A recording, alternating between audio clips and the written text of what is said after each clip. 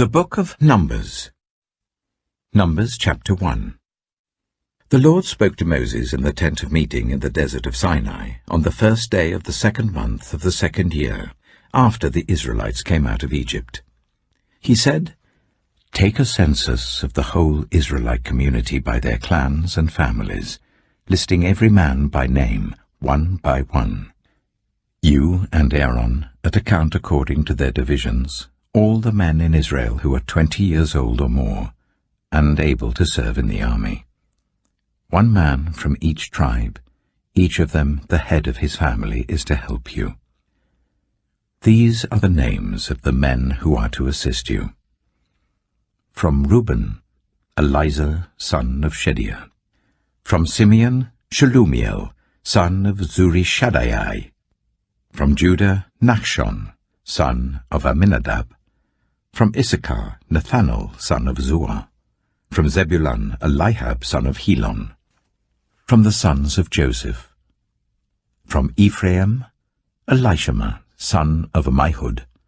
From Manasseh, Gamaliel, son of Pedazah. From Benjamin, Abidan, son of Gideoni. From Dan, Ahiezer, son of Ammishaddai. From Asher, Pagiel, son of Ochran. From Gad, Eliasaph, son of Duel. From Naphtali, Ahira, son of Enan. These were the men appointed from the community, the leaders of their ancestral tribes. They were the heads of the clans of Israel.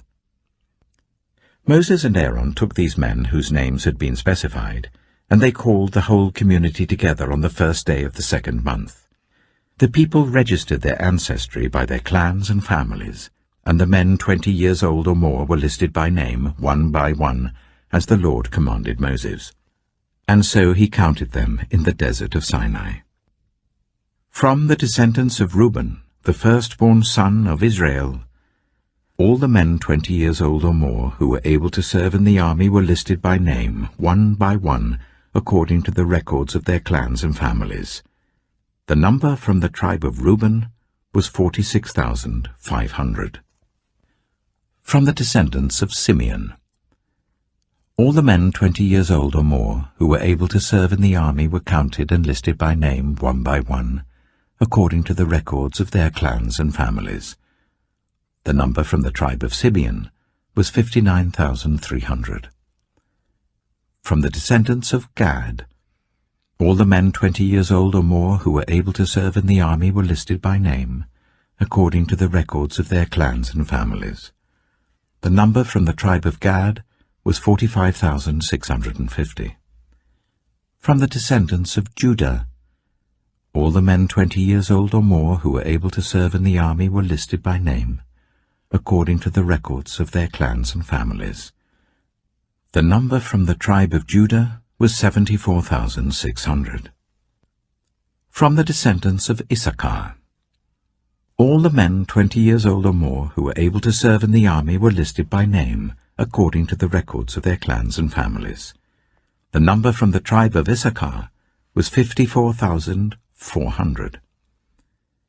From the descendants of Zebulun, all the men 20 years old or more who were able to serve in the army were listed by name, according to the records of their clans and families.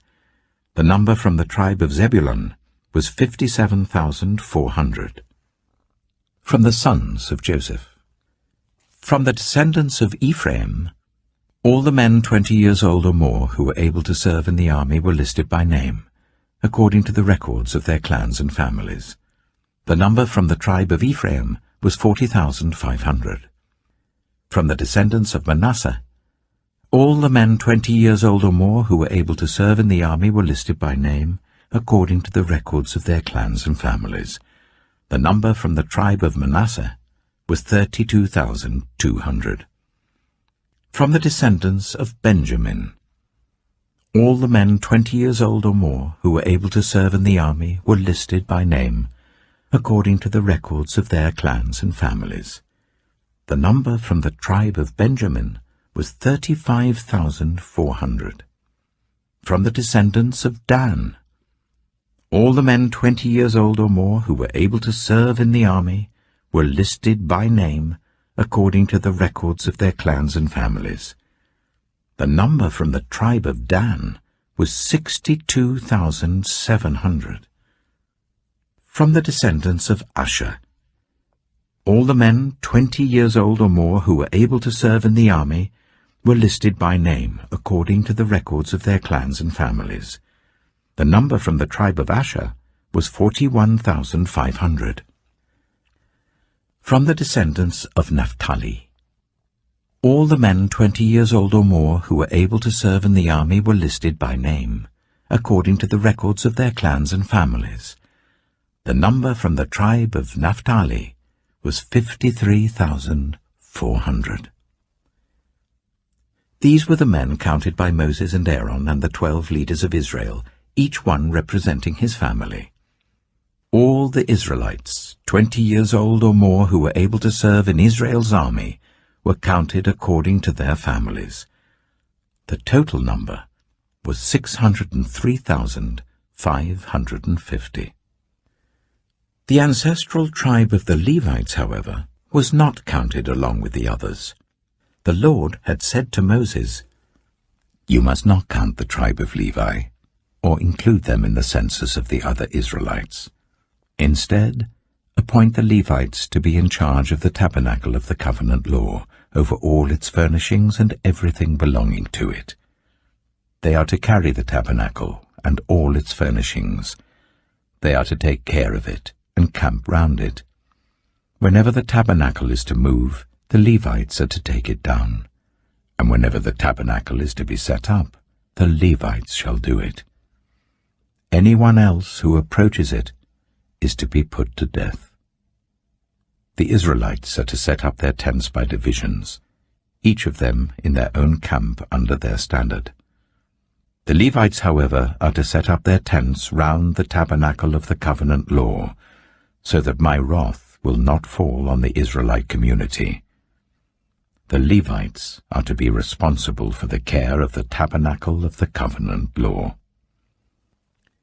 The Israelites did all this just as the Lord commanded Moses. Numbers chapter 2. The Lord said to Moses and Aaron, "The Israelites are to camp round the tent of meeting, some distance from it, each of them under their standard and holding the banners of their family. On the east, towards the sunrise, the divisions of the camp of Judah are to camp under their standard. The leader of the people of Judah is Nahshon, son of Amminadab. His division numbers 74,600. The tribe of Issachar will camp next to them. The leader of the people of Issachar is Nathanael, son of Zuar. His division numbers 54,400. The tribe of Zebulun will be next. The leader of the people of Zebulun is Eliab, son of Helon. His division numbers 57,400. All the men assigned to the camp of Judah according to their divisions number 186,400. They will set out first. On the south will be the divisions of the camp of Reuben under their standard. The leader of the people of Reuben is Elizur, son of Shedeur. His division numbers 46,500. The tribe of Simeon will camp next to them. The leader of the people of Simeon is Shelumiel, son of Zurishaddai. His division numbers 59,300. The tribe of Gad will be next.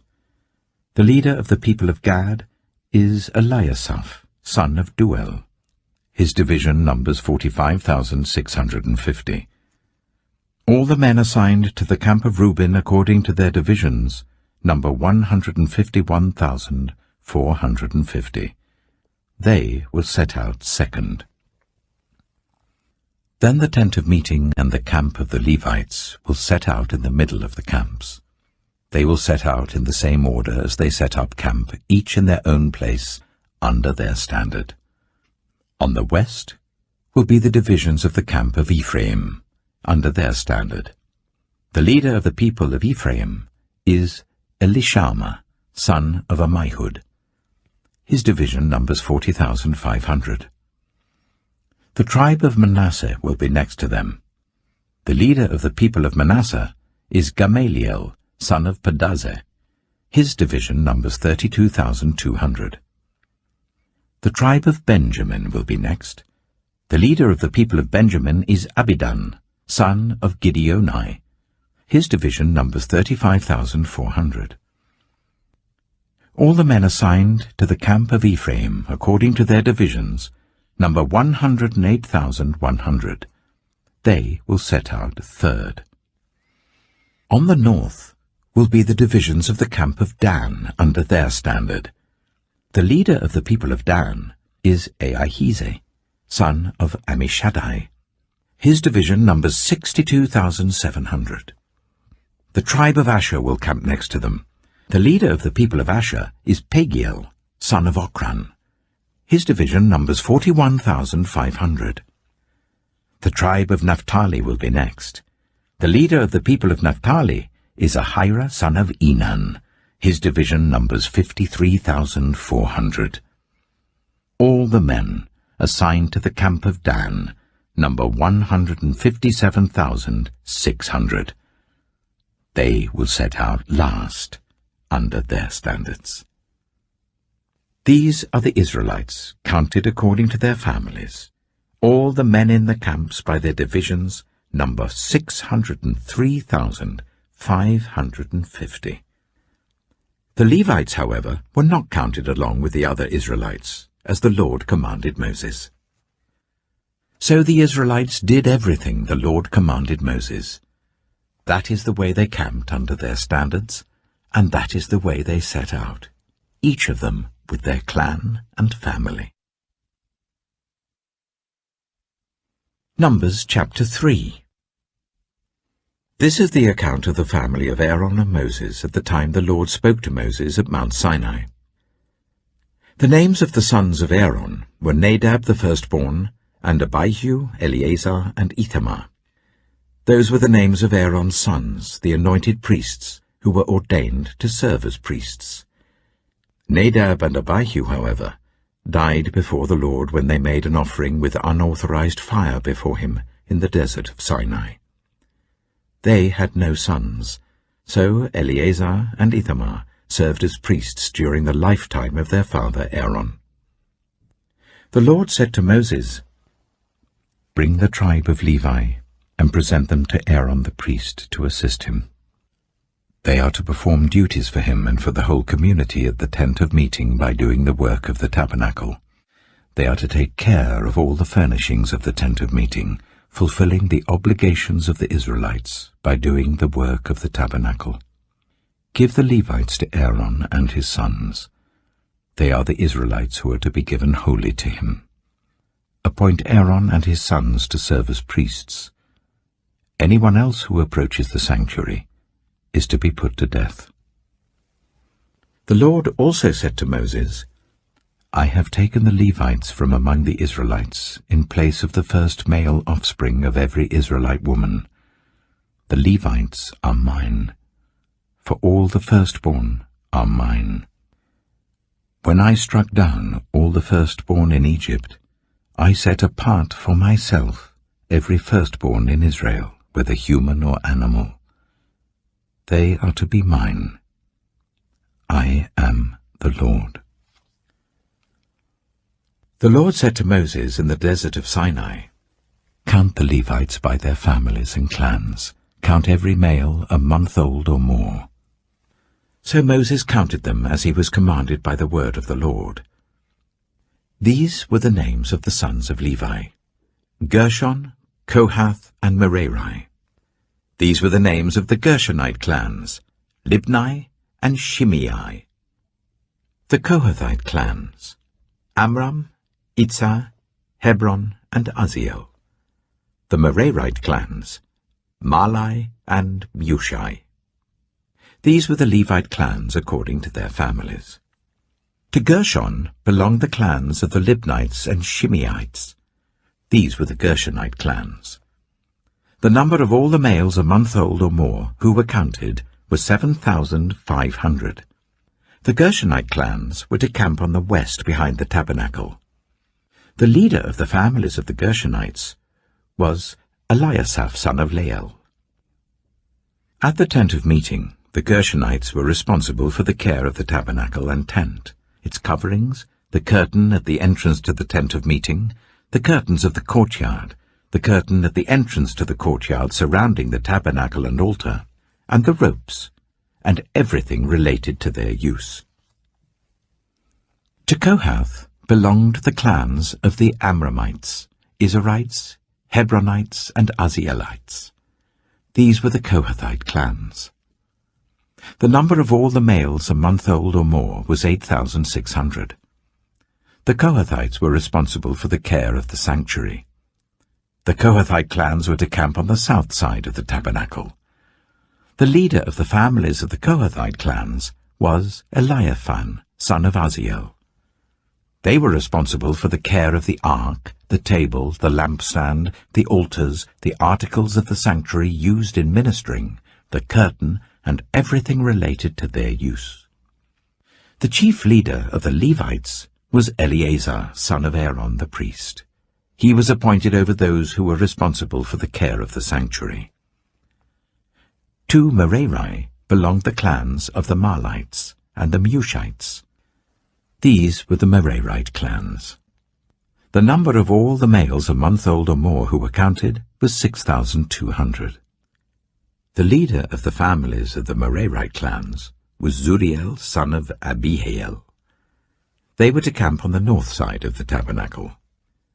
The Merarites were appointed to take care of the frames of the tabernacle, its crossbars, posts, bases, all its equipment, and everything related to their use, as well as the posts of the surrounding courtyard with their bases, tent pegs, and ropes.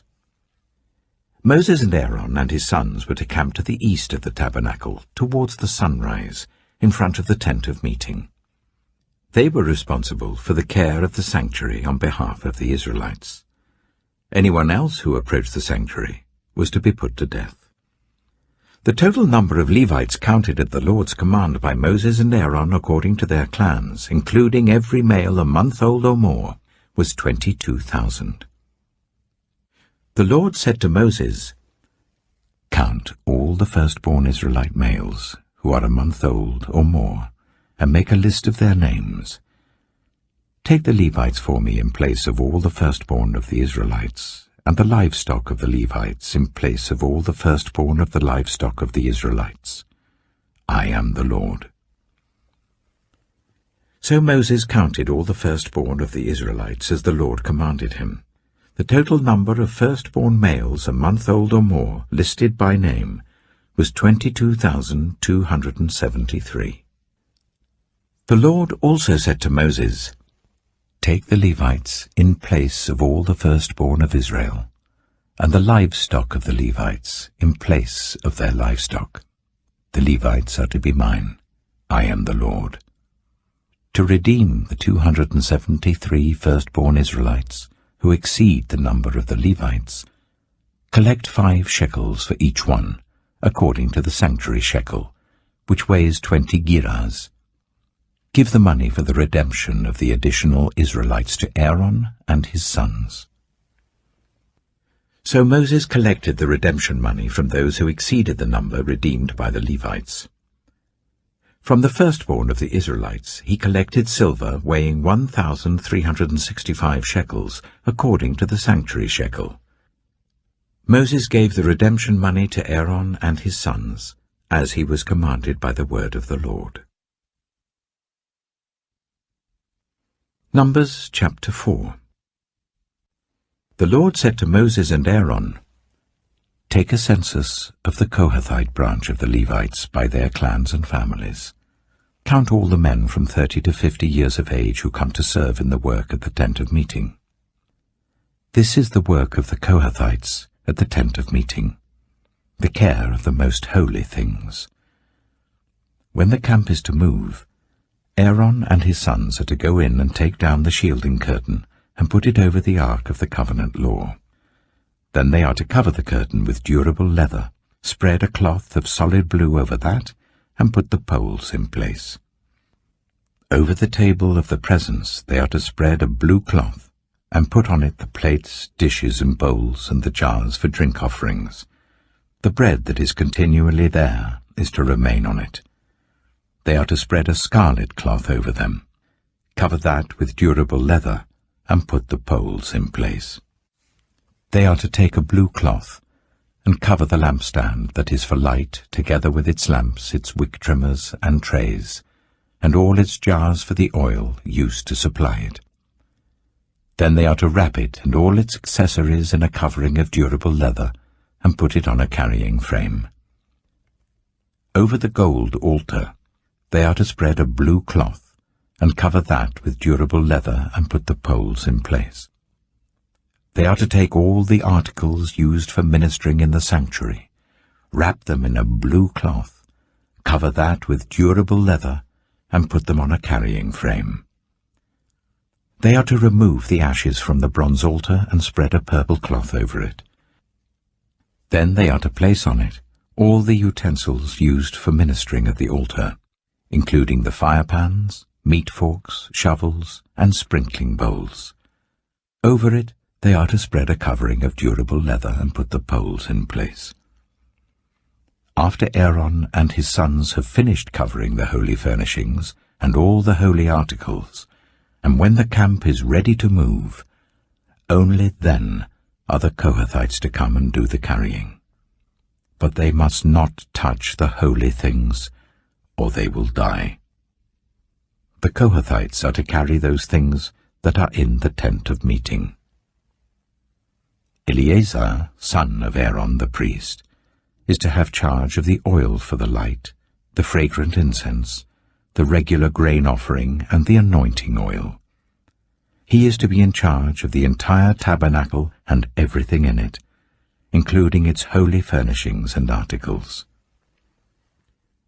The Lord said to Moses and Aaron, "See that the Kohathite tribal clans are not destroyed from among the Levites, so that they may live and not die when they come near the most holy things. Do this for them.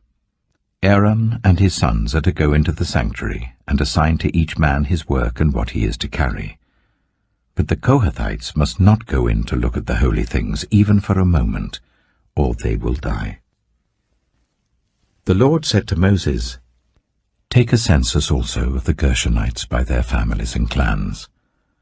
Count all the men from 30 to 50 years of age who come to serve in the work at the tent of meeting. This is the service of the Gershonite clans in their carrying and their other work. They are to carry the curtains of the tabernacle, that is, the tent of meeting, its covering and its outer covering of durable leather, the curtains for the entrance to the tent of meeting, the curtains of the courtyard surrounding the tabernacle and altar, the curtain for the entrance to the courtyard, the ropes, and all the equipment used in the service of the tent. The Gershonites are to do all that needs to be done with these things.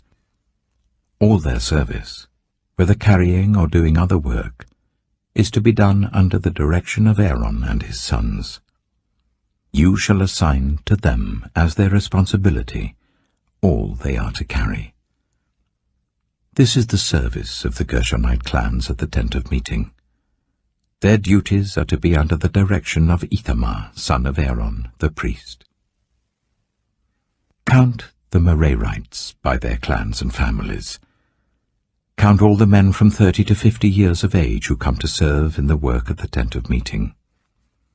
As part of all their service at the tent, they are to carry the frames of the tabernacle, its crossbars, posts, and bases, as well as the posts of the surrounding courtyard with their bases, tent pegs, ropes, all their equipment, and everything related to their use. Assign to each man the specific things he is to carry. This is the service of the Merarite clans as they work at the tent of meeting, under the direction of Ithamar, son of Aaron, the priest. Moses, Aaron, and the leaders of the community counted the Kohathites by their clans and families.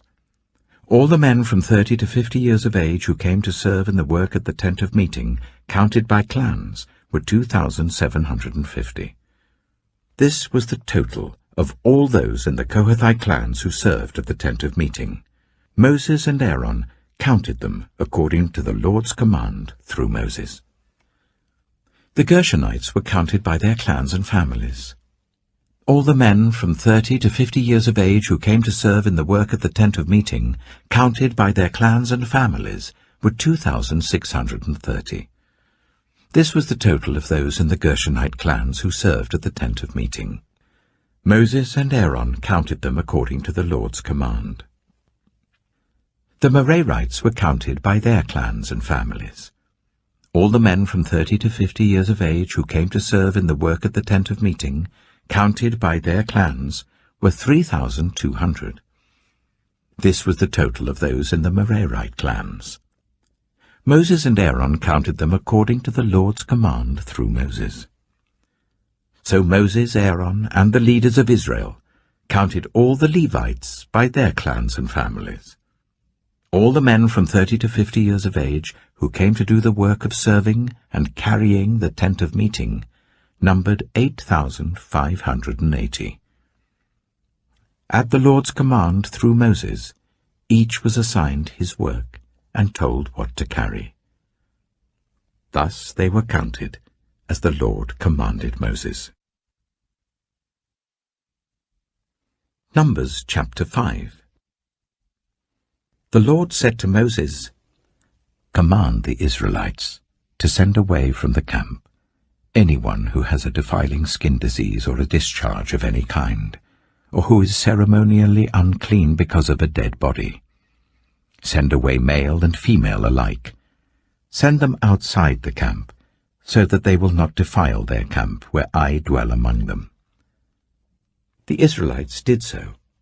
They sent them outside the camp. They did just as the Lord had instructed Moses. The Lord said to Moses, "Say to the Israelites, any man or woman who wrongs another in any way, and so is unfaithful to the Lord, is guilty and must confess the sin they have committed. They must make full restitution for the wrong they have done, add a fifth of the value to it and give it all to the person they have wronged. But if that person has no close relative to whom restitution can be made for the wrong, the restitution belongs to the Lord and must be given to the priest, along with the ram with which atonement is made for the wrongdoer. All the sacred contributions the Israelites bring to a priest will belong to him. Sacred things belong to their owners, but what they give to the priest will belong to the priest." Then the Lord said to Moses, "Speak to the Israelites and say to them, if a man's wife goes astray and is unfaithful to him so that another man has sexual relations with her, and this is hidden from her husband, and her impurity is undetected, since there is no witness against her and she has not been caught in the act, and if feelings of jealousy come over her husband, and he suspects his wife and she is impure, or if he is jealous and suspects her, even though she is not impure, then he is to take his wife to the priest. He must also take an offering of 1/10 of an ephah of barley flour on her behalf. He must not pour olive oil on it or put incense on it, because it is a grain offering for jealousy, a reminder offering to draw attention to wrongdoing. The priest shall bring her and make her stand before the Lord. Then he shall take some holy water in a clay jar, and put some dust from the tabernacle floor into the water. After the priest has made the woman stand before the Lord, he shall loosen her hair and place in her hands the reminder offering, the grain offering for jealousy, while he himself holds the bitter water that brings a curse. Then the priest shall put the woman under oath, and say to her, if no other man has had sexual relations with you, and you have not gone astray and become impure while married to your husband, may this bitter water that brings a curse not harm you. But if you have gone astray while married to your husband, and you have made yourself impure by having sexual relations with a man other than your husband, here the priest is to put the woman under this curse. May the Lord cause you to become a curse among your people, when he makes your womb miscarry and your abdomen swell. May this water that brings a curse enter your body, so that your abdomen swells or your womb miscarries. Then the woman is to say, Amen, so be it. The priest is to write these curses on a scroll, and then wash them off into the bitter water.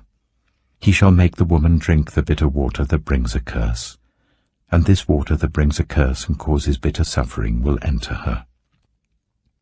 The priest is to take from her hands the grain offering for jealousy, wave it before the Lord and bring it to the altar.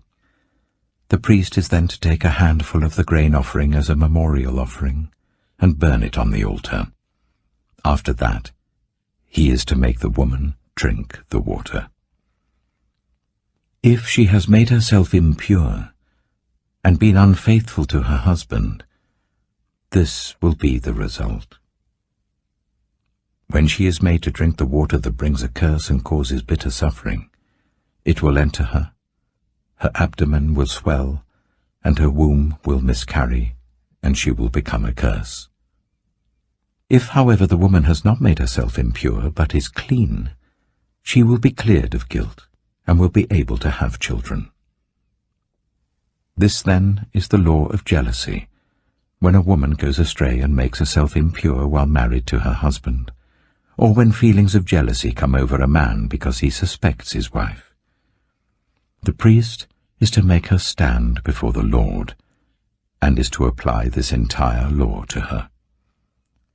The husband will be innocent of any wrongdoing, but the woman will bear the consequences of her sin. Numbers chapter 6. The Lord said to Moses, Speak to the Israelites and say to them, If a man or woman wants to make a special vow, a vow of dedication to the Lord as a Nazirite, they must abstain from wine and other fermented drink, and must not drink vinegar made from wine or other fermented drink. They must not drink grape juice or eat grapes or raisins. As long as they remain under their Nazirite vow, they must not eat anything that comes from the grapevine, not even the seeds or skins. During the entire period of their Nazirite vow, no razor may be used on their head. They must be holy until the period of their dedication to the Lord is over. They must let their hair grow long. Throughout the period of their dedication to the Lord, the Nazirite must not go near a dead body. Even if their own father or mother or brother or sister dies, they must not make themselves ceremonially unclean on account of them, because the symbol of their dedication to God is on their head. Throughout the period of their dedication, they are consecrated to the Lord. If someone dies suddenly in the Nazirite's presence, thus defiling the hair that symbolizes their dedication, they must shave their head on the 7th day, the day of their cleansing.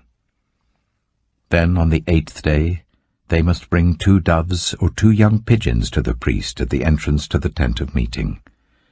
The priest is to offer one as a sin offering and the other as a burnt offering to make atonement for the Nazirite, because they sinned by being in the presence of the dead body. That same day they are to consecrate their head again. They must rededicate themselves to the Lord for the same period of dedication, and must bring a year-old male lamb as a guilt offering. The previous days do not count, because they became defiled during their period of dedication. Now this is the law of the Nazirite when the period of their dedication is over. They are to be brought to the entrance to the tent of meeting. There they are to present their offerings to the Lord, a year-old male lamb without defect for a burnt offering, a year-old ewe lamb without defect for a sin offering, a ram without defect for a fellowship offering, together with their grain offerings and drink offerings, and a basket of bread made with the finest flour and without yeast, thick loaves with olive oil mixed in, and thin loaves brushed with olive oil. The priest is to present all these before the Lord, and make the sin offering and the burnt offering. He is to present the basket of unleavened bread, and is to sacrifice the ram as a fellowship offering to the Lord, together with its grain offering and drink offering. Then, at the entrance to the tent of meeting, the Nazarite must shave off the hair that symbolizes their dedication. They are to take the hair and put it in the fire that is under the sacrifice of the fellowship offering. After the Nazarite has shaved off the hair that symbolizes their dedication, the priest is to place in their hands a boiled shoulder of the ram, and one thick loaf and one thin loaf from the basket, both made without yeast. The priest shall then wave these before the Lord as a wave offering. They are holy, and belong to the priest, together with the breast that was waved and the thigh that was presented. After that, the Nazarite may drink wine. This is the law of the Nazarite who vows offerings to the Lord in accordance with their dedication, in addition to whatever else they can afford. They must fulfill the vows they have made, according to the law of the Nazarite. The Lord said to Moses, "Tell Aaron and his sons, this is how you are to bless the Israelites. Say to them, the Lord bless you and keep you. The Lord make his face shine on you, and be gracious to you. The Lord turn his face towards you, and give you peace." So they will put my name on the Israelites, and I will bless them. Numbers chapter 7. When Moses finished setting up the tabernacle, he anointed and consecrated it and all its furnishings. He also anointed and consecrated the altar and all its utensils. Then the leaders of Israel, the heads of families who were the tribal leaders in charge of those who were counted, made offerings. They brought as their gifts before the Lord 6 covered carts and 12 oxen, an ox from each leader and a cart from every 2. These they presented before the tabernacle. The Lord said to Moses, "Accept these from them, that they may be used in the work at the tent of meeting. Give them to the Levites as each man's work requires." So Moses took the carts and oxen and gave them to the Levites. He gave 2 carts and 4 oxen to the Gershonites as their work required, and he gave 4 carts and 8 oxen to the Merarites as their work required. They were all under the direction of Ithamar, son of Aaron, the priest. But Moses did not give any to the Kohathites, because they were to carry on their shoulders the holy things for which they were responsible. When the altar was anointed, the leaders brought their offerings for its dedication and presented them before the altar. For the Lord had said to Moses, "Each day 1 leader is to bring his offering for the dedication of the altar." The one who brought his offering on the first day was Nachshon, son of Amminadab, of the tribe of Judah. His offering was 1 silver plate weighing 130 shekels, and 1 silver sprinkling bowl weighing 70 shekels, both according to the sanctuary shekel, each filled with the finest flour mixed with olive oil as a grain offering. 1 gold dish weighing 10 shekels filled with incense, 1 young bull, 1 ram, and 1 male lamb a year old for a burnt offering, 1 male goat for a sin offering, and 2 oxen, 5 rams, 5 male goats, and 5 male lambs a year old, to be sacrificed as a fellowship offering. This was the offering of Nachshon, son of Amminadab. On the second day, Nathanael, son of Zuar, the leader of Issachar, brought his offering. The offering he brought was 1 silver plate weighing 130 shekels, and 1 silver sprinkling bowl weighing 70 shekels, both according to the sanctuary shekel, each filled with the finest flour mixed with olive oil as a grain offering. 1 gold dish weighing 10 shekels filled with incense, 1 young bull, 1 ram, and 1 male lamb a year old for a burnt offering, 1 male goat for a sin offering, and 2 oxen, 5 rams, 5 male goats, and 5 male lambs a year old, to be sacrificed as a fellowship offering. This was the offering of Nathanael, son of Zuar. On the 3rd day, Eliab, son of Helon, the leader of the people of Zebulun, brought his offering. His offering was 1 silver plate weighing 130 shekels, and 1 silver sprinkling bowl weighing 70 shekels, both according to the sanctuary shekel, each filled with the finest flour mixed with olive oil as a grain offering, 1 gold dish weighing 10 shekels, filled with incense, 1 young bull, 1 ram, and 1 male lamb a year old for a burnt offering, 1 male goat for a sin offering, and 2 oxen, 5 rams, 5 male goats, and 5 male lambs a year old, to be sacrificed as a fellowship offering. This was the offering of Eliab, son of Helon. On the 4th day, Eliezer, son of Shedeiah, the leader of the people of Reuben, brought his offering. His offering was 1 silver plate weighing 130 shekels, and 1 silver sprinkling bowl weighing 70 shekels, both according to the sanctuary shekel, each filled with the finest flour mixed with olive oil as a grain offering, 1 gold dish weighing 10 shekels, filled with incense, 1 young bull, 1 ram, and 1 male lamb a year old for a burnt offering, 1 male goat for a sin offering, and 2 oxen, 5 rams, 5 male goats, and 5 male lambs a year old, to be sacrificed as a fellowship offering. This was the offering of Eliezer, son of Shedeiah. On the 5th day, Shelumiel, son of Zurishaddai, the leader of the people of Simeon, brought his offering. His offering was 1 silver plate weighing 130 shekels, and 1 silver sprinkling bowl weighing 70 shekels, both according to the sanctuary shekel, each filled with the finest flour mixed with olive oil as a grain offering, 1 gold dish weighing 10 shekels, filled with incense, 1 young bull, 1 ram, and 1 male lamb a year old for a burnt offering, 1 male goat for a sin offering, and 2 oxen, 5 rams, 5 male goats, and 5 male lambs a year old, to be sacrificed as a fellowship offering. This was the offering of Shelumiel, son of Zurishaddai. On the 6th day, Eliasaph, son of Duel, the leader of the people of Gad, brought his offering. His offering was 1 silver plate weighing 130 shekels, and 1 silver sprinkling bowl weighing 70 shekels, both according to the sanctuary shekel, each filled with the finest flour mixed with olive oil as a grain offering, 1 gold dish weighing 10 shekels, filled with incense, 1 young bull, 1 ram, and 1 male lamb a year old for a burnt offering, 1 male goat for a sin offering, and 2 oxen, 5 rams, 5 male goats, and 5 male lambs a year old, to be sacrificed as a fellowship offering. This was the offering of Eliasaph, son of Duel.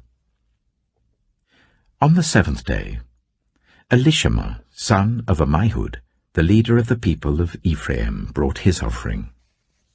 His offering was 1 silver plate weighing 130 shekels, and 1 silver sprinkling bowl weighing 70 shekels, both according to the sanctuary shekel, each filled with the finest flour mixed with olive oil as a grain offering, 1 gold dish weighing 10 shekels, filled with incense, 1 young bull, 1 ram, and 1 male lamb a year old for a burnt offering, 1 male goat for a sin offering, and 2 oxen, 5 rams, 5 male goats, and 5 male lambs a year old, to be sacrificed as a fellowship offering. This was the offering of Elishama, son of Ammihud. On the 8th day, Gamaliel, son of Pedazur, the leader of the people of Manasseh, brought his offering. His offering was 1 silver plate weighing 130 shekels, and 1 silver sprinkling bowl weighing 70 shekels, both according to the sanctuary shekel, each filled with the finest flour mixed with olive oil as a grain offering, 1 gold dish weighing 10 shekels, filled with incense, 1 young bull, 1 ram, and 1 male lamb a year old for a burnt offering, 1 male goat for a sin offering, and 2 oxen, 5 rams, 5 male goats and 5 male lambs a year old, to be sacrificed as a fellowship offering. This was the offering of Gamaliel son of Pedazur. On the 9th day, Abidan son of Gideoni, the leader of the people of Benjamin, brought his offering. His offering was 1 silver plate weighing 130 shekels, and 1 silver sprinkling bowl weighing 70 shekels, both according to the sanctuary shekel, each filled with the finest flour mixed with olive oil as a grain offering. 1 gold dish weighing 10 shekels, filled with incense, 1 young bull, 1 ram, and 1 male lamb a year old for a burnt offering, 1 male goat for a sin offering, and 2 oxen, 5 rams, 5 male goats, and 5 male lambs a year old, to be sacrificed as a fellowship offering. This was the offering of Abidan son of Gideoni. On the 10th day, Ahiezer son of Ammishaddai, the leader of the people of Dan, brought his offering. His offering was 1 silver plate weighing 130 shekels, and 1 silver sprinkling bowl weighing 70 shekels, both according to the sanctuary shekel, each filled with the finest flour mixed with olive oil as a grain offering, 1 gold dish weighing 10 shekels, filled with incense, 1 young bull, 1 ram, and 1 male lamb a year old for a burnt offering, 1 male goat for a sin offering, and 2 oxen, 5 rams, 5 male goats, and 5 male lambs a year old, to be sacrificed as a fellowship offering. This was the offering of Ahiezer son of Ammishaddai. On the 11th day, Pagiel son of Ochran, the leader of the people of Asher, brought his offering. His offering was 1 silver plate weighing 130 shekels, and 1 silver sprinkling bowl weighing 70 shekels, both according to the sanctuary shekel, each filled with the finest flour, mixed with olive oil as a grain offering, 1 gold dish weighing 10 shekels, filled with incense, 1 young bull, 1 ram, and 1 male lamb a year old for a burnt offering, 1 male goat for a sin offering, and 2 oxen, 5 rams, 5 male goats, and 5 male lambs a year old, to be sacrificed as a fellowship offering. This was the offering of Pagiel son of Ochran. On the 12th day, Ahira son of Enan, the leader of the people of Naphtali, brought his offering. His offering was 1 silver plate weighing 130 shekels, and 1 silver sprinkling bowl weighing 70 shekels, both according to the sanctuary shekel, each filled with the finest flour mixed with olive oil as a grain offering, 1 gold dish weighing 10 shekels, filled with incense, 1 young bull, 1 ram, and 1 male lamb a year old for a burnt offering, 1 male goat for a sin offering, and 2 oxen, 5 rams, 5 male goats, and 5 male lambs a year old, to be sacrificed as a fellowship offering. This was the offering of Ahira son of Enan. These were the offerings of the Israelite leaders for the dedication of the altar when it was anointed: 12 silver plates, 12 silver sprinkling bowls, and 12 gold dishes. Each silver plate weighed 130 shekels, and each sprinkling bowl 70 shekels. Altogether, the silver dishes weighed 2,400 shekels according to the sanctuary shekel. The 12 gold dishes, filled with incense, weighed 10 shekels each, according to the sanctuary shekel. Altogether, the gold dishes weighed 120 shekels. The total number of animals for the burnt offering came to 12 young bulls, 12 rams, and 12 male lambs a year old, together with their grain offering. 12 male goats were used for the sin offering. The total number of animals for the sacrifice of the fellowship offering came to 24 oxen, 60 rams, 60 male goats, and 60 male lambs a year old. These were the offerings for the dedication of the altar after it was anointed. When Moses entered the tent of meeting to speak with the Lord, he heard the voice speaking to him from between the 2 cherubim above the atonement cover on the ark of the covenant law. In this way, the Lord spoke to him. Numbers chapter 8. The Lord said to Moses, "Speak to Aaron and say to him, when you set up the lamps, see that all 7 light up the area in front of the lampstand." Aaron did so. He set up the lamps so that they faced forwards on the lampstand, just as the Lord commanded Moses. This is how the lampstand was made. It was made of hammered gold, from its base to its blossoms. The lampstand was made exactly like the pattern the Lord had shown Moses. The Lord said to Moses, "Take the Levites from among all the Israelites and make them ceremonially clean. To purify them, do this. Sprinkle the water of cleansing on them, then make them shave their whole bodies and wash their clothes, and so they will purify themselves. Make them take a young bull with its grain offering of the finest flour mixed with olive oil. Then you are to take a second young bull for a sin offering. Bring the Levites to the front of the tent of meeting, and assemble the whole Israelite community. You are to bring the Levites before the Lord, and the Israelites are to lay their hands on them. Aaron is to present the Levites before the Lord as a wave offering from the Israelites, so that they may be ready to do the work of the Lord. Then the Levites are to lay their hands on the heads of the bulls, using one for a sin offering to the Lord and the other for a burnt offering, to make atonement for the Levites. Make the Levites stand in front of Aaron and his sons, and then present them as a wave offering to the Lord. In this way, you are to set the Levites apart from the other Israelites, and the Levites will be mine. After you have purified the Levites and presented them as a wave offering, they are to come to do their work at the tent of meeting. They are the Israelites who are to be given wholly to me. I have taken them as my own, in place of the firstborn, the first male offspring from every Israelite woman. Every firstborn male in Israel, whether human or animal, is mine. When I struck down all the firstborn in Egypt, I set them apart for myself. And I have taken the Levites in place of all the firstborn sons in Israel. From among all the Israelites, I have given the Levites as gifts to Aaron and his sons, to do the work at the tent of meeting on behalf of the Israelites, and to make atonement for them so that no plague will strike the Israelites when they go near the sanctuary.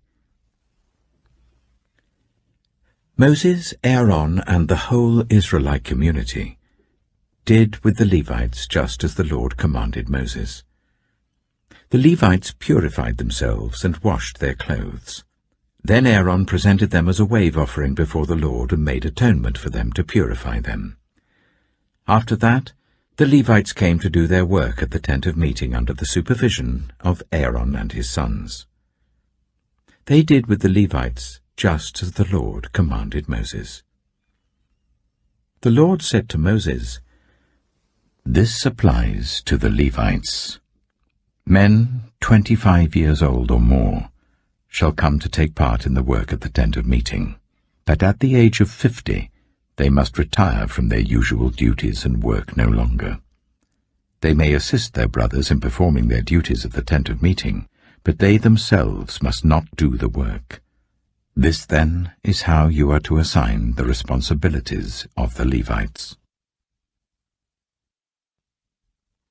Numbers chapter 9. The Lord spoke to Moses in the desert of Sinai in the 1st month of the 2nd year after they came out of Egypt. He said, "Make the Israelites celebrate the Passover at the appointed time. Celebrate it at the appointed time, at twilight on the 14th day of this month, in accordance with all its rules and regulations."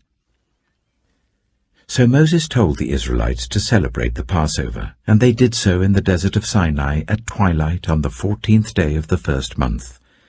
The Israelites did everything just as the Lord commanded Moses. But some of them could not celebrate the Passover on that day, because they were ceremonially unclean on account of a dead body. So they came to Moses and Aaron that same day, and said to Moses, "We have become unclean because of a dead body. But why should we be kept from presenting the Lord's offering with the other Israelites at the appointed time?" Moses answered them, "Wait until I find out what the Lord commands concerning you." Then the Lord said to Moses, "Tell the Israelites, when any of you or your descendants are unclean because of a dead body, or are away on a journey, they are still to celebrate the Lord's Passover. But they are to do it on the 14th day of the 2nd month at twilight. They are to eat the lamb together with unleavened bread and bitter herbs. They must not leave any of it till morning or break any of its bones.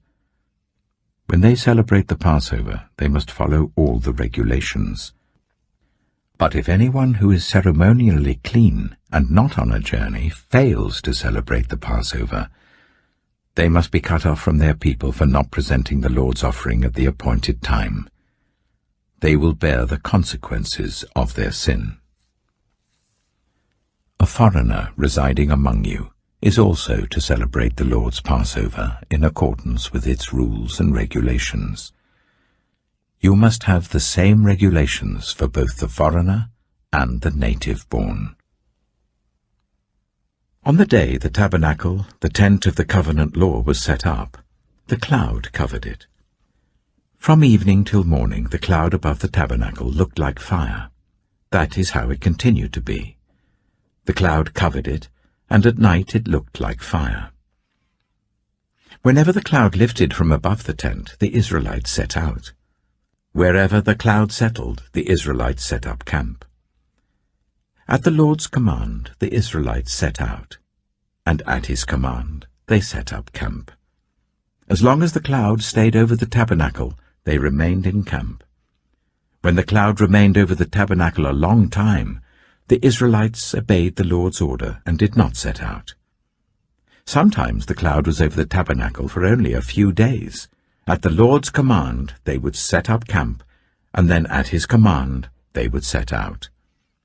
Sometimes the cloud stayed only from evening till morning, and when it lifted in the morning they set out. Whether by day or by night, whenever the cloud lifted, they set out. Whether the cloud stayed over the tabernacle for 2 days, or a month, or a year, the Israelites would remain in camp and not set out. But when it lifted, they would set out. At the Lord's command they set up camp, and at the Lord's command they set out. They obeyed the Lord's order in accordance with his command through Moses. Numbers chapter 10. The Lord said to Moses, "Make 2 trumpets of hammered silver, and use them for calling the community together and for the camps to set out. When both are sounded, the whole community is to assemble before you at the entrance to the tent of meeting. If only one is sounded, the leaders, the heads of the clans of Israel, are to assemble before you. When a trumpet blast is sounded, the tribes camping on the east are to set out. At the sounding of a second blast, the camps on the south are to set out. The blast will be the signal for setting out. To gather the assembly, blow the trumpets, but not with the signal for setting out. The sons of Aaron, the priests, are to blow the trumpets. This is to be a lasting ordinance for you and the generations to come. When you go into battle in your own land against an enemy who is oppressing you, sound a blast on the trumpets.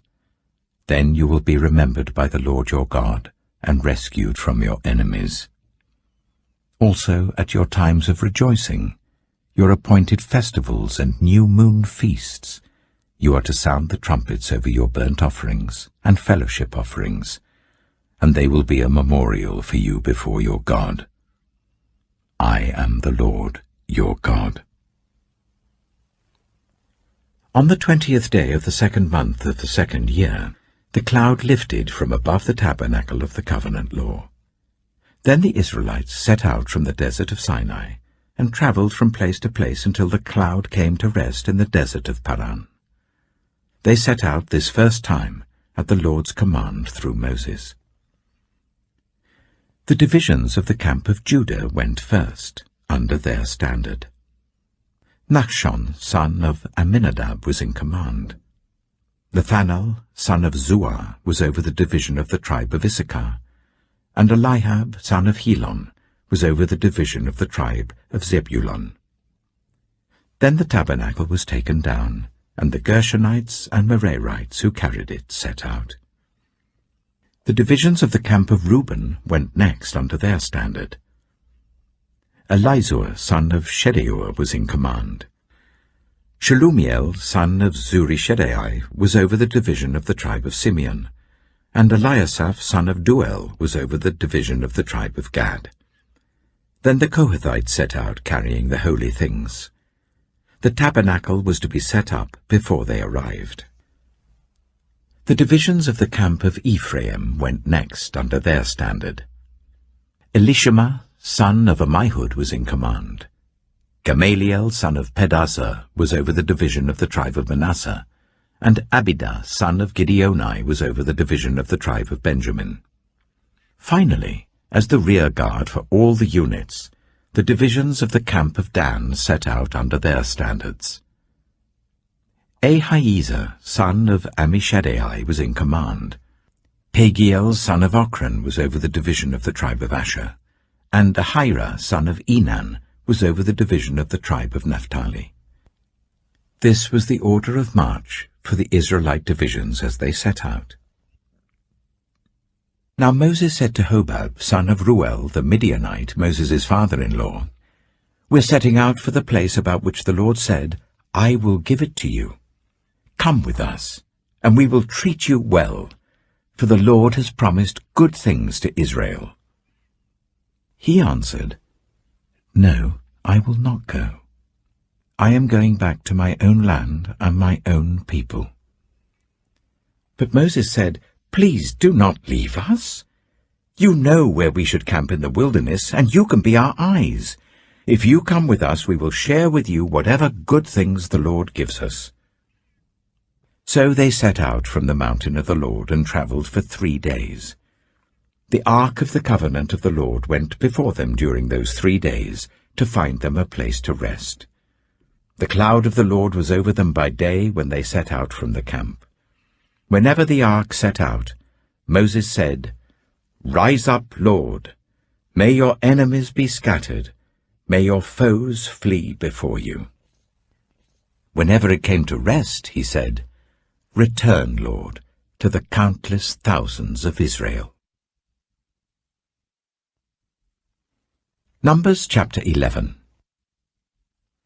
Now the people complained about their hardships in the hearing of the Lord. And when he heard them, his anger was aroused. Then fire from the Lord burned among them and consumed some of the outskirts of the camp. When the people cried out to Moses, he prayed to the Lord, and the fire died down. So that place was called Taberah, because fire from the Lord had burned among them. The rabble with them began to crave other food. And again the Israelites started wailing and said, "If only we had meat to eat. We remember the fish we ate in Egypt at no cost, also the cucumbers, melons, leeks, onions, and garlic. But now we have lost our appetite. We never see anything but this manna." The manna was like coriander seed and looked like resin. The people went around gathering it and then ground it in a hand mill or crushed it in a mortar. They cooked it in a pot or made it into loaves, and it tasted like something made with olive oil. When the dew settled on the camp at night, the manna also came down. Moses heard the people of every family wailing at the entrance to their tents. The Lord became exceedingly angry, and Moses was troubled. He asked the Lord, "Why have you brought this trouble on your servant? What have I done to displease you, that you put the burden of all these people on me? Did I conceive all these people? Did I give them birth? Why do you tell me to carry them in my arms as a nurse carries an infant to the land you promised on oath to their ancestors? Where can I get meat for all these people? They keep wailing to me, "Give us meat to eat. I cannot carry all these people by myself. The burden is too heavy for me.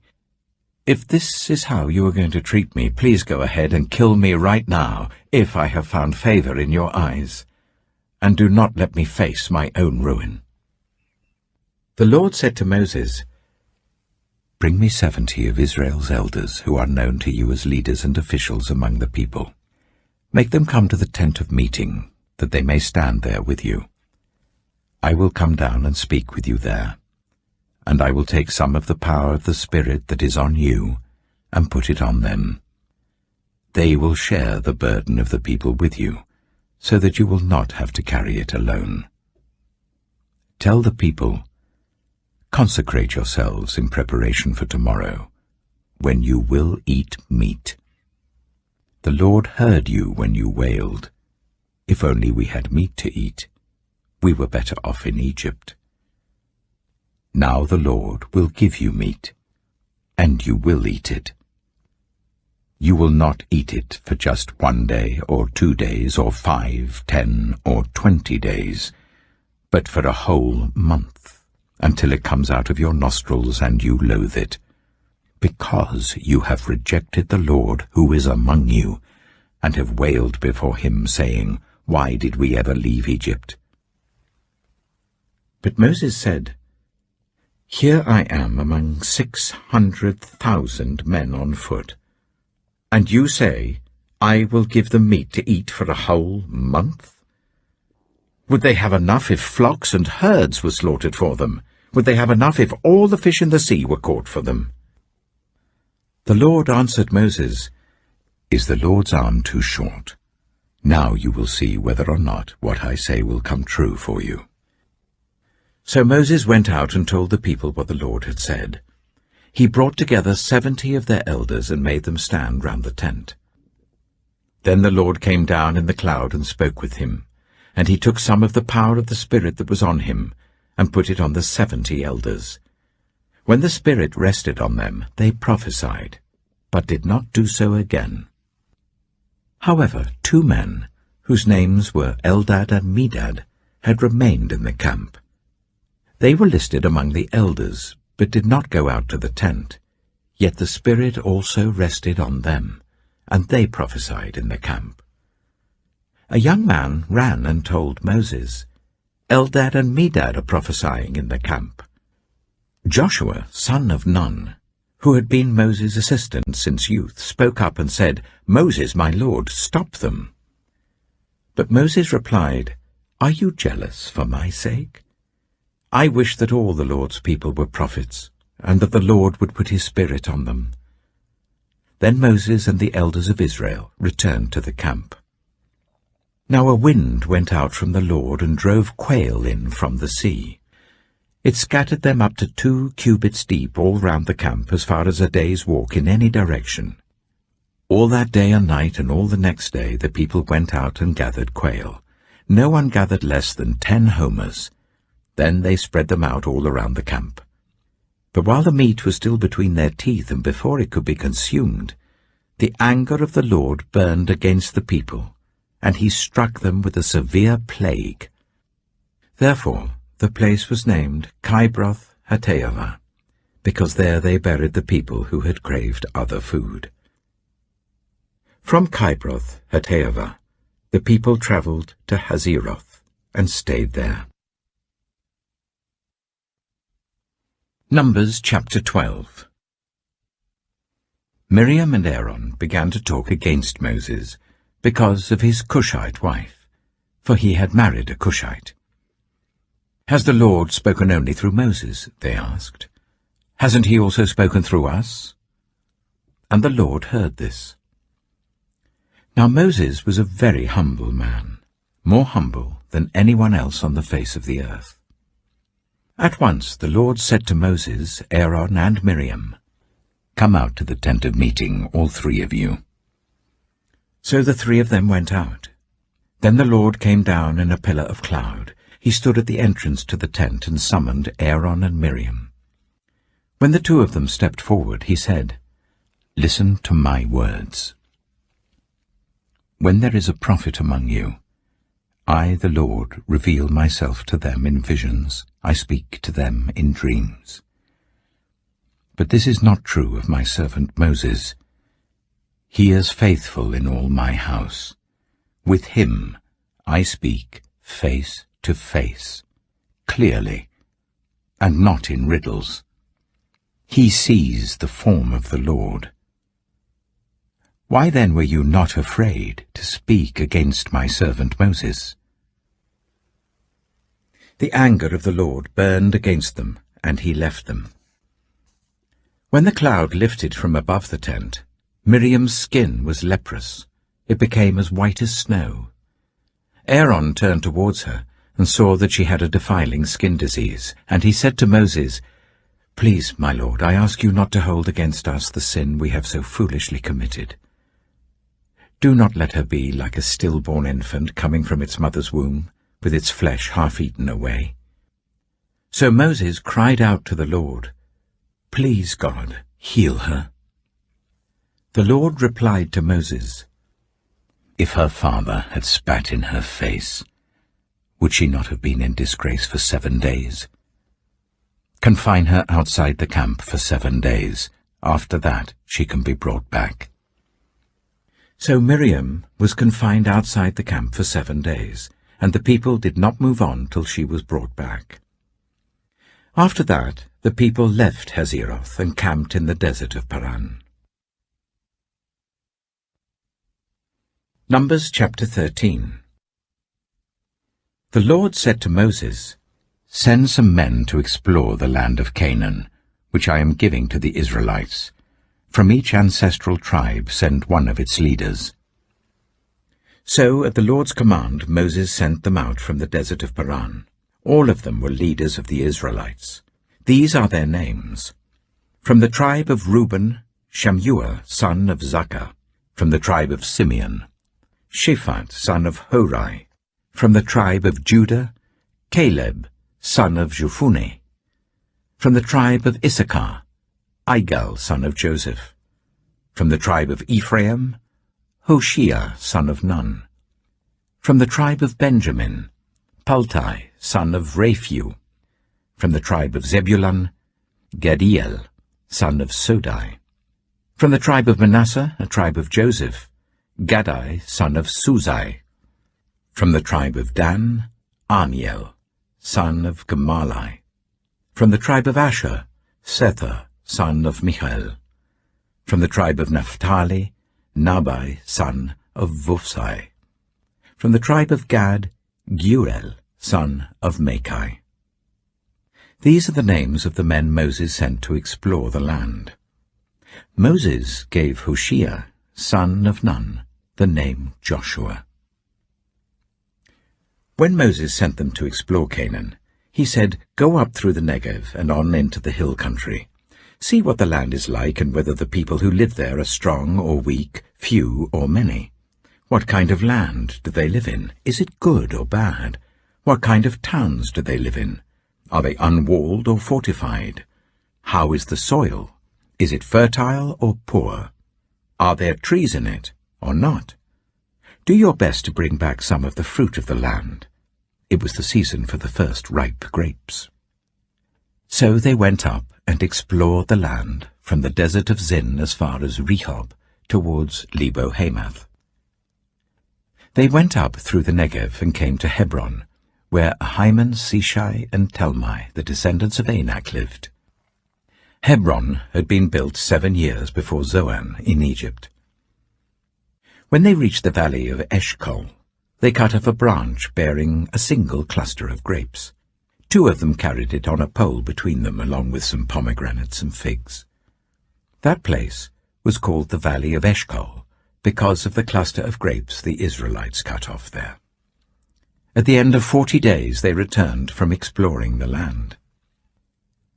They came back to Moses and Aaron and the whole Israelite community at Kadesh in the desert of Paran. There they reported to them and to the whole assembly and showed them the fruit of the land. They gave Moses this account: "We went into the land to which you sent us, and it does flow with milk and honey. Here is its fruit. But the people who live there are powerful. and the cities are fortified and very large. We even saw descendants of Anak there. The Amalekites live in the Negev. The Hittites, Jebusites, and Amorites live in the hill country, and the Canaanites live near the sea and along the Jordan. Then Caleb silenced the people before Moses and said, "We should go up and take possession of the land, for we can certainly do it." But the men who had gone up with him said, "We can't attack those people. They are stronger than we are." And they spread among the Israelites a bad report about the land they had explored. They said, "The land we explored devours those living in it. All the people we saw there are of great size. We saw the Nephilim there." The descendants of Anak come from the Nephilim. "We seemed like grasshoppers in our own eyes, and we looked the same to them." Numbers chapter 14. That night all the members of the community raised their voices and wept aloud. All the Israelites grumbled against Moses and Aaron, and the whole assembly said to them, "If only we had died in Egypt or in this wilderness. Why is the Lord bringing us to this land only to let us fall by the sword? Our wives and children will be taken as plunder. Wouldn't it be better for us to go back to Egypt?" And they said to each other, "We should choose a leader and go back to Egypt." Then Moses and Aaron fell face down in front of the whole Israelite assembly gathered there. Joshua, son of Nun, and Caleb, son of Jephunneh, who were among those who had explored the land, tore their clothes, and said to the entire Israelite assembly, "The land we passed through and explored is exceedingly good. If the Lord is pleased with us, he will lead us into that land, a land flowing with milk and honey, and will give it to us. Only do not rebel against the Lord, and do not be afraid of the people of the land, because we will devour them. Their protection is gone, but the Lord is with us. Do not be afraid of them." But the whole assembly talked about stoning them. Then the glory of the Lord appeared at the tent of meeting to all the Israelites. The Lord said to Moses, "How long will these people treat me with contempt? How long will they refuse to believe in me, in spite of all the signs I have performed among them? I will strike them down with a plague and destroy them. But I will make you into a nation greater and stronger than they." Moses said to the Lord, "Then the Egyptians will hear about it. By your power you brought these people up from among them, and they will tell the inhabitants of this land about it. They have already heard that you, Lord, are with these people, and that you, Lord, have been seen face to face, that your cloud stays over them, and that you go before them in a pillar of cloud by day and a pillar of fire by night. If you put all these people to death, leaving none alive, the nations who have heard this report about you will say, 'The Lord was not able to bring these people into the land he promised them on oath, so he slaughtered them in the wilderness.' Now may the Lord's strength be displayed, just as you have declared. The Lord is slow to anger, abounding in love, and forgiving sin and rebellion. Yet he does not leave the guilty unpunished. He punishes the children for the sin of the parents to the 3rd and 4th generation. In accordance with your great love, forgive the sin of these people, just as you have pardoned them from the time they left Egypt until now." The Lord replied, "I have forgiven them as you asked. Nevertheless, as surely as I live, and as surely as the glory of the Lord fills the whole earth, not one of those who saw my glory and the signs I performed in Egypt and in the wilderness, but who disobeyed me and tested me 10 times, not one of them will ever see the land I promised on oath to their ancestors. No one who has treated me with contempt will ever see it. But because my servant Caleb has a different spirit and follows me wholeheartedly, I will bring him into the land he went to, and his descendants will inherit it. Since the Amalekites and the Canaanites are living in the valleys, turn back tomorrow and set out towards the desert along the route to the Red Sea." The Lord said to Moses and Aaron, "How long will this wicked community grumble against me? I have heard the complaints of these grumbling Israelites, so tell them, as surely as I live, declares the Lord, I will do to you the very thing I heard you say. In this wilderness your bodies will fall, every one of you 20 years old or more, who was counted in the census and who has grumbled against me. Not one of you will enter the land I swore with uplifted hand to make your home, except Caleb, son of Jephunneh, and Joshua, son of Nun. As for your children that you said would be taken as plunder, I will bring them in to enjoy the land you have rejected. But you, your bodies, will fall in this wilderness. Your children will be shepherds here for 40 years, suffering for your unfaithfulness, until the last of your bodies lies in the wilderness. For 40 years, 1 year for each of the 40 days you explored the land, you will suffer for your sins and know what it is like to have me against you. I, the Lord, have spoken, and I will surely do these things to this whole wicked community which has banded together against me. They will meet their end in this wilderness. Here they will die." So the men Moses had sent to explore the land, who returned and made the whole community grumble against him by spreading a bad report about it, these men who were responsible for spreading the bad report about the land were struck down and died of a plague before the Lord. Of the men who went to explore the land, only Joshua son of Nun and Caleb son of Jephunneh survived. When Moses reported this to all the Israelites, they mourned bitterly. Early the next morning they set out for the highest point in the hill country, saying, "Now we are ready to go up to the land the Lord promised. Surely we have sinned." But Moses said, "Why are you disobeying the Lord's command? This will not succeed. Do not go up, because the Lord is not with you. You will be defeated by your enemies. For the Amalekites and the Canaanites will face you there. Because you have turned away from the Lord, he will not be with you, and you will fall by the sword." Nevertheless, in their presumption they went up towards the highest point in the hill country, though neither Moses nor the ark of the Lord's covenant moved from the camp. Then the Amalekites and the Canaanites who lived in that hill country came down and attacked them and beat them down all the way to Hormah. Numbers chapter 15.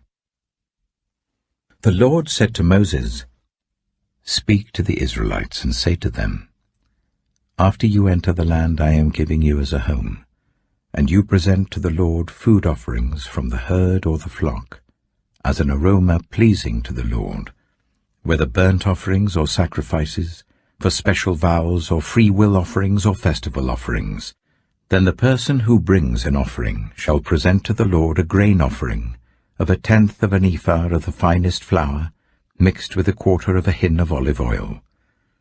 With each lamb for the burnt offering or the sacrifice, prepare 1/4 of a hin of wine as a drink offering. With a ram, prepare a grain offering of 1/5 of an ephah of the finest flour mixed with 1/3 of a hin of olive oil, and 1/3 of a hin of wine as a drink offering. Offer it as an aroma pleasing to the Lord. When you prepare a young bull as a burnt offering or sacrifice, for a special vow or a fellowship offering to the Lord, bring with the bull a grain offering of 3/10 of an ephah of the finest flour, mixed with 1/2 a hin of olive oil. And also bring 1/2 a hin of wine as a drink offering. This will be a food offering, an aroma pleasing to the Lord. Each bull or ram, each lamb or young goat, is to be prepared in this manner. Do this for each one, for as many as you prepare. Everyone who is native-born must do these things in this way when they present a food offering as an aroma pleasing to the Lord. For generations to come, whenever a foreigner or anyone else living among you presents a food offering as an aroma pleasing to the Lord, they must do exactly as you do. The community is to have the same rules for you and for the foreigner residing among you. This is a lasting ordinance for the generations to come. You and the foreigner shall be the same before the Lord. The same laws and regulations will apply both to you and to the foreigner residing among you. The Lord said to Moses, "Speak to the Israelites and say to them, when you enter the land to which I am taking you, and you eat the food of the land, present a portion as an offering to the Lord. Present a loaf from the first of your ground meal, and present it as an offering from the threshing floor. Throughout the generations to come, you are to give this offering to the Lord from the first of your ground meal. Now, if you as a community unintentionally fail to keep any of these commands the Lord gave Moses, any of the Lord's commands to you through him, from the day the Lord gave them and continuing through the generations to come, and if this is done unintentionally without the community being aware of it, then the whole community is to offer a young bull for a burnt offering as an aroma pleasing to the Lord, along with its prescribed grain offering and drink offering, and a male goat for a sin offering. The priest is to make atonement for the whole Israelite community, and they will be forgiven, for it was not intentional, and they have presented to the Lord for their wrong a food offering and a sin offering. The whole Israelite community and the foreigners residing among them will be forgiven, because all the people were involved in the unintentional wrong. But if just one person sins unintentionally, that person must bring a year-old female goat for a sin offering. The priest is to make atonement before the Lord for the one who erred by sinning unintentionally, and when atonement has been made, that person will be forgiven. One and the same law applies to everyone who sins unintentionally, whether a native-born Israelite or a foreigner residing among you.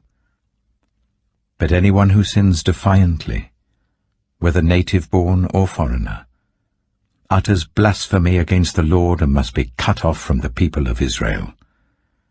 Because they have despised the Lord's word and broken his commands, they must surely be cut off. Their guilt remains on them." While the Israelites were in the wilderness, a man was found gathering wood on the Sabbath day. Those who found him gathering wood brought him to Moses and Aaron and the whole assembly, and they kept him in custody because it was not clear what should be done to him. Then the Lord said to Moses, "The man must die. The whole assembly must stone him outside the camp." So the assembly took him outside the camp and stoned him to death, as the Lord commanded Moses. The Lord said to Moses, "Speak to the Israelites and say to them, throughout the generations to come, you are to make tassels on the corners of your garments, with a blue cord on each tassel. You will have these tassels to look at, and so you will remember all the commands of the Lord, that you may obey them and not prostitute yourselves by chasing after the lusts of your own hearts and eyes. Then you will remember to obey all my commands and will be consecrated to your God. I am the Lord your God, who brought you out of Egypt to be your God. I am the Lord your God." Numbers chapter 16. Korah, son of Esau, the son of Kohath, the son of Levi, and certain Reubenites, Dathan and Abiram, sons of Eliab, and On, son of Peleth, became insolent and rose up against Moses. With them were 250 Israelite men, well-known community leaders, who had been appointed members of the council. They came as a group to oppose Moses and Aaron, and said to them, "You have gone too far. The whole community is holy, every one of them, and the Lord is with them. Why then do you set yourselves above the Lord's assembly?" When Moses heard this, he fell face down. Then he said to Korah and all his followers, "In the morning the Lord will show who belongs to him and who is holy, and he will make that person come near him. The man he chooses he will cause to come near him. You, Korah, and all your followers are to do this. Take censers, and tomorrow put burning coals and incense in them before the Lord. The man the Lord chooses will be the one who is holy. You Levites have gone too far." Moses also said to Korah, "Now listen, you Levites. Isn't it enough for you that the God of Israel has separated you from the rest of the Israelite community, and brought you near himself to do the work at the Lord's tabernacle, and to stand before the community and minister to them? He has brought you and all your fellow Levites near himself, but now you are trying to get the priesthood too. It is against the Lord that you and all your followers have banded together. Who is Aaron, that you should grumble against him?" Then Moses summoned Dathan and Abiram, the sons of Eliab. But they said, "We will not come. Isn't it enough that you have brought us up out of a land flowing with milk and honey to kill us in the wilderness? And now you also want to lord it over us? Moreover, you haven't brought us into a land flowing with milk and honey, or given us an inheritance of fields and vineyards. Do you want to treat these men like slaves? No, we will not come." Then Moses became very angry and said to the Lord, "Do not accept their offering. I have not taken so much as a donkey from them, nor have I wronged any of them." Moses said to Korah, "You and your followers are to appear before the Lord tomorrow, you and they and Aaron. Each man is to take his censer and put incense in it, 250 censers in all, and present it before the Lord. You and Aaron are to present your censers also." So each of them took his censer, put burning coals and incense in it, and stood with Moses and Aaron at the entrance to the tent of meeting. When Korah had gathered all his followers in opposition to them at the entrance to the tent of meeting, the glory of the Lord appeared to the entire assembly. The Lord said to Moses and Aaron, "Separate yourselves from this assembly, so that I can put an end to them at once." But Moses and Aaron fell face down and cried out, "O God, the God who gives breath to all living things, will you be angry with the entire assembly when only one man sins?" Then the Lord said to Moses, "Say to the assembly, move away from the tents of Korah, Dathan, and Abiram." Moses got up and went to Dathan and Abiram, and the elders of Israel followed him. He warned the assembly, "Move back from the tents of these wicked men. Do not touch anything belonging to them, or you will be swept away because of all their sins." So they moved away from the tents of Korah, Dathan, and Abiram. Dathan and Abiram had come out and were standing with their wives, children, and little ones at the entrances to their tents. Then Moses said, "This is how you will know that the Lord has sent me to do all these things, and that it was not my idea. If these men die a natural death and suffer the fate of all mankind, then the Lord has not sent me. But if the Lord brings about something totally new, and the earth opens its mouth and swallows them, with everything that belongs to them, and they go down alive into the realm of the dead, then you will know that these men have treated the Lord with contempt." As soon as he finished saying all this, the ground under them split apart, and the earth opened its mouth and swallowed them and their households, and all those associated with Korah, together with their possessions. They went down alive into the realm of the dead, with everything they owned. The earth closed over them, and they perished, and were gone from the community. At their cries, all the Israelites around them fled, shouting, "The earth is going to swallow us too." And fire came out from the Lord, and consumed the 250 men who were offering the incense. The Lord said to Moses, "Tell Eleazar, son of Aaron the priest, to remove the censers from the charred remains and scatter the coals some distance away, for the censers are holy, the censers of the men who sinned at the cost of their lives. Hammer the censers into sheets to overlay the altar, for they were presented before the Lord and have become holy. Let them be a sign to the Israelites." So Eleazar the priest collected the bronze censers brought by those who had been burned to death, and he had them hammered out to overlay the altar, as the Lord directed him through Moses. This was to remind the Israelites that no one except a descendant of Aaron should come to burn incense before the Lord, or he would become like Korah and his followers. The next day, the whole Israelite community grumbled against Moses and Aaron. "You have killed the Lord's people," they said. But when the assembly gathered in opposition to Moses and Aaron and turned towards the tent of meeting, suddenly the cloud covered it, and the glory of the Lord appeared. Then Moses and Aaron went to the front of the tent of meeting, and the Lord said to Moses, "Get away from this assembly, so that I can put an end to them at once." And they fell face down. Then Moses said to Aaron, "Take your censer and put incense in it, along with burning coals from the altar, and hurry to the assembly to make atonement for them. Wrath has come out from the Lord. The plague has started." So Aaron did as Moses said and ran into the midst of the assembly. The plague had already started among the people, but Aaron offered the incense and made atonement for them. He stood between the living and the dead, and the plague stopped. But 14,700 people died from the plague, in addition to those who had died because of Korah. Then Aaron returned to Moses at the entrance to the tent of meeting, for the plague had stopped.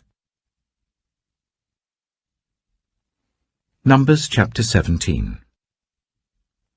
The Lord said to Moses, "Speak to the Israelites, and get 12 staffs from them, one from the leader of each of their ancestral tribes. Write the name of each man on his staff. On the staff of Levi, write Aaron's name, for there must be one staff for the head of each ancestral tribe.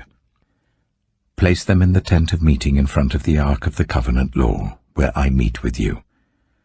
The staff belonging to the man I choose will sprout, and I will rid myself of this constant grumbling against you by the Israelites." So Moses spoke to the Israelites, and their leaders gave him 12 staffs, one for the leader of each of their ancestral tribes, and Aaron's staff was among them. Moses placed the staffs before the Lord in the tent of the covenant law. The next day, Moses entered the tent and saw that Aaron's staff, which represented the tribe of Levi, had not only sprouted, but had budded, blossomed, and produced almonds. Then Moses brought out all the staffs from the Lord's presence to all the Israelites. They looked at them, and each of the leaders took his own staff. The Lord said to Moses, "Put back Aaron's staff in front of the ark of the covenant law, to be kept as a sign to the rebellious. This will put an end to their grumbling against me, so that they will not die." Moses did just as the Lord commanded him. The Israelites said to Moses, "We shall die. We are lost. We are all lost. Anyone who even comes near the tabernacle of the Lord will die. Are we all going to die?" Numbers chapter 18. The Lord said to Aaron, "You, your sons, and your family are to bear the responsibility for offences connected with the sanctuary, and you and your sons alone are to bear the responsibility for offences connected with the priesthood. Bring your fellow Levites from your ancestral tribe to join you and assist you when you and your sons minister before the tent of the covenant law. They are to be held responsible to you, and are to perform all the duties of the tent. But they must not go near the furnishings of the sanctuary or the altar, otherwise both they and you will die. They are to join you and be responsible for the care of the tent of meeting, all the work at the tent, and no one else may come near where you are. You are to be responsible for the care of the sanctuary and the altar, so that my wrath will not fall on the Israelites again. I myself have selected your fellow Levites from among the Israelites as a gift to you, dedicated to the Lord to do the work at the tent of meeting. But only you and your sons may serve as priests in connection with everything at the altar and inside the curtain. I am giving you the service of the priesthood as a gift. Anyone else who comes near the sanctuary is to be put to death." Then the Lord said to Aaron, "I myself have put you in charge of the offerings presented to me. All the holy offerings the Israelites give me, I give to you and your sons as your portion, your perpetual share. You are to have the part of the most holy offerings that is kept from the fire. From all the gifts they bring me as most holy offerings, whether grain or sin or guilt offerings, that part belongs to you and your sons. Eat it as something most holy. Every male shall eat it. You must regard it as holy. This also is yours. Whatever is set aside from the gifts of all the wave offerings of the Israelites, I give this to you and your sons and daughters as your perpetual share. Everyone in your household who is ceremonially clean may eat it. I give you all the finest olive oil and all the finest new wine and grain they give to the Lord as the first fruits of their harvest. All the land's first fruits that they bring to the Lord will be yours. Everyone in your household who is ceremonially clean may eat it. Everything in Israel that is devoted to the Lord is yours.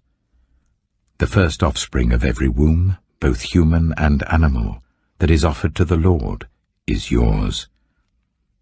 But you must redeem every firstborn son and every firstborn male of unclean animals.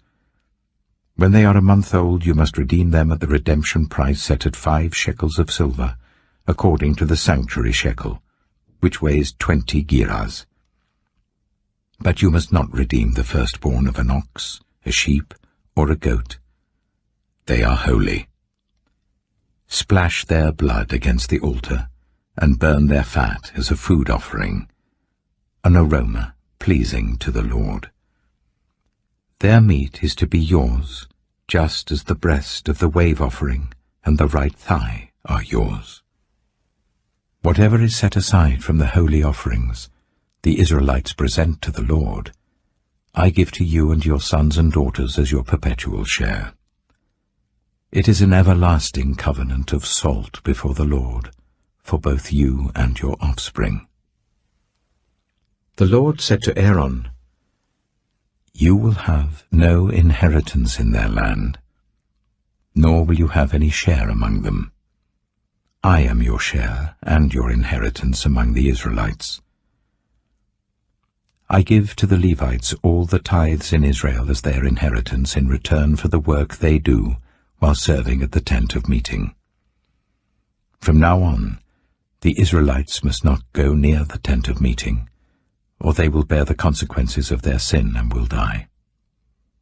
It is the Levites who are to do the work at the tent of meeting and bear the responsibility for any offenses they commit against it.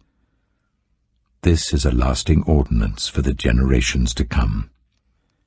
They will receive no inheritance among the Israelites. Instead, I give to the Levites as their inheritance the tithes that the Israelites present as an offering to the Lord. That is why I said concerning them, they will have no inheritance among the Israelites." The Lord said to Moses, "Speak to the Levites and say to them, when you receive from the Israelites the tithe I give you as your inheritance, you must present 1/10 of that tithe as the Lord's offering. Your offering will be reckoned to you as grain from the threshing floor, or juice from the winepress. In this way you also will present an offering to the Lord from all the tithes you receive from the Israelites. From these tithes you must give the Lord's portion to Aaron the priest. You must present as the Lord's portion the best and holiest part of everything given to you. Say to the Levites, when you present the best part, it will be reckoned to you as the product of the threshing floor or the winepress. You and your households may eat the rest of it anywhere, for it is your wages for your work at the tent of meeting.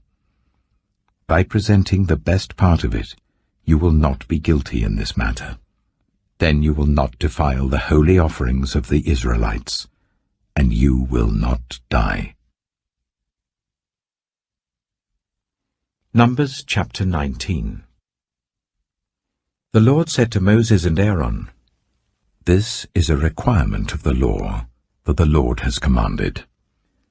Tell the Israelites to bring you a red heifer without defect or blemish, and that has never been under a yoke.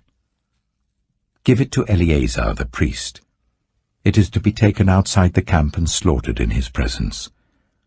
Then Eleazar the priest is to take some of its blood on his finger and sprinkle it 7 times towards the front of the tent of meeting. While he watches, the heifer is to be burned, its hide, flesh, blood, and intestines. The priest is to take some cedar wood, hyssop, and scarlet wool, and throw them onto the burning heifer. After that, the priest must wash his clothes and bathe himself with water. He may then come into the camp, but he will be ceremonially unclean till evening. The man who burns it must also wash his clothes and bathe with water, and he too will be unclean till evening. A man who is clean shall gather up the ashes of the heifer and put them in a ceremonially clean place outside the camp. They are to be kept by the Israelite community for use in the water of cleansing. It is for purification from sin. The man who gathers up the ashes of the heifer must also wash his clothes, and he too will be unclean till evening. This will be a lasting ordinance both for the Israelites and for the foreigners residing among them. Whoever touches a human corpse will be unclean for 7 days. They must purify themselves with the water on the 3rd day and on the 7th day. Then they will be clean. But if they do not purify themselves on the 3rd and 7th day, they will not be clean. If they fail to purify themselves after touching a human corpse, they defile the Lord's tabernacle. They must be cut off from Israel. Because the water of cleansing has not been sprinkled on them, they are unclean. Their uncleanness remains on them. This is the law that applies when a person dies in a tent. Anyone who enters the tent, and anyone who is in it, will be unclean for 7 days. And every open container without a lid fastened on it will be unclean. Anyone out in the open who touches someone who has been killed with a sword, or someone who has died a natural death, or anyone who touches a human bone or a grave, will be unclean for 7 days. For the unclean person, put some ashes from the burned purification offering into a jar, and pour fresh water over them. Then a man who is ceremonially clean is to take some hyssop, dip it in the water and sprinkle the tent and all the furnishings and the people who were there. He must also sprinkle anyone who has touched a human bone or a grave, or anyone who has been killed, or anyone who has died a natural death. The man who is clean is to sprinkle those who are unclean on the 3rd and 7th days, and on the 7th day he is to purify them. Those who are being cleansed must wash their clothes and bathe with water, and that evening they will be clean.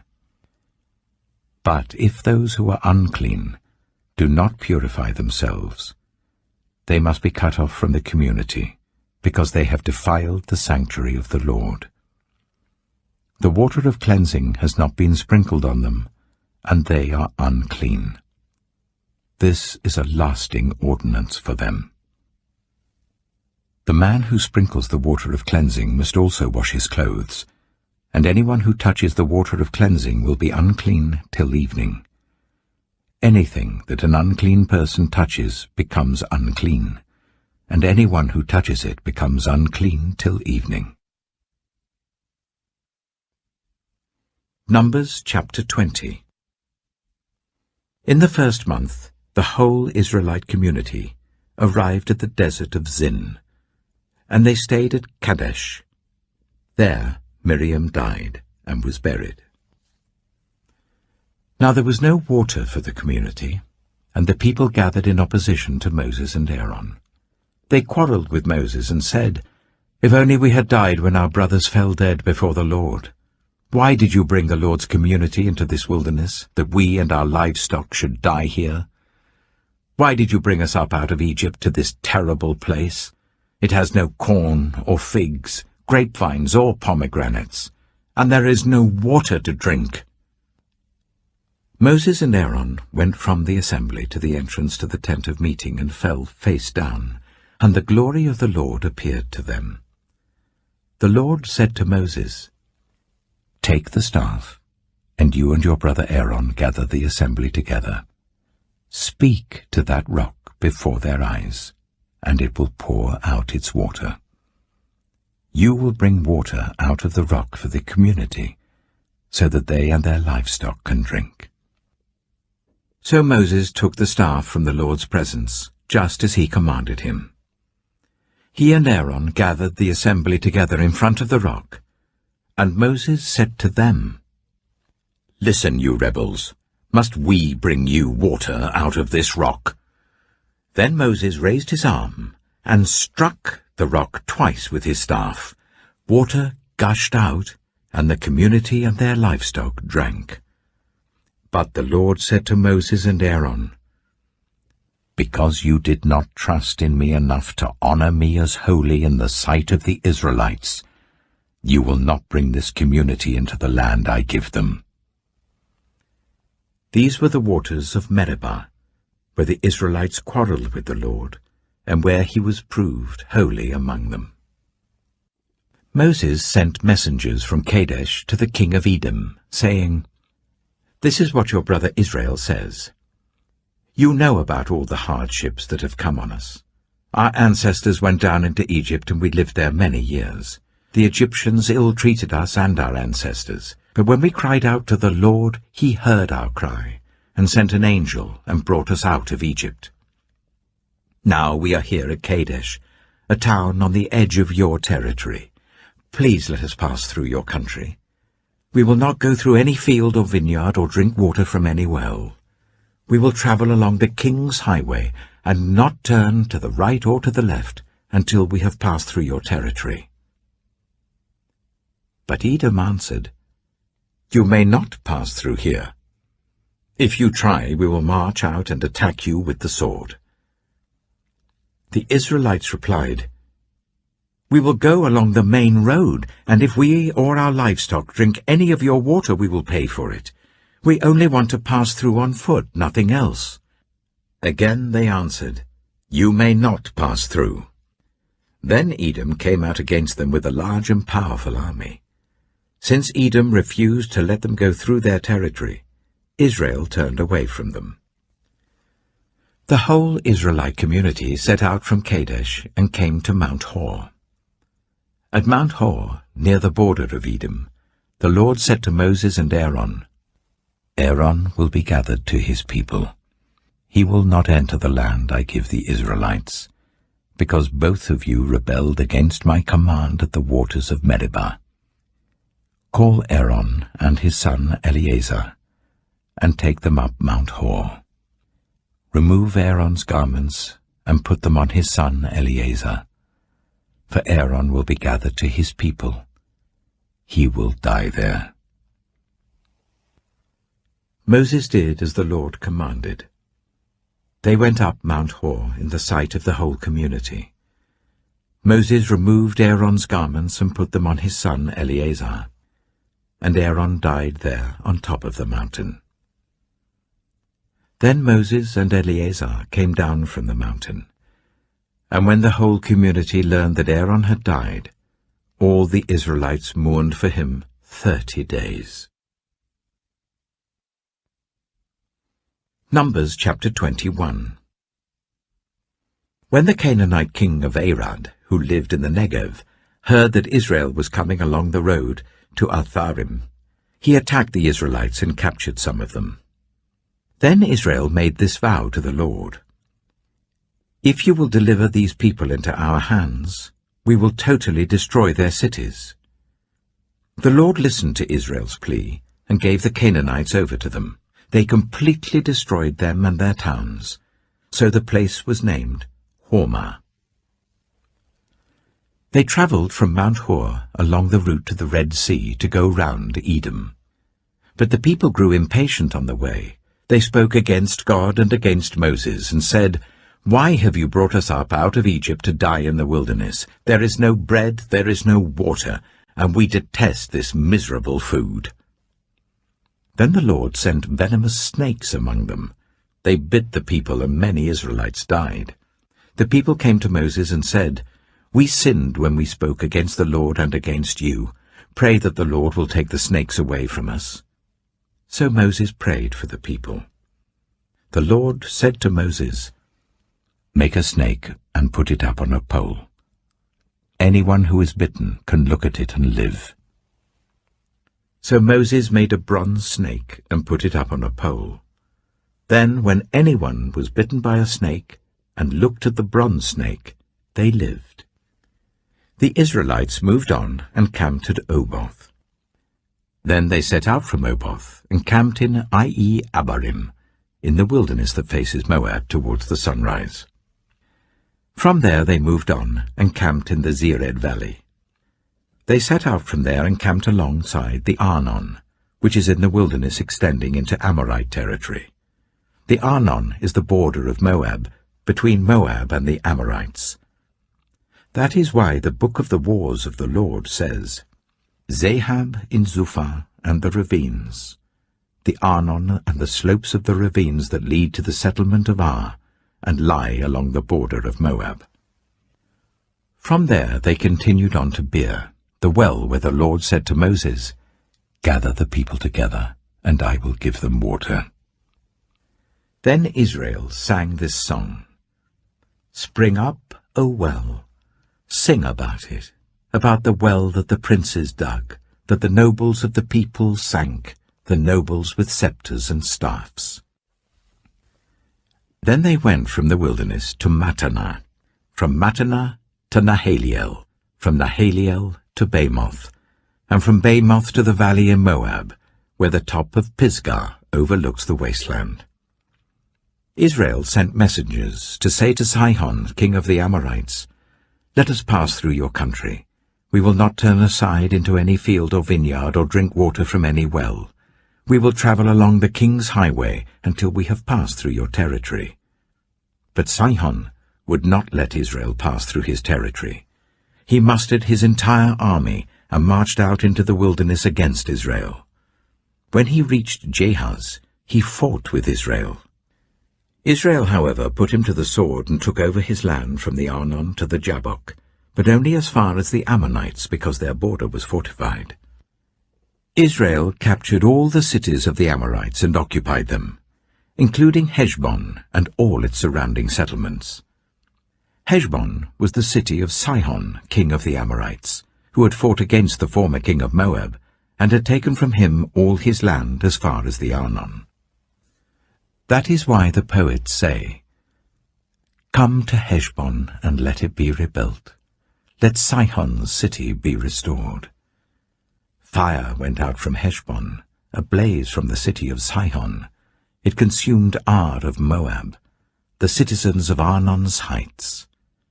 Woe to you, Moab! You are destroyed, people of Chemosh.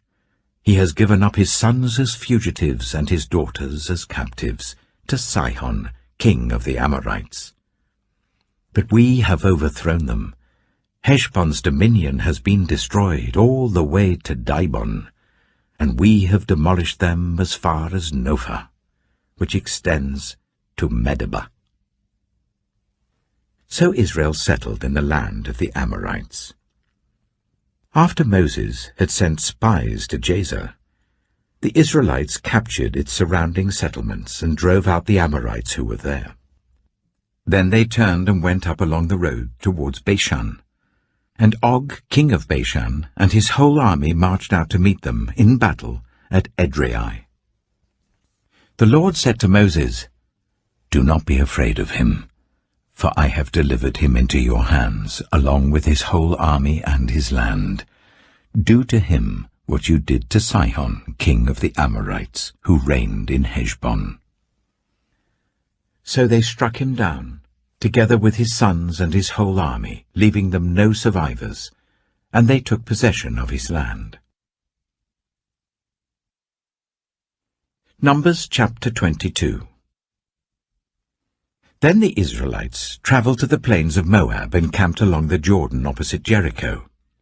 Now Balak, son of Zippor, saw all that Israel had done to the Amorites, and Moab was terrified because there were so many people.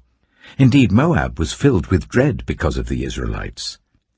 The Moabites said to the elders of Midian, "This horde is going to lick up everything around us, as an ox licks up the grass of the field."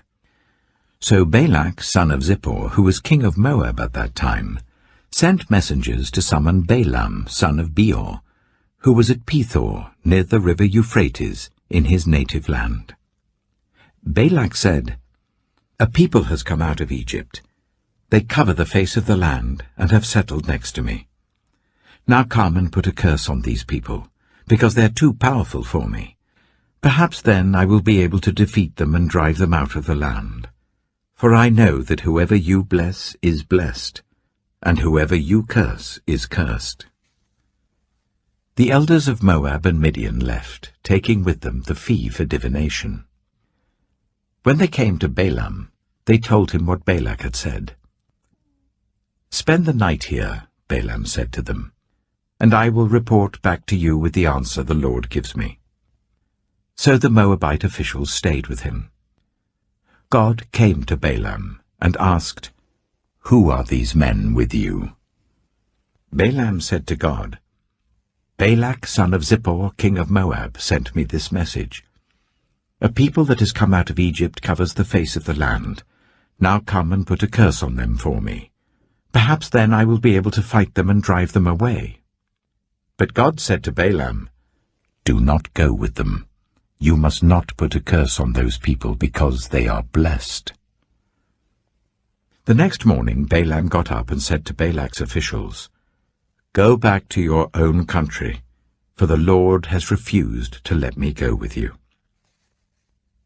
So the Moabite officials returned to Balak and said, "Balaam refused to come with us." Then Balak sent other officials more numerous and more distinguished than the first. They came to Balaam and said, "This is what Balak son of Zippor says. Do not let anything keep you from coming to me, because I will reward you handsomely and do whatever you say. Come and put a curse on these people for me." But Balaam answered them, "Even if Balak gave me all the silver and gold in his palace, I could not do anything great or small to go beyond the command of the Lord my God. Now spend the night here so that I can find out what else the Lord will tell me." That night God came to Balaam and said, "Since these men have come to summon you, go with them, but do only what I tell you." Balaam got up in the morning, saddled his donkey, and went with the Moabite officials. But God was very angry when he went, and the angel of the Lord stood in the road to oppose him. Balaam was riding on his donkey, and his 2 servants were with him. When the donkey saw the angel of the Lord standing in the road with a drawn sword in his hand, it turned off the road into a field. Balaam beat it to get it back on the road. Then the angel of the Lord stood in a narrow path through the vineyards with walls on both sides. When the donkey saw the angel of the Lord, it pressed close to the wall, crushing Balaam's foot against it. So he beat the donkey again. Then the angel of the Lord moved on ahead and stood in a narrow place where there was no room to turn, either to the right or to the left. When the donkey saw the angel of the Lord, it lay down under Balaam, and he was angry and beat it with his staff. Then the Lord opened the donkey's mouth, and it said to Balaam, "What have I done to you to make you beat me these 3 times?" Balaam answered the donkey, "You have made a fool of me. If only I had a sword in my hand, I would kill you here and now." The donkey said to Balaam, "Am I not your own donkey, which you have always ridden to this day? Have I been in the habit of doing this to you?" "No," he said. Then the Lord opened Balaam's eyes, and he saw the angel of the Lord standing in the road with his sword drawn. So he bowed low and fell face down. The angel of the Lord asked him, "Why have you beaten your donkey these 3 times? I have come here to oppose you because your path is a reckless one before me. The donkey saw me and turned away from me these 3 times. If it had not turned away, I would certainly have killed you by now, but I would have spared it." Balaam said to the angel of the Lord, "I have sinned. I did not realize you were standing in the road to oppose me. Now, if you are displeased, I will go back." The angel of the Lord said to Balaam, "Go with the men, but speak only what I tell you." So Balaam went with Balak's officials. When Balak heard that Balaam was coming, he went out to meet him at the Moabite town on the Arnon border, at the edge of his territory. Balak said to Balaam, "Did I not send you an urgent summons? Why didn't you come to me? Am I really not able to reward you?" "Well, I've come to you now," Balaam replied, "but I can't say whatever I please. I must speak only what God puts in my mouth." Then Balaam went with Balak to Kiriath-Huzoth. Balak sacrificed cattle and sheep and gave some to Balaam and the officials who were with him. The next morning Balak took Balaam up to Bamoth Baal, and from there he could see the outskirts of the Israelite camp. Numbers chapter 23.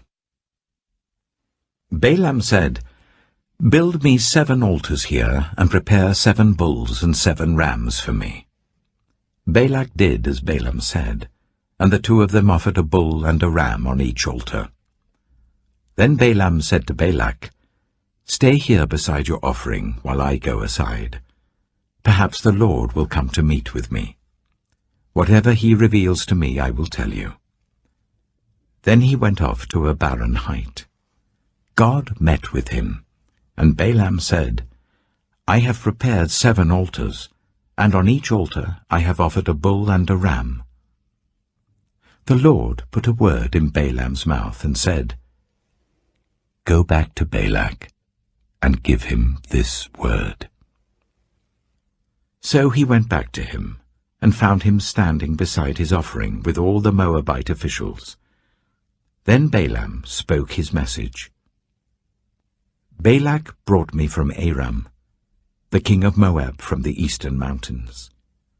Come," he said, "curse Jacob for me. Come, denounce Israel."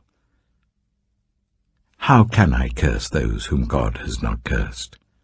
How can I denounce those whom the Lord has not denounced?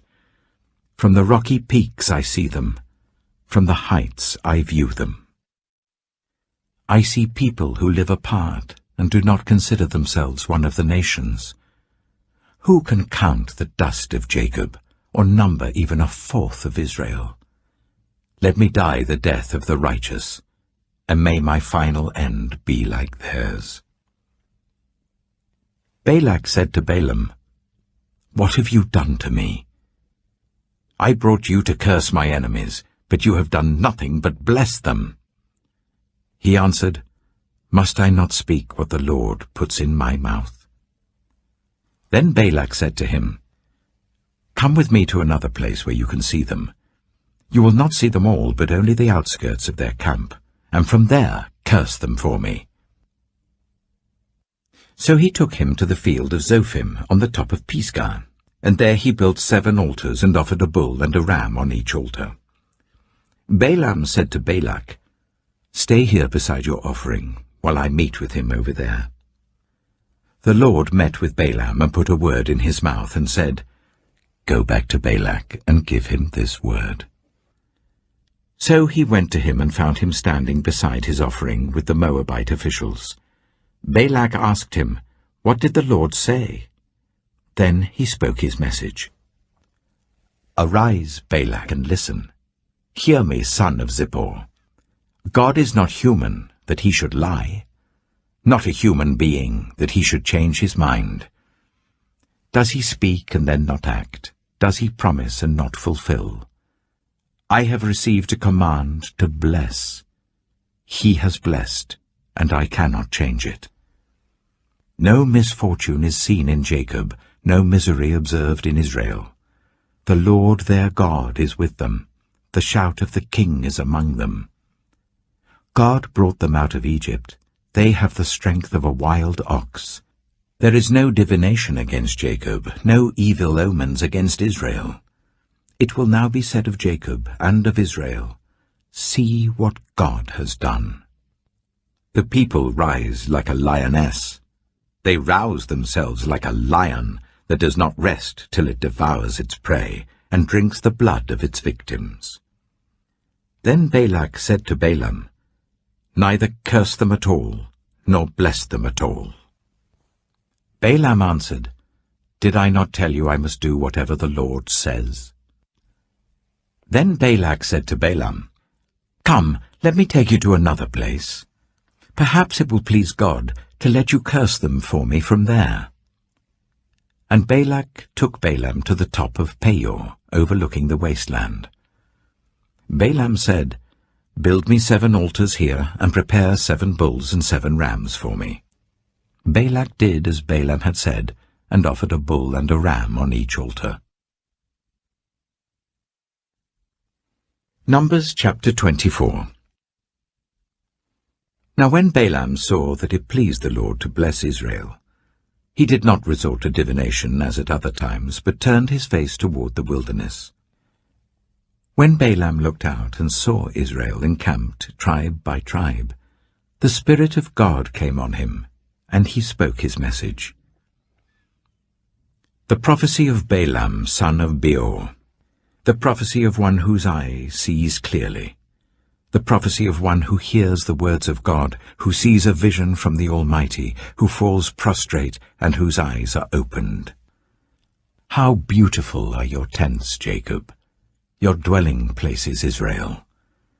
Like valleys they spread out, like gardens beside a river, like aloes planted by the Lord, like cedars beside the waters. Water will flow from their buckets, their seed will have abundant water. Their king will be greater than Agag, their kingdom will be exalted. God brought them out of Egypt, they have the strength of a wild ox. They devour hostile nations and break their bones in pieces. With their arrows they pierce them. Like a lion they crouch and lie down. Like a lioness. Who dares to rouse them? May those who bless you be blessed, and those who curse you be cursed. Then Balak's anger burned against Balaam. He struck his hands together and said to him, I summoned you to curse my enemies, but you have blessed them these 3 times. Now leave at once and go home. I said I would reward you handsomely, but the Lord has kept you from being rewarded. Balaam answered Balak, Did I not tell the messengers you sent me? Even if Balak gave me all the silver and gold in his palace, I could not do anything of my own accord, good or bad, to go beyond the command of the Lord. And I must say only what the Lord says. Now I am going back to my people, but come, let me warn you of what this people will do to your people in days to come. Then he spoke his message. The prophecy of Balaam son of Beor. The prophecy of one whose eye sees clearly. The prophecy of one who hears the words of God, who has knowledge from the Most High, who sees a vision from the Almighty, who falls prostrate, and whose eyes are opened. I see him, but not now. I behold him, but not near. A star will come out of Jacob, a scepter will rise out of Israel. He will crush the foreheads of Moab, the skulls of all the people of Sheth. Edom will be conquered. Seir, his enemy, will be conquered, but Israel will grow strong. A ruler will come out of Jacob and destroy the survivors of the city. Then Balaam saw Amalek and spoke his message. Amalek was first among the nations, but their end will be utter destruction. Then he saw the Kenites and spoke his message. Your dwelling place is secure, your nest is set in a rock, yet you Kenites will be destroyed when Ashur takes you captive. Then he spoke his message. Alas, who can live when God does this? Ships will come from the shores of Cyprus. They will subdue Ashur and Eber, but they too will come to ruin. Then Balaam got up and returned home, and Balak went his own way. Numbers chapter 25. While Israel was staying in Shittim, the men began to indulge in sexual immorality with Moabite women, who invited them to the sacrifices to their gods. The people ate the sacrificial meal and bowed down before these gods. So Israel yoked themselves to the Baal of Peor, and the Lord's anger burned against them. The Lord said to Moses, Take all the leaders of these people, kill them, and expose them in broad daylight before the Lord, so that the Lord's fierce anger may turn away from Israel. So Moses said to Israel's judges, Each of you must put to death those of your people who have yoked themselves to the Baal of Peor. Then an Israelite man brought into the camp a Midianite woman right before the eyes of Moses and the whole assembly of Israel, while they were weeping at the entrance to the tent of meeting. When Phinehas, son of Eleazar, the son of Aaron the priest, saw this, he left the assembly, took a spear in his hand, and followed the Israelite into the tent. He drove the spear into both of them, right through the Israelite man and into the woman's stomach. Then the plague against the Israelites was stopped. But those who died in the plague numbered 24,000. The Lord said to Moses, Phinehas, son of Eleazar, the son of Aaron the priest, has turned my anger away from the Israelites. Since he was as zealous for my honor among them as I am, I did not put an end to them in my zeal. Therefore tell him, I am making my covenant of peace with him. He and his descendants will have a covenant of a lasting priesthood, because he was zealous for the honor of his God, and made atonement for the Israelites. The name of the Israelite who was killed with the Midianite woman was Zimri, son of Salu, the leader of a Simeonite family. And the name of the Midianite woman who was put to death was Cozbi, daughter of Zur, a tribal chief of a Midianite family. The Lord said to Moses, Treat the Midianites as enemies and kill them. They treated you as enemies when they deceived you in the Peor incident involving their sister Cozbi, the daughter of a Midianite leader, the woman who was killed when the plague came as a result of that incident. Numbers chapter 26. After the plague, the Lord said to Moses and Eleazar, son of Aaron the priest, Take a census of the whole Israelite community by families, all those 20 years old or more who were able to serve in the army of Israel. So on the plains of Moab by the Jordan opposite Jericho, Moses and Eleazar the priest spoke with them and said, "Take a census of men 20 years old or more, as the Lord commanded Moses." These were the Israelites who came out of Egypt. The descendants of Reuben, the firstborn son of Israel, were, through Hanok, the Hanokite clan, through Palu, the Paluite clan, through Hezron, the Hezronite clan, through Carmi, the Carmite clan. These were the clans of Reuben. Those numbered were 43,730. The son of Palu was Eliab. The sons of Eliab were Nemuel, Dathan, and Abiram. The same Dathan and Abiram were the community officials who rebelled against Moses and Aaron, and were among Korah's followers when they rebelled against the Lord. The earth opened its mouth and swallowed them along with Korah, whose followers died when the fire devoured the 250 men, and they served as a warning sign. The line of Korah, however, did not die out. The descendants of Simeon by their clans were, through Nemuel, the Nemuelite clan, through Jamin, the Jaminite clan, through Jachin, the Jachinite clan, through Zerah, the Zerahite clan, through Sheul, the Sheulite clan.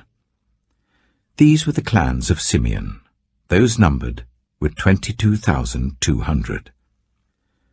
The descendants of Gad by their clans were, through Zephon, the Zephonite clan, through Haggai, the Haggite clan, through Shunai, the Shunite clan, through Ozni, the Oznite clan, through Eri, the Erite clan, through Arodai, the Arodite clan, through Areli, the Arelite clan. These were the clans of Gad. Those numbered were 40,500. And Onan were sons of Judah, but they died in Canaan. The descendants of Judah by their clans were, through Shelah, the Shelanite clan, through Perez, the Perezite clan, through Zerah, the Zerahite clan. The descendants of Perez were, through Hezron, the Hezronite clan, through Hamul, the Hamulite clan. These were the clans of Judah. Those numbered were 76,500. The descendants of Issachar by their clans were, through Tola, the Tolaite clan, through Puah, the Puahite clan, through Jashab, the Jashabite clan, through Shimron, the Shimronite clan. These were the clans of Issachar. Those numbered were 64,300. The descendants of Zebulun by their clans were, through Sered, the Seredite clan, through Elon, the Elonite clan, through Jaliel, the Jalielite clan. These were the clans of Zebulun. Those numbered were 60,500. The descendants of Joseph by their clans through Manasseh and Ephraim were, the descendants of Manasseh through Machir, the Machirite clan. Machir was the father of Gilead. Through Gilead, the Gileadite clan. These were the descendants of Gilead. Through Iezer, the Iezerite clan. Through Helek, the Helekite clan. Through Asriel, the Asrielite clan. Through Shechem, the Shechemite clan. Through Shemida, the Shemidite clan. Through Hepher, the Hepherite clan. Zelophehad, son of Hepher, had no sons.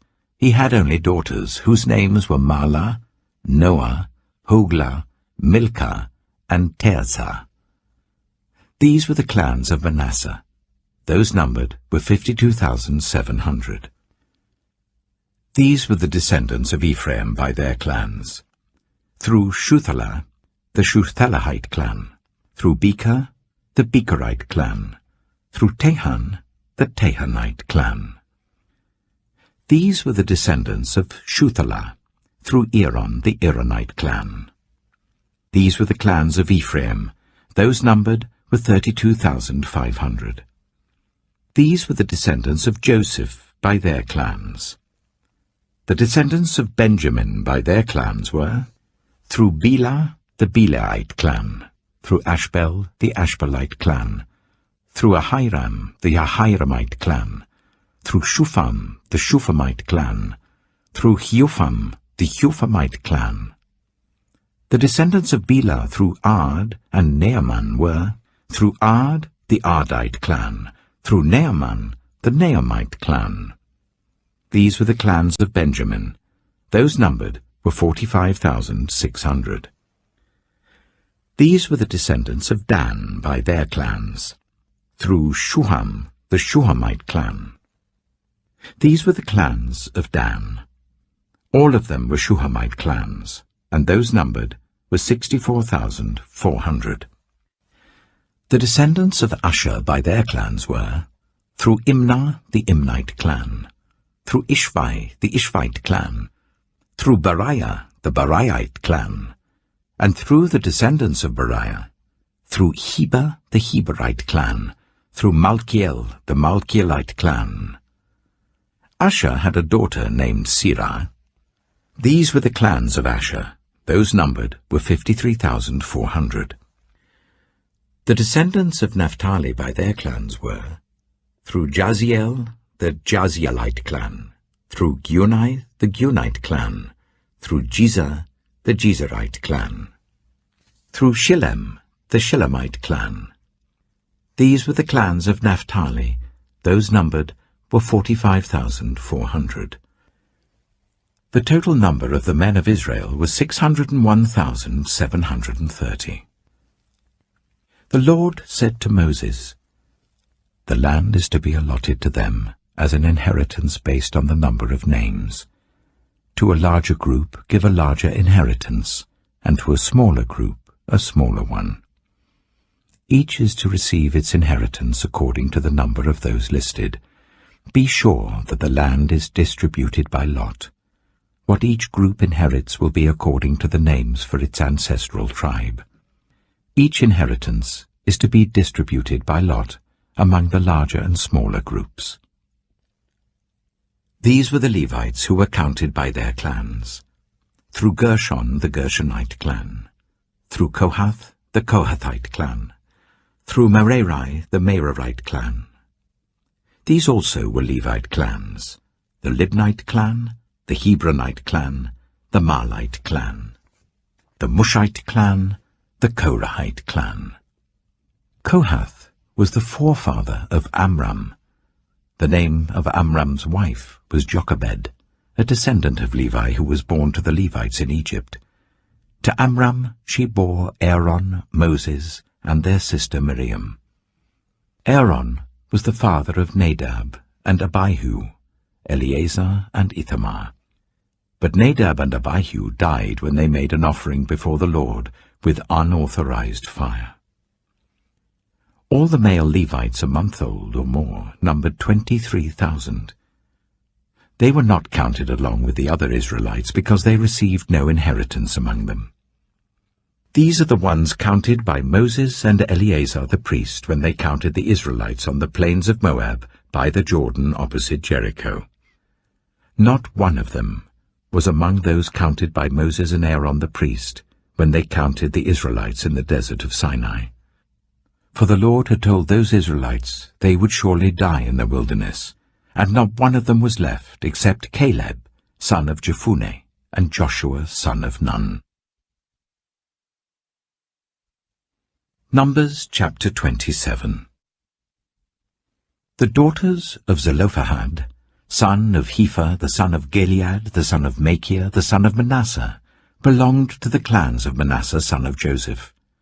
The names of the daughters were Mahlah, Noah, Hoglah, Milcah, and Tirzah. They came forward and stood before Moses, Eleazar the priest, the leaders and the whole assembly at the entrance to the tent of meeting, and said, "Our father died in the wilderness. He was not among Korah's followers who banded together against the Lord, but he died for his own sin and left no sons. Why should our father's name disappear from his clan, because he had no son? Give us property among our father's relatives." So Moses brought their case before the Lord. And the Lord said to him, "What Zelophehad's daughters are saying is right. You must certainly give them property as an inheritance among their father's relatives, and give their father's inheritance to them.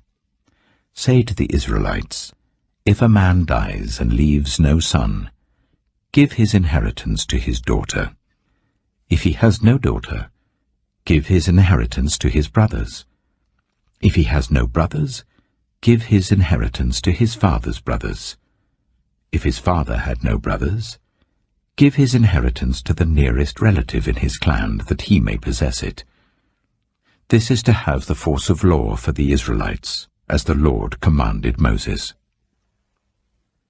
Then the Lord said to Moses, "Go up this mountain in the Abarim range, and see the land I have given the Israelites.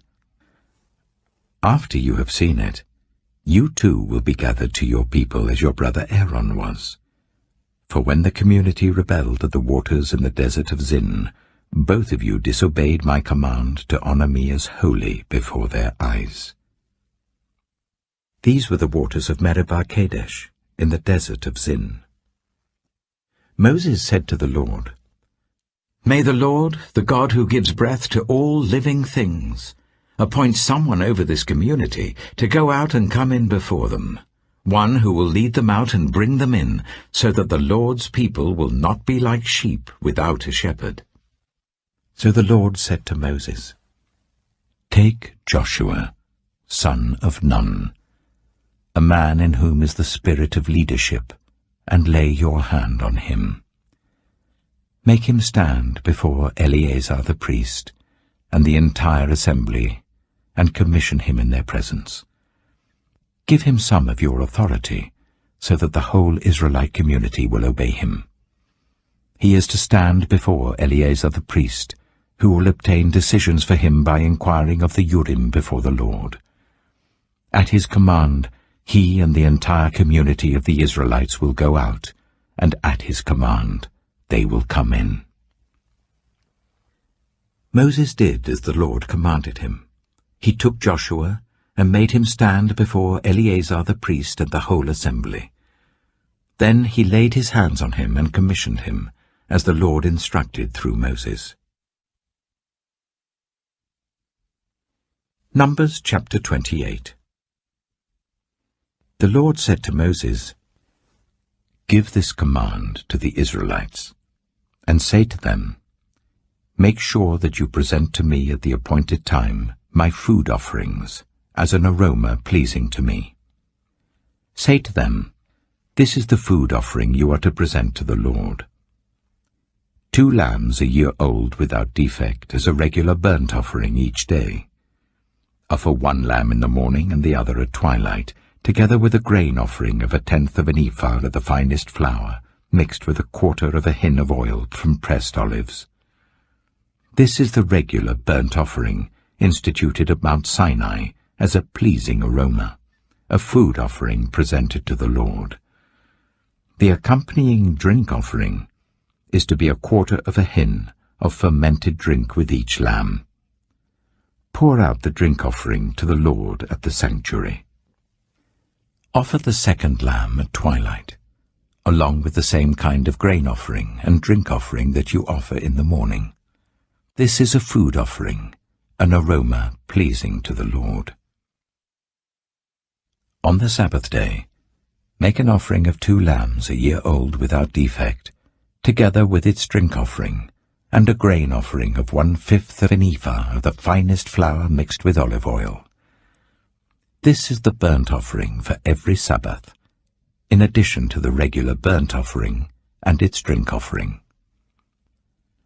On the 1st of every month, present to the Lord a burnt offering of 2 young bulls, 1 ram, and 7 male lambs a year old, all without defect. With each bull there is to be a grain offering of 3/10 of an ephah of the finest flour mixed with oil. With the ram, a grain offering of 1/5 of an ephah of the finest flour mixed with oil. And with each lamb, a grain offering of 1/10 of an ephah of the finest flour mixed with oil. This is for a burnt offering, a pleasing aroma, a food offering presented to the Lord.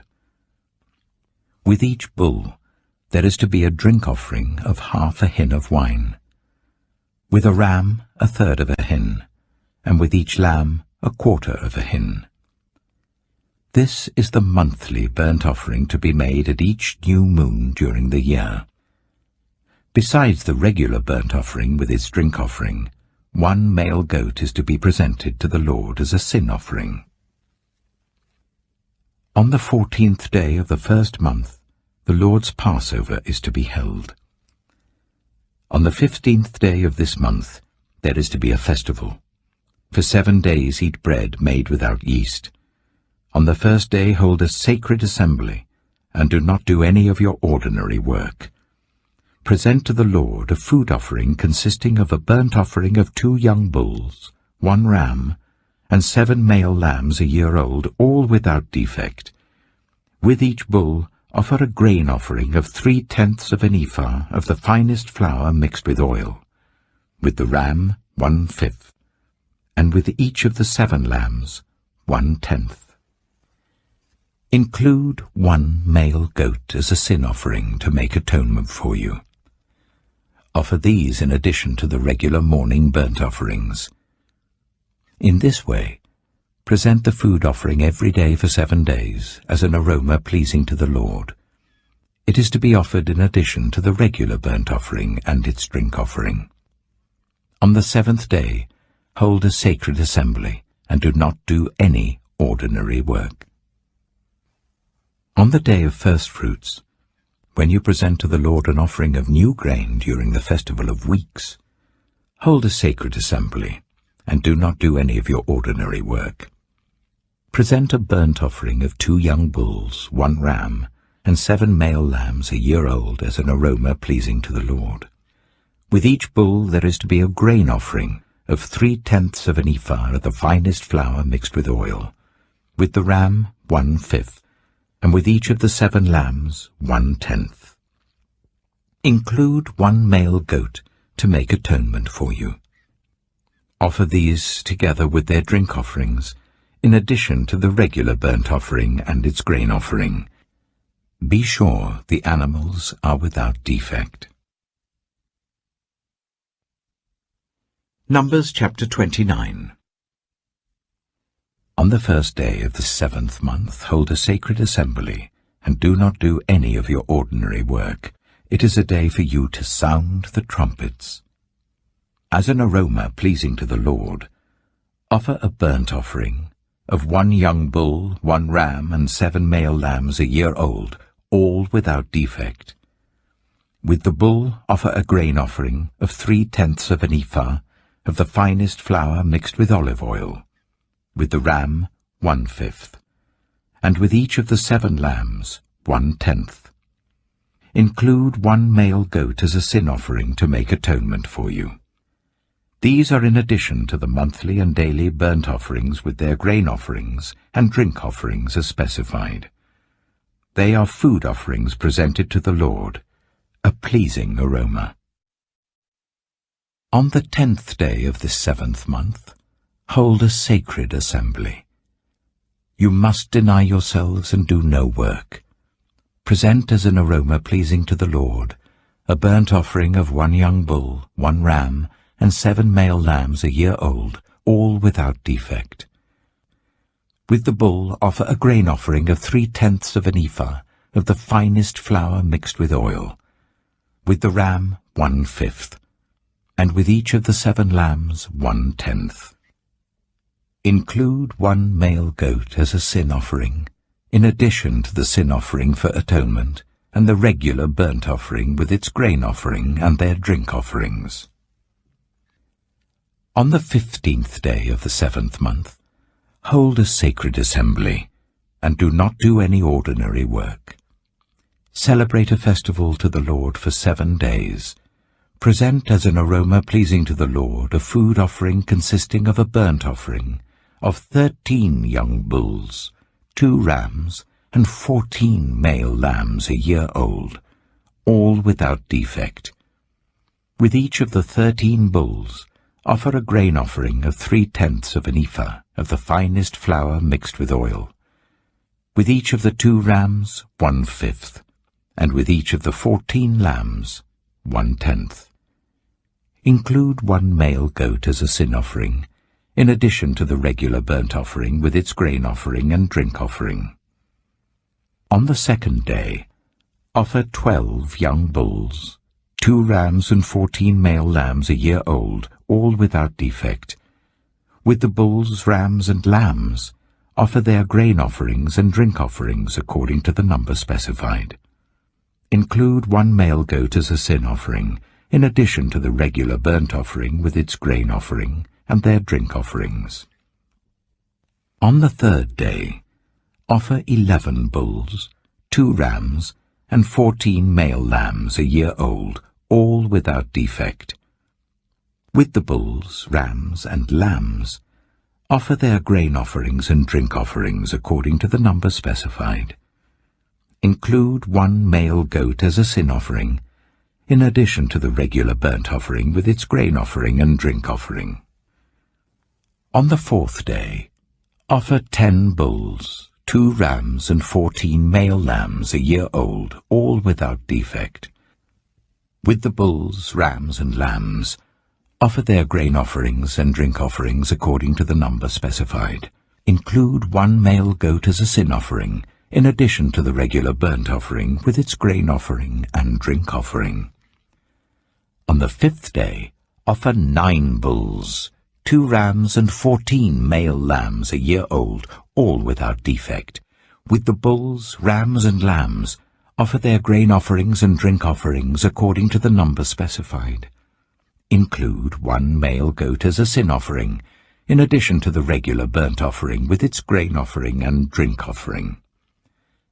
On the 6th day, offer 8 bulls, 2 rams, and 14 male lambs a year old, all without defect.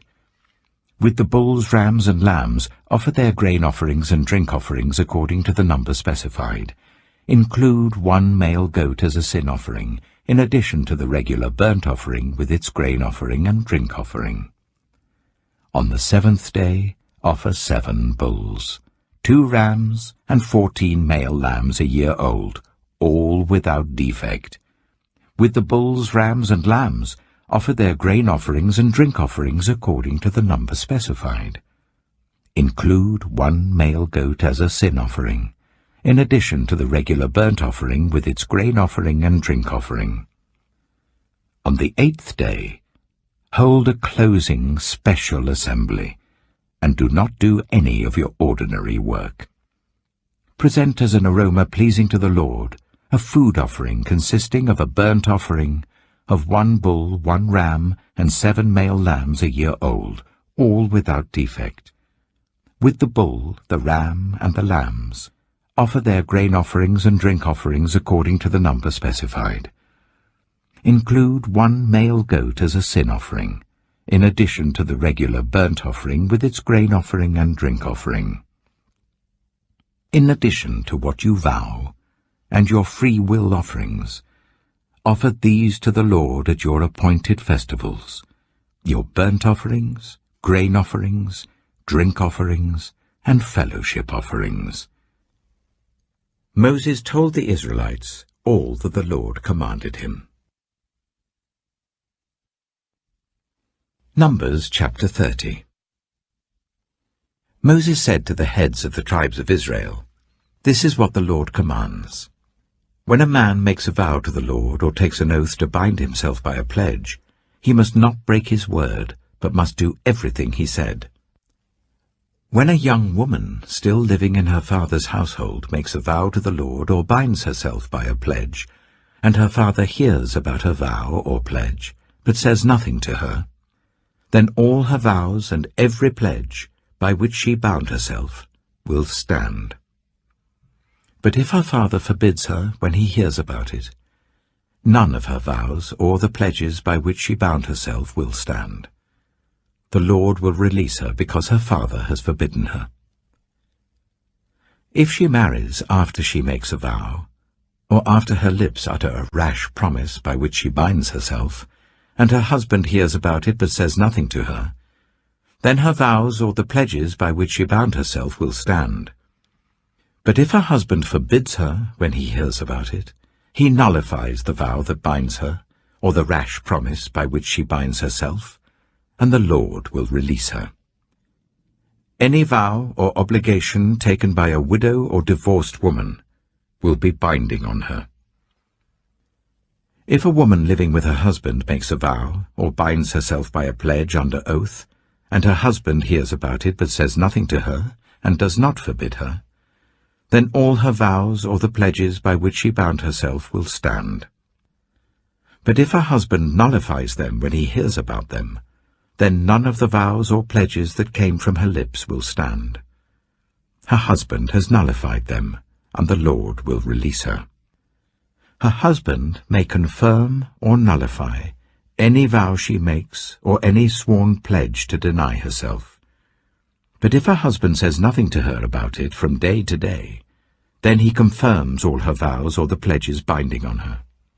He confirms them by saying nothing to her when he hears about them. If, however, he nullifies them some time after he hears about them, then he must bear the consequences of her wrongdoing.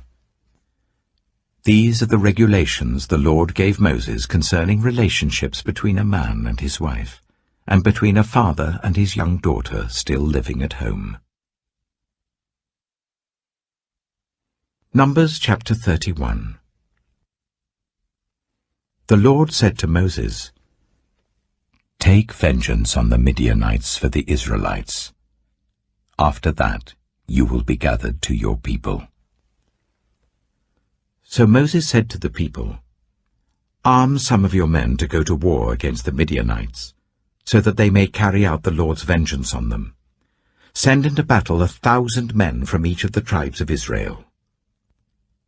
So 12,000 men armed for battle, 1,000 from each tribe, were supplied from the clans of Israel. Moses sent them into battle, 1,000 from each tribe, along with Phinehas, son of Eleazar the priest, who took with him articles from the sanctuary and the trumpets for signaling. They fought against Midian, as the Lord commanded Moses, and killed every man. Among their victims were Evi, Rechem, Zur, Hur, and Reba, the 5 kings of Midian. They also killed Balaam, son of Beor, with the sword. The Israelites captured the Midianite women and children, and took all the Midianite herds, flocks, and goods as plunder. They burned all the towns where the Midianites had settled, as well as all their camps. They took all the plunder and spoils, including the people and animals, and brought the captives, spoils, and plunder to Moses and Eleazar the priest, and the Israelite assembly at their camp on the plains of Moab, by the Jordan opposite Jericho. Moses, Eleazar the priest, and all the leaders of the community went to meet them outside the camp. Moses was angry with the officers of the army, the commanders of thousands and commanders of hundreds, who returned from the battle. "Have you allowed all the women to live?" he asked them. They were the ones who followed Balaam's advice and enticed the Israelites to be unfaithful to the Lord in the Peor incident, so that a plague struck the Lord's people. Now kill all the boys, and kill every woman who has slept with a man, but save for yourselves every girl who has never slept with a man. Anyone who has killed someone, or touched someone who was killed, must stay outside the camp 7 days. On the 3rd and 7th days, you must purify yourselves and your captives. Purify every garment as well as everything made of leather, goat hair, or wood. Then Eleazar the priest said to the soldiers who had gone into battle, "This is what is required by the law that the Lord gave Moses. Gold, silver, bronze, iron, tin, lead, and anything else that can withstand fire must be put through the fire, and then it will be clean. But it must also be purified with the water of cleansing. And whatever cannot withstand fire must be put through that water." On the 7th day wash your clothes, and you will be clean. Then you may come into the camp. The Lord said to Moses, You and Eleazar, the priest, and the family heads of the community, are to count all the people and animals that were captured. Divide the spoils equally between the soldiers who took part in the battle and the rest of the community. From the soldiers who fought in the battle, set apart as tribute for the Lord 1 out of every 500, whether people, cattle, donkeys, or sheep. Take this tribute from their half-share and give it to Eleazar the priest as the Lord's part. From the Israelites' half, select 1 out of every 50, whether people, cattle, donkeys, sheep, or other animals. Give them to the Levites, who are responsible for the care of the Lord's tabernacle. So Moses and Eleazar the priest did as the Lord commanded Moses. The plunder remaining from the spoils that the soldiers took was 675,000 sheep, 72,000 cattle, 61,000 donkeys, and 32,000 women who had never slept with a man. The half-share of those who fought in the battle was 337,500 sheep, of which the tribute for the Lord was 675. 36,000 cattle, of which the tribute for the Lord was 72.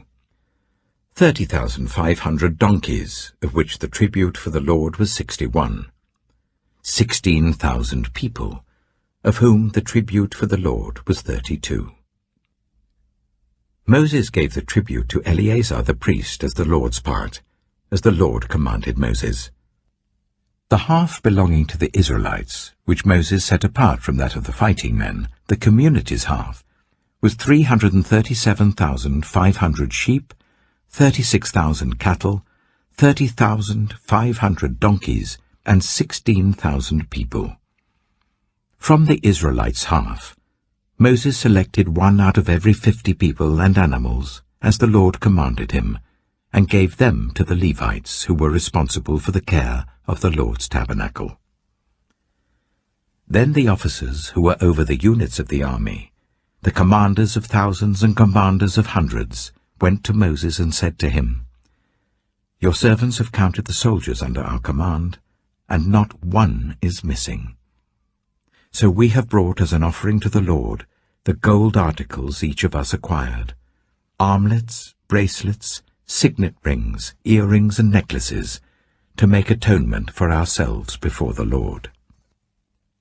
Moses and Eleazar the priest accepted from them the gold, all the hand-crafted articles. All the gold from the commanders of thousands and commanders of hundreds that Moses and Eleazar presented as a gift to the Lord weighed 16,750 shekels. Each soldier had taken plunder for himself. Moses and Eleazar the priest accepted the gold from the commanders of thousands and commanders of hundreds, and brought it into the tent of meeting as a memorial for the Israelites before the Lord. Numbers chapter 32.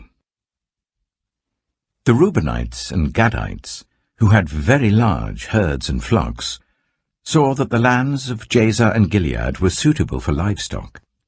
So they came to Moses and Eleazar the priest, and to the leaders of the community, and said, Ataroth, Dibon, Jazer, Nimrah, Heshbon, Elealeh, Sebam, Nebo, and Beon, the land the Lord subdued before the people of Israel, are suitable for livestock, and your servants have livestock. If we have found favor in your eyes, they said, let this land be given to your servants as our possession. Do not make us cross the Jordan. Moses said to the Gadites and Reubenites, Should your fellow Israelites go to war while you sit here? Why do you discourage the Israelites from crossing over into the land the Lord has given them? This is what your fathers did when I sent them from Kadesh-Barnea to look over the land. After they went up to the valley of Eshcol and viewed the land, they discouraged the Israelites from entering the land the Lord had given them. The Lord's anger was aroused that day, And he swore this oath: "Because they have not followed me wholeheartedly, not one of those who were 20 years old or more when they came up out of Egypt will see the land I promised on oath to Abraham, Isaac, and Jacob, not one, except Caleb, son of Jephunneh, the Kenizzite, and Joshua, son of Nun, for they followed the Lord wholeheartedly." The Lord's anger burned against Israel, and he made them wander in the wilderness for 40 years until the whole generation of those who had done evil in his sight was gone. And here you are, a brood of sinners, standing in the place of your fathers and making the Lord even more angry with Israel. If you turn away from following him, he will again leave all this people in the wilderness, and you will be the cause of their destruction. Then they came up to him and said, "We would like to build pens here for our livestock and cities for our women and children. But we will arm ourselves for battle and go ahead of the Israelites until we have brought them to their place. Meanwhile, our women and children will live in fortified cities for protection from the inhabitants of the land. We will not return to our homes until each of the Israelites has received their inheritance. We will not receive any inheritance with them on the other side of the Jordan, because our inheritance has come to us on the east side of the Jordan."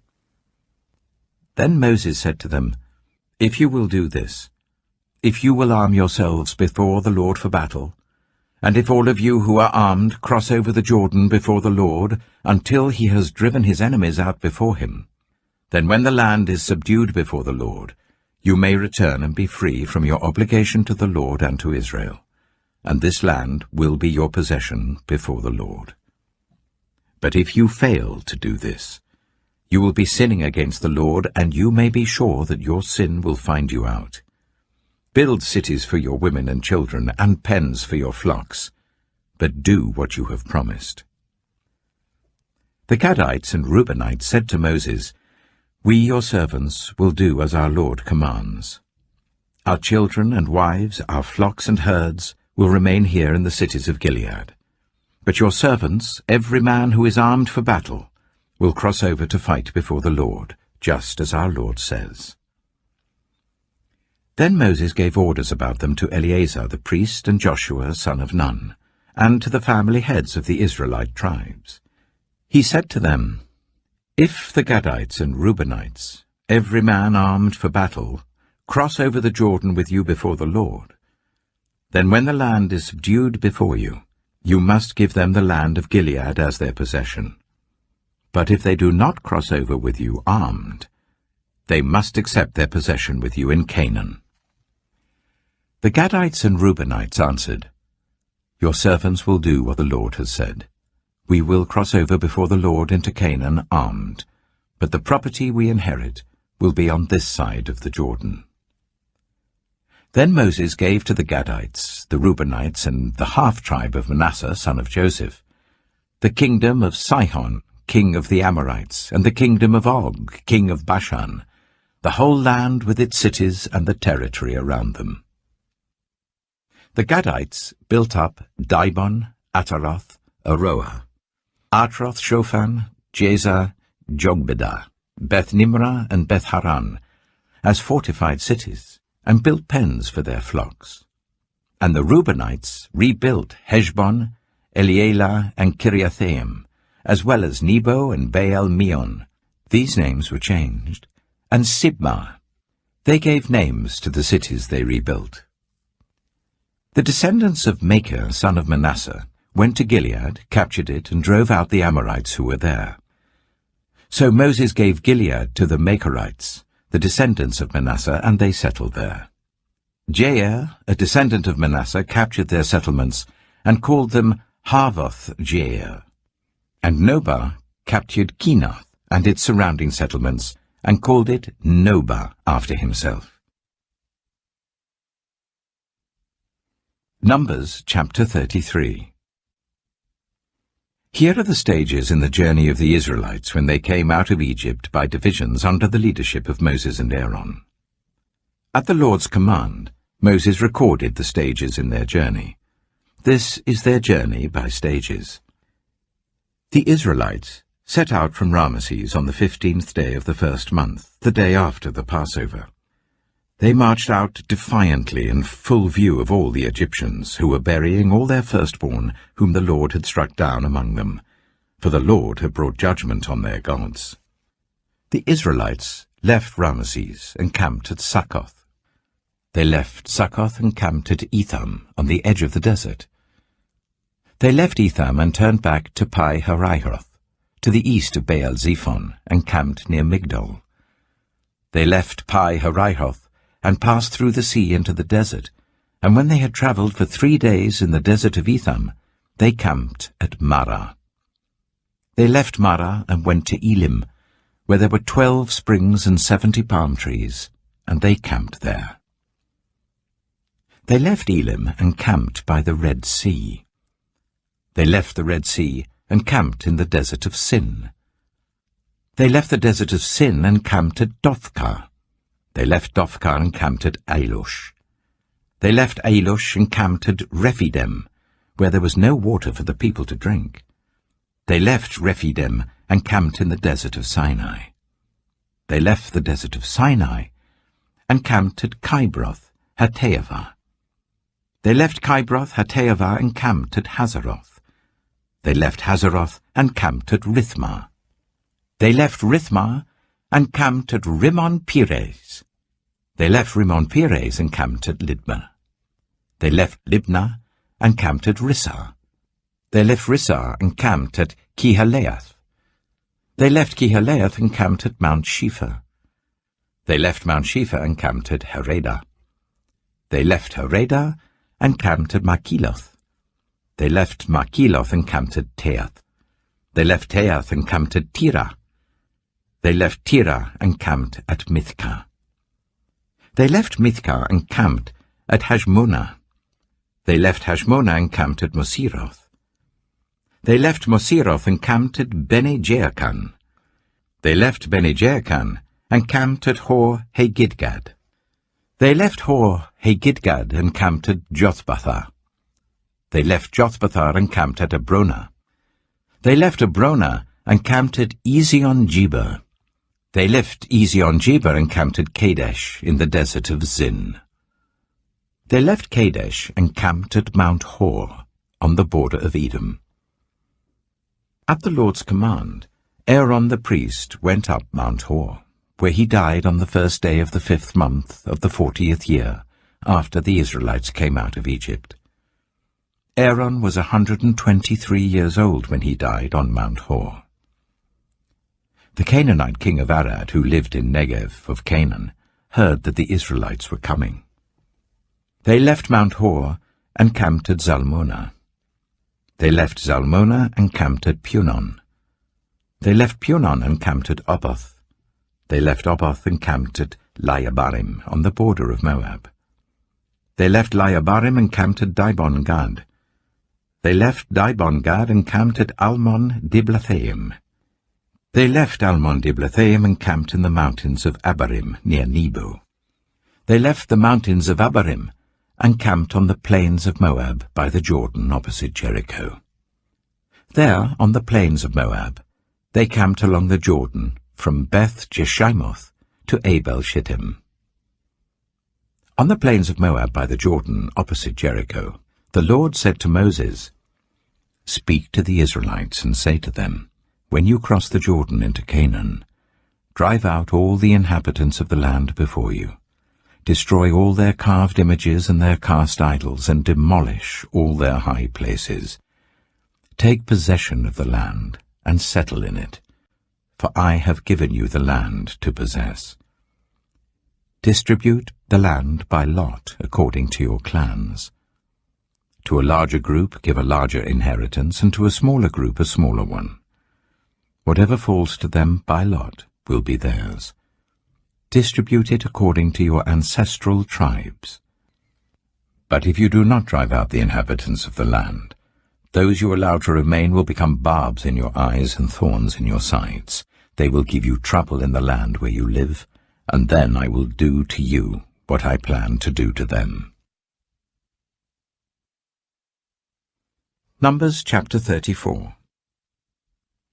The Lord said to Moses, "Command the Israelites and say to them, when you enter Canaan, the land that will be allotted to you as an inheritance is to have these boundaries.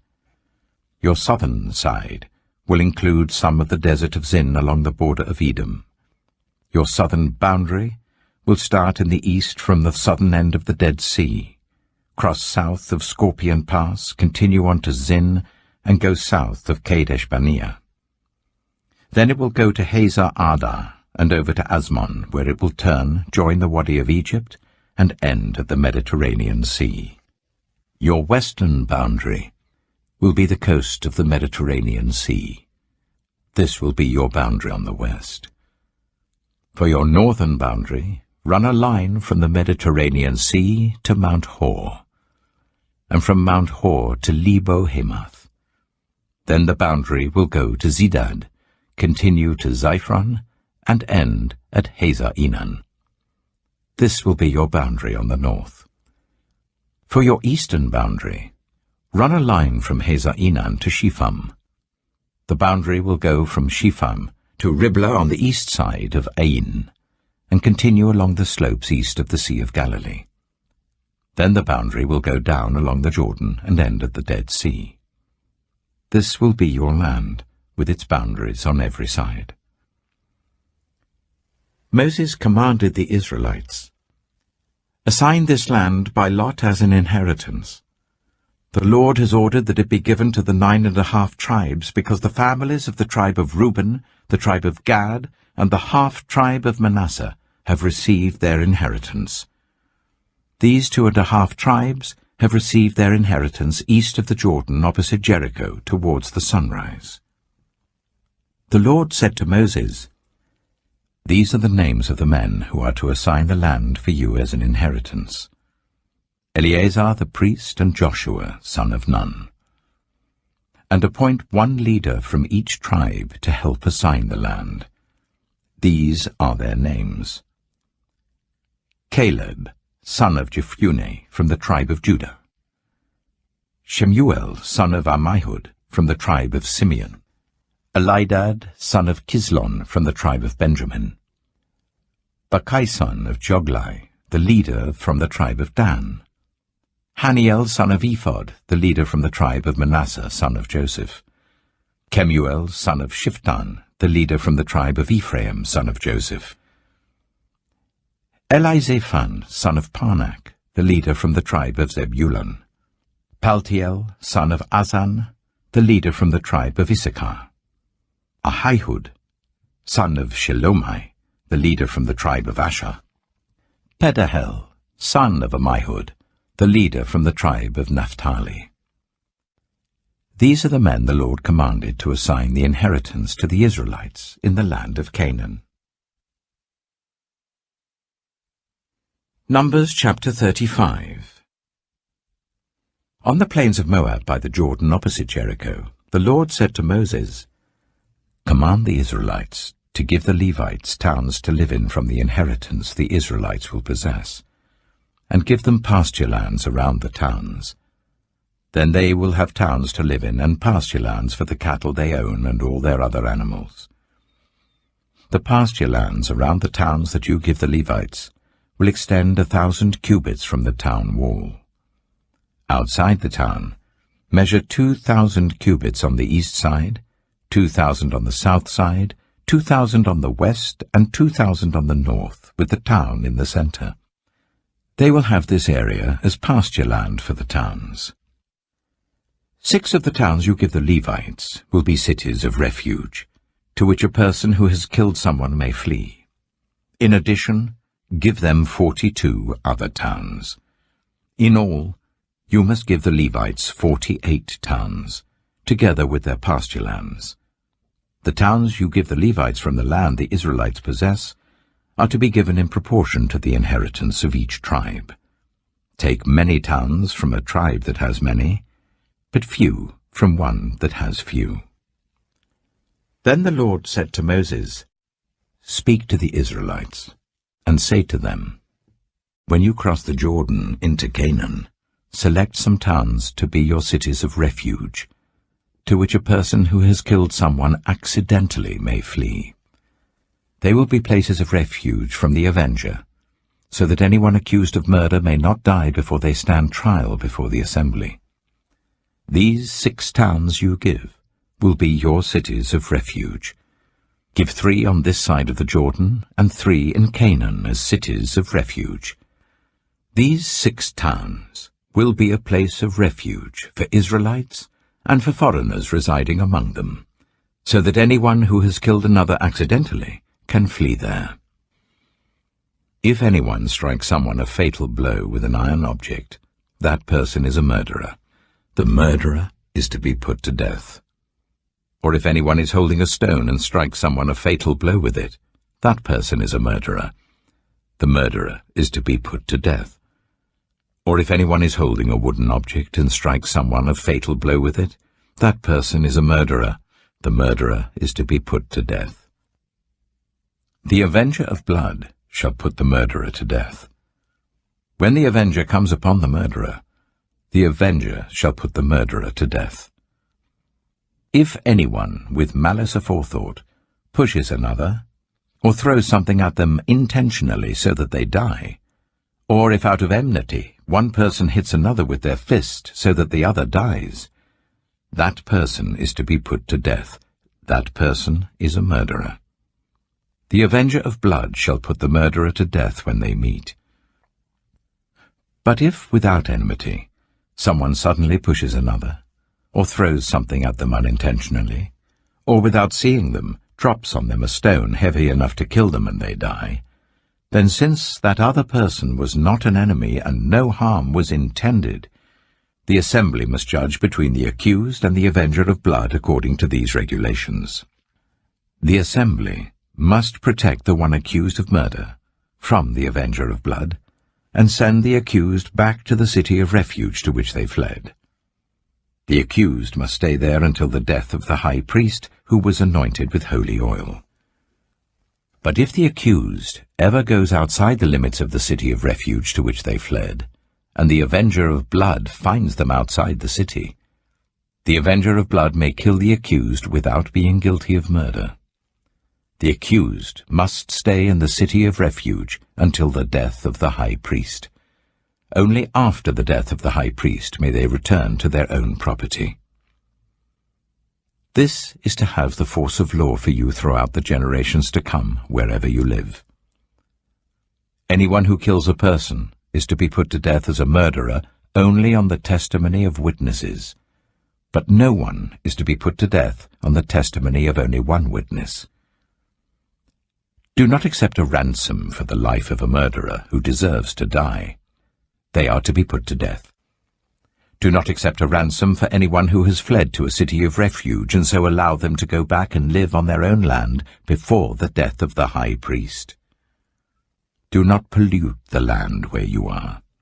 Bloodshed pollutes the land, and atonement cannot be made for the land on which blood has been shed, except by the blood of the one who shed it. Do not defile the land where you live and where I dwell, for I, the Lord, dwell among the Israelites. Numbers chapter 36.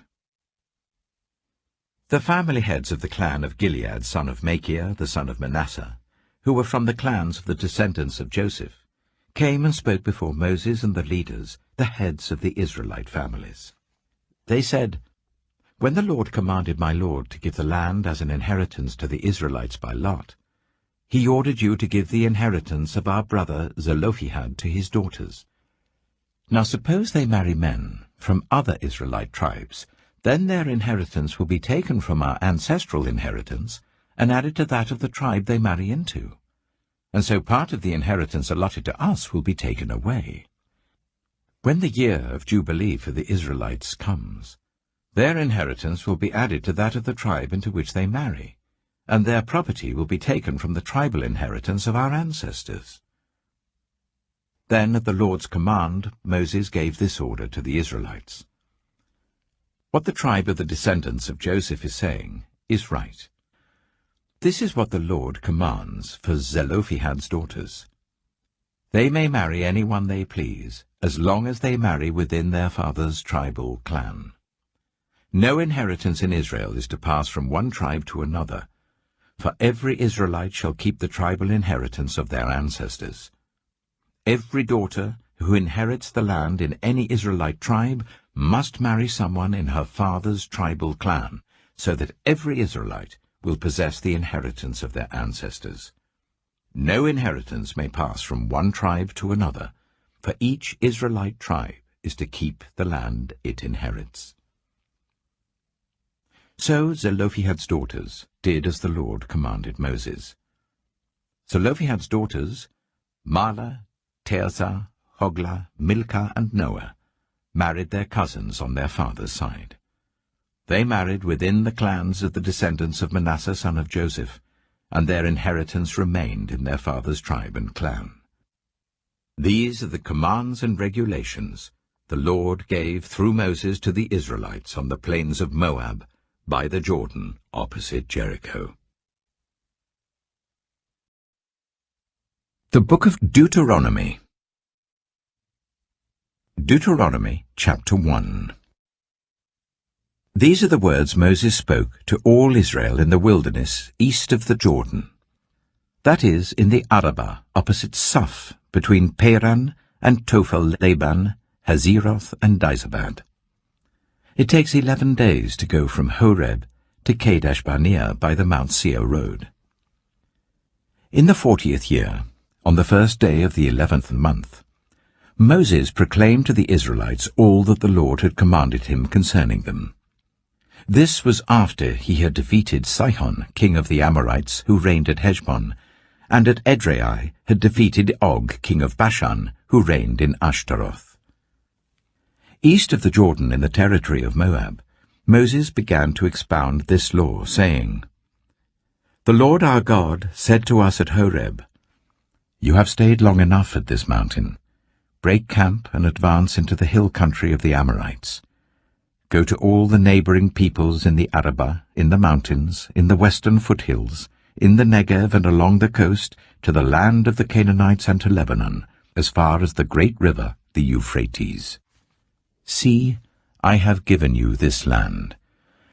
Go in and take possession of the land that the Lord swore he would give to your fathers, to Abraham, Isaac, and Jacob, and to their descendants after them. At that time I said to you, You are too heavy a burden for me to carry alone. The Lord your God has increased your numbers, so that today you are as numerous as the stars in the sky. May the Lord, the God of your ancestors, increase you 1,000 times and bless you as he has promised. But how can I bear your problems and your burdens and your disputes all by myself? Choose some wise, understanding, and respected men from each of your tribes, and I will set them over you. You answered me, What you propose to do is good. So I took the leading men of your tribes, wise and respected men, and appointed them to have authority over you, as commanders of thousands, of hundreds, of 50s, and of 10s, and as tribal officials. And I charged your judges at that time, Hear the disputes between your people and judge fairly, whether the case is between two Israelites or between an Israelite and a foreigner residing among you. Do not show partiality in judging. Hear both small and great alike. Do not be afraid of anyone, for judgment belongs to God. Bring me any case too hard for you, and I will hear it. And at that time I told you everything you were to do. Then, as the Lord our God commanded us, we set out from Horeb and went towards the hill country of the Amorites, through all that vast and dreadful wilderness that you have seen. And so we reached Kadesh-Barnea. Then I said to you, You have reached the hill country of the Amorites, which the Lord our God is giving us. See, the Lord your God has given you the land. Go up and take possession of it, as the Lord, the God of your ancestors, told you. Do not be afraid. Do not be discouraged. Then all of you came to me and said, Let us send men ahead to spy out the land for us and bring back a report about the route we are to take and the towns we will come to. The idea seemed good to me. So I selected 12 of you, 1 man from each tribe. They left and went up into the hill country, and came to the valley of Eshcol and explored it. Taking with them some of the fruit of the land, they brought it down to us and reported, "It is a good land that the Lord our God is giving us." But you were unwilling to go up. You rebelled against the command of the Lord your God. You grumbled in your tents and said, "The Lord hates us." So he brought us out of Egypt to deliver us into the hands of the Amorites to destroy us. Where can we go? Our brothers have made our hearts melt in fear. They say, "The people are stronger and taller than we are. The cities are large, with walls up to the sky. We even saw the Anakites there." Then I said to you, "Do not be terrified. Do not be afraid of them. The Lord your God, who is going before you, will fight for you as he did for you in Egypt before your very eyes, and in the wilderness. There you saw how the Lord your God carried you as a father carries his son, all the way you went until you reached this place. In spite of this, you did not trust in the Lord your God, who went ahead of you on your journey, in fire by night and in a cloud by day, to search out places for you to camp and to show you the way you should go. When the Lord heard what you said, he was angry and solemnly swore, "No one from this evil generation shall see the good land I swore to give your ancestors, except Caleb, son of Jephunneh. He will see it, and I will give him and his descendants the land he set his feet on, because he followed the Lord wholeheartedly." Because of you the Lord became angry with me also, and said, "You shall not enter it either. But your assistant Joshua, son of Nun, will enter it. Encourage him, because he will lead Israel to inherit it. And the little ones that you said would be taken captive, your children who do not yet know good from bad, they will enter the land. I will give it to them, and they will take possession of it. But as for you, turn round and set out towards the desert along the route to the Red Sea." Then you replied, "We have sinned against the Lord. We will go up and fight as the Lord our God commanded us." So every one of you put on his weapons, thinking it easy to go up into the hill country. But the Lord said to me, "Tell them, do not go up and fight, because I will not be with you. You will be defeated by your enemies." So I told you, but you would not listen. You rebelled against the Lord's command, and in your arrogance you marched up into the hill country. The Amorites who lived in those hills came out against you. They chased you like a swarm of bees, and beat you down from Seir all the way to Hormah. You came back and wept before the Lord, but he paid no attention to your weeping and turned a deaf ear to you. And so you stayed in Kadesh many days, all the time you spent there. Deuteronomy chapter 2. Then we turned back and set out towards the wilderness along the route to the Red Sea, as the Lord had directed me. For a long time we made our way around the hill country of Seir. Then the Lord said to me, "You have made your way around this hill country long enough. Now turn north. Give the people these orders. You are about to pass through the territory of your relatives, the descendants of Esau, who live in Seir. They will be afraid of you, but be very careful. Do not provoke them to war. For I will not give you any of their land, not even enough to put your foot on. I have given Esau the hill country of Seir as his own. You are to pay them in silver for the food you eat and the water you drink. The Lord your God has blessed you in all the work of your hands. He has watched over your journey through this vast wilderness. These 40 years the Lord your God has been with you, and you have not lacked anything. So we went on past our relatives, the descendants of Esau who live in Seir. We turned from the Arabah road, which comes up from Elath and Ezion-Geber, and travelled along the desert road of Moab. Then the Lord said to me, Do not harass the Moabites or provoke them to war, for I will not give you any part of their land. I have given Ar to the descendants of Lot as a possession. The Emites used to live there, a people strong and numerous and as tall as the Anakites. Like the Anakites, they too were considered Rephaites, but the Moabites called them Emites. Horites used to live in Seir, but the descendants of Esau drove them out. They destroyed the Horites from before them and settled in their place, just as Israel did in the land the Lord gave them as their possession. And the Lord said, Now get up and cross the Zered valley. So we crossed the valley. 38 years passed from the time we left Kadesh Barnea until we crossed the Zered valley. By then, that entire generation of fighting men had perished from the camp, as the Lord had sworn to them. The Lord's hand was against them until he had completely eliminated them from the camp. Now when the last of these fighting men among the people had died, the Lord said to me, Today you are to pass by the region of Moab, at Ar. When you come to the Ammonites, do not harass them or provoke them to war, for I will not give you possession of any land belonging to the Ammonites. I have given it as a possession to the descendants of Lot.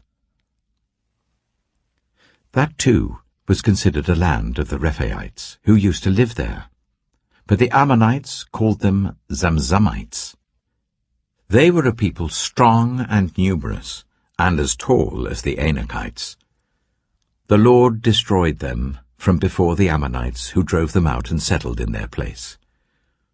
The Lord had done the same for the descendants of Esau, who lived in Seir, when he destroyed the Horites from before them.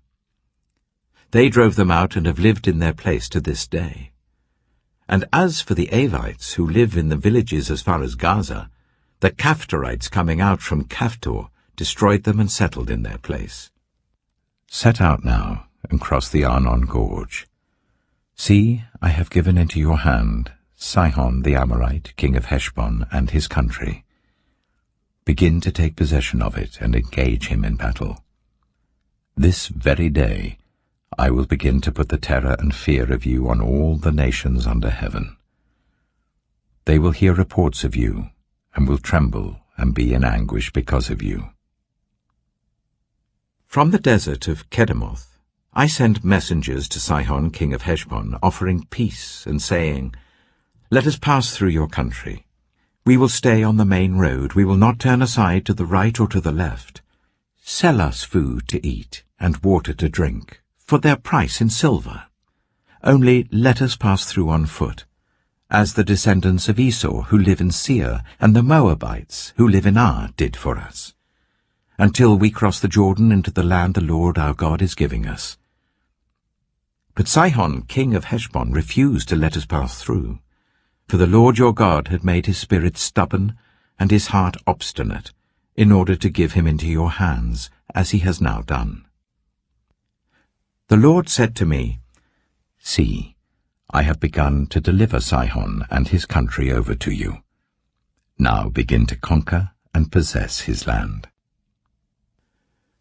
When Sihon and all his army came out to meet us in battle at Jahaz, the Lord our God delivered him over to us, and we struck him down together with his sons and his whole army. At that time we took all his towns and completely destroyed them, men, women, and children. We left no survivors. But the livestock and the plunder from the towns we had captured we carried off for ourselves. From Aroer on the rim of the Arnon Gorge, and from the town in the gorge even as far as Gilead, not one town was too strong for us. The Lord our God gave us all of them. But in accordance with the command of the Lord our God, you did not encroach on any of the land of the Amorites, neither the land along the course of the Jabbok, nor that around the towns in the hills. Deuteronomy chapter 3. Next we turned and went up along the road towards Bashan. And Og king of Bashan with his whole army marched out to meet us in battle at Edrei. The Lord said to me, Do not be afraid of him, for I have delivered him into your hands, along with his whole army and his land. Do to him what you did to Sihon, king of the Amorites, who reigned in Heshbon. So the Lord our God also gave into our hands Og, king of Bashan, and all his army. We struck them down, leaving no survivors. At that time we took all his cities. There was not one of the 60 cities that we did not take from them. The whole region of Argob, Og's kingdom in Bashan. All these cities were fortified with high walls and with gates and bars, and there were also a great many unwalled villages. We completely destroyed them, as we had done with Sihon, king of Heshbon, destroying every city, men, women, and children. But all the livestock and the plunder from their cities we carried off for ourselves. So at that time we took from these 2 kings of the Amorites the territory east of the Jordan, from the Arnon Gorge as far as Mount Hermon. Hermon is called Sirion by the Sidonians. The Amorites call it Sinea. We took all the towns on the plateau and all Gilead and all Bashan as far as Salekah and Edrei, towns of Og's kingdom in Bashan. Og, king of Bashan, was the last of the Rephaites. His bed was decorated with iron, and was more than 9 cubits long and 4 cubits wide. It is still in Rabbah of the Ammonites. Of the land that we took over at that time, I gave the Reubenites and the Gadites the territory north of Aroer, by the Arnon Gorge, including half the hill country of Gilead, together with its towns. The rest of Gilead, and also all of Bashan, the kingdom of Og, I gave to the half-tribe of Manasseh. The whole region of Argob in Bashan used to be known as a land of the Rephaites. Jair, a descendant of Manasseh, took the whole region of Argob as far as the border of the Geshurites and the Maacathites. It was named after him, so that to this day Bashan is called Havoth Jair.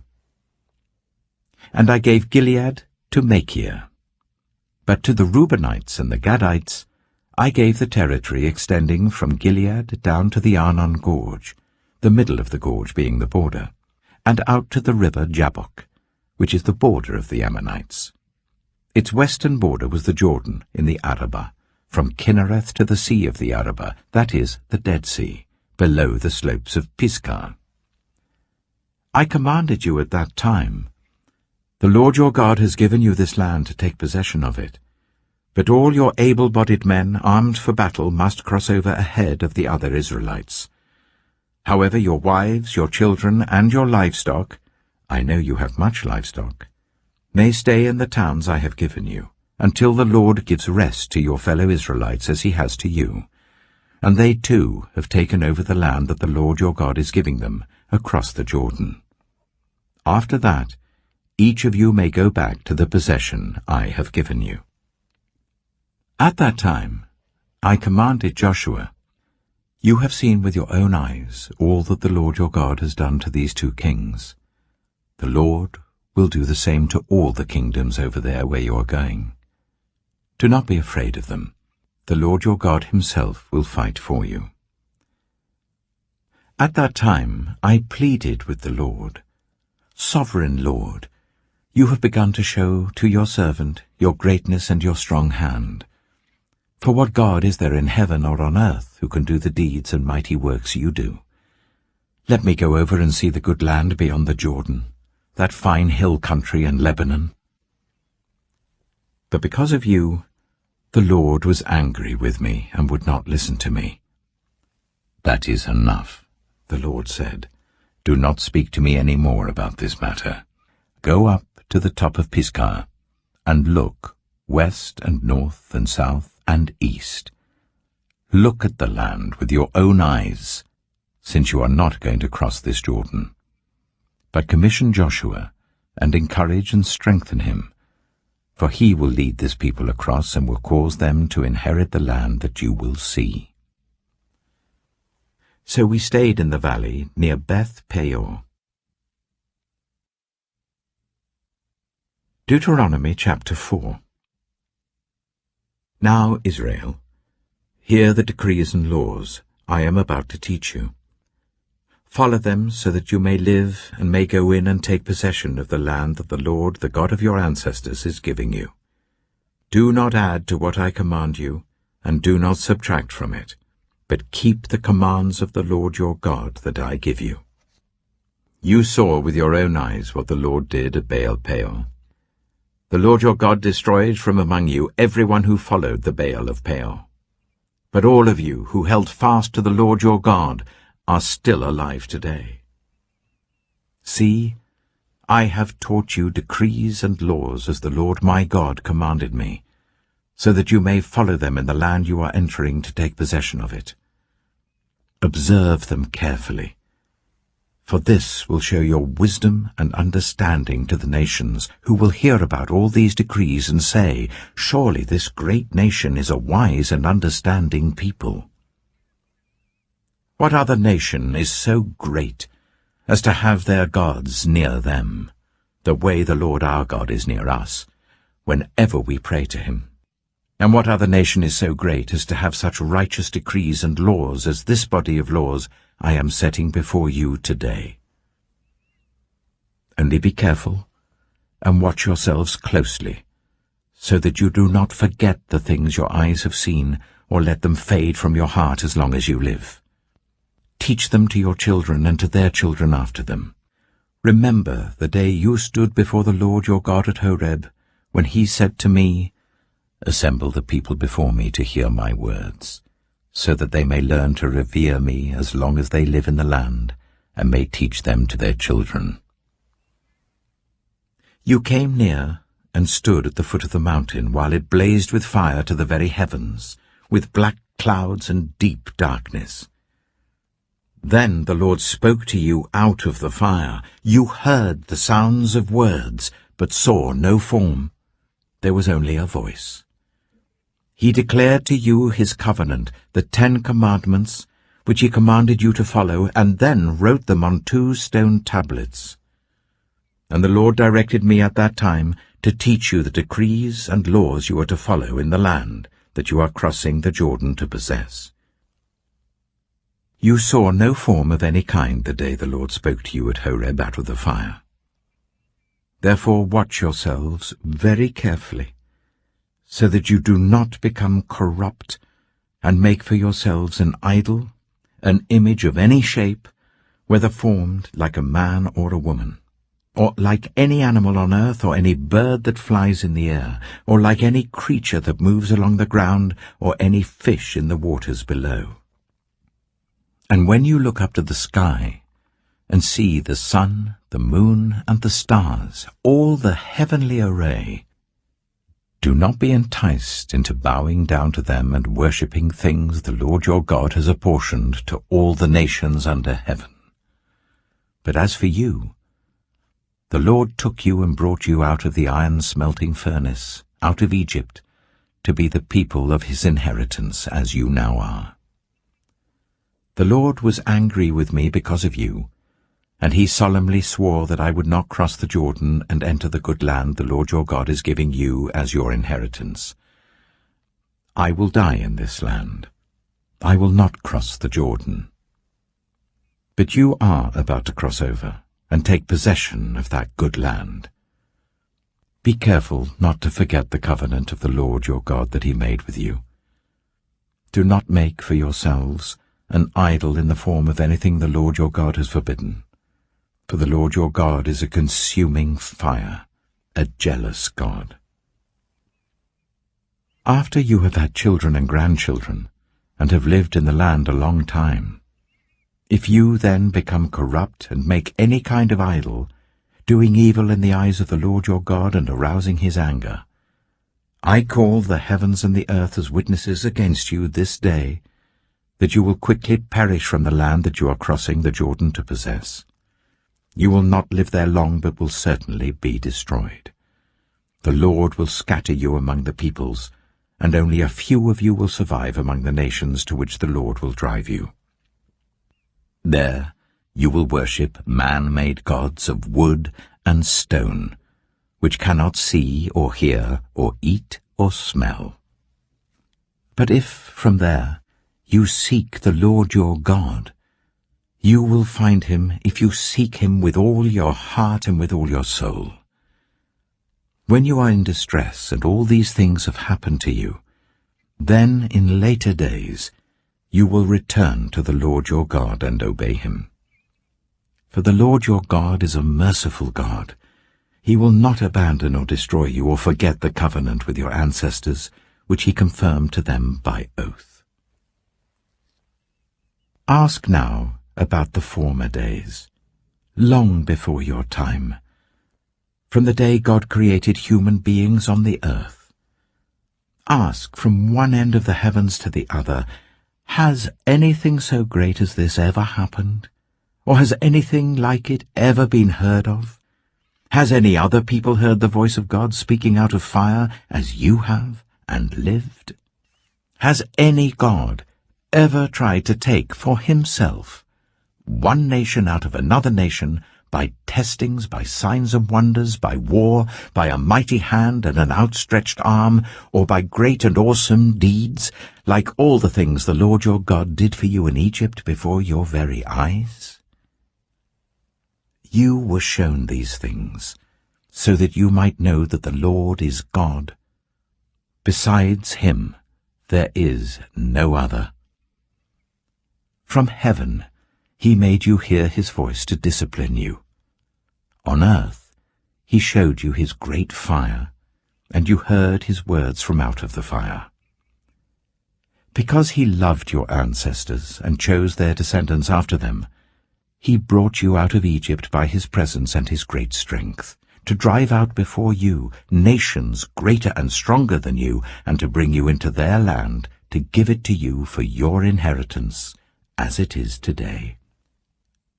Acknowledge and take to heart this day that the Lord is God, in heaven above and on the earth below.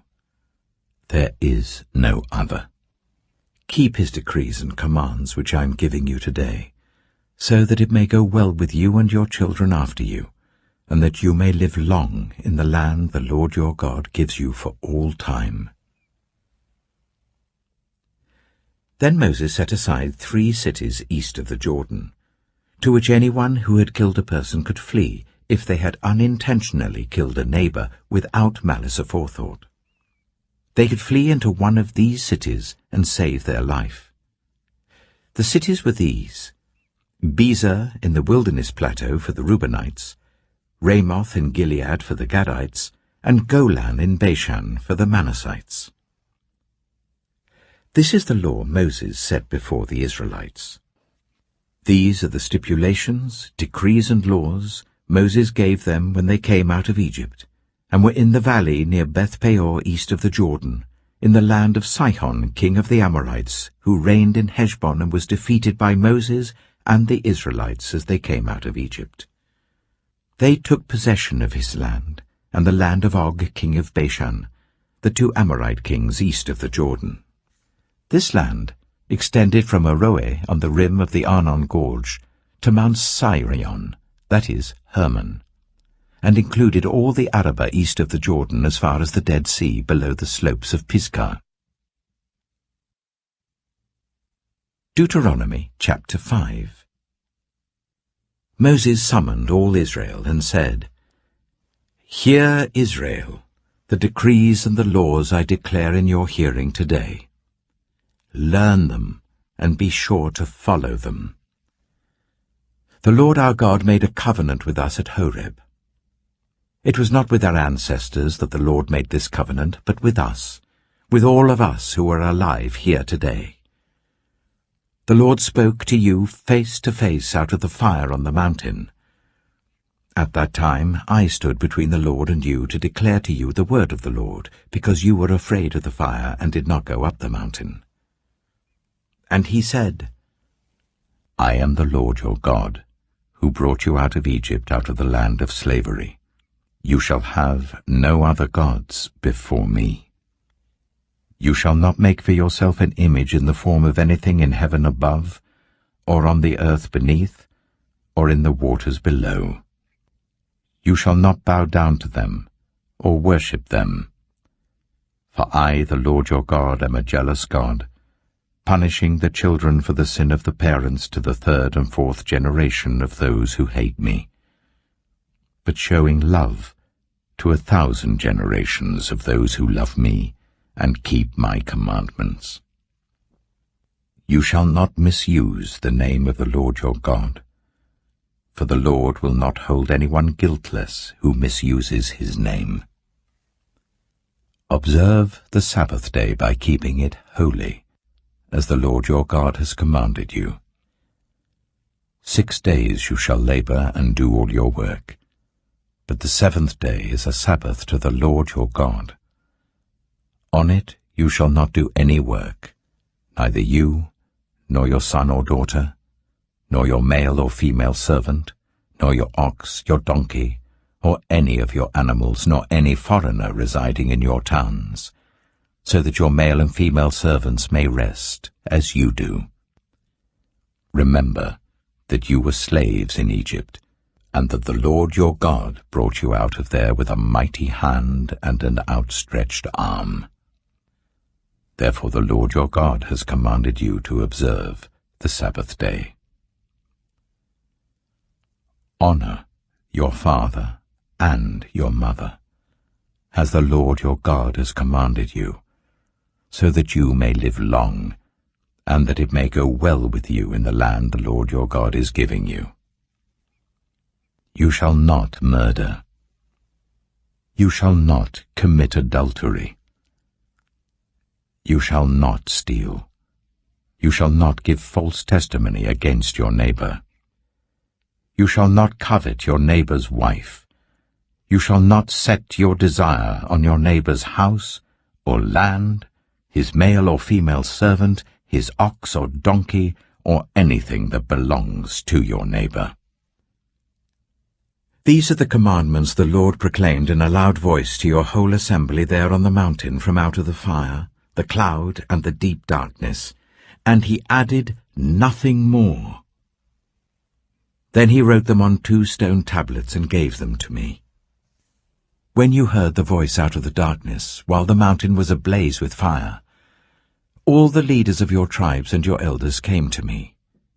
And you said, The Lord our God has shown us his glory and his majesty, and we have heard his voice from the fire. Today we have seen that a person can live, even if God speaks with them. But now, why should we die? This great fire will consume us, and we will die if we hear the voice of the Lord our God any longer. For what mortal has ever heard the voice of the living God speaking out of fire, as we have, and survived?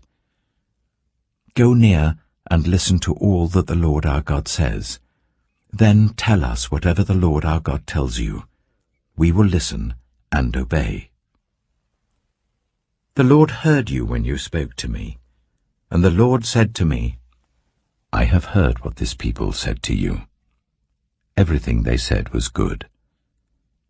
Oh, that their hearts would be inclined to fear me, and keep all my commands always, so that it might go well with them and their children forever. Go, tell them to return to their tents. But you stay here with me, so that I may give you all the commands, decrees, and laws that you are to teach them to follow in the land I am giving them to possess. So be careful to do what the Lord your God has commanded you. Do not turn aside to the right or to the left.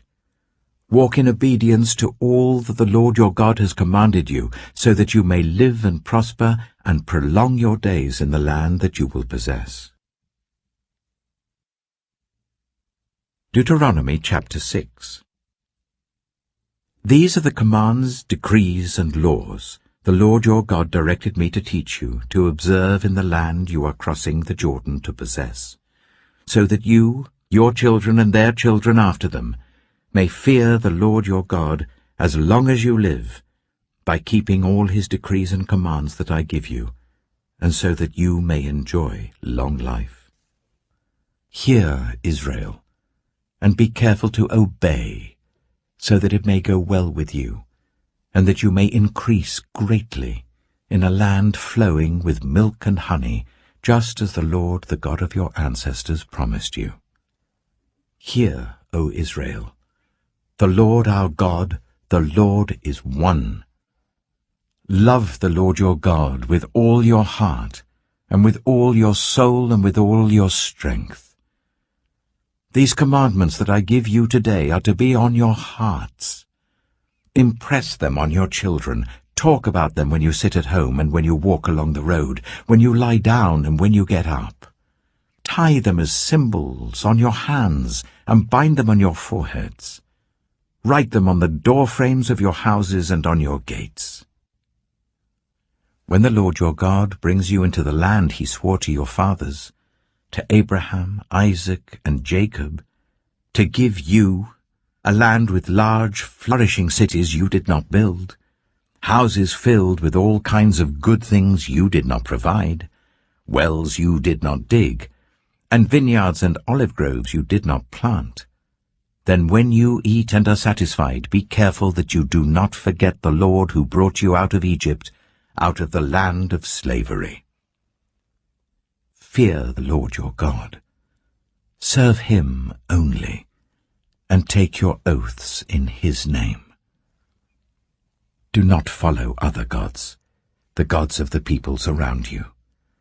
For the Lord your God who is among you is a jealous God, and his anger will burn against you, and he will destroy you from the face of the land. Do not put the Lord your God to test as you did at Massah. Be sure to keep the commands of the Lord your God and the stipulations and decrees he has given you.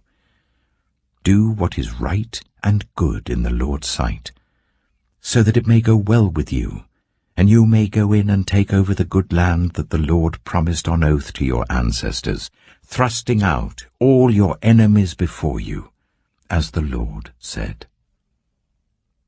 In the future, when your son asks you, "What is the meaning of the stipulations, decrees, and laws the Lord our God has commanded you?" tell him, "We were slaves of Pharaoh in Egypt, but the Lord brought us out of Egypt with a mighty hand. Before our eyes the Lord sent signs and wonders, great and terrible, on Egypt and Pharaoh and his whole household. But he brought us out from there, to bring us in and give us the land that he promised on oath to our ancestors. The Lord commanded us to obey all these decrees and to fear the Lord our God, so that we might always prosper and be kept alive, as is the case today.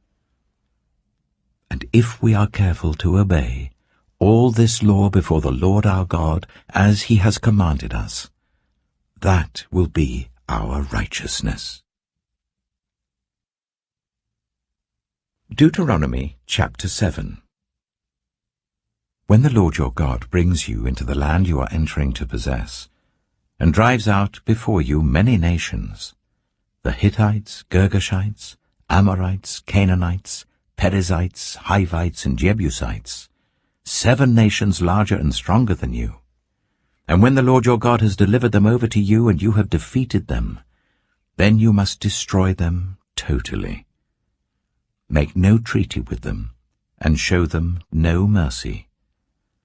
Do not intermarry with them. Do not give your daughters to their sons or take their daughters for your sons, for they will turn your children away from following me to serve other gods, and the Lord's anger will burn against you and will quickly destroy you. This is what you are to do to them. Break down their altars, smash their sacred stones, cut down their Asherah poles, and burn their idols in the fire. For you are a people holy to the Lord your God. The Lord your God has chosen you out of all the peoples on the face of the earth to be his people, his treasured possession. The Lord did not set his affection on you and choose you because you were more numerous than other peoples, for you were the fewest of all peoples. But it was because the Lord loved you and kept the oath he swore to your ancestors, that he brought you out with a mighty hand and redeemed you from the land of slavery, from the power of Pharaoh king of Egypt. Know therefore that the Lord your God is God.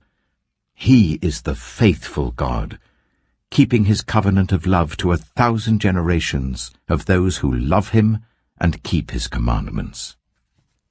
But those who hate him, he will repay to their face by destruction. He will not be slow to repay to their face those who hate him. Therefore take care to follow the commands, decrees, and laws I give you today. If you pay attention to these laws and are careful to follow them, then the Lord your God will keep his covenant of love with you as he swore to your ancestors. He will love you and bless you and increase your numbers. He will bless the fruit of your womb, the crops of your land, your corn, new wine, and oil, the calves of your herds, and the lambs of your flocks in the land that he swore to your ancestors to give you. You will be blessed more than any other people. None of your men or women will be childless, nor any of your livestock without young. The Lord will keep you free from every disease. He will not inflict on you the horrible diseases you knew in Egypt, but he will inflict them on all who hate you. You must destroy all the peoples the Lord your God gives over to you. Do not look on them with pity, and do not serve their gods, for that will be a snare to you. You may say to yourselves, "These nations are stronger than we are. How can we drive them out?" But do not be afraid of them. Remember well what the Lord your God did to Pharaoh and to all Egypt. You saw with your own eyes the great trials, the signs and wonders, the mighty hand and outstretched arm with which the Lord your God brought you out. The Lord your God will do the same to all the peoples you now fear. Moreover, the Lord your God will send the hornet among them until even the survivors who hide from you have perished. Do not be terrified by them, for the Lord your God who is among you is a great and awesome God. The Lord your God will drive out those nations before you little by little. You will not be allowed to eliminate them all at once, or the wild animals will multiply around you. But the Lord your God will deliver them over to you, throwing them into great confusion until they are destroyed. He will give their kings into your hand, and you will wipe out their names from under heaven. No one will be able to stand up against you. You will destroy them. The images of their gods you are to burn in the fire. Do not covet the silver and gold on them, and do not take it for yourselves, or you will be ensnared by it, for it is detestable to the Lord your God. Do not bring a detestable thing into your house, or you, like it, will be set apart for destruction. Regard it as vile and utterly detest it, for it is set apart for destruction. Deuteronomy chapter 8. Be careful to follow every command I am giving you today, so that you may live and increase and may enter and possess the land that the Lord promised on oath to your ancestors. Remember how the Lord your God led you all the way in the wilderness these 40 years, to humble and test you, in order to know what was in your heart, whether or not you would keep his commands. He humbled you, causing you to hunger and then feeding you with manna, which neither you nor your ancestors had known, to teach you that man does not live on bread alone, but on every word that comes from the mouth of the Lord.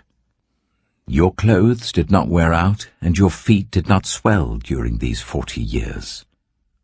Know then in your heart that as a man disciplines his son, so the Lord your God disciplines you. Observe the commands of the Lord your God, walking in obedience to him and revering him. For the Lord your God is bringing you into a good land, a land with brooks, streams, and deep springs gushing out into the valleys and hills, a land with wheat and barley, vines and fig trees, pomegranates, olive oil and honey, a land where bread will not be scarce, and you will lack nothing. A land where the rocks are iron, and you can dig copper out of the hills. When you have eaten and are satisfied, praise the Lord your God for the good land he has given you. Be careful that you do not forget the Lord your God, failing to observe his commands, his laws, and his decrees that I am giving you this day. Otherwise, when you eat and are satisfied, when you build fine houses and settle down, and when your herds and your flocks grow large, and your silver and gold increase, and all that you have is multiplied, then your heart will become proud, and you will forget the Lord your God who brought you out of Egypt, out of the land of slavery. He led you through the vast and dreadful wilderness, that thirsty and waterless land, with its venomous snakes and scorpions. He brought you water out of hard rock. He gave you manna to eat in the wilderness, something your ancestors had never known, to humble and test you, so that in the end it might go well with you. You may say to yourself, "My power and the strength of my hands have produced this wealth for me." But remember the Lord your God, for it is he who gives you the ability to produce wealth, and so confirms his covenant, which he swore to your ancestors, as it is today. If you ever forget the Lord your God, and follow other gods and worship and bow down to them, I testify against you today that you will surely be destroyed. Like the nations the Lord destroyed before you, so you will be destroyed, for not obeying the Lord your God. Deuteronomy chapter 9. Hear, Israel. You are now about to cross the Jordan to go in and dispossess nations greater and stronger than you, with large cities that have walls up to the sky. The people are strong and tall, Anakites. You know about them, and have heard it said, "Who can stand up against the Anakites?" But be assured today that the Lord your God is the one who goes across ahead of you, like a devouring fire. He will destroy them. He will subdue them before you, and you will drive them out and annihilate them quickly, as the Lord has promised you. After the Lord your God has driven them out before you, do not say to yourself, "The Lord has brought me here to take possession of this land because of my righteousness." No. It is on account of the wickedness of these nations that the Lord is going to drive them out before you. It is not because of your righteousness or your integrity that you are going in to take possession of their land, but on account of the wickedness of these nations, the Lord your God will drive them out before you, to accomplish what he swore to your fathers, to Abraham, Isaac, and Jacob. Understand, then, that it is not because of your righteousness that the Lord your God is giving you this good land to possess, for you are a stiff-necked people. Remember this, and never forget how you aroused the anger of the Lord your God in the wilderness. From the day you left Egypt until you arrived here, you have been rebellious against the Lord. At Horeb, you aroused the Lord's wrath so that he was angry enough to destroy you. When I went up on the mountain to receive the tablets of stone, the tablets of the covenant that the Lord had made with you, I stayed on the mountain for 40 days and 40 nights. I ate no bread and drank no water. The Lord gave me 2 stone tablets inscribed by the finger of God. On them were all the commandments the Lord proclaimed to you on the mountain out of the fire on the day of the assembly. At the end of the 40 days and 40 nights, the Lord gave me the 2 stone tablets, the tablets of the covenant. Then the Lord told me, "Go down from here at once, because your people whom you brought out of Egypt have become corrupt. They have turned away quickly from what I commanded them, and have made an idol for themselves." And the Lord said to me, "I have seen this people, and they are a stiff-necked people indeed. Let me alone, so that I may destroy them and blot out their name from under heaven. And I will make you into a nation stronger and more numerous than they." So I turned and went down from the mountain while it was ablaze with fire. And the 2 stone tablets of the covenant were in my hands. When I looked, I saw that you had sinned against the Lord your God. You had made for yourselves an idol, cast in the shape of a calf. You had turned aside quickly from the way that the Lord had commanded you. So I took the 2 tablets and threw them out of my hands, breaking them to pieces before your eyes. Then once again I fell prostrate before the Lord for 40 days and 40 nights. I ate no bread and drank no water, because of all the sin you had committed, doing what was evil in the Lord's sight and so arousing his anger. I feared the anger and wrath of the Lord, for he was angry enough with you to destroy you. But again the Lord listened to me. And the Lord was angry enough with Aaron to destroy him. But at that time I prayed for Aaron too. Also, I took that sinful thing of yours, the calf you had made, and burned it in the fire. Then I crushed it and ground it to powder as fine as dust, and threw the dust into a stream that flowed down the mountain. You also made the Lord angry at Taberah, at Massa, and at Kibroth-Hattaavah. And when the Lord sent you out from Kadesh-barnea, he said, "Go up and take possession of the land I have given you." But you rebelled against the command of the Lord your God. You did not trust him or obey him. You have been rebellious against the Lord ever since I have known you. I lay prostrate before the Lord those 40 days and 40 nights because the Lord had said he would destroy you. I prayed to the Lord and said, "Sovereign Lord, do not destroy your people, your own inheritance, that you redeemed by your great power and brought out of Egypt with a mighty hand. Remember your servants Abraham, Isaac, and Jacob. Overlook the stubbornness of this people, their wickedness and their sin.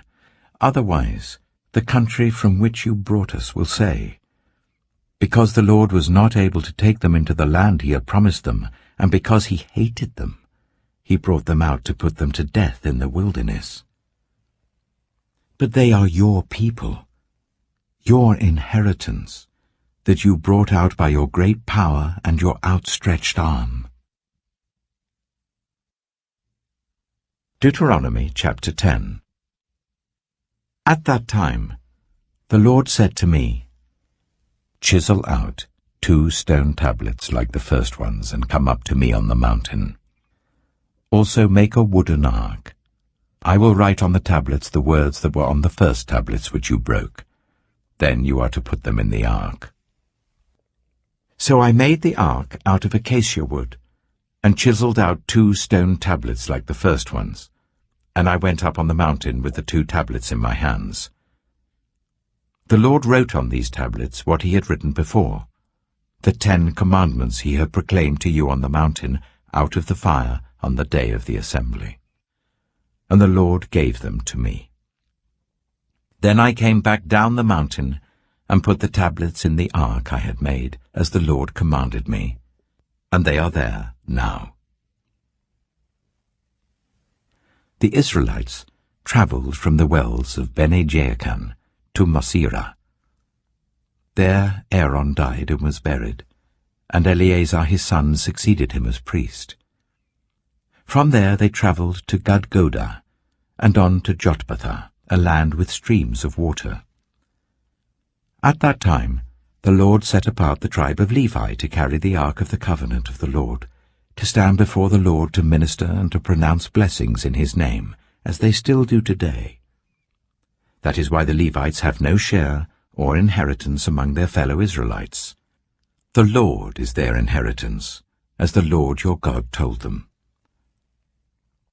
Now I had stayed on the mountain for 40 days and 40 nights, as I did the first time, and the Lord listened to me at this time also. It was not his will to destroy you. Go, the Lord said to me, and lead the people on their way, so that they may enter and possess the land that I swore to their ancestors to give them. And now, Israel, what does the Lord your God ask of you, but to fear the Lord your God, to walk in obedience to him, to love him, to serve the Lord your God, with all your heart and with all your soul, and to observe the Lord's commands and decrees that I am giving you today for your own good. To the Lord your God belong the heavens, even the highest heavens, the earth, and everything in it. Yet the Lord set his affection on your ancestors and loved them, and he chose you, their descendants, above all the nations. As it is today, circumcise your hearts, therefore, and do not be stiff-necked any longer. For the Lord your God is God of gods and Lord of lords, the great God, mighty and awesome, who shows no partiality and accepts no bribes. He defends the cause of the fatherless and the widow, and loves the foreigner residing among you, giving them food and clothing. And you are to love those who are foreigners, for you yourselves were foreigners in Egypt. Fear the Lord your God and serve him. Hold fast to him, and take your oaths in his name. He is your praise. He is your God, who performed for you those great and awesome wonders you saw with your own eyes. Your ancestors, who went down into Egypt, were 70 in all. And now the Lord your God has made you as numerous as the stars in the sky. Deuteronomy chapter 11. Love the Lord your God and keep his requirements, his decrees, his laws, and his commands always. Remember today that your children were not the ones who saw and experienced the discipline of the Lord your God, his majesty, his mighty hand, his outstretched arm, the signs he performed and the things he did in the heart of Egypt, both to Pharaoh king of Egypt and to his whole country. What he did to the Egyptian army, to its horses and chariots, how he overwhelmed them with the waters of the Red Sea as they were pursuing you, and how the Lord brought lasting ruin on them. It was not your children who saw what he did for you in the wilderness until you arrived at this place. And what he did to Dathan and Abiram, sons of Eliab the Reubenite, when the earth opened its mouth right in the middle of all Israel and swallowed them up with their households, their tents, and every living thing that belonged to them. But it was your own eyes that saw all these great things the Lord has done. Observe, therefore, all the commands I am giving you today, so that you may have the strength to go in and take over the land you are crossing the Jordan to possess, and so that you may live long in the land that the Lord swore to your ancestors, to give them and their descendants, a land flowing with milk and honey. The land you are entering to take over is not like the land of Egypt from which you have come, where you planted your seed and irrigated it by foot, as in a vegetable garden. But the land you are crossing the Jordan to take possession of is a land of mountains and valleys that drinks rain from heaven. It is a land the Lord your God cares for. The eyes of the Lord your God are continually on it from the beginning of the year to its end. So if you faithfully obey the commands I am giving you today, to love the Lord your God and to serve him with all your heart and with all your soul, then I will send rain on your land in its season, both autumn and spring rains, so that you may gather in your corn, new wine, and olive oil.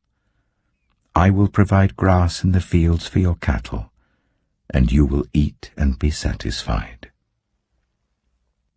Be careful, or you will be enticed to turn away and worship other gods and bow down to them.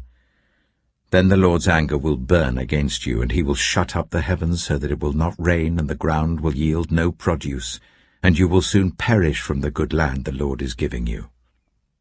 Fix these words of mine in your hearts and minds.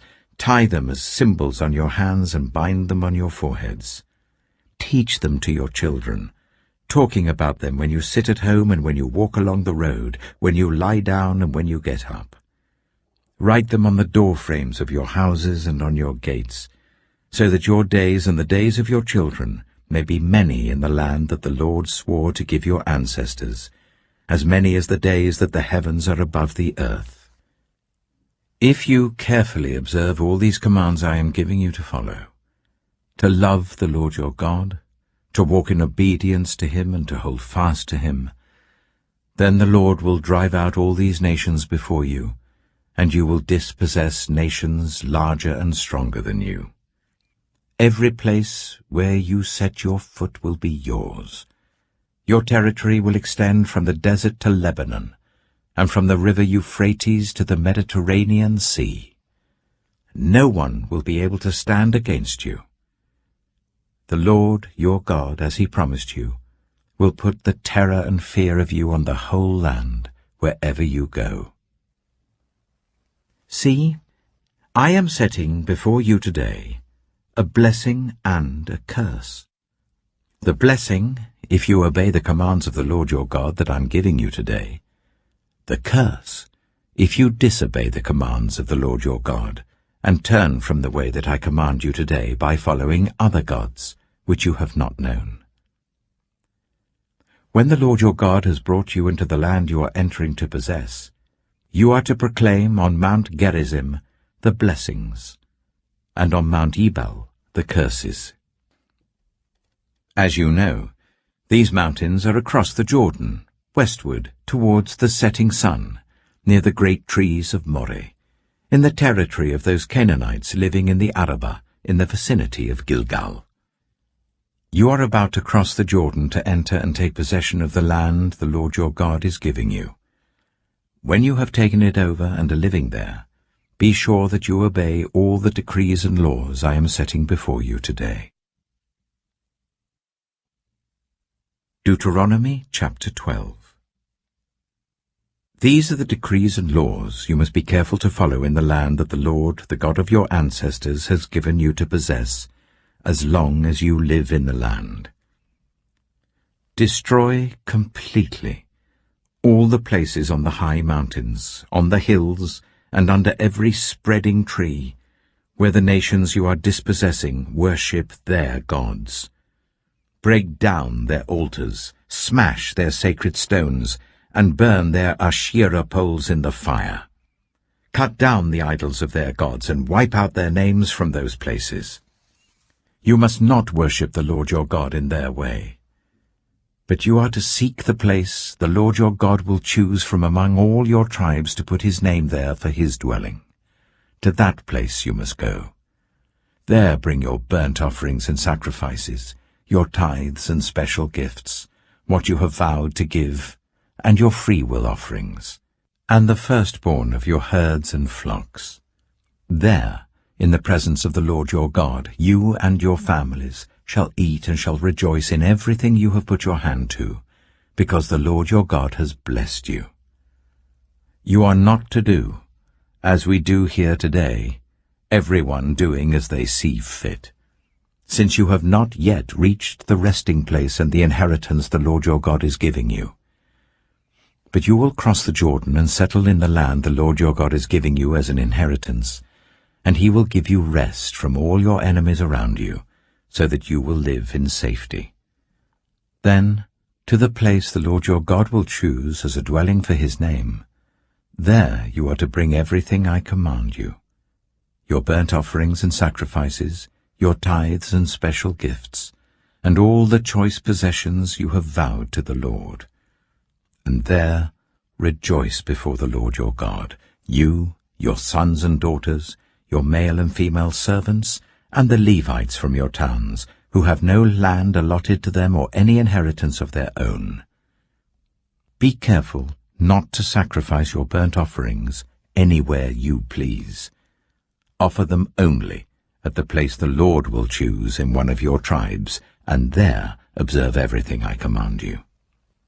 Nevertheless, you may slaughter your animals in any of your towns, and eat as much of the meat as you want, as if it were gazelle or deer, according to the blessing the Lord your God gives you. Both the ceremonially unclean and the clean may eat it. But you must not eat the blood. Pour it on the ground like water. You must not eat in your own towns the tithe of your corn and new wine and olive oil, or the firstborn of your herds and flocks, or whatever you have vowed to give, or your free-will offerings or special gifts. Instead, you are to eat them in the presence of the Lord your God at the place the Lord your God will choose. You, your sons and daughters, your male and female servants, and the Levites from your towns. And you are to rejoice before the Lord your God in everything you put your hand to. Be careful not to neglect the Levites as long as you live in your land. When the Lord your God has enlarged your territory as he promised you, and you crave meat, and say, I would like some meat, then you may eat as much of it as you want. If the place where the Lord your God chooses to put his name is too far away from you, you may slaughter animals from the herds and flocks the Lord has given you as I have commanded you, and in your own towns you may eat as much of them as you want. Eat them as you would gazelle or deer. Both the ceremonially unclean and the clean may eat. But be sure you do not eat the blood, because the blood is the life, and you must not eat the life with the meat. You must not eat the blood. Pour it on the ground like water. Do not eat it, so that it may go well with you and your children after you, because you will be doing what is right in the eyes of the Lord. But take your consecrated things, and whatever you have vowed to give, and go to the place the Lord will choose. Present your burnt offerings on the altar of the Lord your God, both the meat and the blood. The blood of your sacrifices must be poured beside the altar of the Lord your God, but you may eat the meat. Be careful to obey all these regulations I am giving you, so that it may always go well with you and your children after you, because you will be doing what is good and right in the eyes of the Lord your God.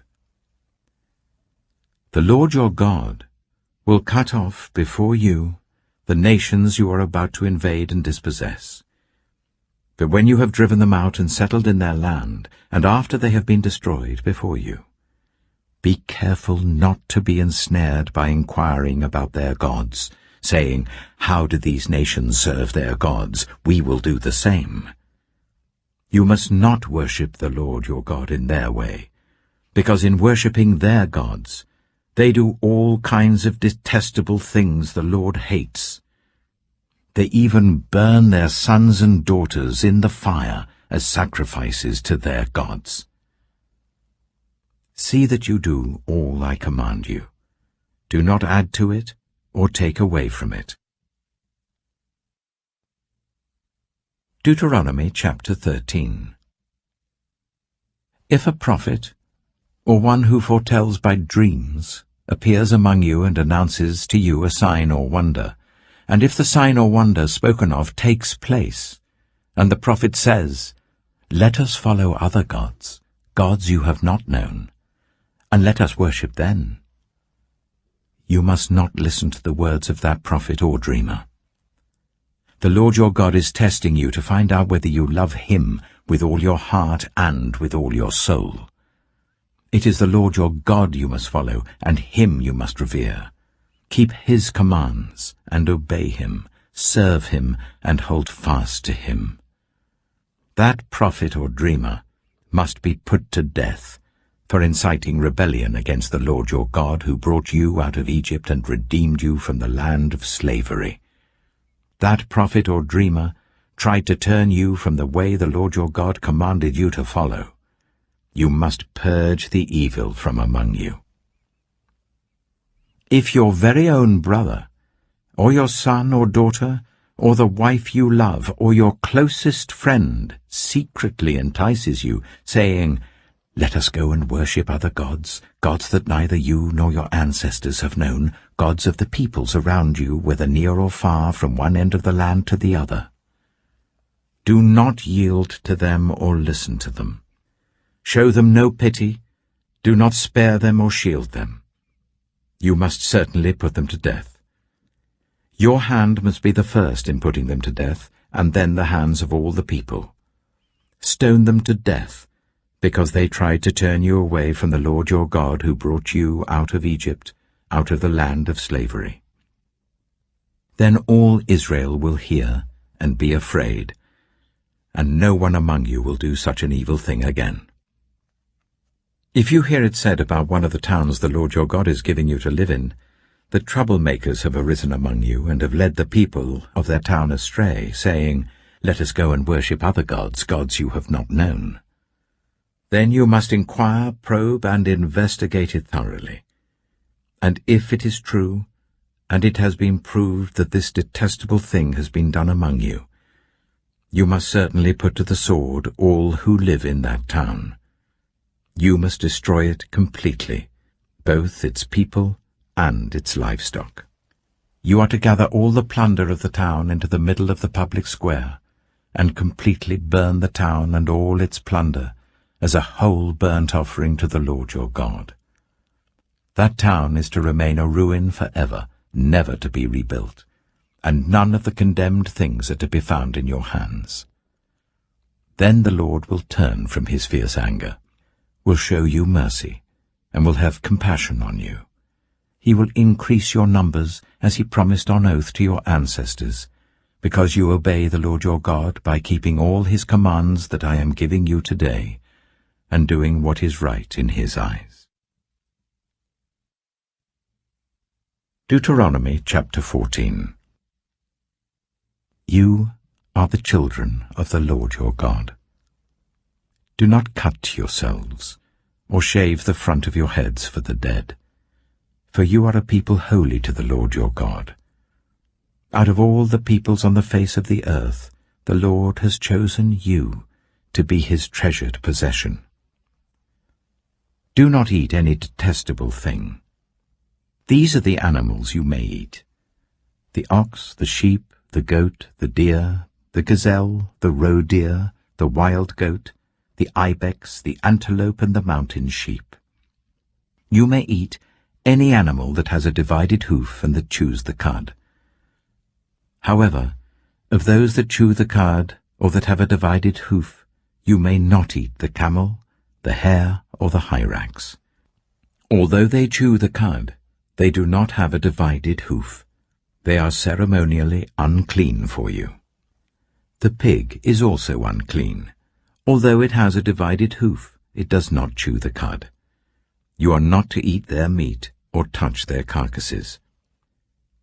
Of all the creatures living in the water, you may eat any that has fins and scales. But anything that does not have fins and scales you may not eat.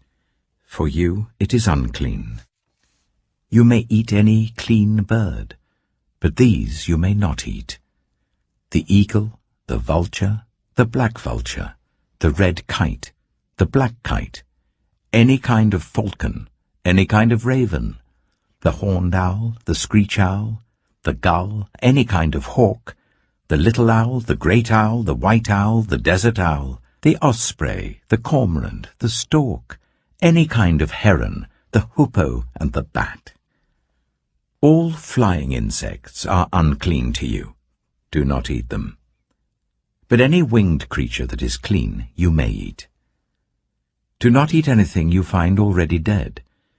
You may give it to the foreigner residing in any of your towns, and they may eat it, or you may sell it to any other foreigner. But you are a people holy to the Lord your God. Do not cook a young goat in its mother's milk. Be sure to set aside 1/10 of all that your fields produce each year. Eat the tithe of your corn, new wine and olive oil, and the firstborn of your herds and flocks in the presence of the Lord your God, at the place he will choose as a dwelling for his name, so that you may learn to revere the Lord your God always. But if that place is too distant, and you have been blessed by the Lord your God and cannot carry your tithe, because the place where the Lord will choose to put his name is so far away, then exchange your tithe for silver, and take the silver with you and go to the place the Lord your God will choose. Use the silver to buy whatever you like, cattle, sheep, wine, or other fermented drink, or anything you wish. Then you and your household shall eat there in the presence of the Lord your God, and rejoice. And do not neglect the Levites living in your towns, for they have no land allotted to them, or any inheritance of their own. At the end of every 3 years, bring all the tithes of that year's produce and store it in your towns, so that the Levites, who have no land allotted to them or any inheritance of their own, and the foreigners, the fatherless, and the widows who live in your towns, may come and eat and be satisfied, and so that the Lord your God may bless you in all the work of your hands. Deuteronomy chapter 15. At the end of every 7 years, you must cancel debts. This is how it is to be done. Every creditor shall cancel any loan they have made to a fellow Israelite. They shall not require payment from anyone among their own people, because the Lord's time for cancelling debts has been proclaimed. You may require payment from a foreigner, but you must cancel any debt your fellow Israelite owes you.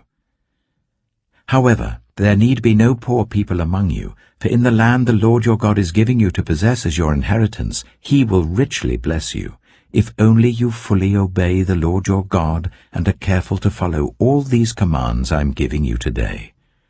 For the Lord your God will bless you as he promised, and you will lend to many nations, but will borrow from none.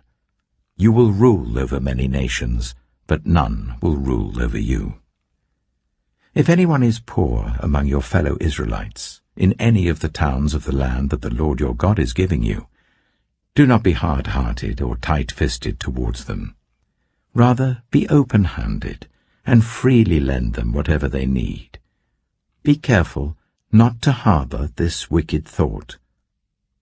The 7th year, the year for cancelling debts, is near, so that you do not show ill will towards the needy among your fellow Israelites and give them nothing. They may then appeal to the Lord against you, and you will be found guilty of sin. Give generously to them, and do so without a grudging heart. Then because of this, the Lord your God will bless you in all your work and in everything you put your hand to. There will always be poor people in the land. Therefore I command you to be open-handed towards your fellow Israelites, who are poor and needy in your land. If any of your people, Hebrew men or women, sell themselves to you and serve you for 6 years, in the 7th year you must let them go free. And when you release them, do not send them away empty-handed. Supply them liberally from your flock, your threshing floor, and your winepress. Give to them as the Lord your God has blessed you. Remember that you were slaves in Egypt, and the Lord your God redeemed you. That is why I give you this command today. But if your servant says to you, I do not want to leave you, because he loves you and your family, and is well off with you, then take an awl, and push it through his earlobe into the door, and he will become your servant for life. Do the same for your female servant. Do not consider it a hardship to set your servant free, because their service to you these 6 years has been worth twice as much as that of a hired hand, and the Lord your God will bless you in everything you do. Set apart for the Lord your God every firstborn male of your herds and flocks. Do not put the firstborn of your oxen to work, and do not shear the firstborn of your sheep. Each year you and your family are to eat them in the presence of the Lord your God at the place he will choose. If an animal has a defect, is lame or blind, or has any serious flaw, you must not sacrifice it to the Lord your God. You are to eat it in your own towns. Both the ceremonially unclean and the clean may eat it, as if it were gazelle or deer. But you must not eat the blood. Pour it on the ground like water.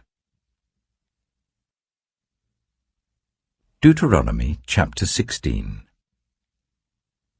Observe the month of Aviv, and celebrate the Passover of the Lord your God, because in the month of Aviv he brought you out of Egypt by night. Sacrifice as the Passover to the Lord your God an animal from your flock or herd at the place the Lord will choose as a dwelling for his name. Do not eat it with bread made with yeast, but for 7 days eat unleavened bread, the bread of affliction, because you left Egypt in haste, so that all the days of your life you may remember the time of your departure from Egypt. Let no yeast be found in your possession in all your land for 7 days. Do not let any of the meat you sacrifice on the evening of the first day remain until morning. You must not sacrifice the Passover in any town the Lord your God gives you, except in the place he will choose as a dwelling for his name. There you must sacrifice the Passover in the evening when the sun goes down, on the anniversary of your departure from Egypt. Roast it and eat it at the place the Lord your God will choose. Then in the morning return to your tents. For 6 days eat unleavened bread, and on the 7th day hold an assembly to the Lord your God, and do no work. Count 7 weeks from the time you begin to put the sickle to the standing corn. Then celebrate the festival of weeks to the Lord your God, by giving a free will offering in proportion to the blessings the Lord your God has given you. And rejoice before the Lord your God at the place he will choose as a dwelling for his name, you, your sons and daughters, your male and female servants, the Levites in your towns, and the foreigners, the fatherless and the widows living among you. Remember that you were slaves in Egypt, and follow carefully these decrees. Celebrate the festival of tabernacles for 7 days after you have gathered the produce of your threshing floor and your winepress. Be joyful at your festival, you, your sons and daughters, your male and female servants, and the Levites, the foreigners, the fatherless and the widows who live in your towns. For 7 days celebrate the festival to the Lord your God at the place the Lord will choose. For the Lord your God will bless you in all your harvest and in all the work of your hands, and your joy will be complete.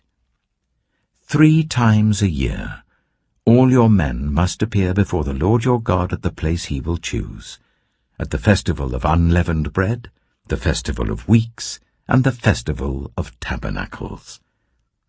No one should appear before the Lord empty-handed. Each of you must bring a gift in proportion to the way the Lord your God has blessed you. Appoint judges and officials for each of your tribes, in every town the Lord your God is giving you, and they shall judge the people fairly. Do not pervert justice or show partiality.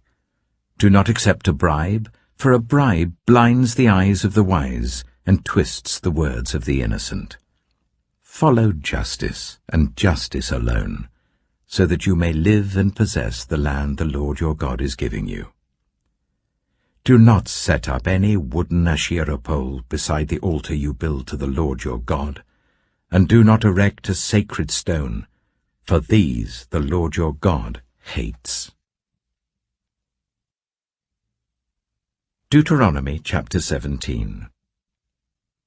Do not sacrifice to the Lord your God an ox or a sheep that has any defect or flaw in it, for that would be detestable to him.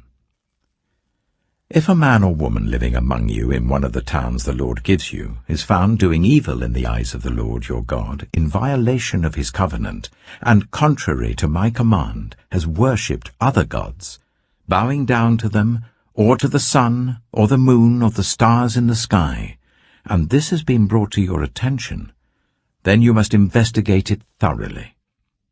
If it is true, and it has been proved that this detestable thing has been done in Israel, take the man or woman who has done this evil deed to your city gate, and stone that person to death. On the testimony of 2 or 3 witnesses a person is to be put to death, but no one is to be put to death on the testimony of only 1 witness. The hands of the witnesses must be the first in putting that person to death, and then the hands of all the people. You must purge the evil from among you. If cases come before your courts that are too difficult for you to judge, whether bloodshed, lawsuits, or assaults, take them to the place the Lord your God will choose. Go to the Levitical priests and to the judge who is in office at that time. Inquire of them, and they will give you the verdict. You must act according to the decisions they give you at the place the Lord will choose. Be careful to do everything they instruct you to do. Act according to whatever they teach you and the decisions they give you. Do not turn aside from what they tell you to the right or to the left. Anyone who shows contempt for the judge or for the priest who stands ministering there to the Lord your God is to be put to death. You must purge the evil from Israel. All the people will hear and be afraid, and will not be contemptuous again. When you enter the land the Lord your God is giving you, and have taken possession of it and settled in it, and you say, "Let us set a king over us like all the nations around us," be sure to appoint over you a king the Lord your God chooses. He must be from among your fellow Israelites. Do not place a foreigner over you, one who is not an Israelite. The king, moreover, must not acquire great numbers of horses for himself, or make the people return to Egypt to get more of them. For the Lord has told you, you are not to go back that way again. He must not take many wives, or his heart will be led astray. He must not accumulate large amounts of silver and gold. When he takes the throne of his kingdom, he is to write for himself on a scroll a copy of this law, taken from that of the Levitical priests. It is to be with him, and he is to read it all the days of his life, so that he may learn to revere the Lord his God, and follow carefully all the words of this law and these decrees, and not consider himself better than his fellow Israelites, and turn from the law to the right or to the left. Then he and his descendants will reign a long time over his kingdom in Israel. Deuteronomy chapter 18. The Levitical priests, indeed the whole tribe of Levi, are to have no land allotted to them or any inheritance with Israel. They shall live on the food offerings presented to the Lord, for that is their inheritance. They shall have no inheritance among their fellow Israelites. The Lord is their inheritance, as he promised them. This is the share due to the priests, from the people who sacrifice a bull or a sheep: the shoulder, the internal organs, and the meat from the head. You are to give them the first fruits of your corn, new wine, and olive oil, and the first wool from the shearing of your sheep. For the Lord your God has chosen them and their descendants out of all your tribes to stand and minister in the Lord's name always. If a Levite moves from one of your towns anywhere in Israel where he is living, and comes in all earnestness to the place the Lord will choose, he may minister in the name of the Lord his God like all his fellow Levites, who serve there in the presence of the Lord. He is to share equally in their benefits, even though he has received money from the sale of family possessions. When you enter the land the Lord your God is giving you, do not learn to imitate the detestable ways of the nations there. Let no one be found among you who sacrifices their son or daughter in the fire, who practices divination or sorcery, interprets omens, engages in witchcraft, or casts spells, or who is a medium or spiritist, or who consults the dead. Anyone who does these things is detestable to the Lord. Because of these same detestable practices, the Lord your God will drive out those nations before you. You must be blameless before the Lord your God. The nations you will dispossess listen to those who practice sorcery or divination. But as for you, the Lord your God has not permitted you to do so. The Lord your God will raise up for you a prophet like me from among you, from your fellow Israelites. You must listen to him. For this is what you asked of the Lord your God at Horeb, on the day of the assembly, when you said, "Let us not hear the voice of the Lord our God, nor see this great fire any more, or we will die." The Lord God said to me, "What they say is good.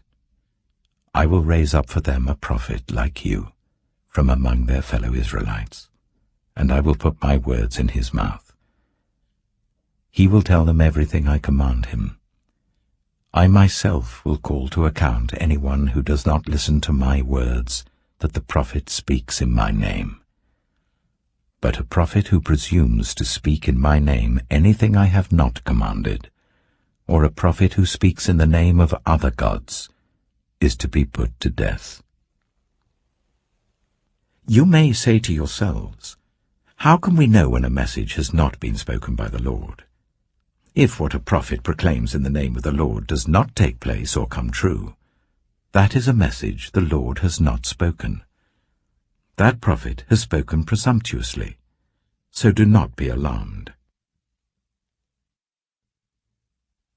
Deuteronomy chapter 19. When the Lord your God has destroyed the nations whose land he is giving you, and when you have driven them out and settled in their towns and houses, then set aside for yourselves 3 cities in the land the Lord your God is giving you to possess.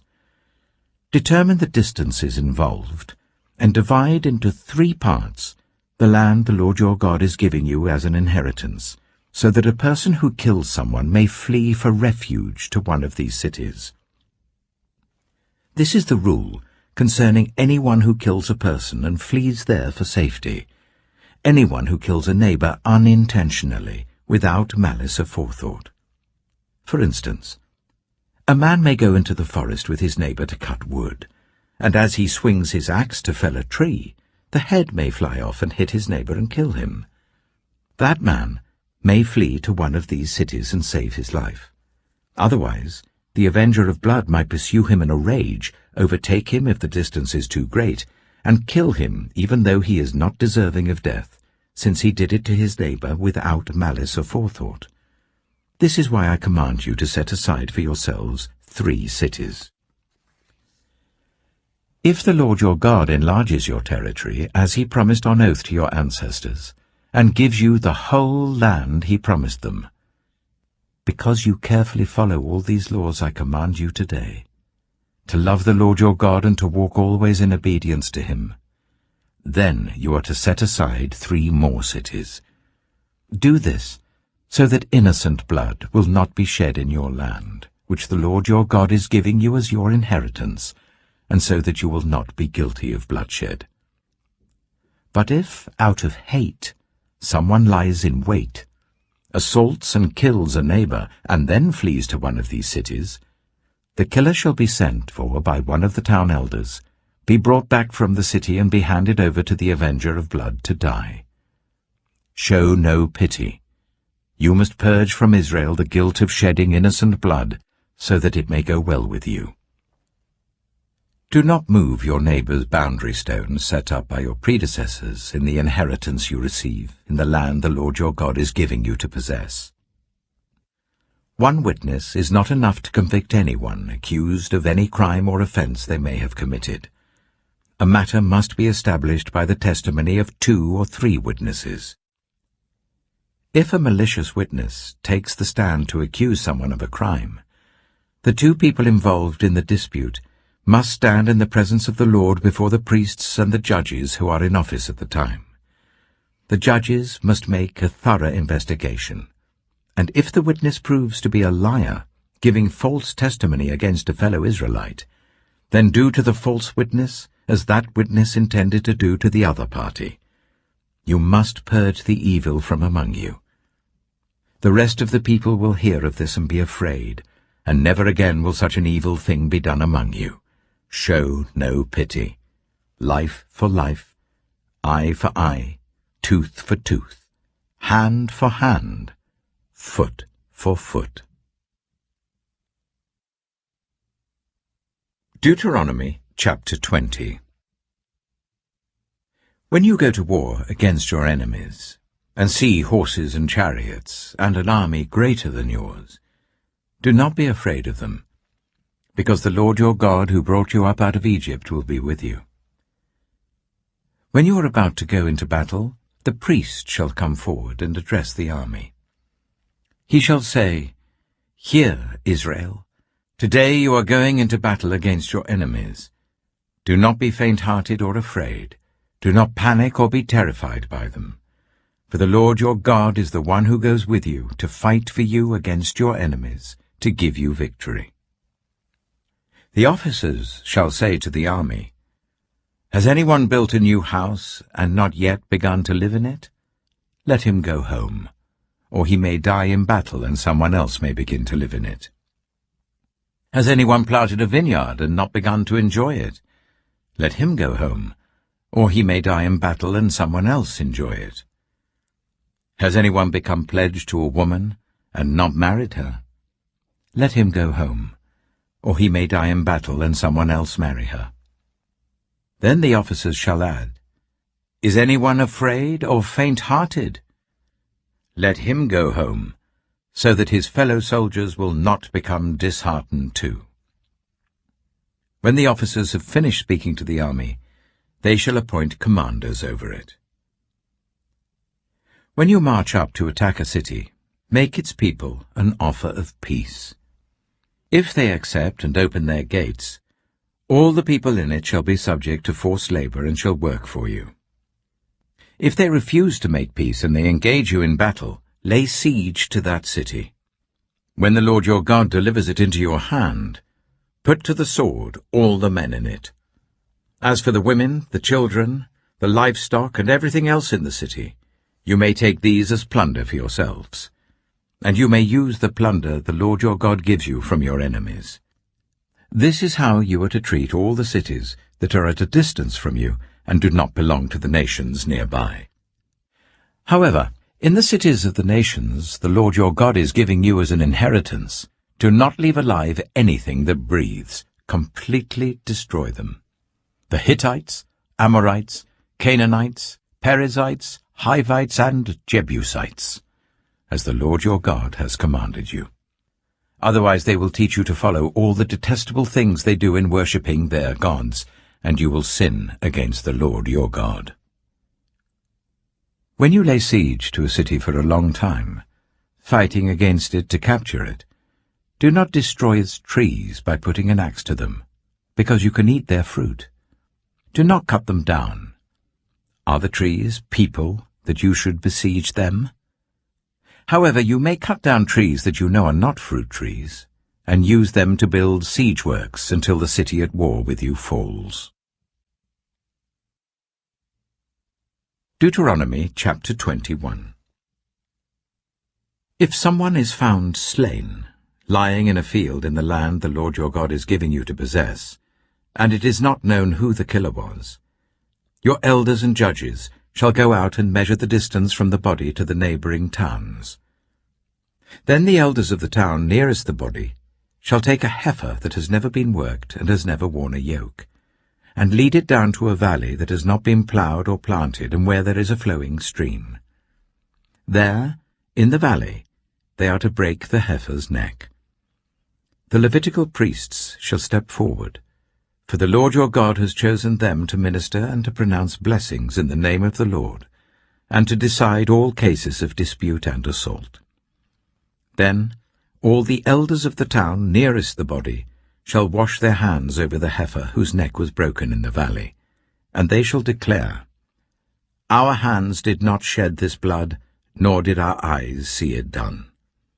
Accept this atonement for your people, Israel, whom you have redeemed, Lord, and do not hold your people guilty of the blood of an innocent person. Then the bloodshed will be atoned for, and you will have purged from yourselves the guilt of shedding innocent blood, since you have done what is right in the eyes of the Lord. When you go to war against your enemies, and the Lord your God delivers them into your hands, and you take captives, if you notice among the captives a beautiful woman and are attracted to her, you may take her as your wife. Bring her into your home, and make her shave her head, trim her nails, and put aside the clothes she was wearing when captured. After she has lived in your house and mourned her father and mother for a full month, then you may go to her and be her husband, and she shall be your wife. If you are not pleased with her, let her go wherever she wishes. You must not sell her or treat her as a slave, since you have dishonored her. If a man has 2 wives, and he loves one but not the other, and both bear him sons, But the firstborn is the son of the wife he does not love. When he wills his property to his sons, he must not give the rights of the firstborn to the son of the wife he loves, in preference to his actual firstborn, the son of the wife he does not love. He must acknowledge the son of his unloved wife as the firstborn by giving him a double share of all he has. That son is the first sign of his father's strength. The right of the firstborn belongs to him. If someone has a stubborn and rebellious son, who does not obey his father and mother, and will not listen to them when they discipline him, his father and mother shall take hold of him, and bring him to the elders at the gate of his town. They shall say to the elders, "This son of ours is stubborn and rebellious. He will not obey us. He is a glutton and a drunkard." Then all the men of his town are to stone him to death. You must purge the evil from among you. All Israel will hear of it and be afraid. If someone guilty of a capital offense is put to death and their body is exposed on a pole, you must not leave the body hanging on the pole overnight. Be sure to bury it that same day, because anyone who is hung on a pole is under God's curse. You must not desecrate the land the Lord your God is giving you as an inheritance. Deuteronomy chapter 22. If you see your fellow Israelites' ox or sheep straying, do not ignore it, but be sure to take it back to its owner. If they do not live near you, or if you do not know who owns it, take it home with you and keep it until they come looking for it. Then give it back. Do the same if you find their donkey or cloak or anything else they have lost. Do not ignore it. If you see your fellow Israelites' donkey or ox fallen on the road, do not ignore it. Help the owner to get it to its feet. A woman must not wear men's clothing, nor a man wear women's clothing, for the Lord your God detests anyone who does this. If you come across a bird's nest beside the road, either in a tree or on the ground, and the mother is sitting on the young or on the eggs, do not take the mother with the young. You may take the young, but be sure to let the mother go, so that it may go well with you and you may have a long life. When you build a new house, make a parapet around your roof, so that you may not bring the guilt of bloodshed on your house if someone falls from the roof. Do not plant two kinds of seed in your vineyard. If you do, not only the crops you plant, but also the fruit of the vineyard will be defiled. Do not plough with an ox and a donkey yoked together. Do not wear clothes of wool and linen woven together. Make tassels on the four corners of the cloak you wear. If a man takes a wife, and after sleeping with her dislikes her, and slanders her and gives her a bad name, saying, "I married this woman, but when I approached her, I did not find proof of her virginity," then the young woman's father and mother shall bring to the town elders at the gate proof that she was a virgin. Her father will say to the elders, "I gave my daughter in marriage to this man, but he dislikes her. Now he has slandered her and said, 'I did not find your daughter to be a virgin.' But here is the proof of my daughter's virginity." Then her parents shall display the cloth before the elders of the town, and the elders shall take the man and punish him. They shall fine him 100 shekels of silver, and give them to the young woman's father, because this man has given an Israelite virgin a bad name. She shall continue to be his wife. He must not divorce her as long as he lives. If, however, the charge is true, and no proof of the young woman's virginity can be found, she shall be brought to the door of her father's house, and there the men of her town shall stone her to death. She has done an outrageous thing in Israel by being promiscuous while still in her father's house. You must purge the evil from among you. If a man is found sleeping with another man's wife, both the man who slept with her and the woman must die. You must purge the evil from Israel. If a man happens to meet in a town a virgin pledged to be married and he sleeps with her, you shall take both of them to the gate of that town and stone them to death. The young woman because she was in a town and did not scream for help, and the man because he violated another man's wife. You must purge the evil from among you. But if out in the country a man happens to meet a young woman pledged to be married and rapes her, only the man who has done this shall die. Do nothing to the woman. She has committed no sin deserving death. This case is like that of someone who attacks and murders a neighbor. For the man found the young woman out in the country, and though the betrothed woman screamed, there was no one to rescue her. If a man happens to meet a virgin who is not pledged to be married, and rapes her, and they are discovered, he shall pay her father 50 shekels of silver. He must marry the young woman, for he has violated her. He can never divorce her as long as he lives. A man is not to marry his father's wife. He must not dishonor his father's bed. Deuteronomy chapter 23.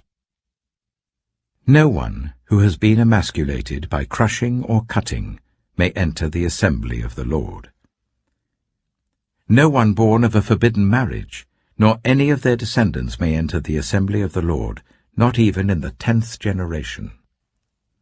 No Ammonite or Moabite, or any of their descendants may enter the assembly of the Lord, not even in the 10th generation. For they did not come to meet you with bread and water on your way when you came out of Egypt. And they hired Balaam, son of Beor, from Pethor in Aram Naharaim, to pronounce a curse on you. However, the Lord your God would not listen to Balaam, but turned the curse into a blessing for you, because the Lord your God loves you. Do not seek a treaty of friendship with them as long as you live. Do not despise an Edomite, for the Edomites are related to you.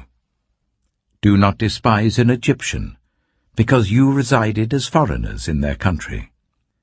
The 3rd generation of children born to them may enter the assembly of the Lord. When you set up camp against your enemies, keep away from everything impure. If one of your men is unclean because of a nocturnal emission, he is to go outside the camp and stay there. But as evening approaches, he is to wash himself, and at sunset he may return to the camp. Designate a place outside the camp where you can go to relieve yourself. As part of your equipment, have something to dig with, and when you relieve yourself, dig a hole and cover up your excrement. For the Lord your God moves about in your camp to protect you and to deliver your enemies to you. Your camp must be holy, so that he will not see among you anything indecent and turn away from you. If a slave has taken refuge with you, do not hand them over to their master. Let them live among you wherever they like, and in whatever town they choose. Do not oppress them. No Israelite man or woman is to become a shrine prostitute.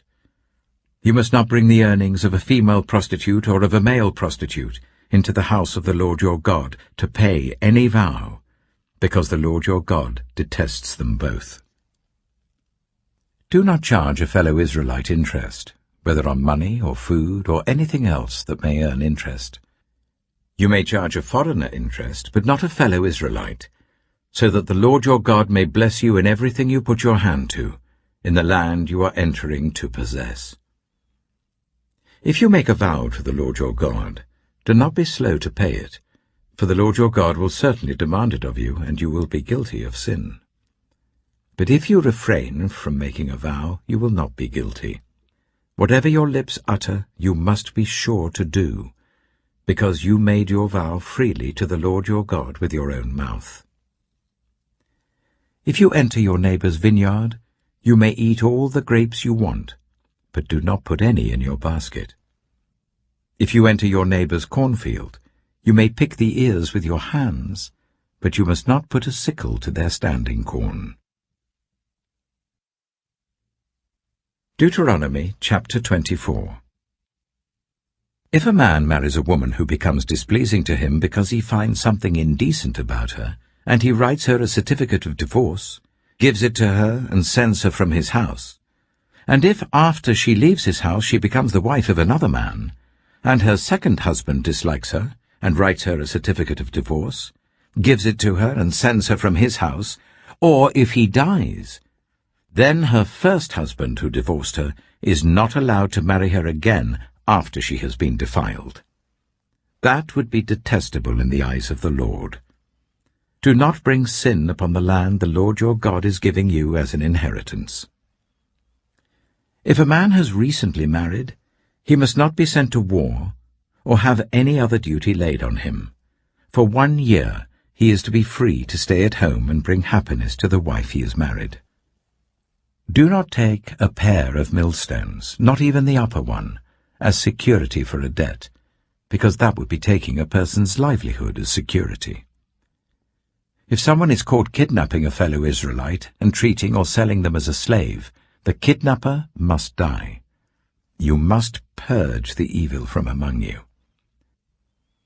In cases of defiling skin diseases, be very careful to do exactly as the Levitical priests instruct you. You must follow carefully what I have commanded them.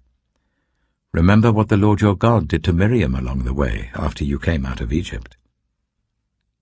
When you make a loan of any kind to your neighbor, do not go into their house to get what is offered to you as a pledge. Stay outside, and let the neighbor to whom you are making the loan bring the pledge out to you. If the neighbor is poor, do not go to sleep with their pledge in your possession. Return their cloak by sunset, so that your neighbor may sleep in it. Then they will thank you, and it will be regarded as a righteous act in the sight of the Lord your God. Do not take advantage of a hired worker who is poor and needy, whether that worker is a fellow Israelite or a foreigner residing in one of your towns. Pay them their wages each day before sunset, because they are poor and are counting on it. Otherwise they may cry to the Lord against you, and you will be guilty of sin. Parents are not to be put to death for their children, nor children put to death for their parents. Each will die for their own sin. Do not deprive the foreigner or the fatherless of justice, or take the cloak of the widow as a pledge. Remember that you were slaves in Egypt, and the Lord your God redeemed you from there. That is why I command you to do this. When you are harvesting in your field and you overlook a sheaf, do not go back to get it. Leave it for the foreigner, the fatherless, and the widow, so that the Lord your God may bless you in all the work of your hands. When you beat the olives from your trees, do not go over the branches a second time. Leave what remains for the foreigner, the fatherless, and the widow. When you harvest the grapes in your vineyard, do not go over the vines again. Leave what remains for the foreigner, the fatherless, and the widow. Remember that you were slaves in Egypt. That is why I command you to do this. Deuteronomy chapter 25. When people have a dispute, they are to take it to court, and the judges will decide the case, acquitting the innocent and condemning the guilty.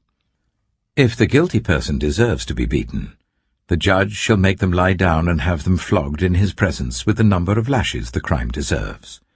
But the judge must not impose more than 40 lashes. If the guilty party is flogged more than that, your fellow Israelite will be degraded in your eyes. Do not muzzle an ox while it is treading out the grain. If brothers are living together, and one of them dies without a son, his widow must not marry outside the family.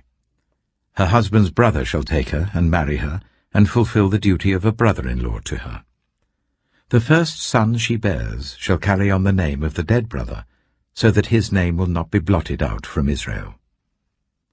However, if a man does not want to marry his brother's wife, she shall go to the elders at the town gate and say, "My husband's brother refuses to carry on his brother's name in Israel. He will not fulfill the duty of a brother-in-law to me."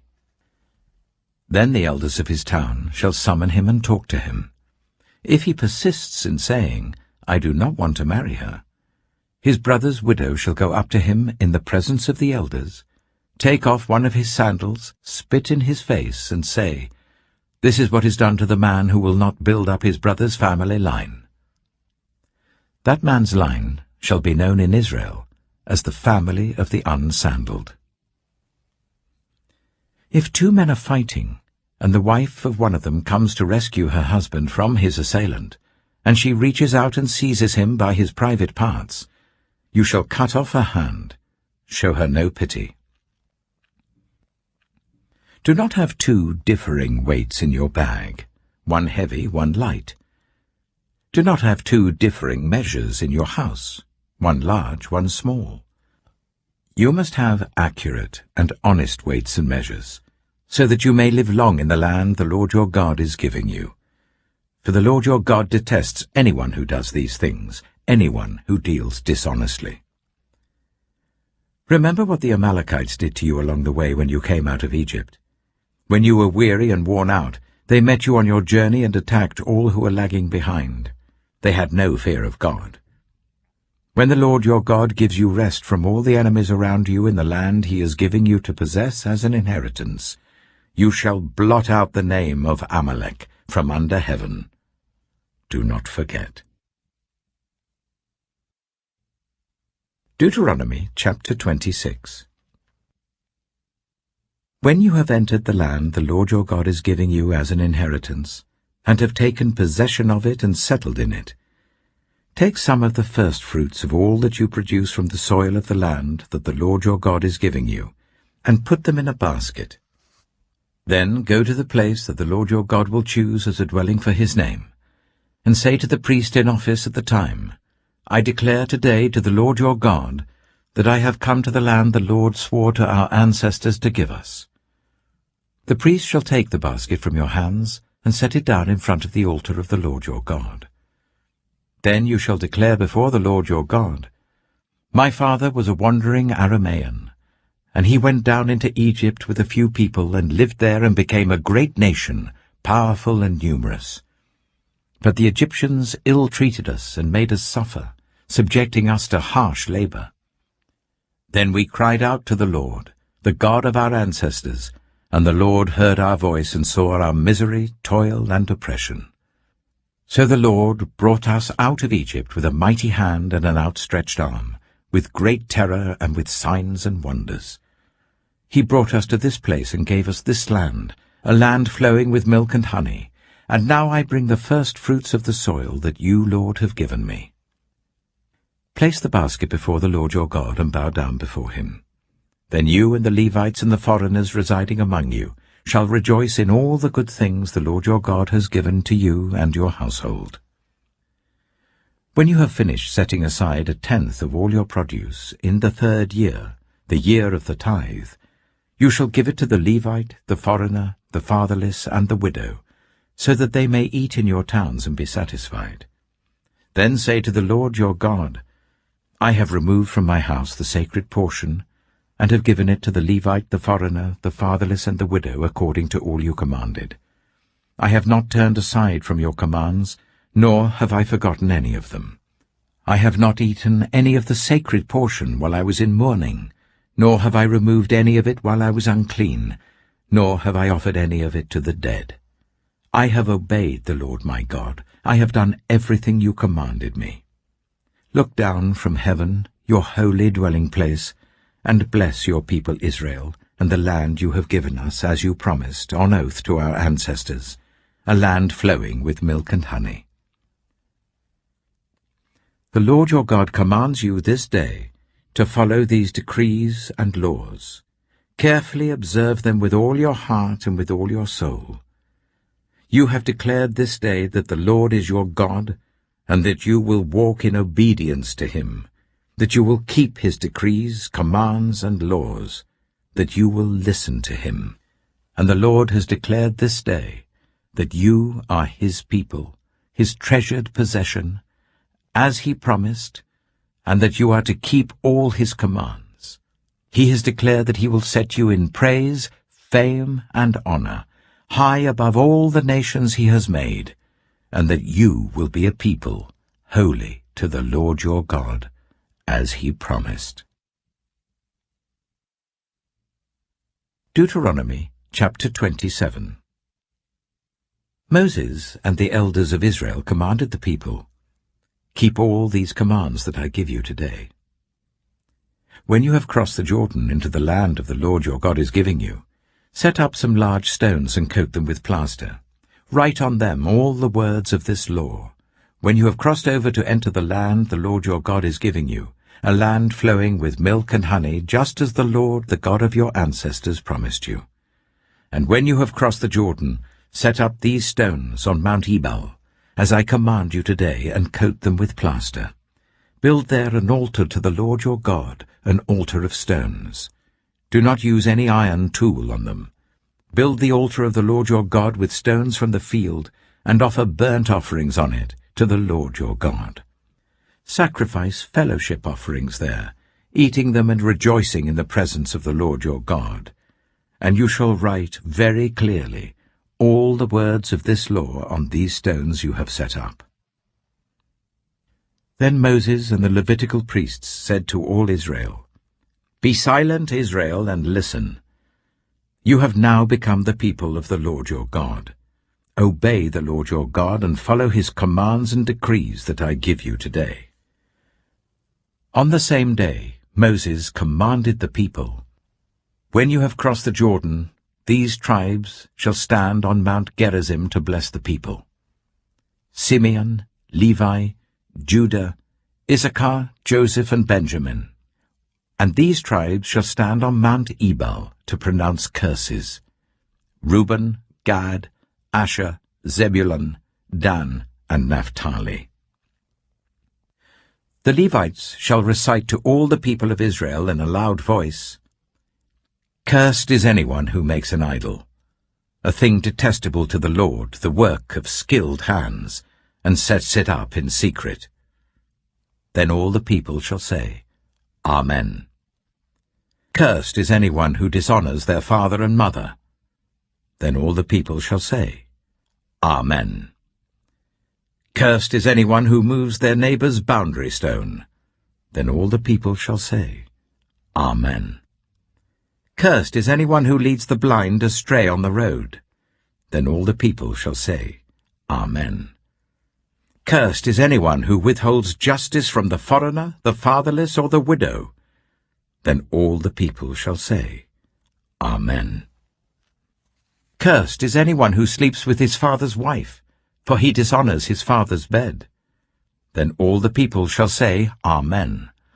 Cursed is anyone who has sexual relations with any animal. Then all the people shall say, Amen.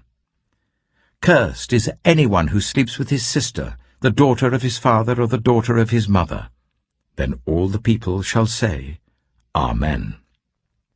Cursed is anyone who sleeps with his mother-in-law. Then all the people shall say, Amen. Cursed is anyone who kills their neighbor secretly.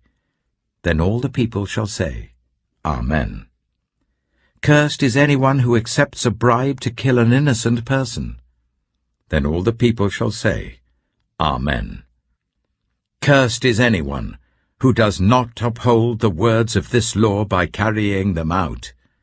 Then all the people shall say, Amen.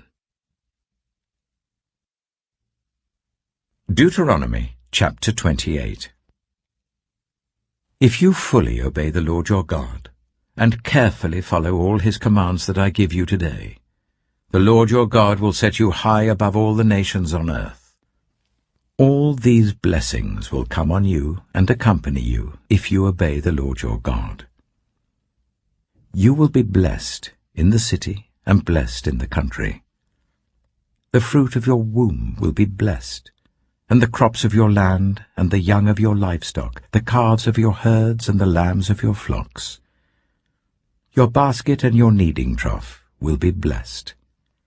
You will be blessed when you come in and blessed when you go out. The Lord will grant that the enemies who rise up against you will be defeated before you. They will come at you from one direction, but flee from you in 7. The Lord will send a blessing on your barns and on everything you put your hand to. The Lord your God will bless you in the land he is giving you. The Lord will establish you as his holy people, as he promised you on oath, if you keep the commands of the Lord your God and walk in obedience to him. Then all the peoples on earth will see that you are called by the name of the Lord, and they will fear you. The Lord will grant you abundant prosperity in the fruit of your womb, the young of your livestock, and the crops of your ground, in the land he swore to your ancestors to give you. The Lord will open the heavens, the storehouse of his bounty, to send rain on your land in season, and to bless all the work of your hands. You will lend to many nations, but will borrow from none. The Lord will make you the head, not the tail. If you pay attention to the commands of the Lord your God that I give you this day, and carefully follow them, you will always be at the top, never at the bottom. Do not turn aside from any of the commands I give you today, to the right or to the left, following other gods and serving them. However, if you do not obey the Lord your God, and do not carefully follow all his commands and decrees I am giving you today, all these curses will come on you and overtake you. You will be cursed in the city and cursed in the country. Your basket and your kneading trough will be cursed. The fruit of your womb will be cursed, and the crops of your land, and the calves of your herds, and the lambs of your flocks. You will be cursed when you come in, and cursed when you go out. The Lord will send on you curses, confusion, and rebuke in everything you put your hand to, until you are destroyed and come to sudden ruin because of the evil you have done in forsaking him. The Lord will plague you with diseases until he has destroyed you from the land you are entering to possess. The Lord will strike you with wasting disease, with fever and inflammation, with scorching heat and drought, with blight and mildew, which will plague you until you perish. The sky over your head will be bronze, the ground beneath you iron. The Lord will turn the rain of your country into dust and powder. It will come down from the skies until you are destroyed. The Lord will cause you to be defeated before your enemies. You will come at them from one direction, but flee from them in 7, and you will become a thing of horror to all the kingdoms on earth. Your carcasses will be food for all the birds and the wild animals, and there will be no one to frighten them away. The Lord will afflict you with the boils of Egypt, and with tumors, festering sores, and the itch from which you cannot be cured. The Lord will afflict you with madness, blindness, and confusion of mind. At midday you will grope about like a blind person in the dark. You will be unsuccessful in everything you do. Day after day you will be oppressed and robbed, with no one to rescue you. You will be pledged to be married to a woman, but another will take her and rape her. You will build a house, but you will not live in it. You will plant a vineyard, but you will not even begin to enjoy its fruit. Your ox will be slaughtered before your eyes, but you will eat none of it. Your donkey will be forcibly taken from you, and will not be returned. Your sheep will be given to your enemies, and no one will rescue them. Your sons and daughters will be given to another nation, and you will wear out your eyes watching for them day after day, powerless to lift a hand. A people that you do not know will eat what your land and labor produce, and you will have nothing but cruel oppression all your days. The sights you see will drive you mad. The Lord will afflict your knees and legs with painful boils that cannot be cured, spreading from the soles of your feet to the top of your head. The Lord will drive you and the king you set over you to a nation unknown to you or your ancestors. There you will worship other gods, gods of wood and stone. You will become a thing of horror, a byword, and an object of ridicule among the peoples where the Lord will drive you. You will sow much seed in the field, but you will harvest little, because locusts will devour it.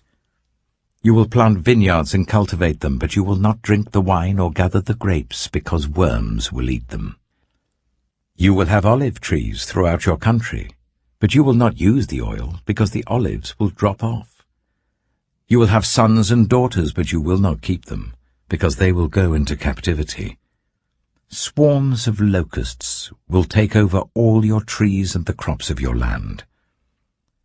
The foreigners who reside among you will rise above you higher and higher, but you will sink lower and lower. They will lend to you, but you will not lend to them.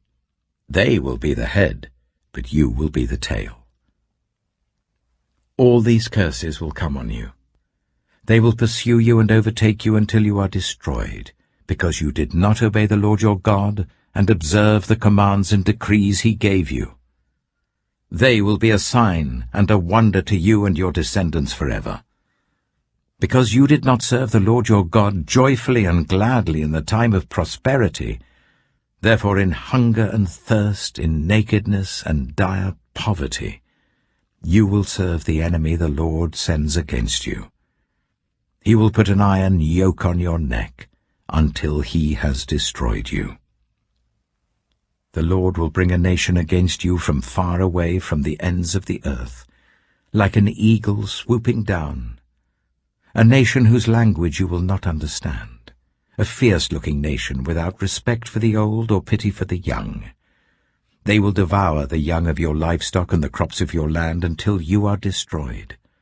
They will leave you no corn, new wine, or olive oil, nor any calves of your herds or lambs of your flocks, until you are ruined.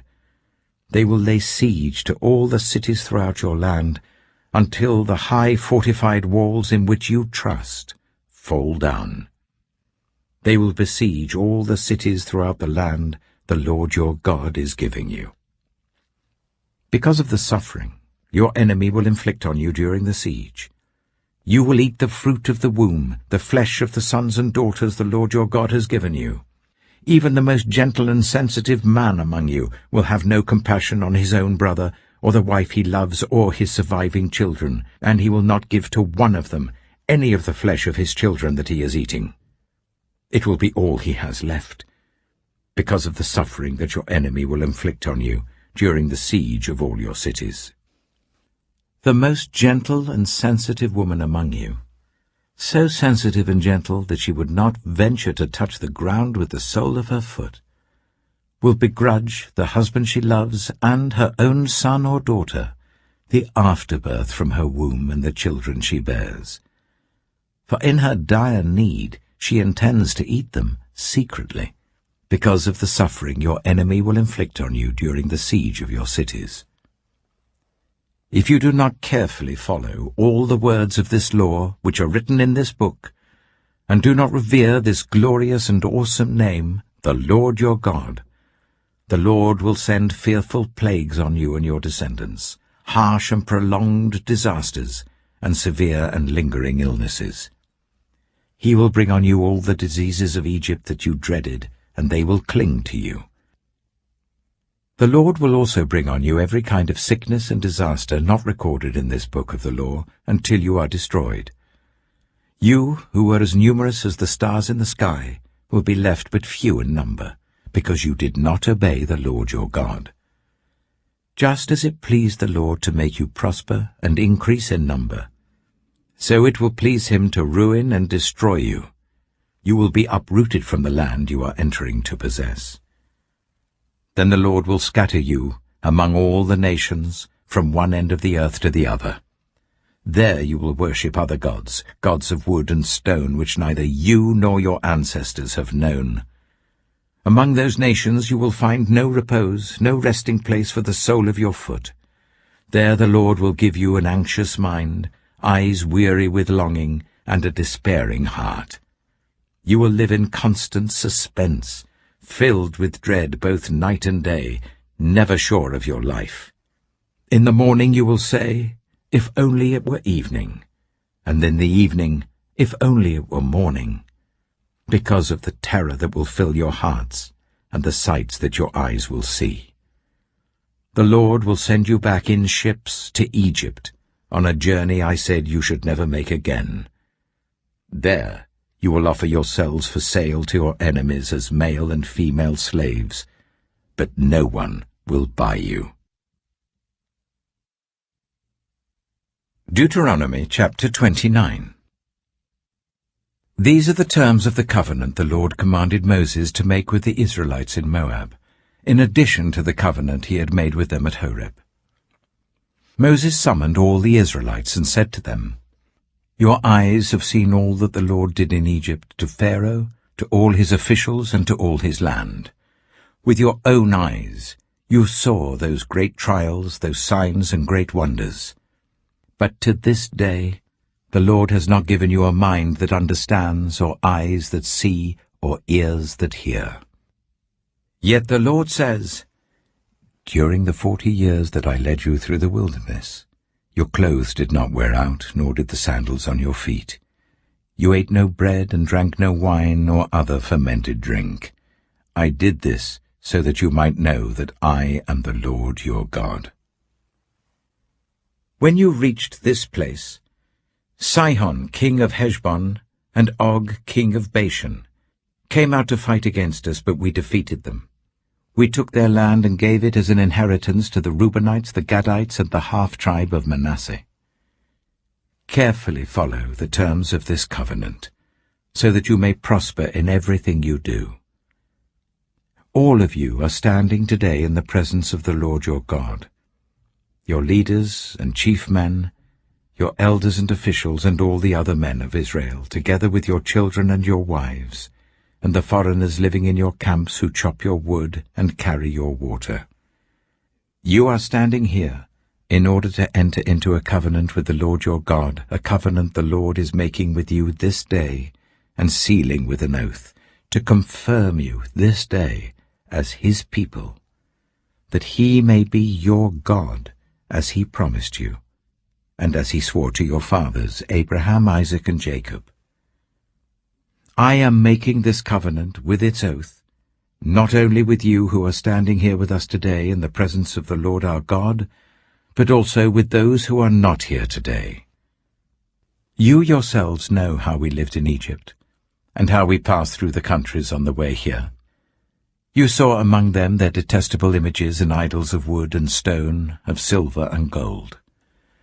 Make sure there is no man or woman, clan or tribe among you today whose heart turns away from the Lord our God to go and worship the gods of those nations. Make sure there is no root among you that produces such bitter poison. When such a person hears the words of this oath, and they invoke a blessing on themselves, thinking, "I will be safe, even though I persist in going my own way," they will bring disaster on the watered land as well as the dry. The Lord will never be willing to forgive them. His wrath and zeal will burn against them. All the curses written in this book will fall on them, and the Lord will blot out their names from under heaven. The Lord will single them out from all the tribes of Israel for disaster, according to all the curses of the covenant written in this book of the law. Your children who follow you in later generations, and foreigners who come from distant lands, will see the calamities that have fallen on the land, and the diseases with which the Lord has afflicted it. The whole land will be a burning waste of salt and sulphur, nothing planted, nothing sprouting, no vegetation growing on it. It will be like the destruction of Sodom and Gomorrah, Admah and Zeboim, which the Lord overthrew in fierce anger. All the nations will ask, "Why has the Lord done this to this land? Why this fierce burning anger?"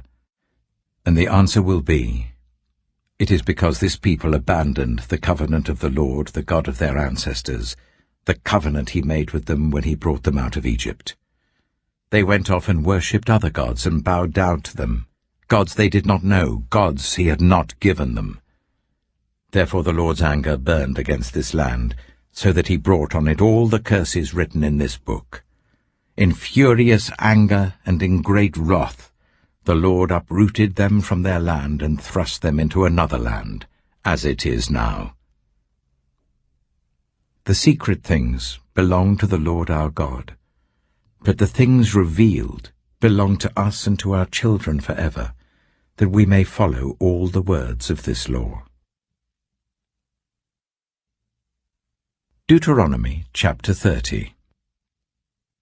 When all these blessings and curses I have set before you come on you, and you take them to heart, wherever the Lord your God disperses you among the nations, And when you and your children return to the Lord your God, and obey him with all your heart and with all your soul, according to everything I command you today, then the Lord your God will restore your fortunes, and have compassion on you, and gather you again from all the nations where he scattered you. Even if you have been banished to the most distant land under the heavens, from there the Lord your God will gather you and bring you back. He will bring you to the land that belonged to your ancestors, and you will take possession of it. He will make you more prosperous and numerous than your ancestors. The Lord your God will circumcise your hearts and the hearts of your descendants, so that you may love him with all your heart and with all your soul, and live.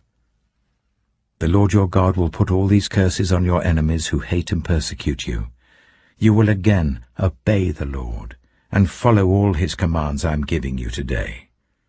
Then the Lord your God will make you most prosperous in all the work of your hands and in the fruit of your womb, the young of your livestock and the crops of your land. The Lord will again delight in you, and make you prosperous, just as he delighted in your ancestors. If you obey the Lord your God, and keep his commands and decrees that are written in this book of the law, and turn it to the Lord your God with all your heart and with all your soul. Now what I am commanding you today is not too difficult for you or beyond your reach. It is not up in heaven, so that you have to ask, who will ascend into heaven to get it and proclaim it to us so that we may obey it? Nor is it beyond the sea, so that you have to ask, who will cross the sea to get it and proclaim it to us so that we may obey it? No. The word is very near you. It is in your mouth and in your heart, so that you may obey it. See, I set before you today life and prosperity, death and destruction. For I command you today to love the Lord your God, to walk in obedience to him, and to keep his commands, decrees, and laws. Then you will live and increase, and the Lord your God will bless you in the land you are entering to possess. But if your heart turns away, and you are not obedient, and if you are drawn away to bow down to other gods and worship them, I declare to you this day that you will certainly be destroyed. You will not live long in the land you are crossing the Jordan to enter and possess. This day I call the heavens and the earth as witnesses against you that I have set before you life and death, blessings and curses. Now choose life, so that you and your children may live, and that you may love the Lord your God, listen to his voice, and hold fast to him. For the Lord is your life, and he will give you many years in the land he swore to give to your fathers, Abraham, Isaac, and Jacob. Deuteronomy chapter 31. Then Moses went out and spoke these words to all Israel. I am now 120 years old, and I am no longer able to lead you. The Lord has said to me, you shall not cross the Jordan. The Lord your God himself will cross over ahead of you. He will destroy these nations before you, and you will take possession of their land. Joshua also will cross over ahead of you, as the Lord said. And the Lord will do to them what he did to Sihon and Og, the kings of the Amorites, whom he destroyed along with their land. The Lord will deliver them to you, and you must do to them all that I have commanded you. Be strong and courageous. Do not be afraid or terrified because of them.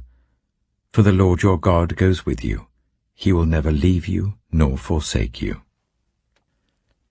Then Moses summoned Joshua and said to him in the presence of all Israel, Be strong and courageous, for you must go with this people into the land that the Lord swore to their ancestors to give them, and you must divide it among them as their inheritance. The Lord himself goes before you and will be with you. He will never leave you nor forsake you. Do not be afraid. Do not be discouraged. So Moses wrote down this law and gave it to the Levitical priests, who carried the ark of the covenant of the Lord, and to all the elders of Israel. Then Moses commanded them, "At the end of every 7 years, in the year for cancelling debts, during the festival of tabernacles, when all Israel comes to appear before the Lord your God at the place he will choose, you shall read this law before them in their hearing. Assemble the people, men, women, and children, and the foreigners residing in your towns, so that they can listen and learn to fear the Lord your God, and follow carefully all the words of this law.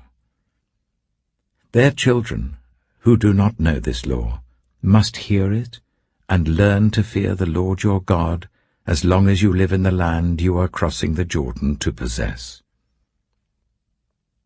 The Lord said to Moses, "Now the day of your death is near. Call Joshua and present yourselves at the tent of meeting, where I will commission him." So Moses and Joshua came and presented themselves at the tent of meeting. Then the Lord appeared at the tent in a pillar of cloud, and the cloud stood over the entrance to the tent. And the Lord said to Moses, "You are going to rest with your ancestors, and these people will soon prostitute themselves to the foreign gods of the land they are entering. They will forsake me and break the covenant I made with them. And in that day I will become angry with them and forsake them. I will hide my face from them, and they will be destroyed. Many disasters and calamities will come on them, and in that day they will ask, 'Have not these disasters come on us because our God is not with us?' And I will certainly hide my face in that day, because of all their wickedness in turning to other gods."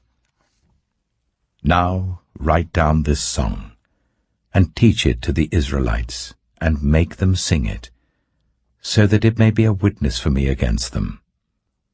When I have brought them into the land flowing with milk and honey, the land I promised on oath to their ancestors, and when they eat their fill and thrive, they will turn to other gods and worship them, rejecting me and breaking my covenant. And when many disasters and calamities come on them, this song will testify against them, because it will not be forgotten by their descendants. I know what they are disposed to do, even before I bring them into the land I promised them on oath. So Moses wrote down this song that day and taught it to the Israelites.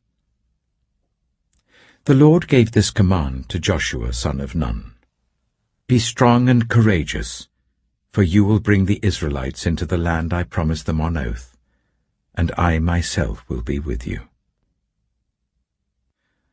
After Moses finished writing in a book the words of this law from beginning to end, he gave this command to the Levites who carried the ark of the covenant of the Lord. "Take this book of the law, and place it beside the ark of the covenant of the Lord your God. There it will remain as a witness against you. For I know how rebellious and stiff-necked you are. If you have been rebellious against the Lord while I am still alive and with you, how much more will you rebel after I die?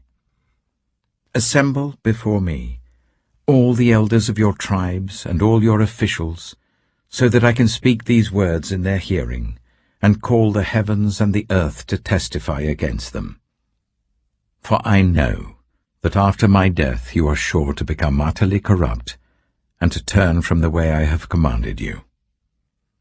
In days to come, disaster will fall on you because you will do evil in the sight of the Lord, and arouse his anger by what your hands have made."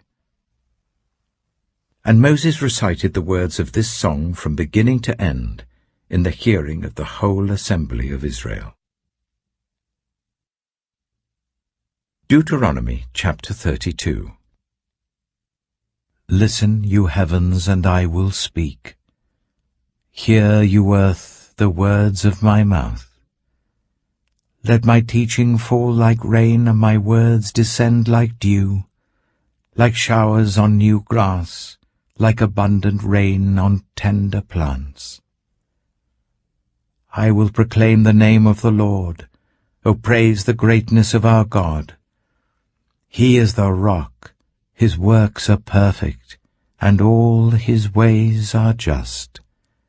A faithful God who does no wrong, upright and just is he. They are corrupt and not his children. To their shame they are a warped and crooked generation. Is this the way you repay the Lord, you foolish and unwise people? Is he not your Father, your Creator, who made you and formed you? Remember the days of old. Consider the generations long past. Ask your father, and he will tell you, your elders, and they will explain to you. When the Most High gave the nations their inheritance, when he divided all mankind, he set up boundaries for the peoples according to the number of the sons of Israel. For the Lord's portion is his people, Jacob his allotted inheritance. In a desert land he found him, in a barren and howling waste. He shielded him and cared for him. He guarded him as the apple of his eye. Like an eagle that stirs up its nest and hovers over its young, that spread its wings to catch them and carries them on its pinions. The Lord alone led him, no foreign god was with him. He made him ride on the heights of the land, and fed him with the fruit of the fields. He nourished him with honey from the rock, and with oil from the flinty crag, with curds and milk from herds and flock, and with fattened lambs and goats, with choice rams of Bashan, and the finest grains of wheat. You drank the foaming blood of the grape. Jeshurun grew fat and kicked. Filled with food, they became heavy and sleek. They abandoned the God who made them, and rejected the rock, their Saviour. They made him jealous with their foreign gods, and angered him with their detestable idols. They sacrificed to false gods, which are not God, gods they had not known, gods that had recently appeared, gods your ancestors did not fear. You deserted the rock who fathered you. You forgot the God who gave you birth. The Lord saw this and rejected them because he was angered by his sons and daughters. I will hide my face from them, he said, and see what their end will be. For they are a perverse generation, children who are unfaithful. They made me jealous by what is no God, and angered me with their worthless idols. I will make them envious by those who are not a people. I will make them angry by a nation that has no understanding. For a fire will be kindled by my wrath, one that burns down to the realm of the dead below. It will devour the earth and its harvests, and set on fire the foundations of the mountains. I will heap calamities on them, and expend my arrows against them. I will send wasting famine against them, consuming pestilence and deadly plague. I will send against them the fangs of wild beasts, the venom of vipers that glide in the dust. In the street the sword will make them childless, in their homes terror will reign. The young men and young women will perish, the infants and those with grey hair.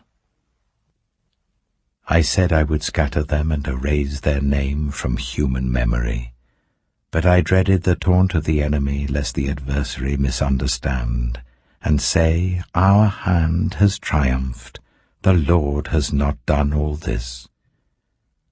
They are a nation without sense, there is no discernment in them. If only they were wise and would understand this and discern what their end will be.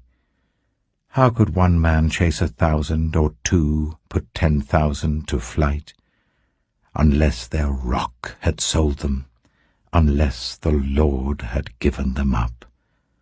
For their rock is not like our rock, as even our enemies concede. Their vine comes from the vine of Sodom and from the fields of Gomorrah. Their grapes are filled with poison, and their clusters with bitterness. Their wine is the venom of serpents, the deadly poison of cobras. Have I not kept this in reserve, and sealed it in my vaults? It is mine to avenge, I will repay. In due time their foot will slip, their day of disaster is near, and their doom rushes upon them.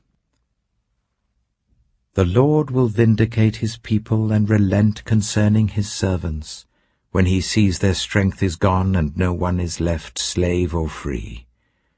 He will say, Now where are their gods, the rock they took refuge in, the gods who ate the fat of their sacrifices and drank the wine of their drink offerings?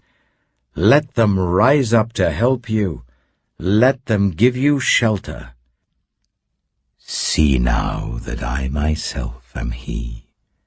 There is no God beside me. I put to death and I bring to life. I have wounded and I will heal, and no one can deliver out of my hand. I lift my hand to heaven and solemnly swear, as surely as I live forever, when I sharpen my flashing sword, and my hand grasps it in judgment, I will take vengeance on my adversaries and repay those who hate me. I will make my arrows drunk with blood, while my sword devours flesh, the blood of the slain and the captives, the heads of the enemy leaders. Rejoice, you nations, with his people, for he will avenge the blood of his servants. He will take vengeance on his enemies and make atonement for his land and people. Moses came with Joshua son of Nun, and spoke all the words of this song in the hearing of the people. When Moses had finished reciting all these words to all Israel, he said to them, Take to heart all the words I have solemnly declared to you this day, so that you may command your children to obey carefully all the words of this law. They are not just idle words for you. They are your life. By them you will live long in the land you are crossing the Jordan to possess. On that same day the Lord told Moses, Go up into the Abarim range, to Mount Nebo in Moab, opposite Jericho, and view Canaan, the land I am giving the Israelites as their own possession. There, on the mountain that you have climbed, you will die and be gathered to your people, just as your brother Aaron died on Mount Hor, and was gathered to his people. This is because both of you broke faith with me in the presence of the Israelites at the waters of Meribah Kadesh, in the desert of Zin, and because you did not uphold my holiness among the Israelites. Therefore, you will see the land only from a distance. You will not enter the land I am giving to the people of Israel. Deuteronomy chapter 33. This is the blessing that Moses, the man of God, pronounced on the Israelites before his death. He said, The Lord came from Sinai, and dawned over them from Seir. He shone forth from Mount Paran. He came with myriads of holy ones from the south, from his mountain slopes. Surely it is you who love the people. All the holy ones are in your hand. At your feet they all bow down, and from you receive instruction, the law that Moses gave us, the possession of the assembly of Jacob. He was king over Jeshurun, when the leaders of the people assembled, along with the tribes of Israel. Let Reuben live and not die, nor his people be few. And this he said about Judah. Hear, Lord, the cry of Judah. Bring him to his people. With his own hands he defends his cause. O be his help against his foes. About Levi he said, Your Thummim and Urim belong to your faithful servant. You tested him at Massah. You contended with him at the waters of Meribah. He said of his father and mother, I have no regard for them. He did not recognize his brothers or acknowledge his own children, but he watched over your word and guarded your covenant. He teaches your precepts to Jacob and your law to Israel. He offers incense before you and whole burnt offerings on your altar.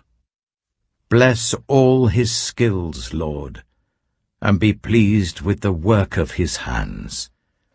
Strike down those who rise against him, his foes, till they rise no more. About Benjamin, he said, Let the beloved of the Lord rest secure in him, for he shields him all day long, and the one the Lord loves rests between his shoulders. About Joseph, he said, May the Lord bless his land, with the precious dew from heaven above, and with the deep waters that lie below. With the best the sun brings forth, and the finest the moon can yield. With the choicest gifts of the ancient mountains, and the fruitfulness of the everlasting hills. With the best gifts of the earth and its fullness, and the favor of him who dwelt in the burning bush. Let all these rest on the head of Joseph, on the brow of the prince among his brothers. In majesty he is like a firstborn bull. His horns are the horns of a wild ox. With them he will gore the nations, even those at the ends of the earth. Such are the 10,000s of Ephraim, such are the thousands of Manasseh. About Zebulun he said, Rejoice, Zebulun, in your going out, and you, Issachar, in your tents. They will summon peoples to the mountain, and there offer the sacrifices of the righteous. They will feast on the abundance of the seas, on the treasures hidden in the sand. About Gad he said, Blessed is he who enlarges Gad's domain. Gad lives there like a lion, tearing at arm or head. He chose the best land for himself. The leader's portion was kept for him. When the heads of the people assembled, he carried out the Lord's righteous will and his judgments concerning Israel. About Dan he said, Dan is a lion's cub, springing out of Bashan. About Naphtali he said, Naphtali is abounding with the favor of the Lord and is full of his blessing. He will inherit southward to the lake. About Asher he said, Most blessed of sons is Asher. Let him be favored by his brothers, and let him bathe his feet in oil. The bolts of your gates will be iron and bronze, and your strength will equal your days. There is no one like the God of Jeshurun, who rides across the heavens to help you, and on the clouds in his majesty. The eternal God is your refuge, and underneath are the everlasting arms. He will drive out your enemies before you, saying, Destroy them. So Israel will live in safety. Jacob will dwell secure in a land of grain and new wine, where the heavens drop dew. Blessed are you, Israel. Who is like you, a people saved by the Lord? He is your shield and helper, and your glorious sword. Your enemies will cower before you, and you will tread on their heights. Deuteronomy chapter 34. Then Moses climbed Mount Nebo from the plains of Moab to the top of Pisgah opposite Jericho. There the Lord showed him the whole land, from Gilead to Dan, all of Naphtali, the territory of Ephraim and Manasseh, all the land of Judah as far as the Mediterranean Sea, the Negev, and the whole region from the valley of Jericho, the city of palms, as far as Zoar. Then the Lord said to him, This is the land I promised on oath to Abraham, Isaac, and Jacob, when I said, I will give it to your descendants. I have let you see it with your eyes, but you will not cross over into it. And Moses, the servant of the Lord, died there in Moab, as the Lord had said. He buried him in Moab, in the valley opposite Beth Peor. But to this day, no one knows where his grave is. Moses was 120 years old when he died, yet his eyes were not weak nor his strength gone. The Israelites grieved for Moses in the plains of Moab 30 days, until the time of weeping and mourning was over. Now Joshua, son of Nun, was filled with the spirit of wisdom because Moses had laid his hands on him. So the Israelites listened to him and did what the Lord had commanded Moses.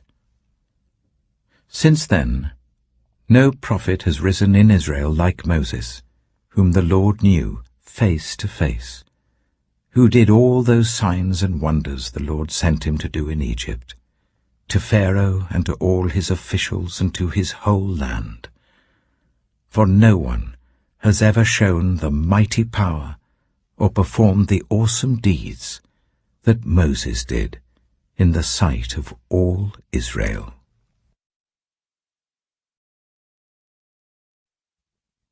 The Book of Joshua. Joshua chapter 1. After the death of Moses, the servant of the Lord said to Joshua, son of Nun, Moses' assistant, Moses, my servant, is dead. Now then, you and all these people, get ready to cross the river Jordan into the land I am about to give to them, to the Israelites. I will give you every place where you set your foot, as I promised Moses. Your territory will extend from the desert to Lebanon, and from the great river, the Euphrates, all the Hittite country, to the Mediterranean Sea in the west. No one will be able to stand against you all the days of your life. As I was with Moses, so I will be with you. I will never leave you nor forsake you. Be strong and courageous, because you will lead these people to inherit the land I swore to their ancestors to give them. Be strong and very courageous. Be careful to obey all the law my servant Moses gave you. Do not turn from it to the right or to the left, that you may be successful wherever you go. Keep this book of the law always on your lips. Meditate on it day and night, so that you may be careful to do everything written in it. Then you will be prosperous and successful. Have I not commanded you? Be strong and courageous. Do not be afraid. Do not be discouraged. For the Lord your God will be with you, wherever you go. So Joshua ordered the officers of the people, Go through the camp and tell the people, Get your provisions ready. 3 days from now you will cross the Jordan here to go in and take possession of the land the Lord your God is giving you for your own.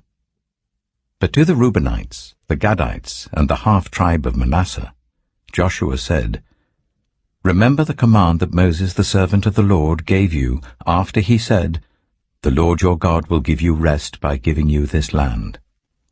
Your wives, your children, and your livestock may stay in the land that Moses gave you east of the Jordan, but all your fighting men, ready for battle, must cross over ahead of your fellow Israelites. You are to help them until the Lord gives them rest, as he has done for you, and until they, too, have taken possession of the land that the Lord your God is giving them. After that, you may go back and occupy your own land, which Moses, the servant of the Lord, gave you east of the Jordan, towards the sunrise. Then they answered Joshua, Whatever you have commanded us we will do, and wherever you send us we will go. Just as we fully obeyed Moses, so we will obey you. Only may the Lord your God be with you, as he was with Moses. Whoever rebels against your word and does not obey it, whatever you may command them will be put to death. Only be strong and courageous. Joshua chapter 2. Then Joshua son of Nun secretly sent 2 spies from Shittim. Go, look over the land, he said, especially Jericho. So they went and entered the house of a prostitute named Rahab, and stayed there. The king of Jericho was told, Look, some of the Israelites have come here tonight to spy out the land. So the king of Jericho sent this message to Rahab, Bring out the men who came to you and entered your house, because they have come to spy out the whole land. But the woman had taken the 2 men and hidden them. She said, Yes, the men came to me, but I did not know where they had come from. At dusk, when it was time to close the city gate, they left. I don't know which way they went. Go after them quickly. You may catch up with them. But she had taken them up to the roof and hidden them under the stalks of flax she had laid out on the roof. So the men set out in pursuit of the spies on the road that leads to the fords of the Jordan, and as soon as the pursuers had gone out, the gate was shut. Before the spies lay down for the night, she went up on the roof and said to them, I know that the Lord has given this land to you, and that a great fear of you has fallen on us, so that all who live in this country are melting in fear because of you. We have heard how the Lord dried up the water of the Red Sea for you when you came out of Egypt, and what you did to Sihon and Og, the 2 kings of the Amorites east of the Jordan, whom you completely destroyed. When we heard of it, our hearts sank, and everyone's courage failed because of you, for the Lord your God is God in heaven above and on the earth below. Now then, please swear to me by the Lord that you will show kindness to my family, because I have shown kindness to you. Give me a sure sign that you will spare the lives of my father and mother, my brothers and sisters, and all who belong to them, and that you will save us from death. Our lives for your lives, the men assured her. If you don't tell what we are doing, we will treat you kindly and faithfully when the Lord gives us the land. So she let them down by a rope through the window, for the house she lived in was part of the city wall. She said to them, Go to the hills, so that the pursuers will not find you. Hide yourselves there for 3 days until they return, and then go on your way. Now the men had said to her, This oath you made us swear will not be binding on us, unless, when we enter the land, you have tied this scarlet cord in the window through which you let us down, and unless you have brought your father and mother, your brothers, and all your family into your house. If any of them go outside your house into the street, their blood will be on their own heads. We will not be responsible. As for those who are in the house with you, their blood will be on our head if a hand is laid on them. But if you tell what we are doing, we will be released from the oath you made us swear. Agreed, she replied. Let it be as you say. So she sent them away, and they departed, and she tied the scarlet cord in the window. When they left, they went into the hills and stayed there 3 days, until the pursuers had searched all along the road and returned without finding them. Then the 2 men started back. They went down out of the hills, forded the river, and came to Joshua, son of Nun, and told him everything that had happened to them. They said to Joshua, The Lord has surely given the whole land into our hands. All the people are melting in fear because of us. Joshua chapter 3. Early in the morning, Joshua and all the Israelites set out from Shittim and went to the Jordan, where they camped before crossing over. After 3 days, the officers went throughout the camp giving orders to the people. When you see the ark of the covenant of the Lord your God, and the Levitical priests carrying it, you are to move out from your positions and follow it. Then you will know which way to go, since you have never been this way before. But keep a distance of about 2,000 cubits between you and the ark. Do not go near it. Joshua told the people, "Consecrate yourselves, for tomorrow the Lord will do amazing things among you." Joshua said to the priests, "Take up the Ark of the Covenant and pass on ahead of the people."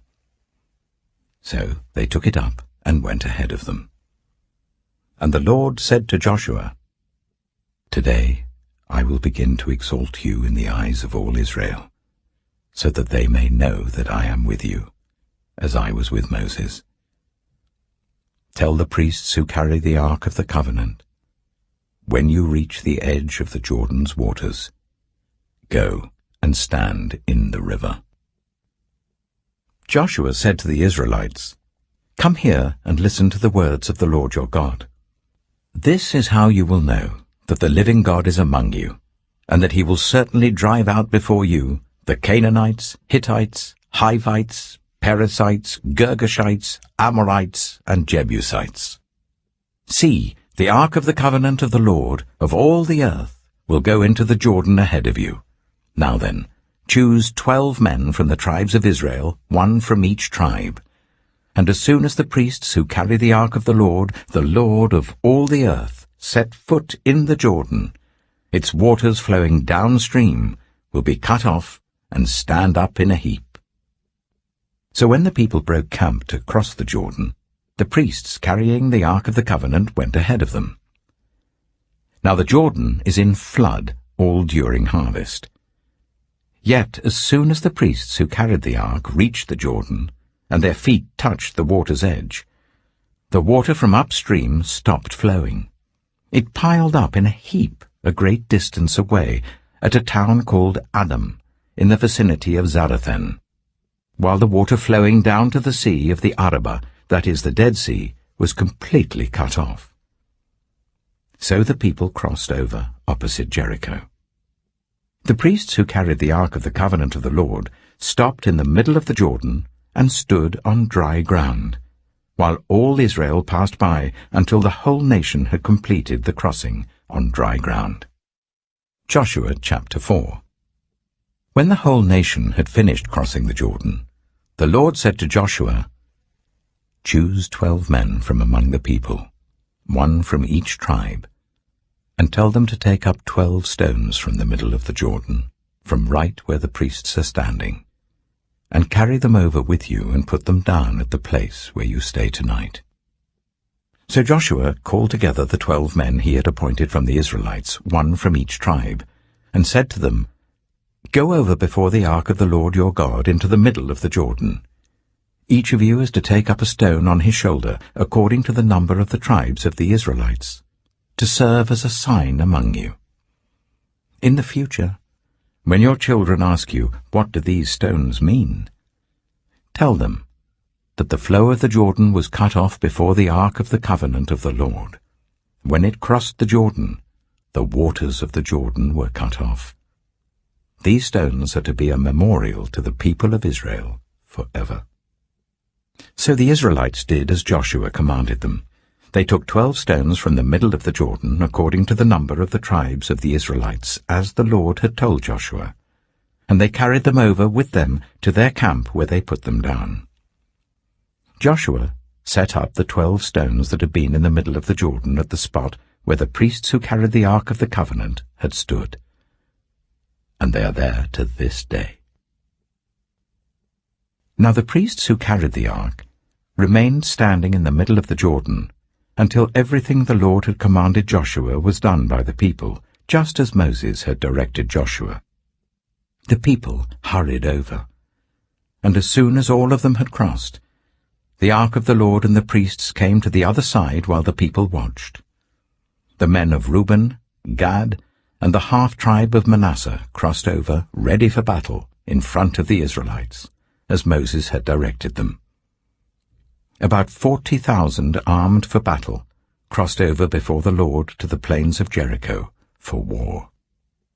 That day the Lord exalted Joshua in the sight of all Israel, and they stood in awe of him all the days of his life, just as they had stood in awe of Moses. Then the Lord said to Joshua, "Command the priests carrying the ark of the covenant law to come up out of the Jordan." So Joshua commanded the priests, "Come up out of the Jordan." And the priests came up out of the river carrying the ark of the covenant of the Lord.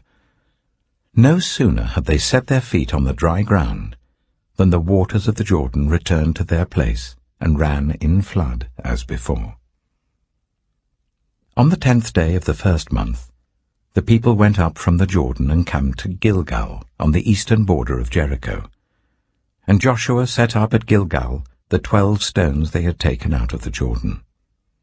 He said to the Israelites, "In the future, when your descendants ask their parents, 'What do these stones mean?' tell them, 'Israel crossed the Jordan on dry ground.' For the Lord your God dried up the Jordan before you until you had crossed over. The Lord your God did to the Jordan what he had done to the Red Sea, when he dried it up before us until we had crossed over. He did this so that all the peoples of the earth might know that the hand of the Lord is powerful, and so that you might always fear the Lord your God." Joshua chapter 5. Now when all the Amorite kings west of the Jordan, and all the Canaanite kings along the coast, heard how the Lord had dried up the Jordan before the Israelites until they had crossed over, their hearts melted in fear, and they no longer had the courage to face the Israelites. At that time the Lord said to Joshua, "Make flint knives, and circumcise the Israelites again." So Joshua made flint knives, and circumcised the Israelites at Gibeah-the-Haaraloth. Now this is why he did so. All those who came out of Egypt, all the men of military age, died in the wilderness on the way after leaving Egypt. All the people that came out had been circumcised, but all the people born in the wilderness during the journey from Egypt had not. The Israelites had moved about in the wilderness for 40 years, until all the men who were of military age when they left Egypt had died, since they had not obeyed the Lord.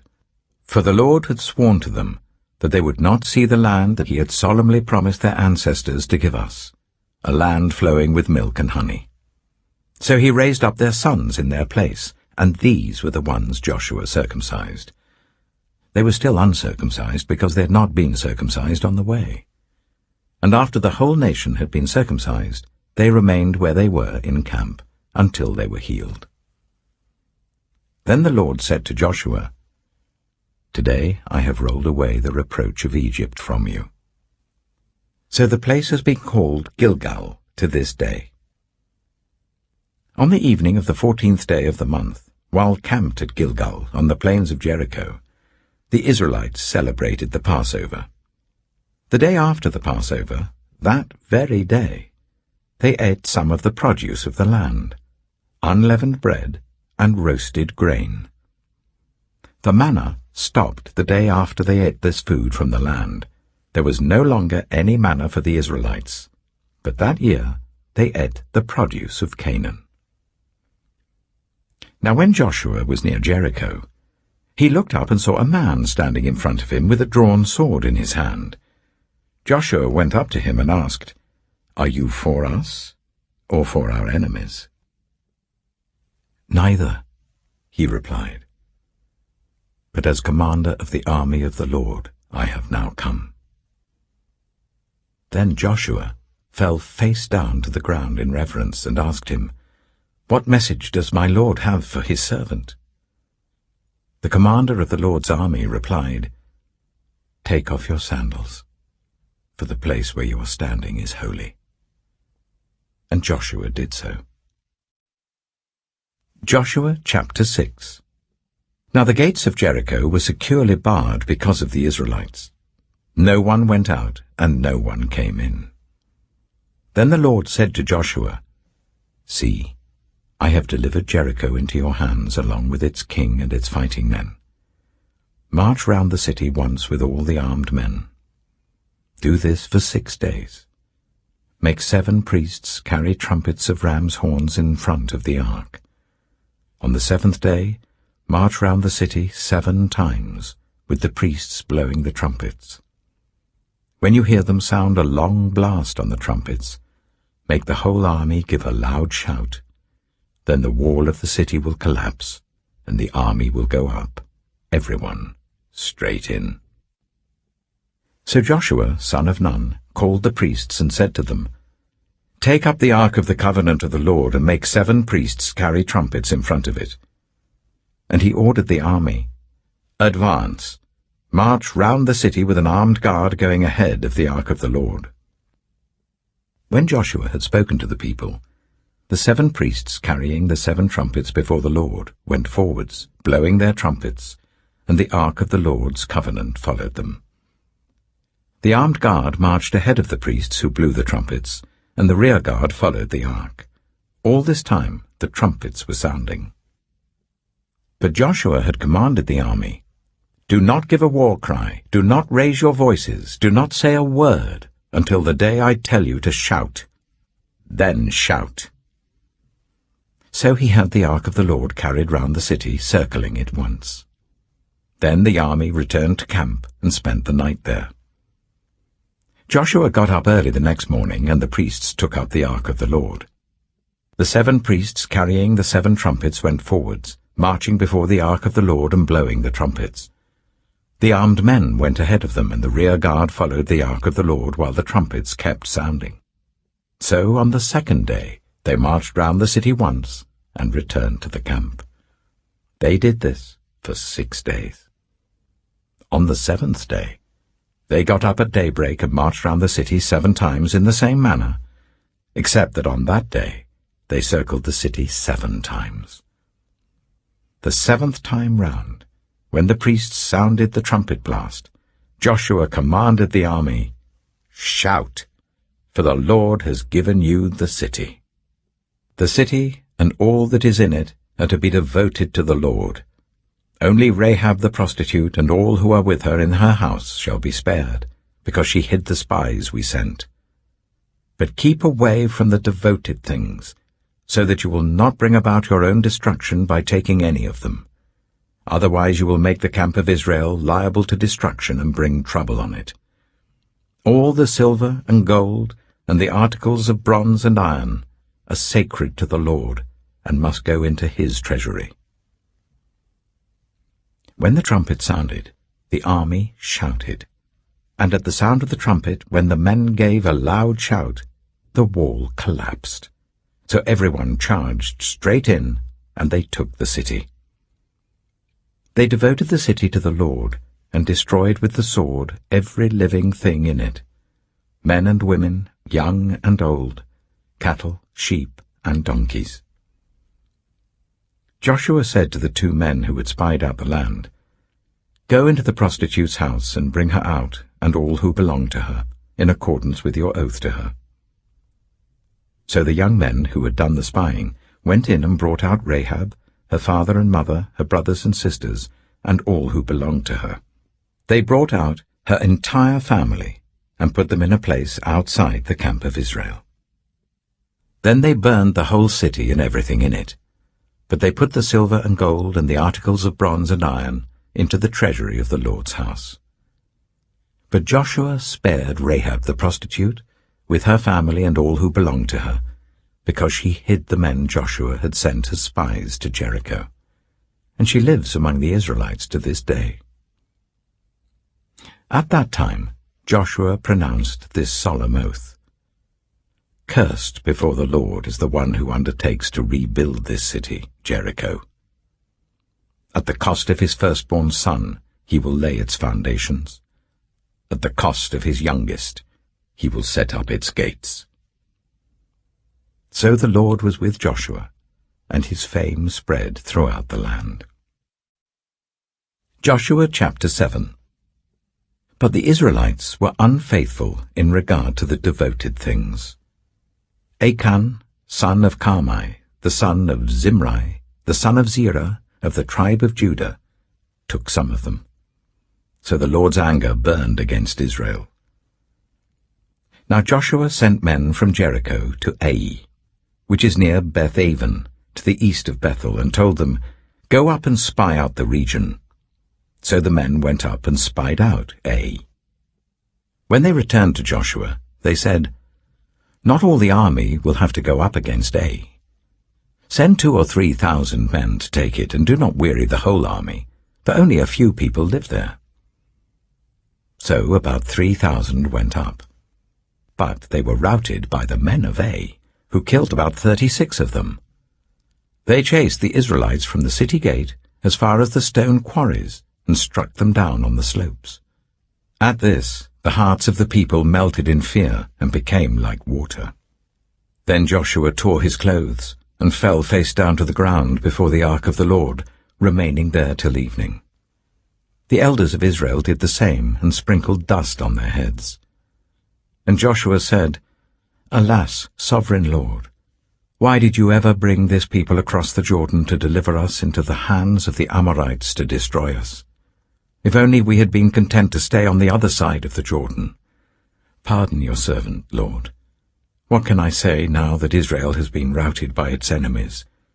The Canaanites and the other people of the country will hear about this, and they will surround us and wipe out our name from the earth. What then will you do for your own great name?" The Lord said to Joshua, "Stand up. What are you doing down on your face? Israel has sinned. They have violated my covenant which I commanded them to keep. They have taken some of the devoted things. They have stolen, they have lied, they have put them with their own possessions. That is why the Israelites cannot stand against their enemies. They turn their backs and run, because they have been made liable to destruction. I will not be with you any more, unless you destroy whatever among you is devoted to destruction. Go, consecrate the people. Tell them, consecrate yourselves in preparation for tomorrow, for this is what the Lord, the God of Israel, says. There are devoted things among you, Israel. You cannot stand against your enemies until you remove them. In the morning, present yourselves tribe by tribe. The tribe that the Lord chooses shall come forward, clan by clan. The clan that the Lord chooses shall come forward, family by family. And the family that the Lord chooses shall come forward, man by man. Whoever is caught with the devoted things shall be destroyed by fire, along with all that belongs to him. He has violated the covenant of the Lord, and has done an outrageous thing in Israel. Early the next morning Joshua made Israel come forward by tribes, and Judah was chosen. The clans of Judah came forward, and the Zeorites were chosen. He made the clan of the Zeorites come forward by families, and Zimri was chosen. Joshua made his family come forward man by man, and Achan, son of Carmi, the son of Zimri, the son of Zerah, of the tribe of Judah, was chosen. Then Joshua said to Achan, "My son, give glory to the Lord, the God of Israel, and honor him. Tell me what you have done. Do not hide it from me." Achan replied, "It is true. I have sinned against the Lord, the God of Israel. This is what I have done. When I saw in the plunder a beautiful robe from Babylonia, 200 shekels of silver and a bar of gold weighing 50 shekels, I coveted them and took them. They are hidden in the ground inside my tent with the silver underneath." So Joshua sent messengers, and they ran to the tent, and there it was, hidden in his tent with the silver underneath.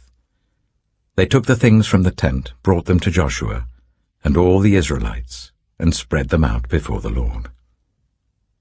Then Joshua, together with all Israel, took Achan, son of Zerah, the silver, the robe, the gold bar, his sons and daughters, his cattle, donkeys and sheep, his tent, and all that he had, to the valley of Achor.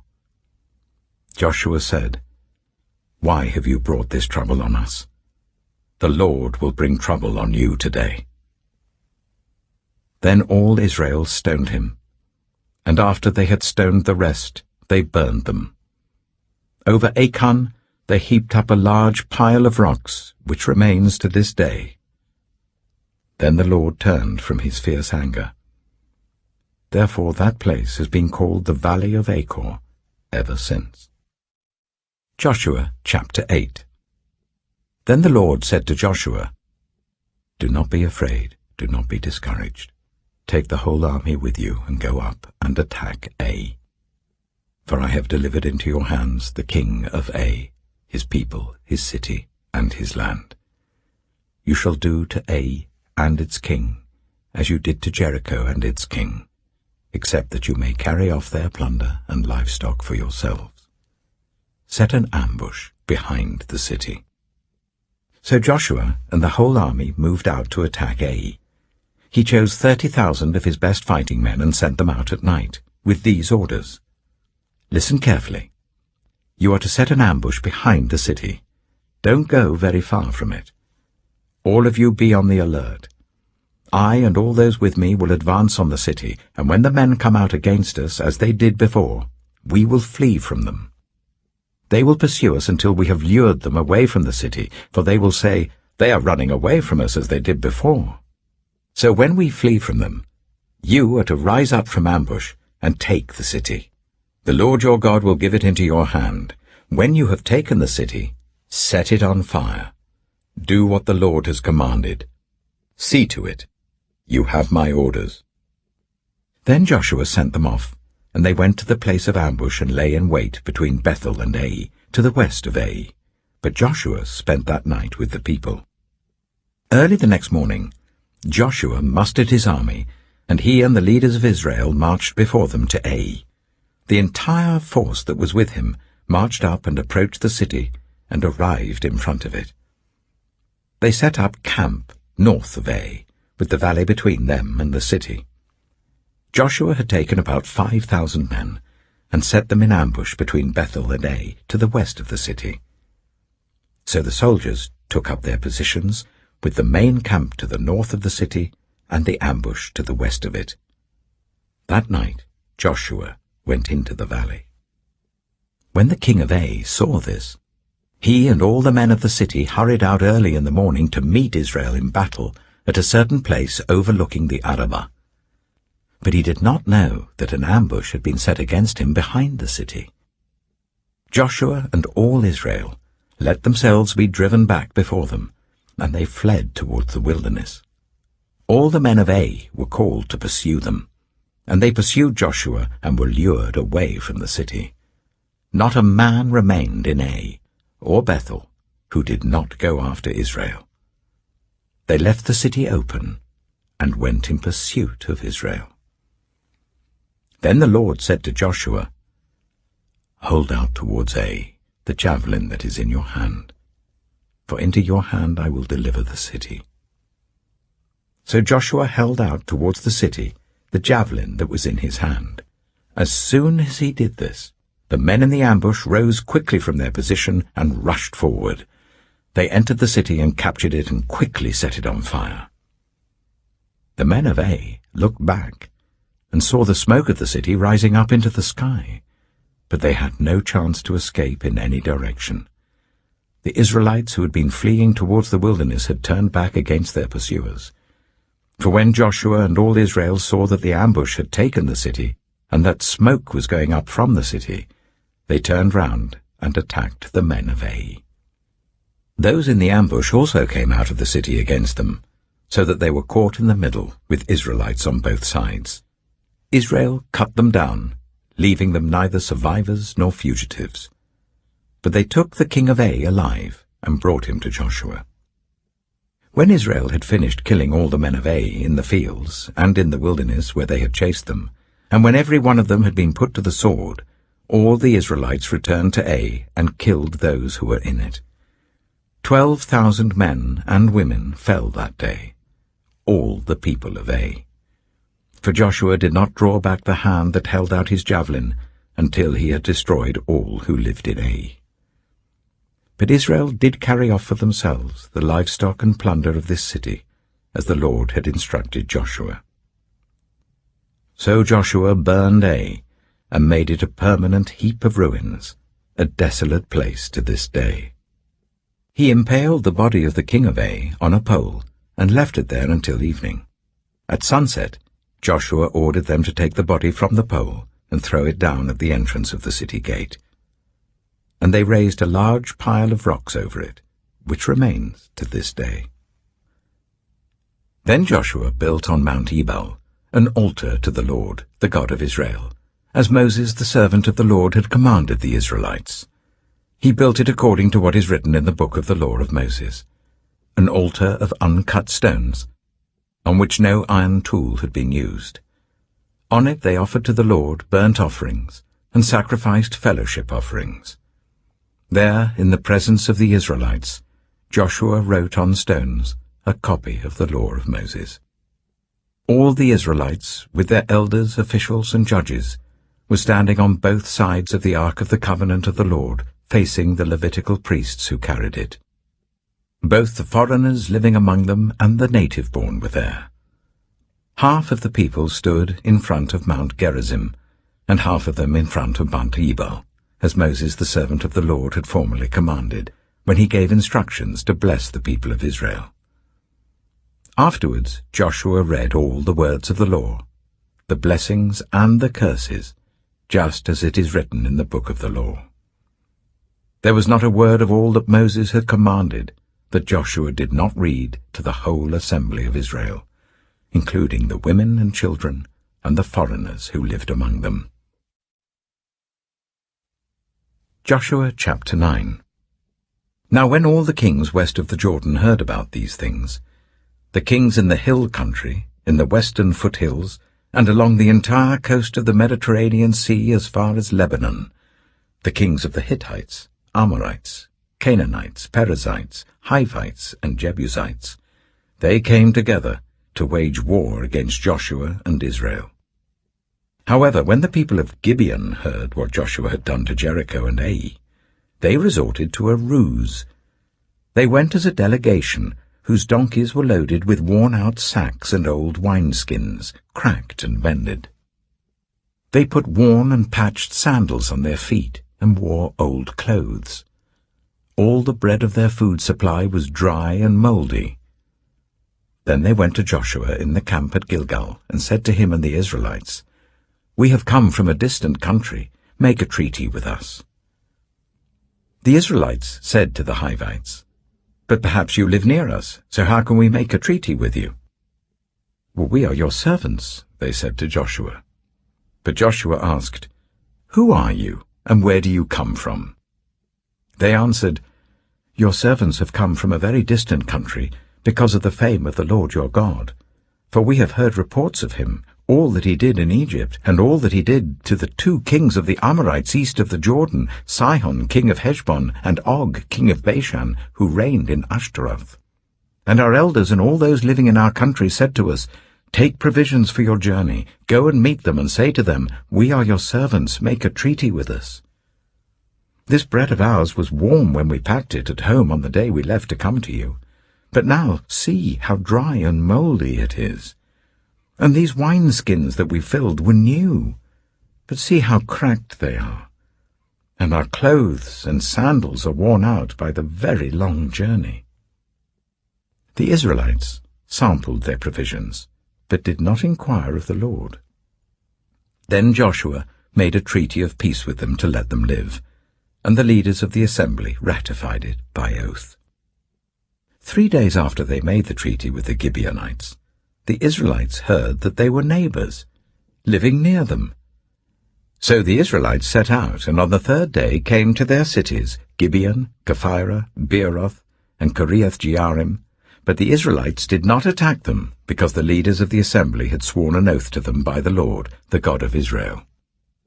The whole assembly grumbled against the leaders, but all the leaders answered, "We have given them our oath by the Lord, the God of Israel, and we cannot touch them now. This is what we will do to them. We will let them live, so that God's wrath will not fall on us for breaking the oath we swore to them." They continued, Let them live, but let them be woodcutters and water carriers in the service of the whole assembly." So the leader's promise to them was kept. Then Joshua summoned the Gibeonites and said, "Why did you deceive us by saying, 'We live a long way from you,' while actually you live near us? You are now under a curse. You will never be released from service as woodcutters and water carriers for the house of my God." They answered Joshua, "Your servants were clearly told how the Lord your God had commanded his servant Moses to give you the whole land and to wipe out all its inhabitants from before you.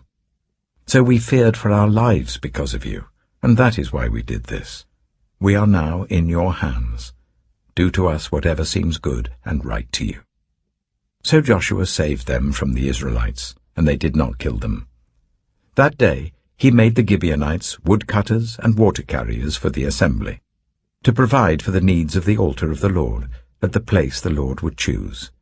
And that is what they are to this day. Joshua chapter 10. Now Adoni-Zedek, king of Jerusalem, heard that Joshua had taken Ai and totally destroyed it, doing to Ai and its king as he had done to Jericho and its king, and that the people of Gibeon had made a treaty of peace with Israel and had become their allies. He and his people were very much alarmed at this, because Gibeon was an important city, like one of the royal cities. It was larger than Ai, and all its men were good fighters. So Adoni-Zedek, king of Jerusalem, appealed to Hoham, king of Hebron, Piram, king of Jarmuth, Japhiah, king of Lachish, and Debir, king of Eglon. "Come up and help me attack Gibeon," he said, "because it has made peace with Joshua and the Israelites." Then the 5 kings of the Amorites, the kings of Jerusalem, Hebron, Jarmuth, Lachish, and Eglon, joined forces. They moved up with all their troops and took up positions against Gibeon and attacked it. The Gibeonites then sent word to Joshua in the camp at Gilgal, "Do not abandon your servants. Come up to us quickly and save us. Help us, because all the Amorite kings from the hill country have joined forces against us." So Joshua marched up from Gilgal with his entire army, including all the best fighting men. The Lord said to Joshua, "Do not be afraid of them. I have given them into your hand. Not one of them will be able to withstand you." After an all-night march from Gilgal, Joshua took them by surprise. The Lord threw them into confusion before Israel, so Joshua and the Israelites defeated them completely at Gibeon. Israel pursued them all along the road going up to Beth-horon, and cut them down all the way to Azekah and Makkedah. As they fled before Israel on the road down from Beth-horon to Azekah, the Lord hurled large hailstones down on them, and more of them died from the hail than were killed by the swords of the Israelites. On the day the Lord gave the Amorites over to Israel, Joshua said to the Lord in the presence of Israel, "Sun, stand still over Gibeon, and you, moon, over the valley of Ajalon." So the sun stood still, and the moon stopped, till the nation avenged itself on its enemies, as it is written in the book of Jasher. The sun stopped in the middle of the sky, and delayed going down about a full day. There has never been a day like it before or since, a day when the Lord listened to a human being. Surely the Lord was fighting for Israel. Then Joshua returned with all Israel to the camp at Gilgal. Now the 5 kings had fled and hidden in the cave at Makkedah. When Joshua was told that the 5 kings had been found hiding in the cave at Makkedah, he said, "Roll large rocks up to the mouth of the cave and post some men there to guard it. But don't stop. Pursue your enemies. Attack them from the rear, and don't let them reach their cities, for the Lord your God has given them into your hand." So Joshua and the Israelites defeated them completely, but a few survivors managed to reach their fortified cities. The whole army then returned safely to Joshua in the camp at Makkedah, and no one uttered a word against the Israelites. Joshua said, "Open the mouth of the cave and bring those 5 kings out to me." So they brought the 5 kings out of the cave, the kings of Jerusalem, Hebron, Jarmuth, Lachish, and Eglon. When they had brought these kings to Joshua, he summoned all the men of Israel and said to the army commanders who had come with him, "Come here, and put your feet on the necks of these kings." So they came forward and placed their feet on their necks. Joshua said to them, "Do not be afraid, do not be discouraged. Be strong and courageous. This is what the Lord will do to all the enemies you are going to fight." Then Joshua put the kings to death and exposed their bodies on 5 poles, and they were left hanging on the poles until evening. At sunset, Joshua gave the order, and they took them down from the poles and threw them into the cave where they had been hiding. At the mouth of the cave, they placed large rocks, which are there to this day. That day Joshua took Makkedah. He put the city and its king to the sword and totally destroyed everyone in it. He left no survivors. And he did to the king of Makkedah as he had done to the king of Jericho. Then Joshua and all Israel with him moved on from Makkedah to Libnah and attacked it. The Lord also gave that city and its king into Israel's hand. The city and everyone in it Joshua put to the sword. He left no survivors there, and he did to its king as he had done to the king of Jericho. Then Joshua and all Israel with him moved on from Libnah to Lachish. He took up positions against it and attacked it. The Lord gave Lachish into Israel's hands, and Joshua took it on the 2nd day. The city and everyone in it he put to the sword, just as he had done to Libnah. Meanwhile, Horam, king of Gezer, had come up to help Lachish, but Joshua defeated him and his army until no survivors were left. Then Joshua and all Israel with him moved on from Lachish to Eglon. They took up positions against it and attacked it. They captured it that same day and put it to the sword and totally destroyed everyone in it, just as they had done to Lachish. Then Joshua and all Israel with him went up from Eglon to Hebron and attacked it. They took the city and put it to the sword together with its king, its villages, and everyone in it. They left no survivors. Just as at Eglon, they totally destroyed it and everyone in it. Then Joshua and all Israel with him turned round and attacked Debir. They took the city, its king, and its villages, and put them to the sword. Everyone in it they totally destroyed. They left no survivors. They did to Debir and its king as they had done to Libnah and its king, and to Hebron. So Joshua subdued the whole region, including the hill country, the Negev, the western foothills, and the mountain slopes, together with all their kings. He left no survivors. He totally destroyed all who breathed, just as the Lord, the God of Israel, had commanded. Joshua subdued them from Kadesh Barnea to Gaza, and from the whole region of Goshen to Gibeon. All these kings and their lands Joshua conquered in one campaign, because the Lord, the God of Israel, fought for Israel. Then Joshua returned with all Israel to the camp at Gilgal. Joshua chapter 11.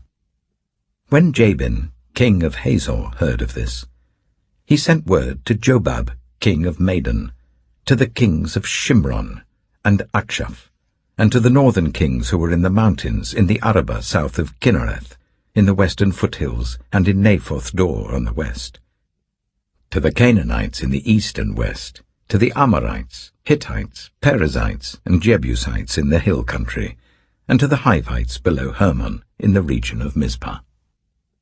They came out with all their troops, and a large number of horses and chariots, a huge army, as numerous as the sand on the seashore. All these kings joined forces and made camp together at the waters of Merom to fight against Israel. The Lord said to Joshua, "Do not be afraid of them, because by this time tomorrow I will hand all of them, slain, over to Israel. You are to hamstring their horses and burn their chariots." So Joshua and his whole army came against them suddenly at the waters of Merom and attacked them, and the Lord gave them into the hand of Israel. They defeated them and pursued them all the way to Greater Sidon, to Misrephoth Maim, and to the valley of Mizpah on the east, until no survivors were left. Joshua did to them as the Lord had directed. He hamstrung their horses and burned their chariots. At that time, Joshua turned back and captured Hazor and put its king to the sword. Hazor had been the head of all these kingdoms. Everyone in it they put to the sword. They totally destroyed them, not sparing anyone that breathed. And he burned Hazor itself. Joshua took all these royal cities and their kings and put them to the sword. He totally destroyed them, as Moses, the servant of the Lord, had commanded. Yet Israel did not burn any of the cities built on their mounds, except Hazor, which Joshua burned. The Israelites carried off for themselves all the plunder and livestock of these cities, but all the people they put to the sword, until they completely destroyed them, not sparing anyone that breathed. As the Lord commanded his servant Moses, so Moses commanded Joshua, and Joshua did it. He left nothing undone of all that the Lord commanded Moses. So Joshua took this entire land, the hill country, all the Negev, the whole region of Goshen, the western foothills, the Arabah, and the mountains of Israel with their foothills, from Mount Halak, which rises towards Seir, to Baal Gad in the valley of Lebanon below Mount Hermon. He captured all their kings and put them to death. Joshua waged war against all these kings for a long time. Except for the Hivites living in Gibeon, not one city made a treaty of peace with the Israelites, who took them all in battle. For it was the Lord himself who hardened their hearts to wage war against Israel, so that he might destroy them totally, exterminating them without mercy, as the Lord had commanded Moses. At that time Joshua went and destroyed the Anakites from the hill country, from Hebron, Debir, and Anab, from all the hill country of Judah, and from all the hill country of Israel. Joshua totally destroyed them and their towns. No Anakites were left in Israelite territory. Only in Gaza, Gath, and Ashdod did any survive. So Joshua took the entire land, just as the Lord had directed Moses, and he gave it as an inheritance to Israel, according to their tribal divisions. Then the land had rest from war. Joshua chapter 12. These are the kings of the land whom the Israelites had defeated, and whose territory they took over east of the Jordan, from the Arnon Gorge to Mount Hermon, including all the eastern side of the Arabah.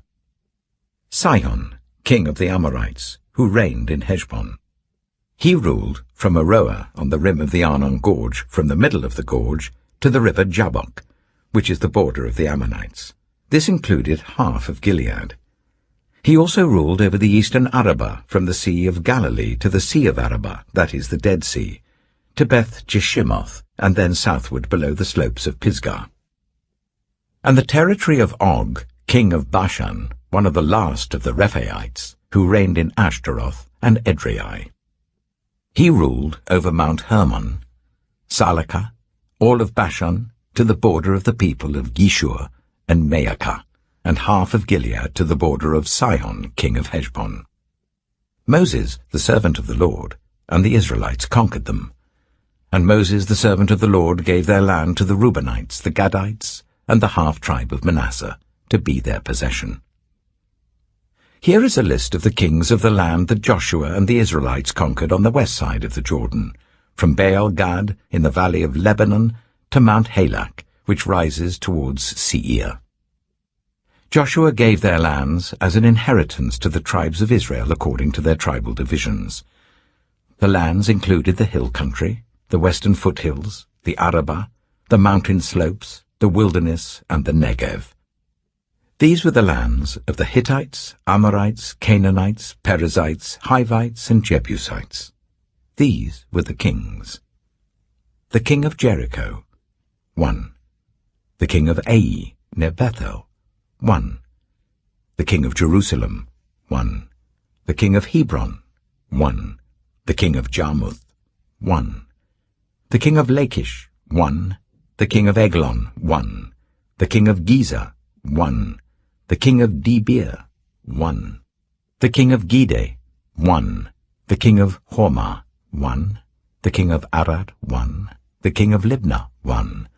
The king of Adullam, 1. the king of Makkedah, 1, the king of Bethel, 1, the king of Tappuah, 1, the king of Hepher, 1, the king of Aphek, 1, the king of Lasharon, 1, the king of Madon, 1, the king of Hazor, 1, the king of Shimron-Meron, 1, the king of Akshaph, 1, the king of Teanach, 1, the king of Megiddo, 1, the king of Kedesh, 1, the king of Jokneam in Carmel, 1, the king of Dor in Naphoth-Dor, 1, the king of Goyim in Gilgal, 1, the king of Tirzah, 1. 31 kings in all.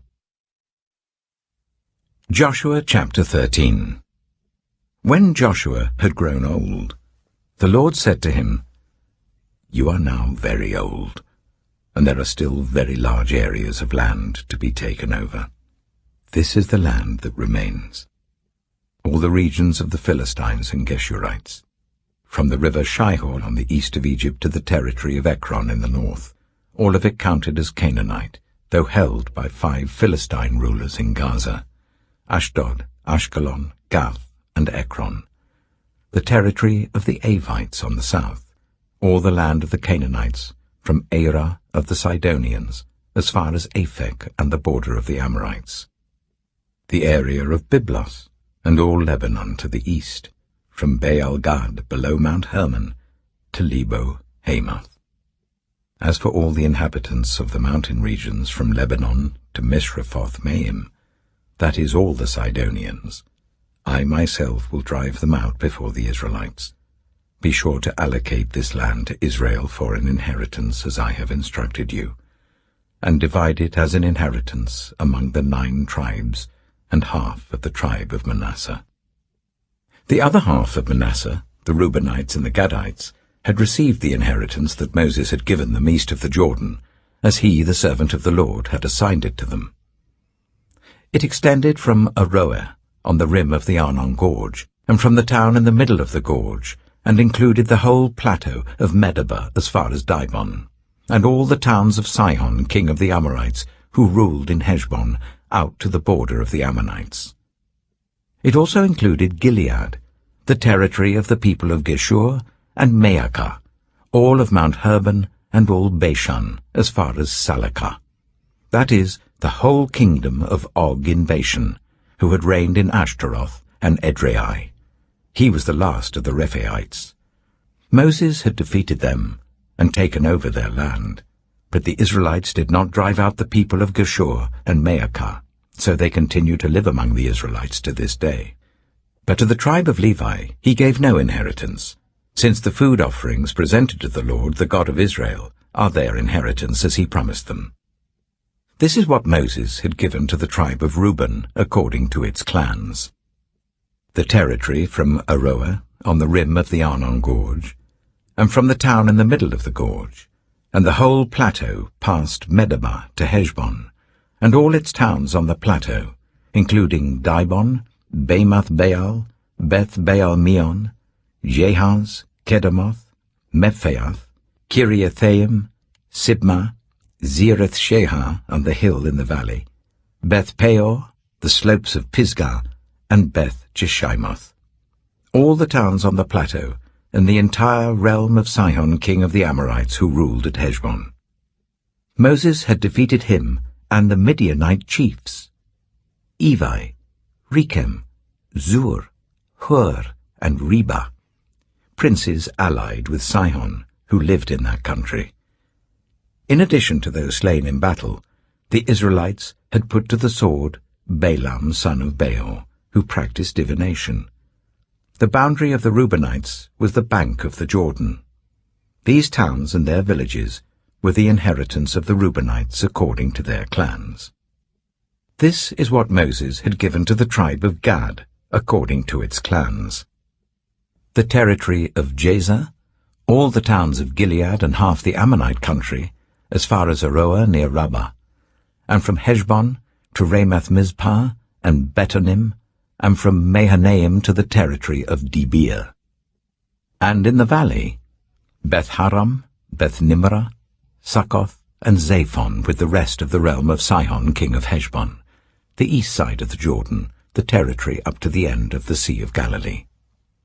These towns and their villages were the inheritance of the Gadites according to their clans. This is what Moses had given to the half-tribe of Manasseh, that is, to half the family of the descendants of Manasseh according to its clans. The territory extending from Mahanaim and including all of Bashan, the entire realm of Og, king of Bashan, all the settlements of Jair in Bashan, 60 towns, half of Gilead and Ashtaroth and Edrei, the royal cities of Og in Bashan. This was for the descendants of Machir son of Manasseh, for half of the sons of Machir according to their clans. This is the inheritance Moses had given when he was in the plains of Moab, across the Jordan east of Jericho. But to the tribe of Levi Moses had given no inheritance. The Lord, the God of Israel, is their inheritance, as he promised them. Joshua chapter 14.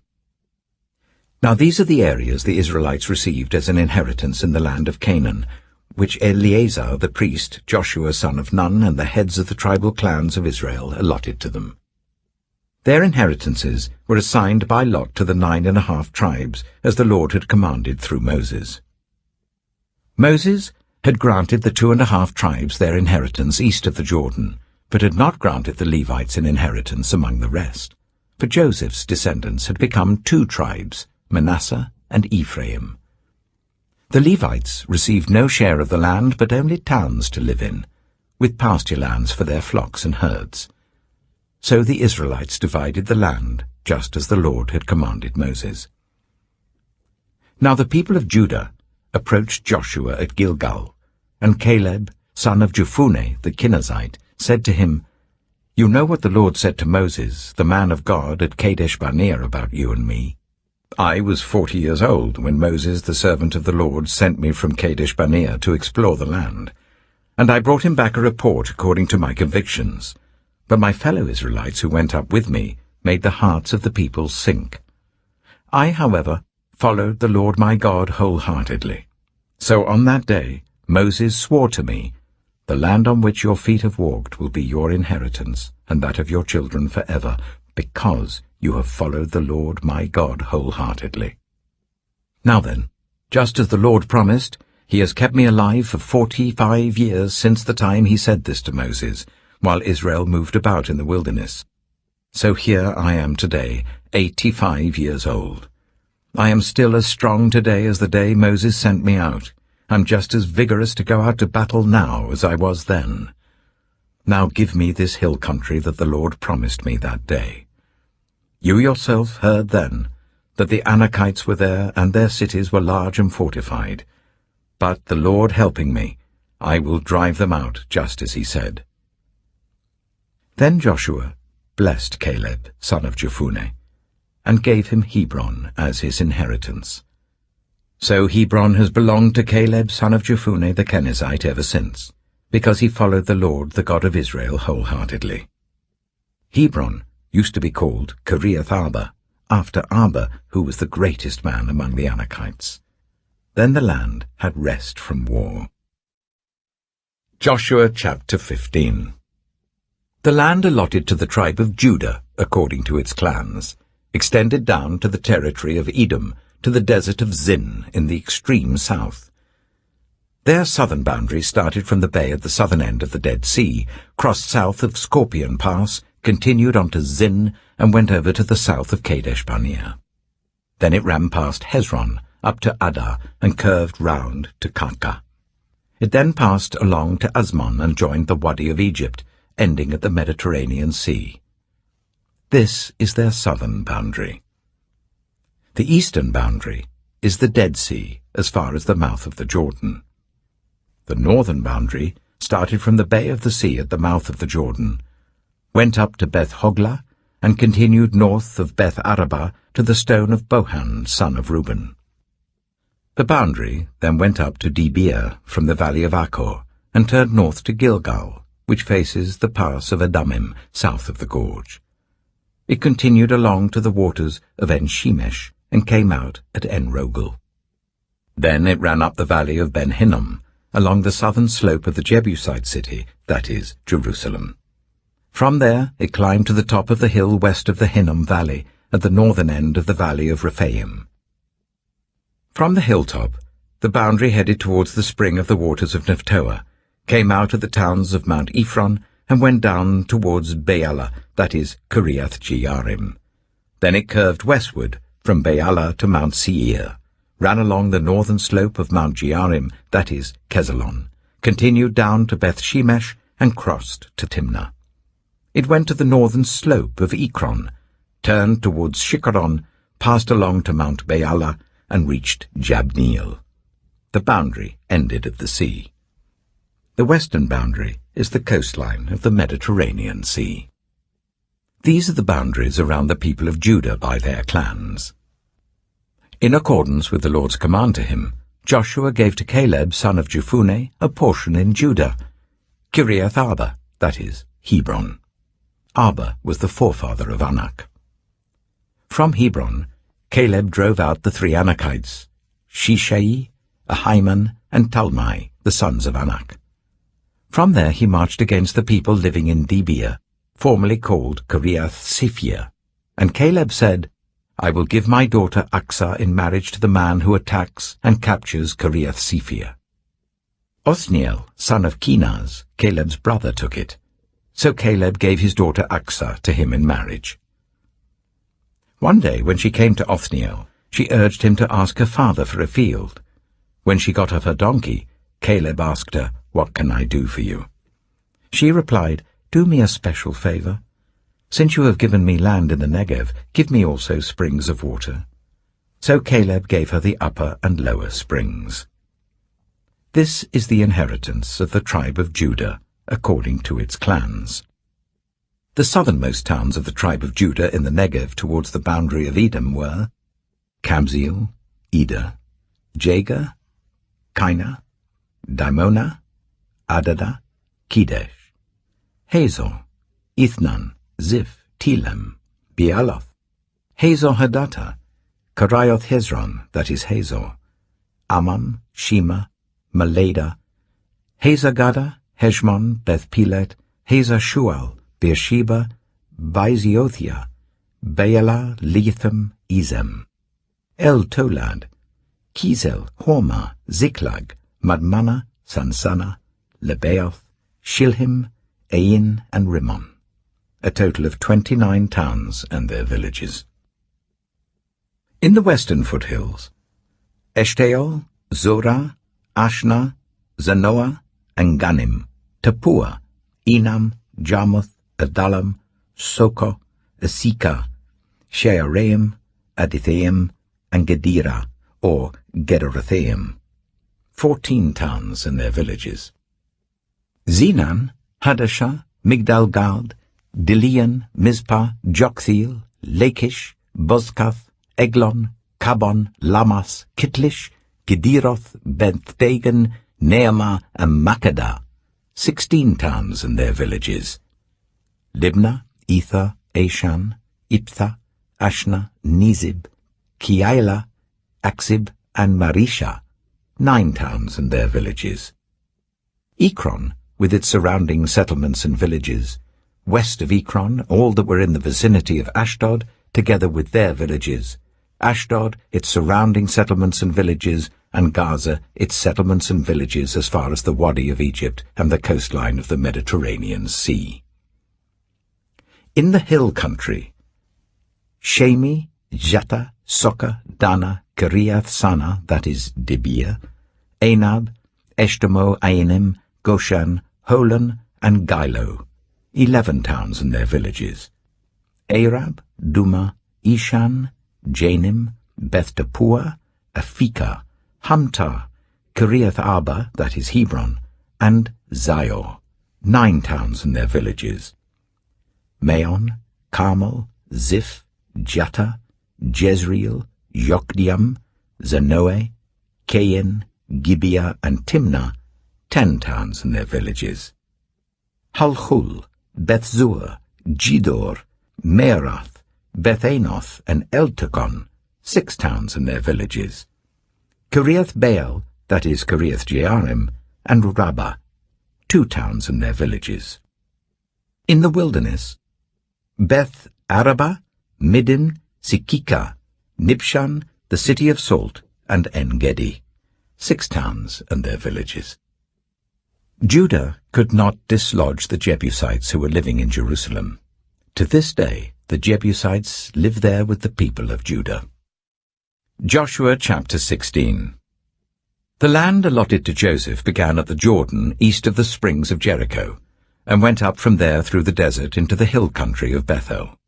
It went on from Bethel, that is, Luz, crossed over to the territory of the Archites in Ataroth, descended westwards to the territory of the Japhletites as far as the region of Lower Beth-horon, and on to Gezer, ending at the Mediterranean Sea. So Manasseh and Ephraim, the descendants of Joseph, received their inheritance. This was the territory of Ephraim according to its clans. The boundary of their inheritance went from Ataroth-Addar in the east to Upper Beth-horon and continued to the Mediterranean Sea. From Michmethath on the north it curved eastward to Taanath-Shiloh, passing by it to Genoa on the east. Then it went down from Genoa to Ataroth and Nearah, touched Jericho, and came out of the Jordan. From Tappuah, the border went west to the Keah ravine, and ended at the Mediterranean Sea. This was the inheritance of the tribe of the Ephraimites, according to its clans. It also included all the towns and their villages that were set aside for the Ephraimites within the inheritance of the Manassites. They did not dislodge the Canaanites living in Gezer. To this day the Canaanites live among the people of Ephraim, but are required to do forced labor. Joshua chapter 17. This was the land allotted to the tribe of Manasseh as Joseph's firstborn, that is, for Machir, Manasseh's firstborn. Machir was the ancestor of the Gileadites, who had received Gilead and Bashan, because the Macharites were great soldiers. So this land was allotted to the rest of the people of Manasseh. The clans of Abiezer, Helek, Azriel, Shechem, Hepher, and Shemaiah. These are the other male descendants of Manasseh, son of Joseph, by their clans. Now Zelophehad, son of Hepher, the son of Gilead, the son of Machir, the son of Manasseh, had no sons but only daughters, whose names were Mahlah, Noah, Hoglah, Milcah, and Tirzah. They went to Eleazar the priest, Joshua son of Nun, and the leaders, and said, "The Lord commanded Moses to give us an inheritance amongst our relatives." So Joshua gave them an inheritance along with the brothers of their father, according to the Lord's command. Manasseh's share consisted of 10 tracts of land, besides Gilead and Bashan east of the Jordan, because the daughters of the tribe of Manasseh received an inheritance among the sons. The land of Gilead belonged to the rest of the descendants of Manasseh. The territory of Manasseh extended from Asher to Michmethath east of Shechem. The boundary ran southward from there to include the people living at En-Tappuah. Manasseh had the land of Tappuah, but Tappuah itself on the boundary of Manasseh belonged to the Ephraimites. Then the boundary continued south to the Keah ravine. There were towns belonging to Ephraim lying among the towns of Manasseh, but the boundary of Manasseh was the northern side of the ravine and ended at the Mediterranean Sea. On the south, the land belonged to Ephraim, on the north to Manasseh. The territory of Manasseh reached the Mediterranean Sea and bordered Asher on the north and Issachar on the east. Within Issachar and Asher, Manasseh also had Bethshan, Ibleam, and the people of Dor, Endor, Taanach, and Megiddo, together with their surrounding settlements. The third in the list is Naphoth. Yet the Manassites were not able to occupy these towns, for the Canaanites were determined to live in that region. However, when the Israelites grew stronger, they subjected the Canaanites to forced labor, but did not drive them out completely. The people of Joseph said to Joshua, "Why have you allotted us only one portion of land and one share for an inheritance? We are a numerous people, and the Lord has blessed us abundantly." "If you are so numerous," Joshua answered, And if the hill country of Ephraim is too small for you, go up into the forest and clear land for yourselves, there in the land of the Perizzites and Rephaites. The people of Joseph replied, The hill country is not enough for us, and all the Canaanites who live in the plain have chariots fitted with iron, both those in Bethshan and its settlements, and those in the valley of Jezreel. But Joshua said to the tribes of Joseph, to Ephraim and Manasseh, You are numerous and very powerful. You will have not only one portion of land allotted to you, but the forested hill country as well. Clear it, and its farthest limits will be yours. Though the Canaanites have chariots fitted with iron, and though they are strong, you can drive them out. Joshua chapter 18. The whole assembly of the Israelites gathered at Shiloh and set up the tent of meeting there. The country was brought under their control, but there were still 7 Israelite tribes who had not yet received their inheritance. So Joshua said to the Israelites, How long will you wait before you begin to take possession of the land that the Lord, the God of your ancestors, has given you? Appoint 3 men from each tribe. I will send them out to make a survey of the land and to write a description of it according to the inheritance of each. Then they will return to me. You are to divide the land into 7 parts. Judah is to remain in its territory on the south, and the tribes of Joseph in their territory on the north. After you have written descriptions of the 7 parts of the land, bring them here to me, and I will cast lots for you in the presence of the Lord our God. The Levites, however, do not get a portion among you, because the priestly service of the Lord is their inheritance. And Gad, Reuben, and the half-tribe of Manasseh have already received their inheritance on the east side of the Jordan. Moses, the servant of the Lord, gave it to them. As the men started on their way to map out the land, Joshua instructed them, Go and make a survey of the land and write a description of it. Then return to me, and I will cast lots for you here at Shiloh in the presence of the Lord. So the men left and went through the land. They wrote its description on a scroll, town by town, in 7 parts, and returned to Joshua in the camp at Shiloh. Joshua then cast lots for them in Shiloh in the presence of the Lord, and there he distributed the land to the Israelites according to their tribal divisions. The first lot came up for the tribe of Benjamin according to its clans. Their allotted territory lay between the tribes of Judah and Joseph. On the north side, their boundary began at the Jordan, passed the northern slope of Jericho, and headed west into the hill country, coming out at the wilderness of Beth-aven. From there it crossed to the south slope of Luz, that is Bethel, and went down to Ataroth-adah, on the hill south of Lower Beth-horon. From the hill facing Beth-horon on the south, the boundary turned south along the western side and came out at Kiriath-baal, that is, Kiriath-jearim, a town of the people of Judah. This was the western side. The southern side began at the outskirts of Kiriath-jearim on the west, and the boundary came out at the spring of the waters of Nephtoah. The boundary went down to the foot of the hill facing the valley of Ben-Hinnom, north of the valley of Rephaim. It continued down the Hinnom Valley along the southern slope of the Jebusite city, and so to En-rogel.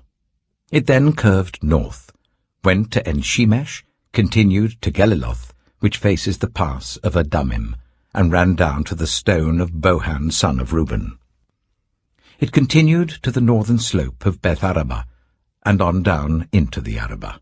It then went to the northern slope of Beth-hoglah, and came out at the northern bay of the Dead Sea, at the mouth of the Jordan in the south. This was the southern boundary. The Jordan formed the boundary on the eastern side. These were the boundaries that marked out the inheritance of the clans of Benjamin on all sides. The tribe of Benjamin, according to its clans, had the following cities: Jericho, Beth-hoglah, Emek-keziz, Beth-arabah, Zimaraim, Bethel, Avim, Parah, Ophrah, Kepha-ammoni, Ophni, and Geba, 12 towns and their villages. Gibeon, Ramah, Beeroth, Mizpah, Kephirah, Motzah, Rechem, Irpiel, Taralah, Zelah, Haeleph, the Jebusite city, that is Jerusalem, Gibeah and Kiriath, 14 towns and their villages. This was the inheritance of Benjamin for its clans. Joshua chapter 19. The second lot came out for the tribe of Simeon according to its clans. Their inheritance lay within the territory of Judah. It included Beersheba, or Sheba, Meleda, Hazashuel, Bala, Itzem, Eltolad, Bethel, Hormah, Ziklag, Beth-Marcaboth, Hazasusa, Beth-Lebaoth, and Sharuhen, 13 towns and their villages. Ain, Rimmon, Ether, and Ashon, 4 towns and their villages, and all the villages around these towns as far as Baalath-Beer, Ramah in the Negev. This was the inheritance of the tribe of the Simeonites according to its clans. The inheritance of the Simeonites was taken from the share of Judah, because Judah's portion was more than they needed. So the Simeonites received their inheritance within the territory of Judah. The third lot came up for Zebulun according to its clans. The boundary of their inheritance went as far as Sarid. Going west, it ran to Maralah, touched Jabesheth, and extended to the ravine near Jokneam. It turned east from Sarid towards the sunrise to the territory of Kisloth-Tabor, and went on to Dabarath, and up to Japhiah. Then it continued eastward to Gath-Hepher and Eth-Kazin. It came out at Rimmon and turned towards Neah. There the boundary went round on the north to Hanathon, and ended at the valley of Iptha-El. Included were Katath, Nahalal, Shimron, Idalah, and Bethlehem. There were 12 towns and their villages. These towns and their villages were the inheritance of Zebulun according to its clans. The fourth lot came out for Issachar according to its clans. Their territory included Jezreel, Kesaloth, Shunem, Hapharaim, Shion, Anharath, Rabbith, Kishion, Ebeth, Remeth, Enganim, Enhada, and Beth-Pazez. The boundary touched Tabor, Shahazuma, and Beth-Shemesh, and ended at the Jordan. There were 16 towns and their villages. These towns and their villages were the inheritance of the tribe of Issachar according to its clans. The fifth lot came out for the tribe of Asher according to its clans. Their territory included Helkath, Helai, Beaton, Akshaph, Alamelech, Amad, and Mishal. On the west, the boundary touched Carmel and Shihor-Libnath. It then turned east towards Beth-Dagon, touched Zebulun and the valley of Iptha-El, and went north to Beth-Emek and Nahayel, passing Kabul on the left. It went to Abdon, Rehob, Hammon, and Kana, as far as Greater Sidon. The boundary then turned back towards Ramah and went to the fortified city of Tyre, turned towards Hussah, and came out of the Mediterranean Sea in the region of Akzib, Ammah, Aphek, and Rehob. There were 22 towns and their villages. These towns and their villages were the inheritance of the tribe of Asher according to its clans. The sixth lot came out for Naphtali according to its clans. Their boundary went from Heleph and the large tree Hazeananim, passing Adami-Nekeb and Jabneel to Lakam, and ending at the Jordan. The boundary ran west through Aznoth-Tabor and came out at Hukkok. It touched Zebulun on the south, Asher on the west, and the Jordan on the east.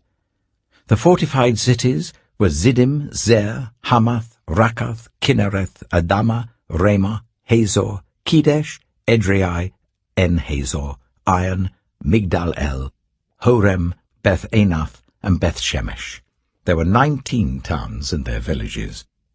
These towns and their villages were the inheritance of the tribe of Naphtali according to its clans. The seventh lot came out for the tribe of Dan according to its clans. The territory of their inheritance included Zorah, Eshtaol, Shemesh, Shealabin, Ajalon, Ithla, Elon, Timnah, Ekron, Elteke, Gibbethon, Baalath, Jehud, Bene-Berak, Gath-Rimmon, Mijarkon, and Rakon, with the area facing Joppa. When the territory of the Danites was lost to them, they went up and attacked Leshem, took it, put it to the sword, and occupied it. They settled in Leshem and named it Dan after their ancestor. These towns and their villages were the inheritance of the tribe of Dan according to its clans. When they had finished dividing the land into its allotted portions, the Israelites gave Joshua son of Nun an inheritance among them, as the Lord had commanded. They gave him the town he asked for, Timnath-Serah, in the hill country of Ephraim, and he built up the town and settled there. These are the territories that Eleazar the priest, Joshua son of Nun, and the heads of the tribal clans of Israel assigned by lot at Shiloh in the presence of the Lord at the entrance to the tent of meeting. And so they finished dividing the land. Joshua chapter 20. Then the Lord said to Joshua, "Tell the Israelites to designate the cities of refuge, as I instructed you through Moses, so that anyone who kills a person accidentally and unintentionally may flee there and find protection from the avenger of blood. When they flee to one of these cities, they are to stand in the entrance of the city gate and state their case before the elders of that city.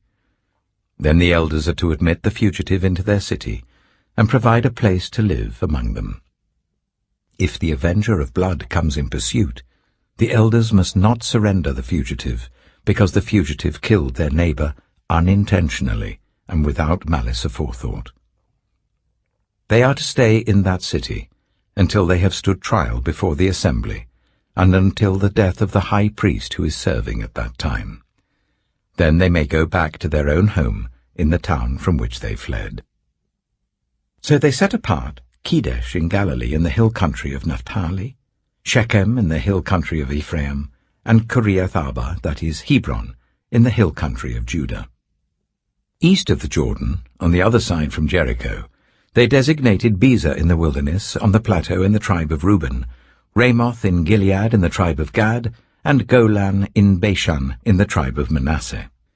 Any of the Israelites or any foreigner residing among them who killed someone accidentally could flee to these designated cities and not be killed by the avenger of blood prior to standing trial before the assembly.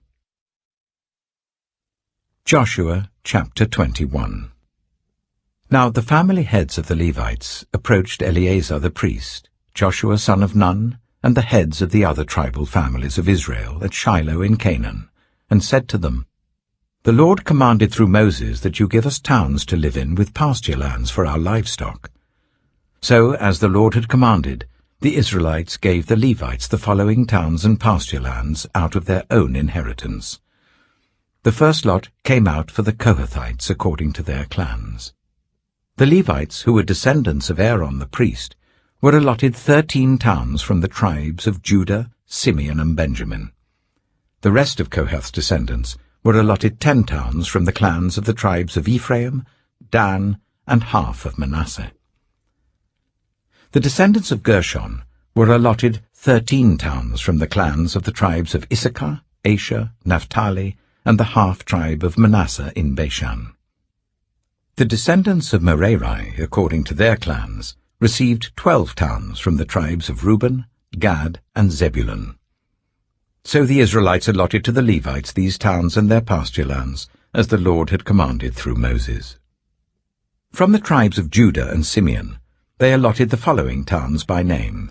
These towns were assigned to the descendants of Aaron, who were from the Kohathite clans of the Levites, because the first lot fell to them. They gave them Kiriath-Arba, that is, Hebron, with its surrounding pasture land in the hill country of Judah. Arba was the forefather of Anak. But the fields and villages around the city they had given to Caleb, son of Jephunneh, as his possession. So, to the descendants of Aaron the priest, they gave Hebron, a city of refuge for one accused of murder, Libnah, Jattir, Eshtemoa, Holon, Debir, Ain, Jattah, and Beth-Shemesh, together with their pasture lands. 9 towns from these 2 tribes. And from the tribe of Benjamin, they gave them Gibeon, Geba, Anathoth, and Almon, together with their pasture lands, 4 towns. The total number of towns for the priests, the descendants of Aaron, came to 13, together with their pasture lands. The rest of the Kohathite clans of the Levites were allotted towns from the tribe of Ephraim. In the hill country of Ephraim they were given Shechem, a city of refuge for one accused of murder, and Giza, Kibzaim, and Beth-horon, together with their pasture lands, 4 towns. Also, from the tribe of Dan, they received Eltekeh, Gibbethon, Ajalon, and Gathrimmon, together with their pasture lands, 4 towns. From half the tribe of Manasseh they received Taanach and Gathrimmon, together with their pasture lands, 2 towns. All these 10 towns and their pasture lands were given to the rest of the Kohathite clans. The Levite clans of the Gershonites were given, from the half-tribe of Manasseh, Golan in Bashan, a city of refuge for one accused of murder, and Be-eshtaroth, together with their pasture lands, 2 towns. From the tribe of Issachar, Kishion, Daberath, Jarmuth, and En-ganim, together with their pasture lands, 4 towns. From the tribe of Asher, Mishal, Abdon, Helkath, and Rehob, together with their pasture lands, 4 towns. From the tribe of Naphtali, Kedesh in Galilee, a city of refuge for one accused of murder, Hamoth-dor and Kartan, together with their pasture lands, 3 towns. The total number of towns of the Gershonite clans came to 13, together with their pasture lands. The Merarite clans, the rest of the Levites, were given from the tribe of Zebulun, Jokneam, Karta, Dimnah, and Nahalal, together with their pasture lands, 4 towns. From the tribe of Reuben, Bezer, Jehaz, Kedemoth, and Mephaath, together with their pasture lands, 4 towns. From the tribe of Gad, Ramoth in Gilead, a city of refuge for one accused of murder, Mahanaim, Heshbon, and Jazer, together with their pasture lands, 4 towns in all. The total number of towns allotted to the Merarite clans, who were the rest of the Levites, came to 12. The towns of the Levites in the territory held by the Israelites were 48 in all, together with their pasture lands. Each of these towns had pasture lands surrounding it. This was true for all these towns. So the Lord gave Israel all the land he had sworn to give their ancestors, and they took possession of it and settled there. The Lord gave them rest on every side, just as he had sworn to their ancestors. Not one of their enemies withstood them. The Lord gave all their enemies into their hands. Not one of all the Lord's good promises to Israel failed. Every one was fulfilled. Joshua chapter 22. Then Joshua summoned the Reubenites, the Gadites, and the half-tribe of Manasseh, and said to them, You have done all that Moses, the servant of the Lord, commanded, and you have obeyed me in everything I commanded. For a long time now, to this very day, you have not deserted your fellow Israelites, but have carried out the mission the Lord your God gave you. Now that the Lord your God has given them rest as he promised, return to your homes in the land that Moses the servant of the Lord gave you on the other side of the Jordan. But be very careful to keep the commandment and the law that Moses the servant of the Lord gave you. To love the Lord your God, to walk in obedience to him, to keep his commands, to hold fast to him, and to serve him with all your heart and with all your soul. Then Joshua blessed them and sent them away, and they went to their homes. To the half-tribe of Manasseh, Moses had given land in Bashan, and to the other half of the tribe Joshua gave land on the west side of the Jordan along with their fellow Israelites. When Joshua sent them home, he blessed them, saying, Return to your homes with your great wealth, with large herds of livestock, with silver, gold, bronze, and iron, and a great quantity of clothing, and divide the plunder from your enemies with your fellow Israelites. So the Reubenites, the Gadites, and the half-tribe of Manasseh left the Israelites at Shiloh in Canaan to return to Gilead, their own land, which they had acquired in accordance with the command of the Lord through Moses.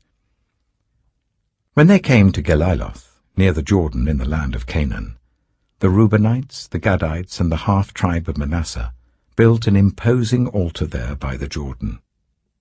And when the Israelites heard that they had built the altar on the border of Canaan at Geliloth, near the Jordan on the Israelite side, the whole assembly of Israel gathered at Shiloh to go to war against them. So the Israelites sent Phinehas, son of Eleazar the priest, to the land of Gilead, to Reuben, Gad, and the half-tribe of Manasseh.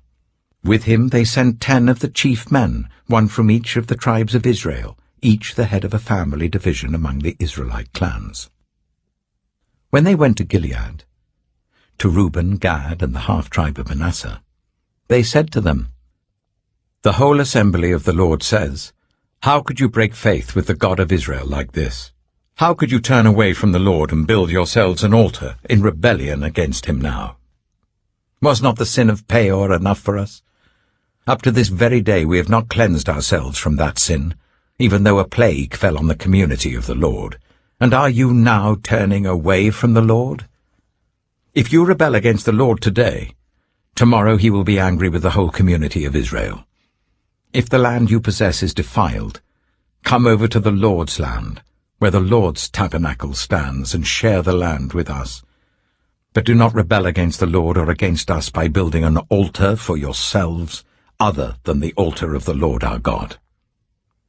When Achan, son of Zerah, was unfaithful in regard to the devoted things, did not wrath come on the whole community of Israel? He was not the only one who died for his sin."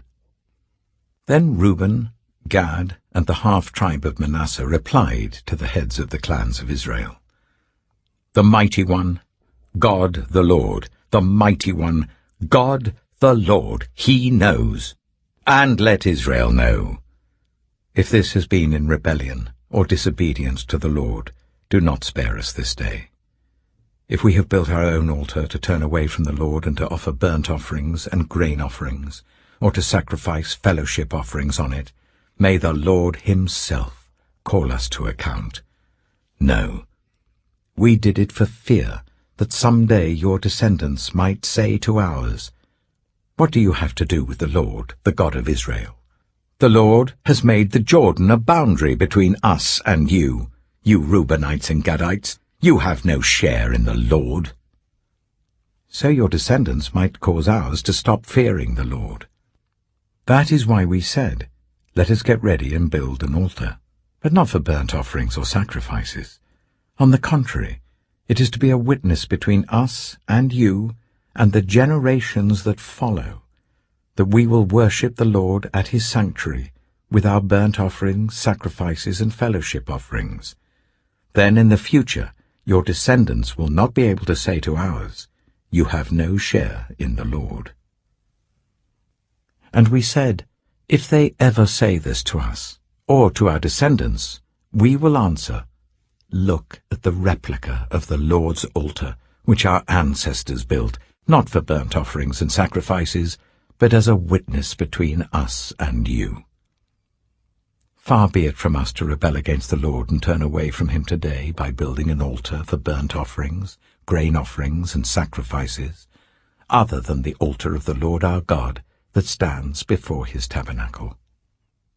When Phinehas the priest and the leaders of the community, the heads of the clans of the Israelites, heard what Reuben, Gad, and Manasseh had to say, they were pleased.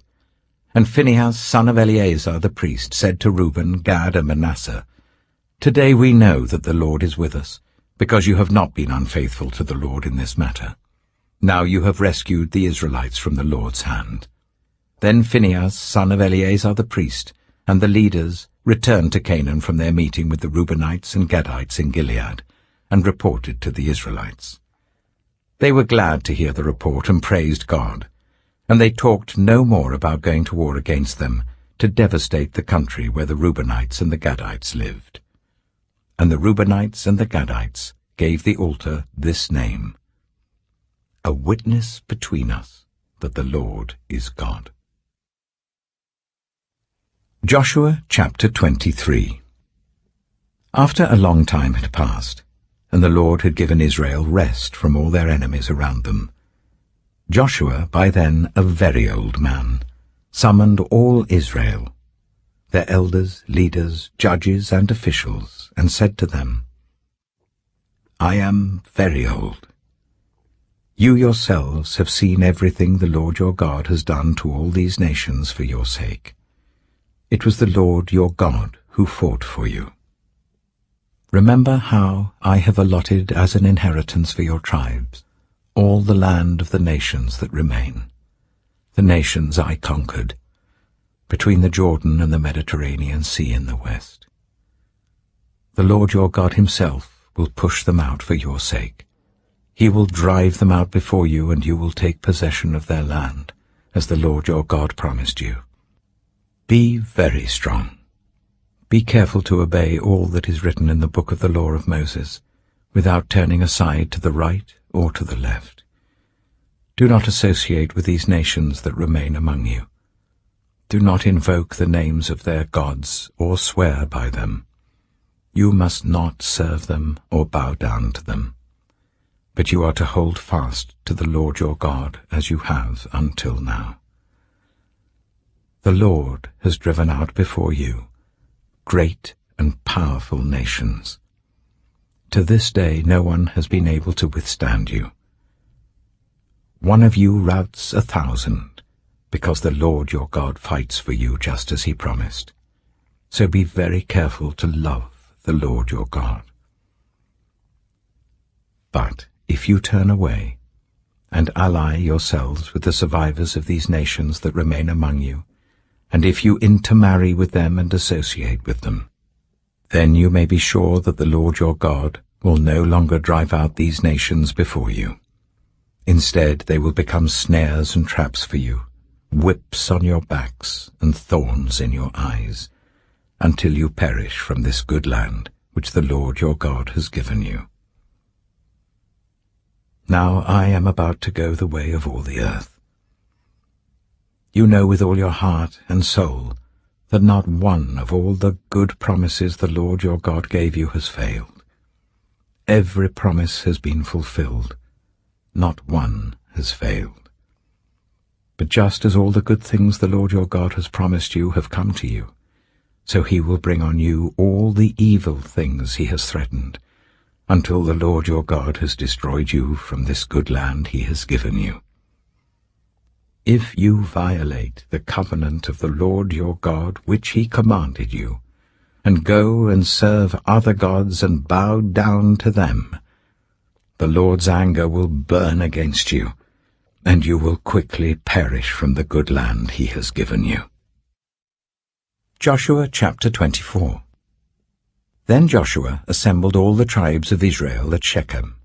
He summoned the elders, leaders, judges, and officials of Israel, and they presented themselves before God. Joshua said to all the people, This is what the Lord, the God of Israel, says. Long ago, your ancestors, including Terah, the father of Abraham and Nahor, lived beyond the river Euphrates and worshipped other gods. But I took your father Abraham from the land beyond the Euphrates and led him throughout Canaan, and gave him many descendants. I gave him Isaac, and to Isaac I gave Jacob and Esau.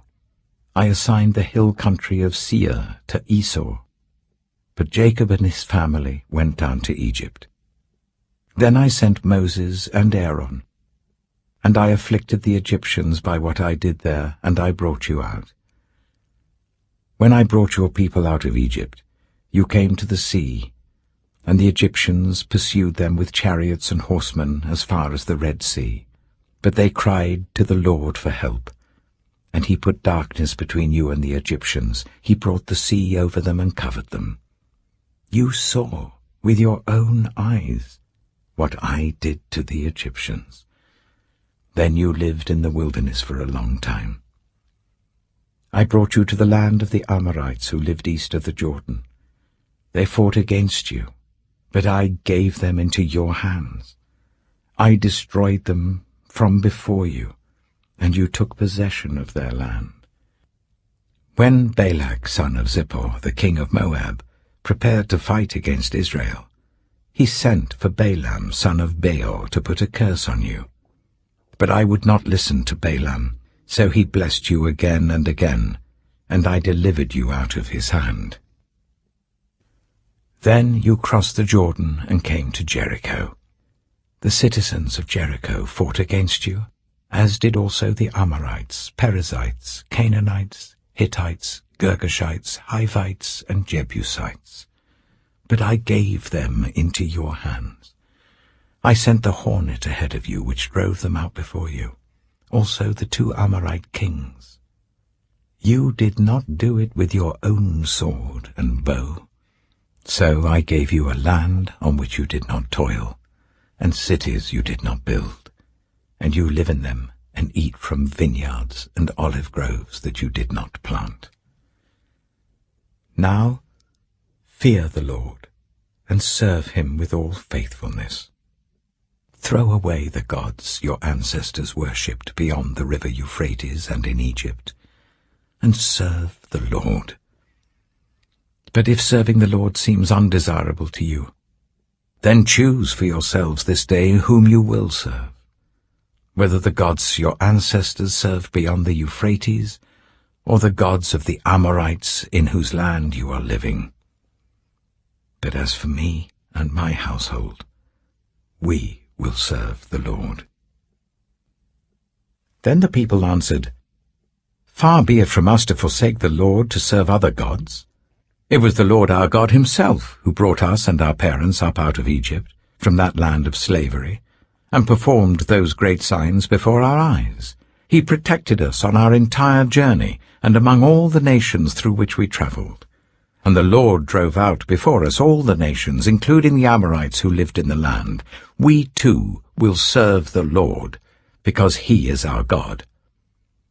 Joshua said to the people, "You are not able to serve the Lord. He is a holy God. He is a jealous God.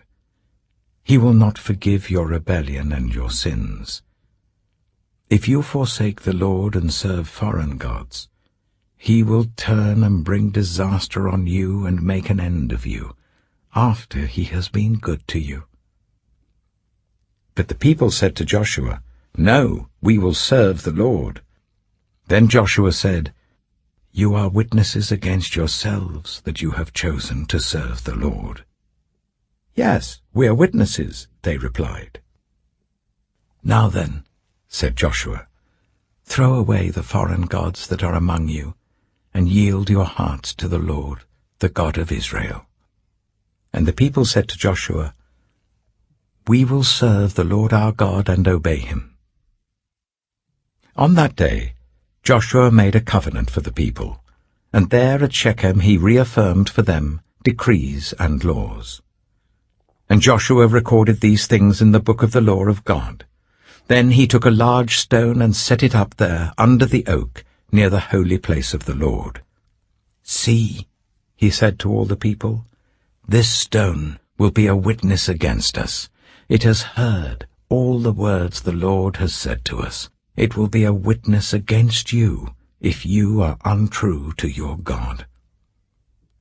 Then Joshua dismissed the people, each to their own inheritance. After these things, Joshua, son of Nun, the servant of the Lord, died at the age of 110. And they buried him in the land of his inheritance, at Timnath-Serah, in the hill country of Ephraim, north of Mount Gaash. Israel served the Lord throughout the lifetime of Joshua and of the elders who outlived him and who had experienced everything the Lord had done for Israel. And Joseph's bones, which the Israelites had brought up from Egypt, were buried at Shechem in the tract of land that Jacob bought for 100 pieces of silver from the sons of Hamor, the father of Shechem. This became the inheritance of Joseph's descendants. And Eleazar, son of Aaron, died and was buried at Gibeah, which had been allotted to his son Phinehas in the hill country of Ephraim. The Book of Judges. Judges chapter 1. After the death of Joshua, the Israelites asked the Lord, "Who of us is to go up first to fight against the Canaanites?" The Lord answered, "Judah shall go up. I have given the land into their hands." The men of Judah then said to the Simeonites, their fellow Israelites, "Come up with us into the territory allotted to us, to fight against the Canaanites. We in turn will go with you into yours." So the Simeonites went with them. When Judah attacked, the Lord gave the Canaanites and Perizzites into their hands, and they struck down 10,000 men at Bezek. It was there that they found Adoni-Bezek, and fought against him, putting to rout the Canaanites and Perizzites. Adoni-Bezek fled, but they chased him and caught him, and cut off his thumbs and big toes. Then Adoni-Bezek said, 70 kings with their thumbs and big toes cut off have picked up scraps under my table. Now God has paid me back for what I did to them. They brought him to Jerusalem, and he died there. The men of Judah attacked Jerusalem also, and took it. They put the city to the sword and set it on fire. After that, Judah went down to fight against the Canaanites living in the hill country, the Negev and the western foothills. They advanced against the Canaanites living in Hebron, formerly called Kiriath-Arba, and defeated Sheshai, Ahiman, and Talmai.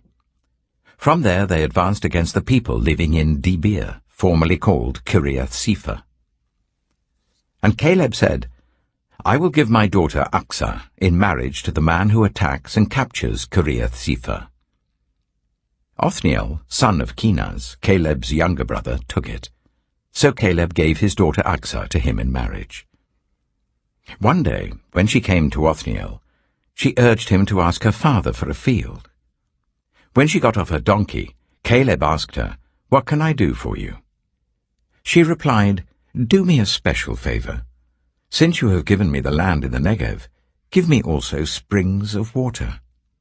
So Caleb gave her the upper and lower springs. The descendants of Moses' father-in-law, the Kenite, went up from the city of palms with the people of Judah to live among the inhabitants of the desert of Judah in the Negev near Arad. Then the men of Judah went with the Simeonites, their fellow Israelites, and attacked the Canaanites living in Zephath, and they totally destroyed the city. Therefore it was called Hormah. Judah also took Gaza, Ashkelon, and Ekron, each city with its territory. The Lord was with the men of Judah. They took possession of the hill country, but they were unable to drive the people from the plains, because they had chariots fitted with iron. As Moses had promised, Hebron was given to Caleb, who drove from it the 3 sons of Anak. The Benjaminites, however, did not drive out the Jebusites, who were living in Jerusalem. To this day, the Jebusites live there with the Benjaminites. Now the tribes of Joseph attacked Bethel, and the Lord was with them. When they sent men to spy out Bethel, formerly called Luz, the spies saw a man come out of the city, and they said to him, "Show us how to get into the city, and we will see that you are treated well." So he showed them, and they put the city to the sword, but spared the man and his whole family. He then went to the land of the Hittites, where he built a city, and called it Luz, which is its name to this day. But Manasseh did not drive out the people of Bethshan, or Taanach, or Dor, or Iblam, or Megiddo, and their surrounding settlements, for the Canaanites were determined to live in that land. When Israel became strong, they pressed the Canaanites into forced labor, but never drove them out completely. Nor did Ephraim drive out the Canaanites living in Gezer, but the Canaanites continued to live there among them. Neither did Zebulun drive out the Canaanites living in Kitron, or Nahalol. So these Canaanites lived among them, but Zebulun did subject them to forced labor. Nor did Asher drive out those living in Akko, or Sidon, or Alab, or Aksib, or Helba, or Aphek, or Rehob. The Asherites lived among the Canaanite inhabitants of the land, because they did not drive them out. Neither did Naphtali drive out those living in Beth-shemesh or Beth-anath. But the Naphtalites too lived among the Canaanite inhabitants of the land, and those living in Beth-shemesh and Beth-anath became forced laborers for them. The Amorites confined the Danites to the hill country, not allowing them to come down into the plain. And the Amorites were determined also to hold out in Mount Heres, Ajalon, and Shaalbim. But when the power of the tribes of Joseph increased, they too were pressed into forced labor.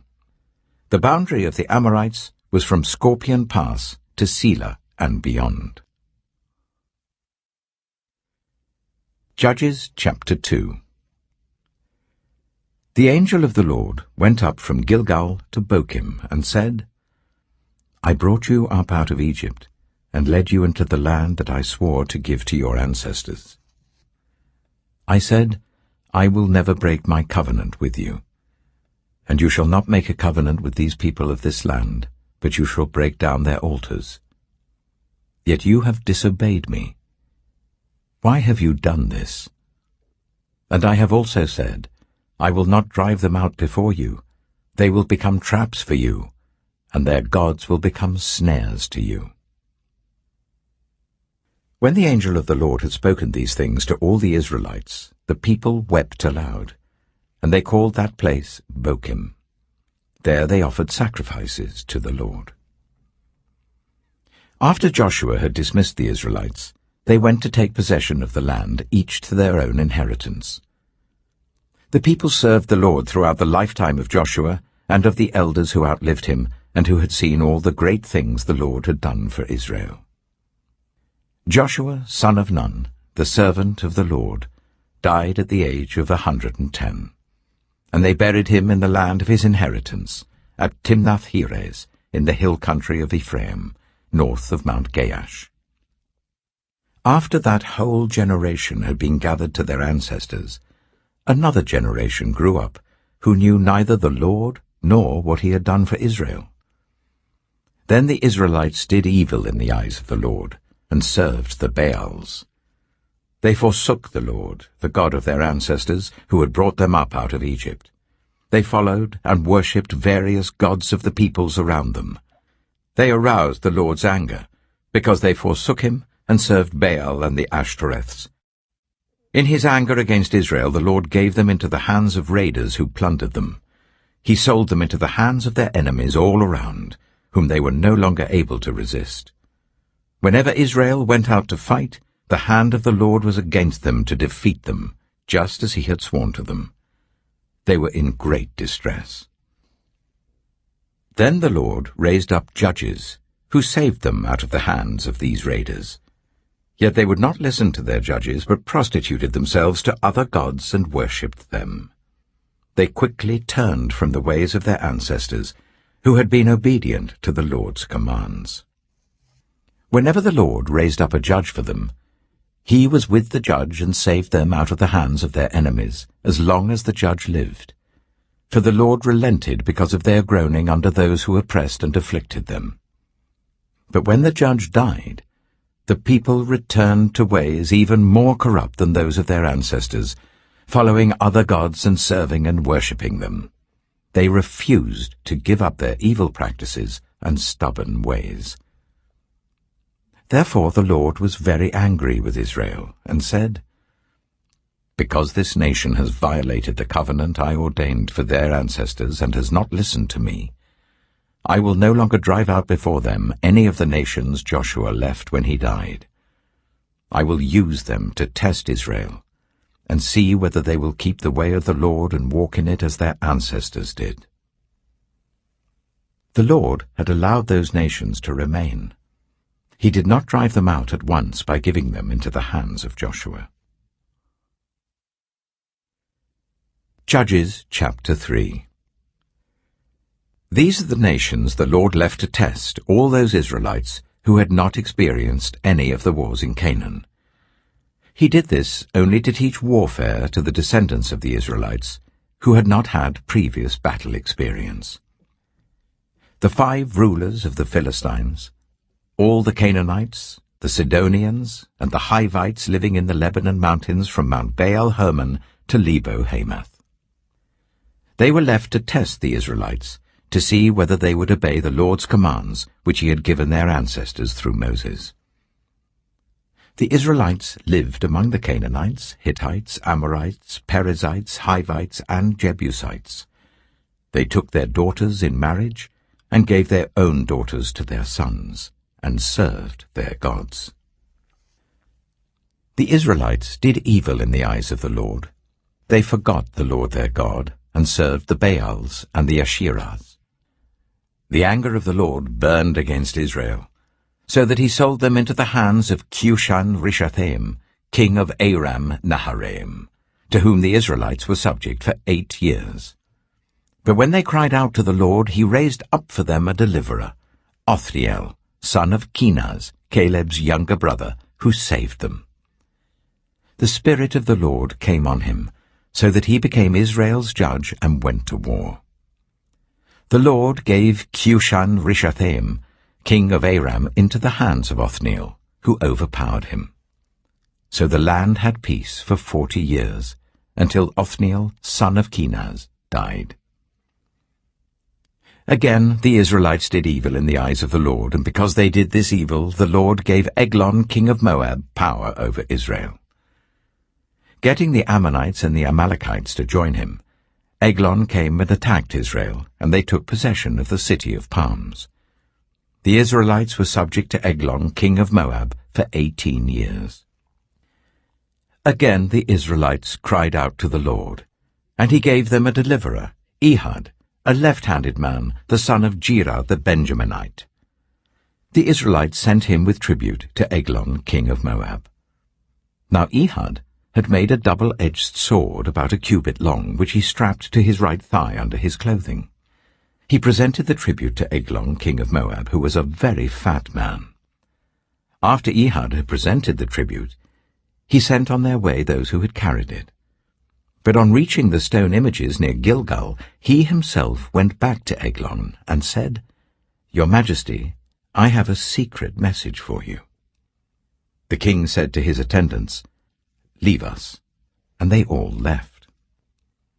Ehud then approached him while he was sitting alone in the upper room of his palace and said, "I have a message from God for you." As the king rose from his seat, Ehud reached with his left hand, drew the sword from his right thigh and plunged it into the king's belly. Even the handle sank in after the blade, and his bowels discharged. Ehud did not pull the sword out, and the fat closed in over it. Then Ehud went out to the porch. He shut the doors of the upper room behind him and locked them. After he had gone, the servants came and found the doors of the upper room locked. They said, "He must be relieving himself in the inner room of the palace." They waited to the point of embarrassment, but when he did not open the doors of the room, they took a key and unlocked them. There they saw their lord fallen to the floor, dead. While they waited, Ehud got away. He passed by the stone images and escaped to Seirah. When he arrived there, he blew a trumpet in the hill country of Ephraim, and the Israelites went down with him from the hills, with him leading them. "Follow me," he ordered, "for the Lord has given Moab your enemy into your hands." So they followed him down and took possession of the fords of the Jordan that led to Moab. They allowed no one to cross over. At that time they struck down about 10,000 Moabites, all vigorous and strong. Not one escaped. That day Moab was made subject to Israel, and the land had peace for 80 years. After Ehud came Shamgar, son of Anath, who struck down 600 Philistines with an ox goad. He too saved Israel. Judges chapter 4. Again the Israelites did evil in the eyes of the Lord, now that Ehud was dead. So the Lord sold them into the hands of Jabin, king of Canaan, who reigned in Hazor. Sisera, the commander of his army, was based in Harosheth Hagoyim. Because he had 900 chariots fitted with iron and had cruelly oppressed the Israelites for 20 years, they cried to the Lord for help. Now Deborah, a prophet, the wife of Lapidoth, was leading Israel at that time. She held court under the palm of Deborah, between Ramah and Bethel, in the hill country of Ephraim. And the Israelites went up to her to have their disputes decided.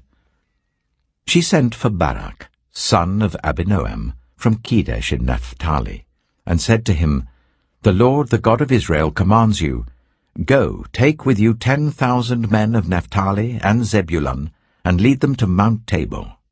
I will lead Sisera, the commander of Jabin's army, with his chariots and his troops, to the river Kishon, and give him into your hands." Barak said to her, "If you go with me, I will go. But if you don't go with me, I won't go." "Certainly I will go with you," said Deborah. "But because of the course you are taking, the honor will not be yours, for the Lord will deliver Sisera into the hands of a woman." So Deborah went with Barak to Kedesh. There Barak summoned Zebulun and Naphtali, and 10,000 men went up under his command. Deborah also went up with him. Now Heber the Kenite had left the other Kenites, the descendants of Hobab, Moses' brother-in-law, and pitched his tent by the great tree in Zaanannim near Kedesh. When they told Sisera that Barak, son of Abinoam, had gone up to Mount Tabor, Sisera summoned from Harosheth-Hagoyim to the river Kishon all his men and his 900 chariots fitted with iron. Then Deborah said to Barak, "Go, this is the day the Lord has given Sisera into your hands. Has not the Lord gone ahead of you?" So Barak went down Mount Tabor with 10,000 men following him. At Barak's advance, the Lord routed Sisera and all his chariots and army by the sword, and Sisera got down from his chariot and fled on foot. Barak pursued the chariots and army as far as Harosheth-Hagoyim, and all Sisera's troops fell by the sword. Not a man was left. Sisera, meanwhile, fled on foot to the tent of Jael, the wife of Heber the Kenite, because there was an alliance between Jabin, king of Hazor, and the family of Heber the Kenite. Jael went out to meet Sisera and said to him, "Come, my lord, come right in, don't be afraid." So he entered her tent, and she covered him with a blanket. "I'm thirsty," he said. "Please give me some water." She opened a skin of milk, gave him a drink, and covered him up. "Stand in the doorway of the tent," he told her. "If someone comes and asks you, 'Is anyone in there?' say no." But Jael, Heber's wife, picked up a tent peg and a hammer, and went quietly to him while he lay fast asleep, exhausted. She drove the peg through his temple into the ground, and he died. Just then, Barak came by in pursuit of Sisera, and Jael went out to meet him. "Come," she said, "I will show you the man you're looking for." So he went in with her, and there lay Sisera with the tent peg through his temple, dead. On that day God subdued Jabin, king of Canaan, before the Israelites. And the hand of the Israelites pressed harder and harder against Jabin, king of Canaan, until they destroyed him. Judges chapter 5. On that day Deborah and Barak, son of Abinoam, sang this song. When the princes in Israel take the lead, when the people willingly offer themselves, praise the Lord. Hear this, you kings. Listen, you rulers. I, even I, will sing to the Lord. I will praise the Lord, the God of Israel, in song. When you, Lord, went out from Seir, when you marched from the land of Edom, the earth shook, the heavens poured, the clouds poured down water. The mountains quaked before the Lord, the one of Sinai, before the Lord, the God of Israel. In the days of Shamgar, son of Anath, in the days of Jael, the highways were abandoned, travelers took to winding paths. Villagers in Israel would not fight. They held back until I, Deborah, arose, until I arose, a mother in Israel. God chose new leaders when war came to the city gates, but not a shield or spear was seen among 40,000 in Israel. My heart is with Israel's princes, with the willing volunteers among the people. Praise the Lord. You who ride on white donkeys, sitting on your saddle blankets, and you who walk along the road, consider the voice of the singers at the watering places. They recite the victories of the Lord, the victories of his villages in Israel. Then the people of the Lord went down to the city gates. Wake up, Deborah. Wake up, break out in song. Arise, Barak, take captive your captives, son of Abinoam. The remnant of the nobles came down. The people of the Lord came down to me against the mighty. Some came from Ephraim, whose roots were in Amalek. Benjamin was with the people who followed you. From Machir, captains came down. From Zebulun, those who bear a commander's staff. The princes of Issachar were with Deborah. Yes, Issachar was with Barak, sent under his command into the valley. In the districts of Reuben there was much searching of heart. Why did you stay among the sheepfolds to hear the whistling for the flocks? In the districts of Reuben there was much searching of heart. Gilead stayed beyond the Jordan. And Dan, why did he linger by the ships? Asher remained on the coast and stayed in his coves. The people of Zebulun risked their very lives. So did Naphtali on the terraced fields. Kings came, they fought. The kings of Canaan fought. At Taanach, by the waters of Megiddo, they took no plunder of silver. From the heavens the stars fought. From their courses they fought against Sisera. The river Kishon swept them away, the age-old river, the river Kishon. March on, my soul, be strong. Then thundered the horses' hooves, galloping, galloping go his mighty steeds. Curse Meroz, said the angel of the Lord, curse its people bitterly, because they did not come to help the Lord against the mighty. Most blessed of women be Jael, the wife of Heber the Kenite, most blessed of tent-dwelling women. He asked for water, and she gave him milk. In a bowl fit for nobles she brought him curdled milk. Her hand reached for the tent peg, her right hand for the workman's hammer. She struck Sisera, she crushed his head, she shattered and pierced his temple. At her feet he sank, he fell. There he lay. At her feet he sank, he fell. Where he sank, there he fell. Dead. Through the window peered Sisera's mother. Behind the lattice she cried out, "Why is his chariot so long in coming? Why is the clatter of his chariots delayed?" The wisest of her ladies answer her. Indeed, she keeps saying to herself, "Are they not finding and dividing the spoils, a woman or two for each man? Colourful garments as plunder for Sisera, colourful garments embroidered, highly embroidered garments for my neck, all this as plunder." So may all your enemies perish, O Lord, but may all who love you be like the sun when it rises in its strength. Then the land had peace for 40 years. Judges chapter 6. The Israelites did evil in the eyes of the Lord, and for 7 years he gave them into the hands of the Midianites. Because the power of Midian was so oppressive, the Israelites prepared shelters for themselves in mountain clefts, caves, and strongholds.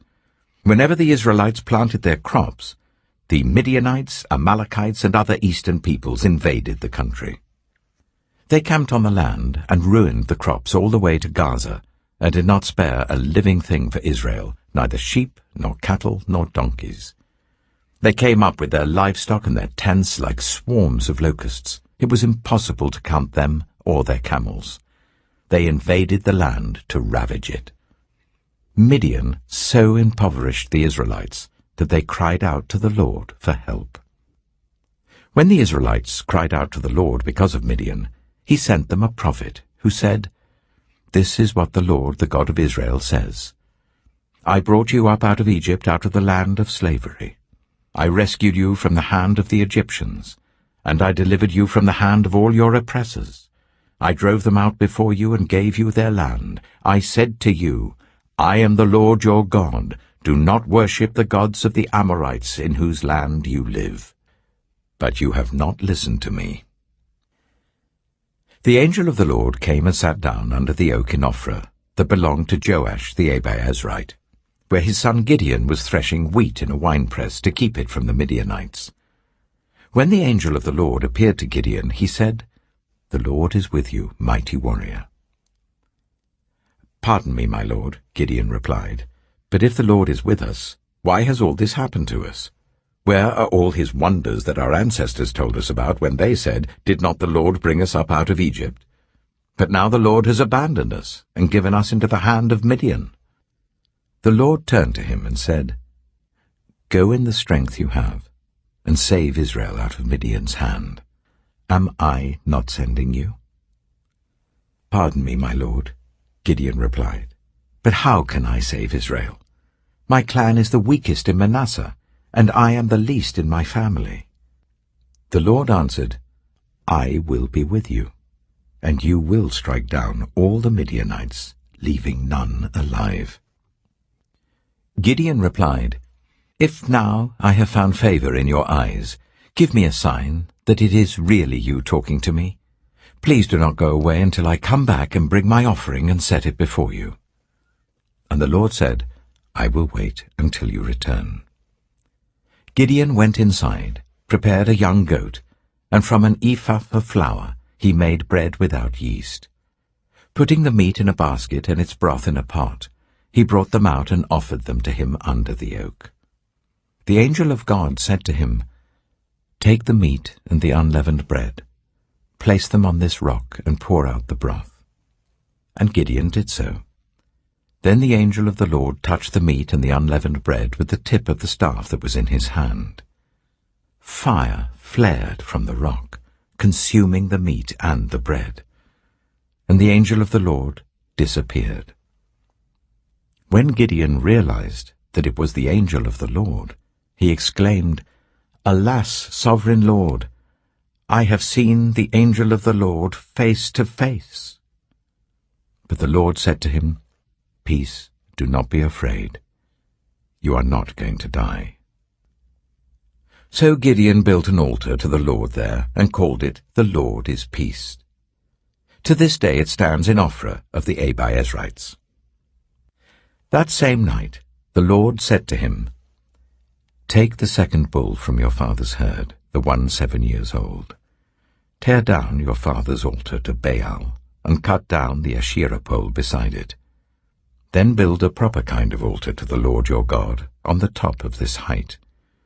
Using the wood of the Asherah pole that you cut down, offer the second bull as a burnt offering."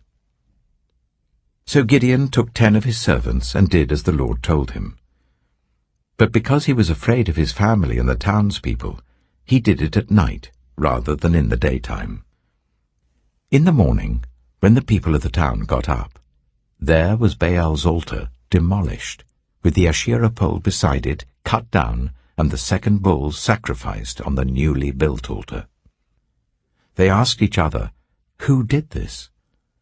When they carefully investigated, they were told, "Gideon, son of Joash, did it." The people of the town demanded of Joash, "Bring out your son.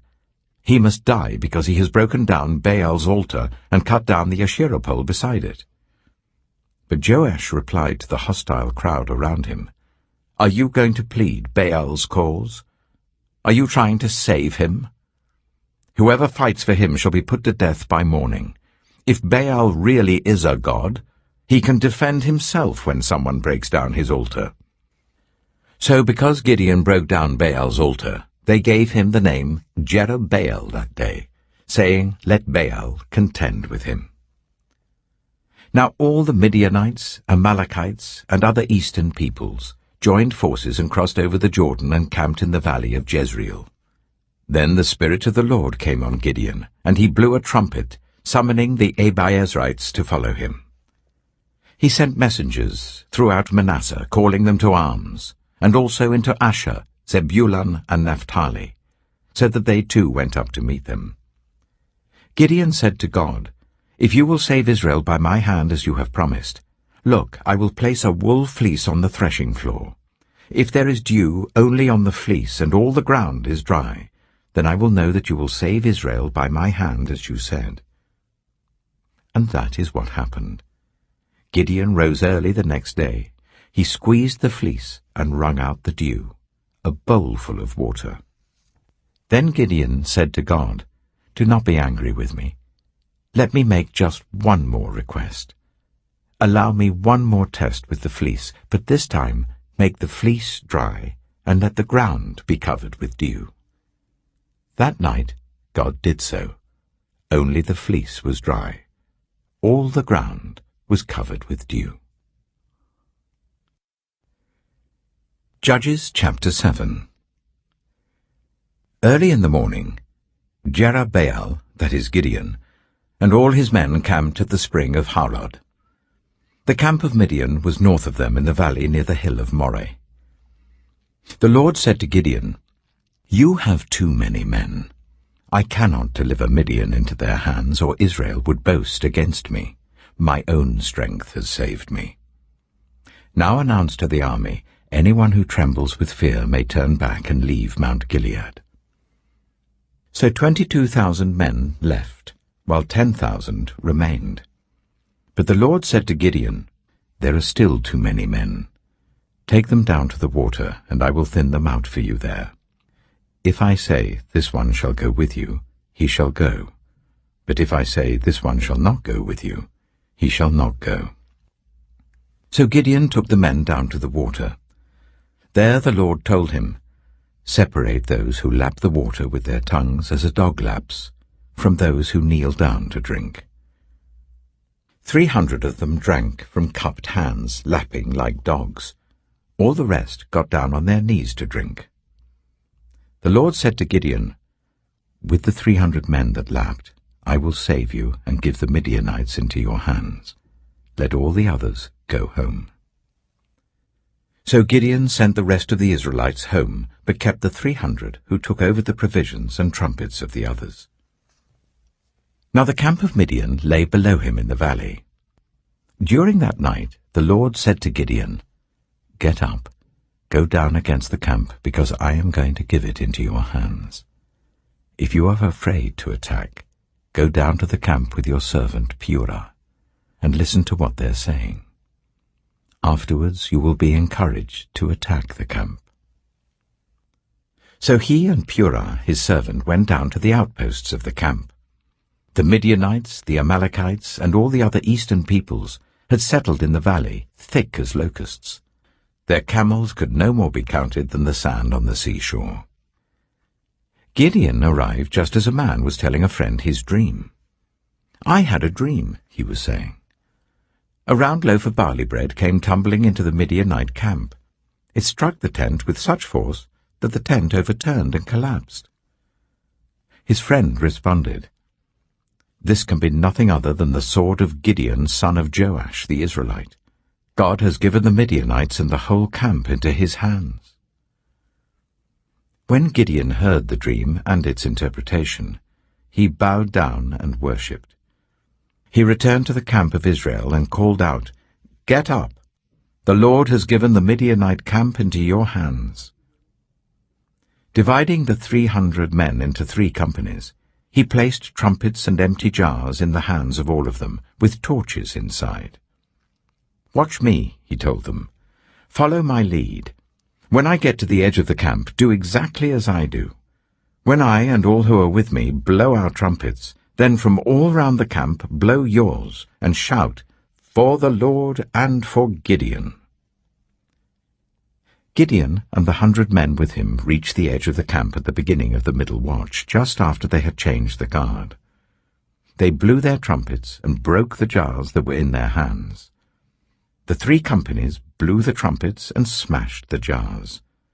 Grasping the torches in their left hands and holding in their right hands the trumpets they were to blow, they shouted, "A sword for the Lord and for Gideon!" While each man held his position round the camp, all the Midianites ran, crying out as they fled. When the 300 trumpets sounded, the Lord caused the men throughout the camp to turn on each other with their swords. The army fled to Beth-shittah, towards Zererah, as far as the border of Abel-Meholah near Tabbath. Israelites from Naphtali, Asher, and all Manasseh were called out, and they pursued the Midianites. Gideon sent messengers throughout the hill country of Ephraim, saying, "Come down against the Midianites and seize the waters of Jordan ahead of them, as far as Beth-barah." So all the men of Ephraim were called out, and they seized the waters of the Jordan as far as Beth-barah. They also captured 2 of the Midianite leaders, Oreb and Zeeb. They killed Oreb at the rock of Oreb, and Zeeb at the winepress of Zeeb. They pursued the Midianites and brought the heads of Oreb and Zeeb to Gideon, who was by the Jordan. Judges chapter 8. Now the Ephraimites asked Gideon, "Why have you treated us like this? Why didn't you call us when you went to fight Midian?" And they challenged him vigorously. But he answered them, "What have I accomplished compared to you? Aren't the gleanings of Ephraim's grapes better than the full grape harvest of Abiezer? God gave Oreb and Zeeb, the Midianite leaders, into your hands. What was I able to do compared to you?" At this, their resentment against him subsided. Gideon and his 300 men, exhausted yet keeping up the pursuit, came to the Jordan and crossed it. He said to the men of Succoth, "Give my troops some bread.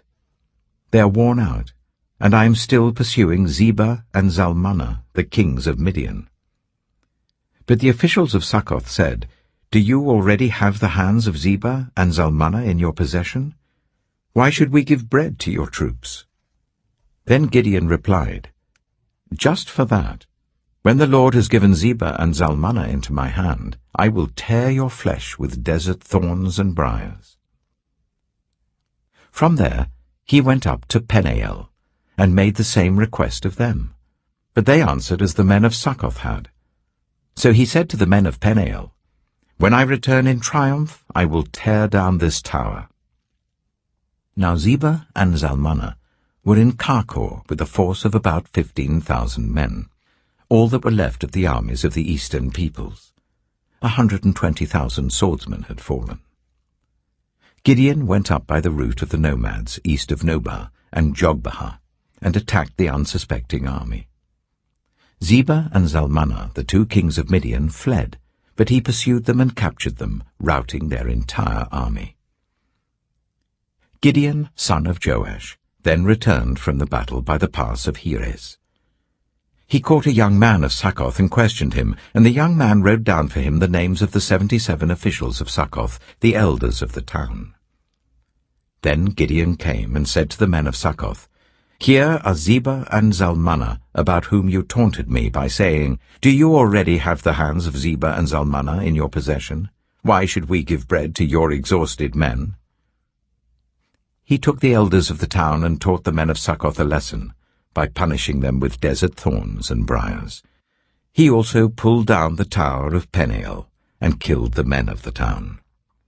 Then he asked Zebah and Zalmunna, "What kind of men did you kill at Tabor?" "Men like you," they answered, each one with the bearing of a prince. Gideon replied, "Those were my brothers, the sons of my own mother. As surely as the Lord lives, if you had spared their lives, I would not kill you." Turning to Jether, his eldest son, he said, "Kill them." But Jether did not draw his sword because he was only a boy and was afraid. Zebah and Zalmunna said, "Come, do it yourself. As is the man, so is his strength." So Gideon stepped forward and killed them, and took the ornaments off their camels' necks. The Israelites said to Gideon, "Rule over us, you, your son, and your grandson, because you have saved us from the hand of Midian." But Gideon told them, "I will not rule over you, nor will my son rule over you. The Lord will rule over you." And he said, "I do have one request, that each of you give me an earring from your share of the plunder." It was the custom of the Ishmaelites to wear gold earrings. They answered, "We'll be glad to give them." So they spread out a garment, and each of them threw a ring from his plunder onto it. The weight of the gold rings he asked for came to 1,700 shekels, not counting the ornaments, the pendants, and the purple garments worn by the kings of Midian, or the chains that were on their camels' necks. Gideon made the gold into an ephod, which he placed in Ophrah, his town. All Israel prostituted themselves by worshipping it there, and it became a snare to Gideon and his family. Thus Midian was subdued before the Israelites, and did not raise its head again. During Gideon's lifetime, the land had peace for 40 years. Jerub-Baal, son of Joash, went back home to live. He had 70 sons of his own, for he had many wives. His concubine, who lived in Shechem, also bore him a son, whom he named Abimelech. Gideon, son of Joash, died at a good old age, and was buried in the tomb of his father Joash in Ophrah of the Abiezrites.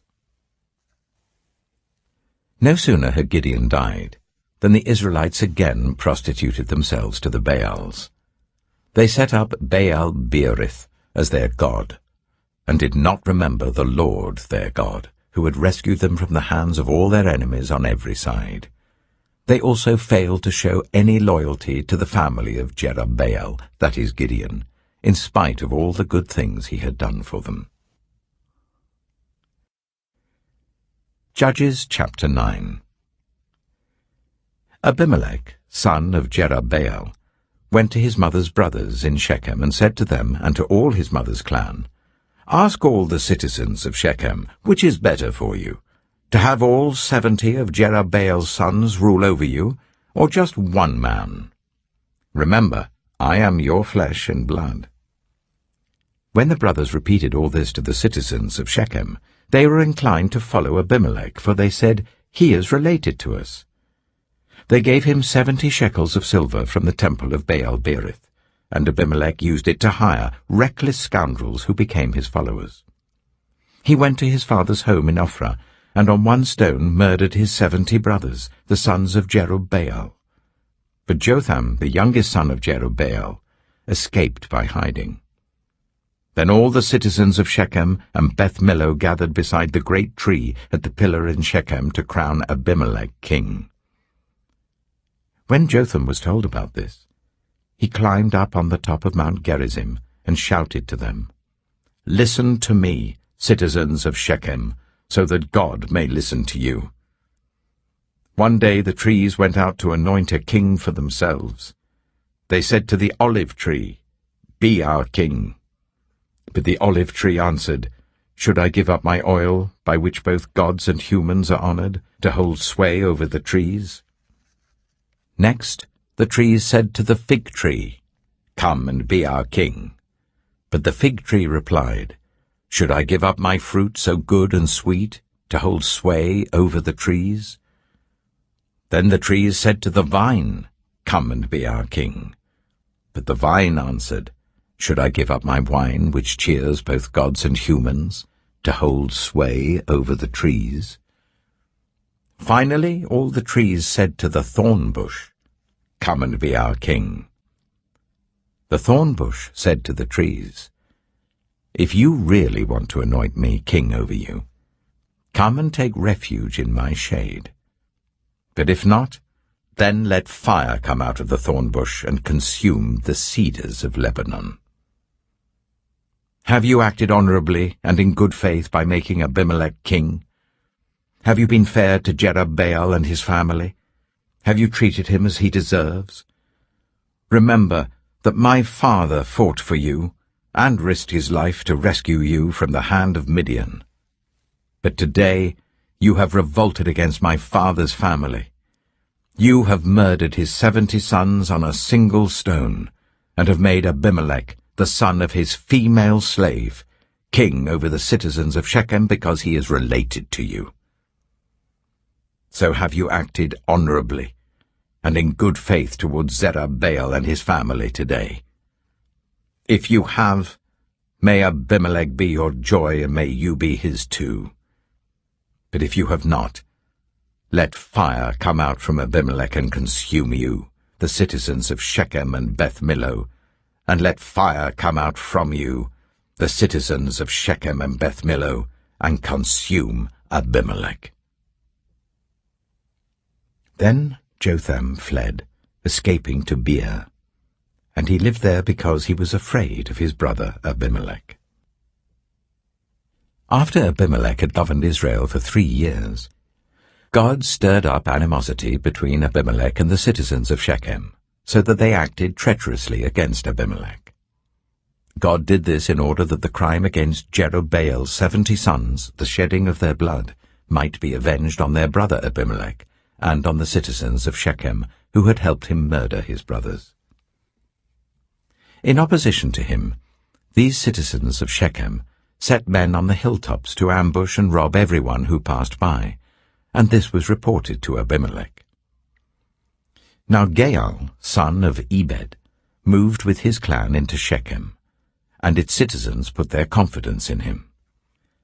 After they had gone out into the fields and gathered the grapes and trodden them, they held a festival in the temple of their God. While they were eating and drinking, they cursed Abimelech. Then Gaal, son of Ebed, said, "Who is Abimelech, and why should we Shechemites be subject to him? Isn't he Jerubbaal's son, and isn't Zebul his deputy? Serve the family of Hamor, Shechem's father. Why should we serve Abimelech? If only this people were under my command, then I would get rid of him. I would say to Abimelech, 'Call out your whole army.'" When Zebul, the governor of the city, heard what Gaal, son of Ebed, said, he was very angry. Under cover, he sent messengers to Abimelech, saying, "Gaal, son of Ebed, and his clan have come to Shechem, and are stirring up the city against you. Now then, during the night, you and your men should come and lie in wait in the fields. In the morning at sunrise, advance against the city. When Gaal and his men come out against you, seize the opportunity to attack them." So Abimelech and all his troops set out by night and took up concealed positions near Shechem in 4 companies. Now Gaal, son of Ebed, had gone out and was standing at the entrance of the city gate, just as Abimelech and his troops came out from their hiding place. When Gaal saw them, he said to Zebul, "Look, people are coming down from the tops of the mountains." Zebul replied, "You mistake the shadows of the mountains for men." But Gaal spoke up again, "Look, people are coming down from the central hill, and a company is coming from the direction of the diviner's tree." Then Zebul said to him, "Where is your big talk now, you who said, 'Who is Abimelech, that we should be subject to him?' Aren't these the men you ridiculed? Go out and fight them." So Gaal led out the citizens of Shechem and fought Abimelech. Abimelech chased him all the way to the entrance of the gate, and many were killed as they fled. Then Abimelech stayed in Arumah, and Zebul drove Gaal and his clan out of Shechem. The next day the people of Shechem went out to the fields, and this was reported to Abimelech. So he took his men, divided them into 3 companies, and set an ambush in the fields. When he saw the people coming out of the city, he rose to attack them. Abimelech and the companies with him rushed forwards to a position at the entrance of the city gate. Then 2 companies attacked those in the fields and struck them down. All that day Abimelech pressed his attack against the city until he had captured it and killed its people. Then he destroyed the city and scattered salt over it. On hearing this, the citizens in the tower of Shechem went into the stronghold of the temple of El-Berith. When Abimelech heard that they had assembled there, he and all his men went up Mount Zalmon. He took an axe and cut off some branches, which he lifted to his shoulders. He ordered the men with him, "Quick, do what you have seen me do." So all the men cut branches and followed Abimelech. They piled them against the stronghold and set it on fire with the people still inside. So all the people in the tower of Shechem, about 1,000 men and women, also died. Next Abimelech went to Thebez and besieged it and captured it. Inside the city, however, was a strong tower to which all the men and women, all the people of the city, had fled. They had locked themselves in and climbed up on the tower roof. Abimelech went to the tower and attacked it. But as he approached the entrance to the tower to set it on fire, a woman dropped an upper millstone on his head and cracked his skull. Hurriedly he called to his armor-bearer, "Draw your sword and kill me, so that they can't say, 'A woman killed him.'" So his servant ran him through, and he died. When the Israelites saw that Abimelech was dead, they went home. Thus God repaid the wickedness that Abimelech had done to his father by murdering his 70 brothers. God also made the people of Shechem pay for all their wickedness. The curse of Jotham, son of Jerubbaal, came on them. Judges chapter 10. After the time of Abimelech, a man of Issachar named Tola, son of Puah, the son of Dodo, rose to save Israel. He lived in Shamir, in the hill country of Ephraim. He led Israel for 23 years. Then he died and was buried in Shamir. He was followed by Jair of Gilead, who led Israel for 22 years. He had 30 sons who rode 30 donkeys. They controlled 30 towns in Gilead, which to this day are called Havoth-Jair. When Jair died, he was buried in Canaan. Again the Israelites did evil in the eyes of the Lord. They served the Baals and the Ashtoreths, and the gods of Aram, the gods of Sidon, the gods of Moab, the gods of the Ammonites, and the gods of the Philistines. And because the Israelites forsook the Lord and no longer served him, he became angry with them. He sold them into the hands of the Philistines and the Ammonites, who that year shattered and crushed them. For 18 years they oppressed all the Israelites on the east side of the Jordan in Gilead, the land of the Amorites. The Ammonites also crossed the Jordan to fight against Judah, Benjamin, and Ephraim. Israel was in great distress. Then the Israelites cried out to the Lord, "We have sinned against you, forsaking our God and serving the Baals." The Lord replied, "When the Egyptians, the Amorites, the Ammonites, the Philistines, the Sidonians, the Amalekites, and the Maonites oppressed you, and you cried to me for help, did I not save you from their hands? But you have forsaken me and served other gods, so I will no longer save you. Go and cry out to the gods you have chosen. Let them save you when you are in trouble."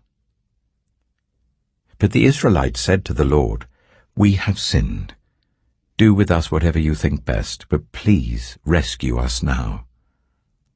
Then they got rid of the foreign gods among them and served the Lord, and he could bear Israel's misery no longer. When the Ammonites were called to arms and camped in Gilead, the Israelites assembled and camped at Mizpah. The leaders of the people of Gilead said to each other, "Whoever will take the lead in attacking the Ammonites will be head over all who live in Gilead." Judges chapter 11. Jephthah, the Gileadite, was a mighty warrior. His father was Gilead. His mother was a prostitute. Gilead's wife also bore him sons, and when they were grown up, they drove Jephthah away. "You are not going to get any inheritance in our family," they said, "because you are the son of another woman." So Jephthah fled from his brothers and settled in the land of Tob, where a gang of scoundrels gathered around him and followed him. Some time later, when the Ammonites were fighting against Israel, the elders of Gilead went to get Jephthah from the land of Tob. "Come," they said, "be our commander, so we can fight the Ammonites." Jephthah said to them, "Didn't you hate me and drive me from my father's house? Why do you come to me now when you are in trouble?" The elders of Gilead said to him, "Nevertheless, we are turning to you now. Come with us to fight the Ammonites, and you will be head over all of us who live in Gilead." Jephthah answered, "Suppose you take me back to fight the Ammonites, and the Lord gives them to me. Will I really be your head?" The elders of Gilead replied, "The Lord is our witness. We will certainly do as you say." So Jephthah went with the elders of Gilead, and the people made him head and commander over them. And he repeated all his words before the Lord in Mizpah. Then Jephthah sent messengers to the Ammonite king with the question, "What do you have against me that you have attacked my country?" The king of the Ammonites answered Jephthah's messengers, "When Israel came up out of Egypt, they took away my land from the Arnon to the Jabbok, all the way to the Jordan. Now give it back, peaceably." Jephthah sent messengers back to the Ammonite king, saying, "This is what Jephthah says. Israel did not take the land of Moab, or the land of the Ammonites. But when they came up out of Egypt, Israel went through the wilderness to the Red Sea and on to Kadesh. Then Israel sent messengers to the king of Edom, saying, 'Give us permission to go through your country.'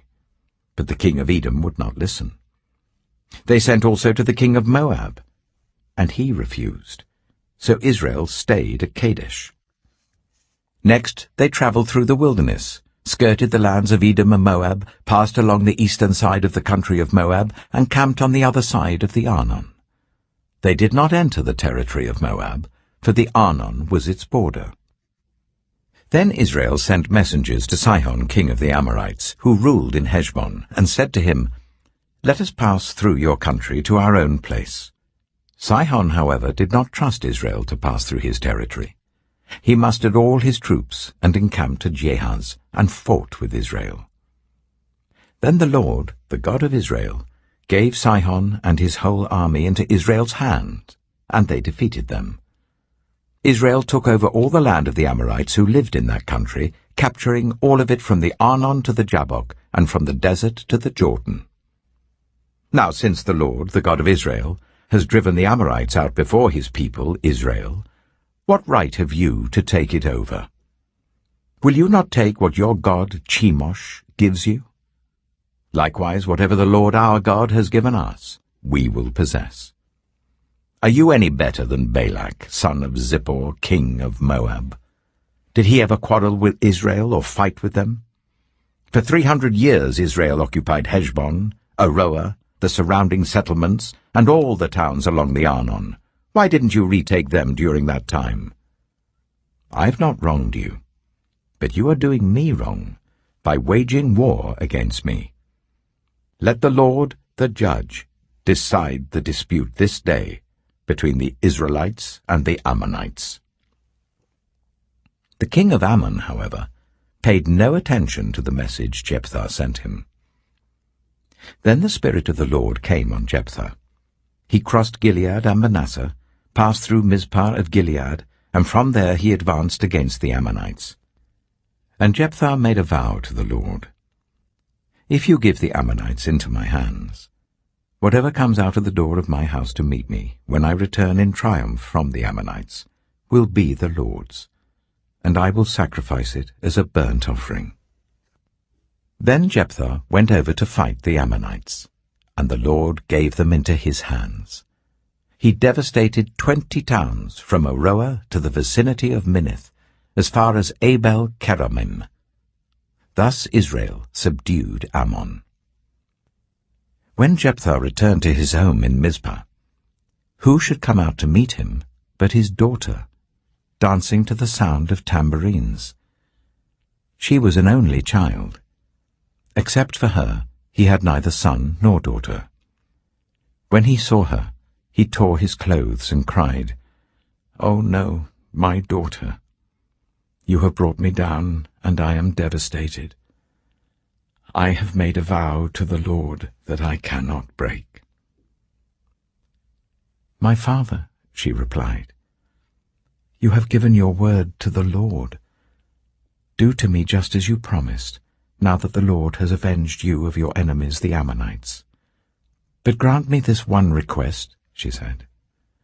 "Give me 2 months to roam the hills and weep with my friends, because I will never marry." "You may go," he said.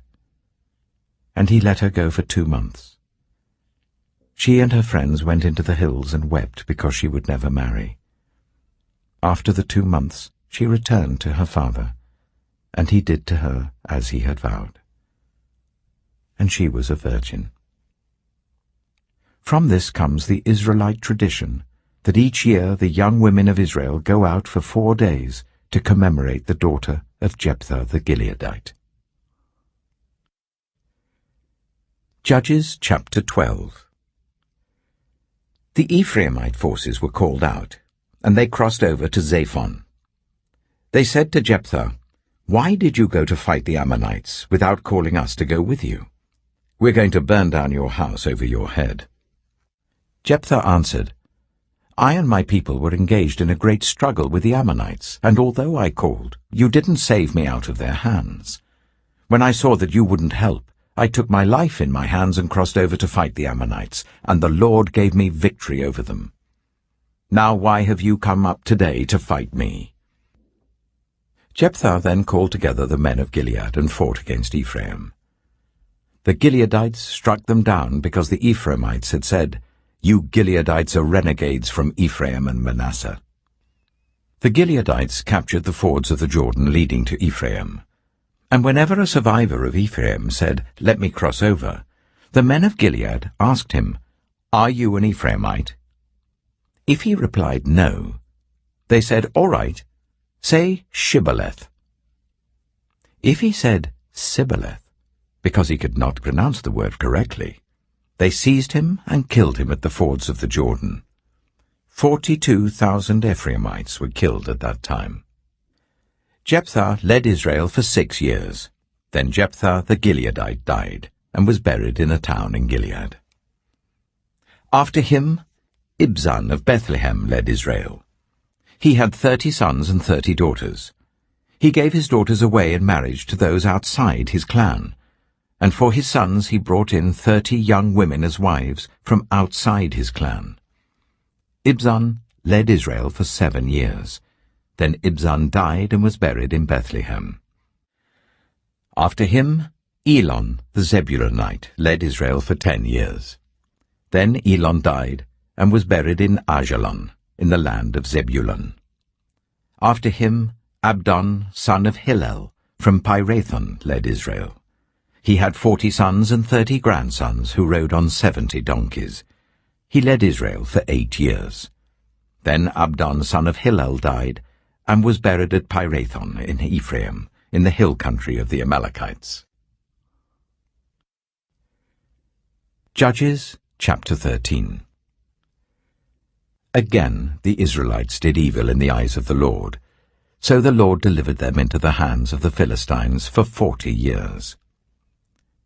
A certain man of Zorah, named Manoah, from the clan of the Danites, had a wife who was childless, unable to give birth. The angel of the Lord appeared to her and said, "You are barren and childless, but you are going to become pregnant and give birth to a son. Now see to it that you drink no wine or other fermented drink, and that you do not eat anything unclean. You will become pregnant and have a son whose head is never to be touched by a razor, because the boy is to become a Nazirite, dedicated to God from the womb. He will take the lead in delivering Israel from the hands of the Philistines." Then the woman went to her husband and told him, "A man of God came to me. He looked like an angel of God, very awesome. I didn't ask him where he came from, and he didn't tell me his name, but he said to me, 'You will become pregnant and have a son.' Now then, drink no wine or other fermented drink, and do not eat anything unclean, because the boy will be a Nazarite of God from the womb until the day of his death." Then Manoah prayed to the Lord, "Pardon your servant, Lord. I beg you to let the man of God you sent to us come again to teach us how to bring up the boy who is to be born." God heard Manoah, and the angel of God came again to the woman while she was out in the field. But her husband Manoah was not with her. The woman hurried to tell her husband, "He's here, the man who appeared to me the other day." Manoah got up and followed his wife. When he came to the man, he said, "Are you the man who talked to my wife?" "I am," he said. So Manoah asked him, "When your words are fulfilled, what is to be the rule that governs the boy's life and work?" The angel of the Lord answered, "Your wife must do all that I have told her. She must not eat anything that comes from the grapevine, nor drink any wine or other fermented drink, nor eat anything unclean. She must do everything I have commanded her." Manoah said to the angel of the Lord, "We would like you to stay until we prepare a young goat for you." The angel of the Lord replied, "Even though you detain me, I will not eat any of your food. But if you prepare a burnt offering, offer it to the Lord." Manoah did not realize that it was the angel of the Lord. Then Manoah inquired of the angel of the Lord, "What is your name, so that we may honor you when your word comes true?" He replied, "Why do you ask my name? It is beyond understanding." Then Manoah took a young goat, together with the grain offering, and sacrificed it on a rock to the Lord. And the Lord did an amazing thing while Manoah and his wife watched. As the flame blazed up from the altar towards heaven, the angel of the Lord ascended in the flame. Seeing this, Manoah and his wife fell with their faces to the ground. When the angel of the Lord did not show himself again to Manoah and his wife, Manoah realized that it was the angel of the Lord. "We are doomed to die," he said to his wife. "We have seen God." But his wife answered, "If the Lord had meant to kill us, he would not have accepted a burnt offering and grain offering from our hands, nor shown us all these things, or now told us this." The woman gave birth to a boy, and named him Samson. He grew, and the Lord blessed him. And the Spirit of the Lord began to stir him while he was in Mahaneh-dan, between Zorah and Eshtaol. Judges chapter 14.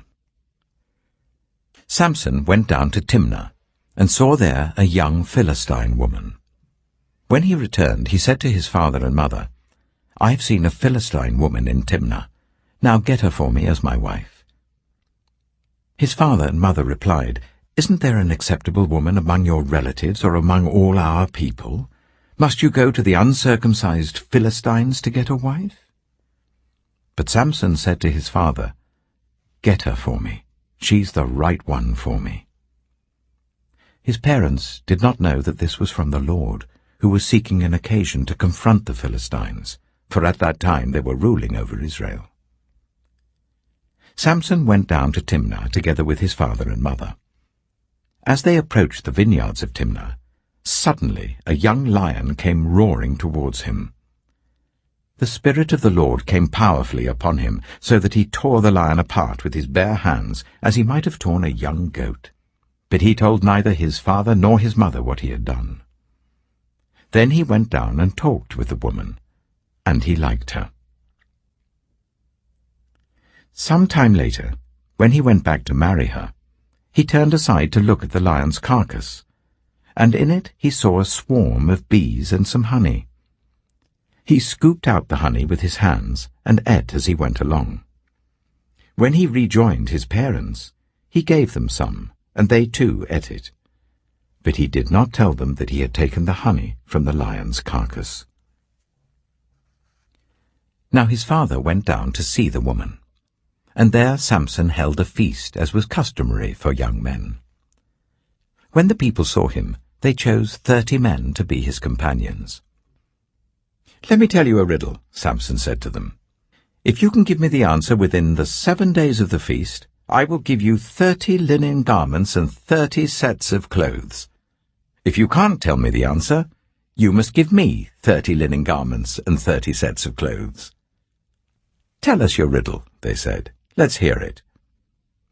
He replied, "Out of the eater, something to eat. Out of the strong, something sweet." For 3 days they could not give the answer. On the 4th day they said to Samson's wife, "Coax your husband into explaining the riddle for us, or we will burn you and your father's household to death. Did you invite us here to steal our property?" Then Samson's wife threw herself on him, sobbing, "You hate me. You don't really love me. You've given my people a riddle, but you haven't told me the answer." "I haven't even explained it to my father or mother," he replied, "so why should I explain it to you?" She cried the whole 7 days of the feast. So on the 7th day he finally told her, because she continued to press him. She, in turn, explained the riddle to her people. Before sunset on the 7th day, the men of the town said to him, "What is sweeter than honey? What is stronger than a lion?" Samson said to them, "If you had not ploughed with my heifer, you would not have solved my riddle." Then the Spirit of the Lord came powerfully upon him. He went down to Ashkelon, struck down 30 of their men, stripped them of everything, and gave their clothes to those who had explained the riddle. Burning with anger, he returned to his father's home, and Samson's wife was given to one of his companions who had attended him at the feast. Judges chapter 15. Later on, at the time of wheat harvest, Samson took a young goat and went to visit his wife. He said, "I'm going to my wife's room," but her father would not let him go in. "I was so sure you hated her," he said, "that I gave her to your companion. Isn't her younger sister more attractive? Take her instead." Samson said to them, "This time I have a right to get even with the Philistines. I will really harm them." So he went out and caught 300 foxes and tied them tail to tail in pairs. He then fastened a torch to every pair of tails, lit the torches, and let the foxes loose in the standing corn of the Philistines. He burned up the shocks and standing corn, together with the vineyards and olive groves. When the Philistines asked, "Who did this?" they were told, "Samson, the Timnite's son-in-law, because his wife was given to his companion." So the Philistines went up and burned her and her father to death. Samson said to them, "Since you have acted like this, I swear that I won't stop until I get my revenge on you." He attacked them viciously and slaughtered many of them. Then he went down and stayed in a cave in the rock of Etam. The Philistines went up and camped in Judah, spreading out near Lehi. The people of Judah asked, "Why have you come to fight us?" "We've come to take Samson prisoner," they answered, "to do to him as he did to us." Then 3,000 men from Judah went down to the cave in the rock of Etam and said to Samson, "Don't you realize that the Philistines are rulers over us? What have you done to us?" He answered, "I merely did to them what they did to me." They said to him, "We've come to tie you up and hand you over to the Philistines." Samson said, "Swear to me that you won't kill me yourselves." "Agreed," they answered. "We will only tie you up and hand you over to them. We will not kill you."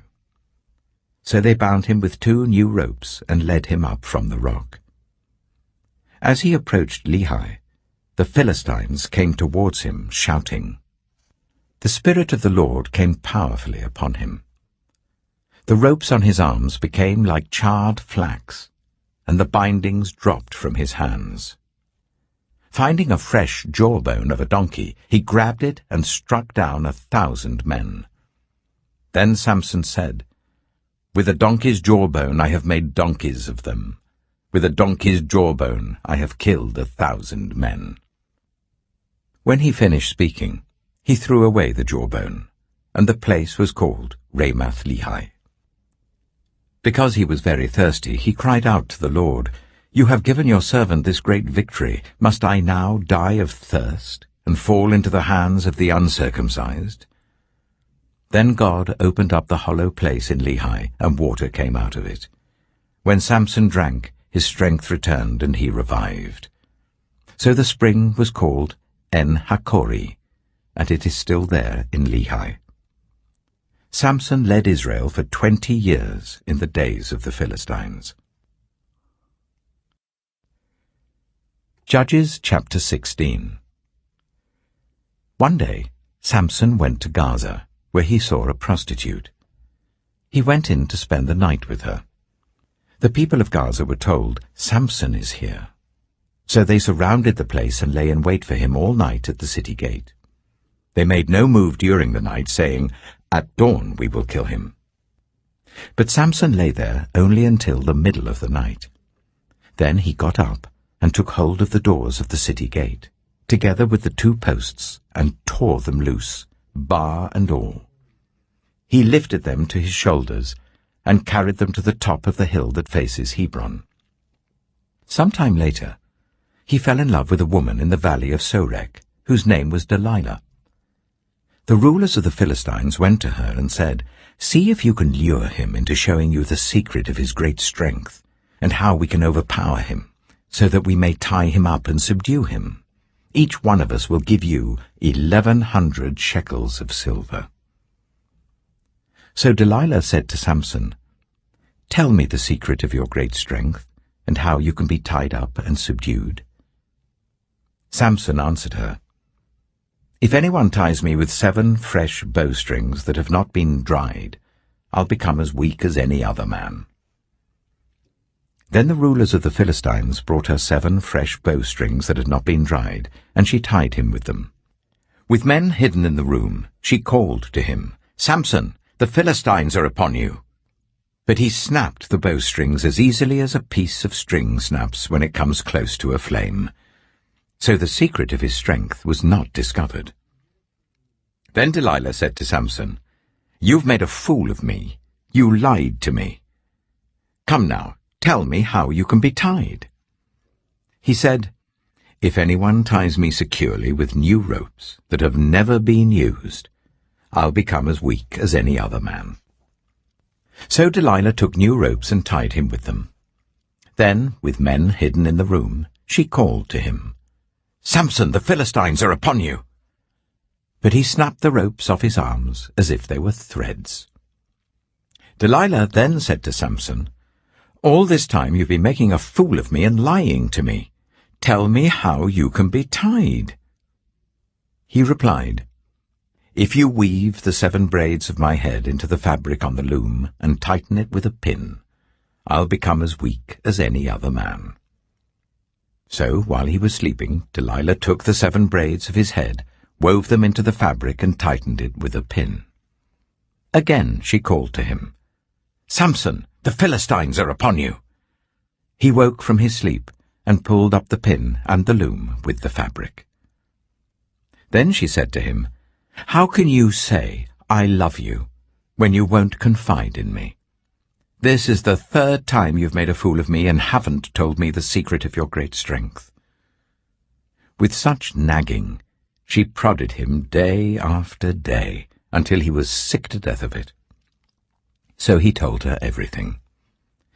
"No razor has ever been used on my head," he said, "because I've been a Nazirite dedicated to God from my mother's womb. If my head was shaved, my strength would leave me, and I would become as weak as any other man." When Delilah saw that he had told her everything, she sent word to the rulers of the Philistines, "Come back once more. He has told me everything." So the rulers of the Philistines returned with the silver in their hands. After putting him to sleep on her lap, she called for someone to shave off the 7 braids of his hair, and so began to subdue him. And his strength left him. Then she called, "Samson, the Philistines are upon you!" He woke from his sleep and thought, "I'll go out as before and shake myself free." But he did not know that the Lord had left him. Then the Philistines seized him, gouged out his eyes, and took him down to Gaza. Binding him with bronze shackles, they set him to grinding corn in the prison. But the hair on his head began to grow again after it had been shaved. Now the rulers of the Philistines assembled to offer a great sacrifice to Dagon, their god, and to celebrate, saying, "Our God has delivered Samson our enemy into our hands." When the people saw him, they praised their God, saying, "Our God has delivered our enemy into our hands, the one who laid waste our land and multiplied our slain." While they were in high spirits, they shouted, "Bring out Samson to entertain us." So they called Samson out of the prison, and he performed for them. When they stood him among the pillars, Samson said to the servant who held his hands, "Put me where I can feel the pillars that support the temple, so that I may lean against them." Now the temple was crowded with men and women. All the rulers of the Philistines were there, and on the roof were about 3,000 men and women watching Samson perform. Then Samson prayed to the Lord, "Sovereign Lord, remember me. Please, God, strengthen me just once more, and let me with one blow get revenge on the Philistines for my 2 eyes." Then Samson reached towards the 2 central pillars on which the temple stood. Bracing himself against them, his right hand on the one and his left hand on the other, Samson said, "Let me die with the Philistines." Then he pushed with all his might, and down came the temple on the rulers and all the people in it. Thus he killed many more when he died than when he lived. Then his brothers and his father's whole family went down to get him. They brought him back and buried him between Zorah and Eshtaol, in the tomb of Manoah his father. He had led Israel for 20 years. Judges chapter 17. Now a man named Micah from the hill country of Ephraim said to his mother, "The 1,100 shekels of silver that were taken from you and about which I heard you utter a curse, I have that silver with me. I took it." Then his mother said, "The Lord bless you, my son." When he returned the 1,100 shekels of silver to his mother, she said, "I solemnly consecrate my silver to the Lord for my son to make an image overlaid with silver. I will give it back to you." So after he returned the silver to his mother, she took 200 shekels of silver and gave them to a silversmith who used them to make the idol, and it was put in Micah's house. Now this man Micah had a shrine, and he made an ephod and some household gods, and installed one of his sons as his priest. In those days Israel had no king. Everyone did as they saw fit. A young Levite from Bethlehem in Judah, who had been living within the clan of Judah, left that town in search of some other place to stay. On his way, he came to Micah's house in the hill country of Ephraim. Micah asked him, "Where are you from?" "I'm a Levite from Bethlehem in Judah," he said, "and I'm looking for a place to stay." Then Micah said to him, "Live with me, and be my father and priest, and I'll give you 10 shekels of silver a year, your clothes and your food." So the Levite agreed to live with him, and the young man became like one of his sons to him. Then Micah installed the Levite, and the young man became his priest and lived in his house. And Micah said, "Now I know that the Lord will be good to me, since this Levite has become my priest." Judges chapter 18. In those days Israel had no king. And in those days the tribe of the Danites was seeking a place of their own where they might settle, because they had not yet come into an inheritance among the tribes of Israel. So the Danites sent 5 of their leading men from Zorah and Eshtaol to spy out the land and explore it. These men represented all the Danites. They told them, "Go, explore the land."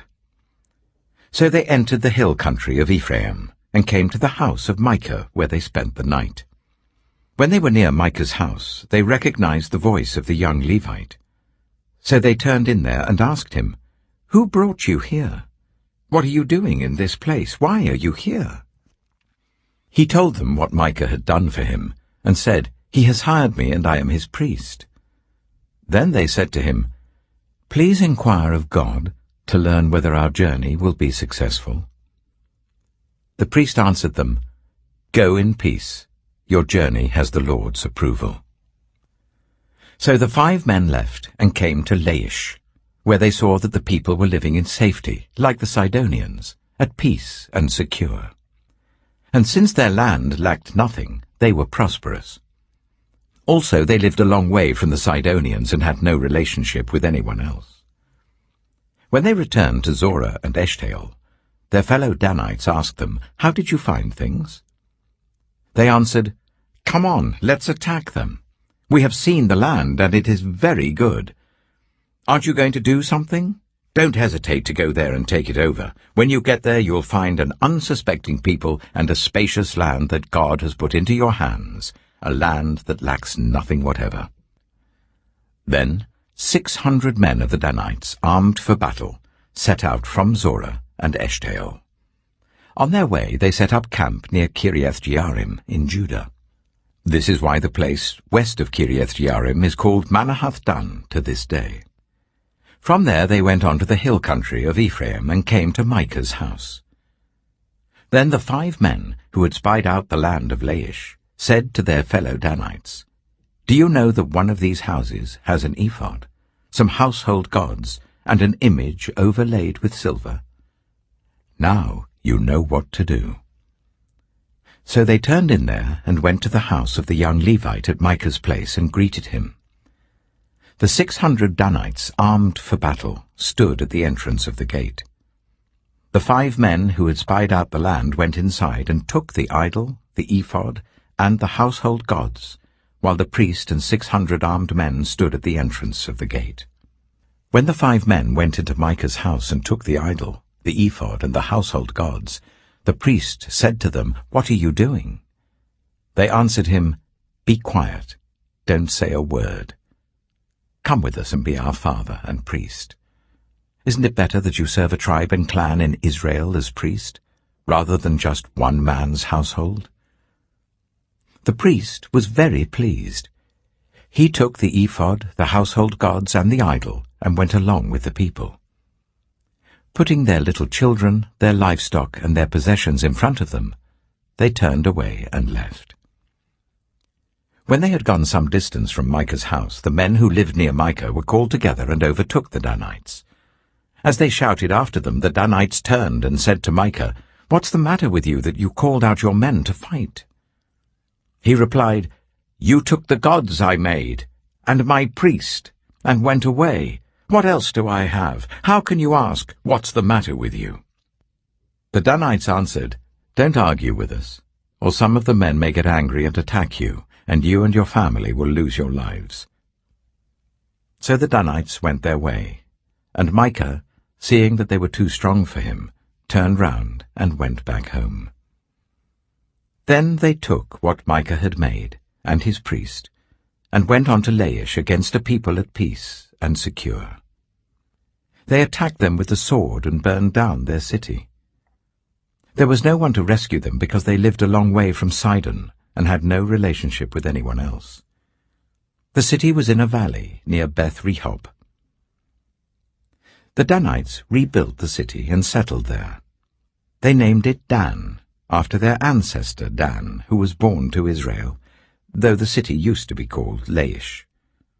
There the Danites set up for themselves the idol, and Jonathan, son of Gershom, the son of Moses, and his sons were priests for the tribe of Dan, until the time of the captivity of the land. They continued to use the idol Micah had made, all the time the house of God was in Shiloh. Judges chapter 19. In those days Israel had no king. Now a Levite who lived in a remote area in the hill country of Ephraim took a concubine from Bethlehem in Judah. But she was unfaithful to him. She left him and went back to her parents' home in Bethlehem, Judah. After she had been there for 4 months, her husband went to persuade her to return. He had with him his servant and 2 donkeys. She took him into her parents' home, and when her father saw him, he gladly welcomed him. His father-in-law, the woman's father, prevailed on him to stay. So he remained with him 3 days, eating and drinking and sleeping there. On the 4th day they got up early, and he prepared to leave. But the woman's father said to his son-in-law, "Refresh yourself with something to eat. Then you can go." So the 2 of them sat down to eat and drink together. Afterwards the woman's father said, "Please stay tonight and enjoy yourself." And when the man got up to go, his father-in-law persuaded him, so he stayed there that night. On the morning of the 5th day, when he rose to go, the woman's father said, "Refresh yourself. Wait till afternoon." So the 2 of them ate together. Then when the man with his concubine and his servant got up to leave, his father-in-law, the woman's father, said, "Now look, it's almost evening. Spend the night here. The day is nearly over. Stay and enjoy yourself. Early tomorrow morning you can get up and be on your way home." But, unwilling to stay another night, the man left and went towards Jebus, that is, Jerusalem, with his 2 saddled donkeys and his concubine. When they were near Jebus and the day was almost gone, the servant said to his master, "Come, let's stop at this city of the Jebusites and spend the night." His master replied, "No, we won't go into any city whose people are not Israelites. We will go on to Gibeah." He added, "Come, let's try to reach Gibeah or Ramah and spend the night in one of those places." So they went on, and the sun set as they neared Gibeah in Benjamin. There they stopped to spend the night. They went and sat in the city square, but no one took them in for the night. That evening, an old man from the hill country of Ephraim, who was living in Gibeah, the inhabitants of the place were Benjaminites, came in from his work in the fields. When he looked and saw the traveller in the city square, the old man asked, "Where are you going? Where did you come from?" He answered, "We are on our way from Bethlehem in Judah to a remote area in the hill country of Ephraim, where I live. I've been to Bethlehem in Judah, and now I am going to the house of the Lord. No one has taken me in for the night. We have both straw and fodder for our donkeys, and bread and wine for ourselves, your servants, me, the woman, and the young man with us. We don't need anything." "You are welcome at my house," the old man said. "Let me supply whatever you need. Only don't spend the night in the square." So he took him into his house and fed his donkeys. After they had washed their feet, they had something to eat and drink. While they were enjoying themselves, some of the wicked men of the city surrounded the house. Pounding on the door, they shouted to the old man who owned the house, "Bring out the man who came to your house so we can have sex with him." The owner of the house went outside and said to them, "No, my friends, don't be so vile. Since this man is my guest, don't do this outrageous thing. Look, here is my virgin daughter and his concubine. I will bring them out to you now, and you can use them and do to them whatever you wish. But as for this man, don't do such an outrageous thing." But the men would not listen to him. So the man took his concubine and sent her outside to them. And they raped her and abused her throughout the night. And at dawn they let her go. At daybreak the woman went back to the house where her master was staying, fell down at the door, and lay there until daylight. When her master got up in the morning and opened the door of the house and stepped out to continue on his way, there lay his concubine, fallen in the doorway of the house, with her hands on the threshold. He said to her, "Get up, let's go." But there was no answer. Then the man put her on his donkey and set out for home. When he reached home, he took a knife and cut up his concubine, limb by limb, into 12 parts, and sent them into all the areas of Israel. Everyone who saw it was saying to one another, "Such a thing has never been seen or done, not since the day the Israelites came up out of Egypt." Just imagine. We must do something. So speak up. Judges chapter 20. Then all Israel, from Dan to Beersheba, and from the land of Gilead, came together as one and assembled before the Lord in Mizpah. The leaders of all the people of the tribes of Israel took their places in the assembly of God's people, 400,000 men armed with swords. The Benjaminites heard that the Israelites had gone up to Mizpah. Then the Israelites said, "Tell us how this awful thing happened." So the Levite, the husband of the murdered woman, said, "I and my concubine came to Gibeah in Benjamin to spend the night. During the night the men of Gibeah came after me and surrounded the house, intending to kill me. They raped my concubine, and she died. I took my concubine, cut her into pieces, and sent one piece to each region of Israel's inheritance, because they committed this lewd and outrageous act in Israel. Now all you Israelites speak up and tell me what you have decided to do." All the men rose up together as one, saying, "None of us will go home. No, not one of us will return to his house. But now this is what we'll do to Gibeah. We'll go up against it in the order decided by casting lots. We'll take 10 men out of every 100 from all the tribes of Israel, and 100 from 1,000, and 1,000 from 10,000, to get provisions for the army. Then when the army arrives at Gibeah in Benjamin, it can give them what they deserve for this outrageous act done in Israel." So all the Israelites got together and united as one against the city. The tribes of Israel sent messengers throughout the tribe of Benjamin, saying, "What about this awful crime that was committed among you? Now turn those wicked men of Gibeah over to us, so that we may put them to death and purge the evil from Israel." But the Benjaminites would not listen to their fellow Israelites. From their towns they came together at Gibeah to fight against the Israelites. At once the Benjaminites mobilized 26,000 swordsmen from their towns, in addition to 700 able young men from those living in Gibeah. Among all these soldiers there were 700 select troops who were left-handed, each of whom could sling a stone at a hair and not miss. Israel, apart from Benjamin, mustered 400,000 swordsmen, all of them fit for battle. The Israelites went up to Bethel and inquired of God. They said, "Who of us is to go up first to fight against the Benjaminites?" The Lord replied, "Judah shall go first." The next morning the Israelites got up and pitched camp near Gibeah. The Israelites went out to fight the Benjaminites and took up battle positions against them at Gibeah.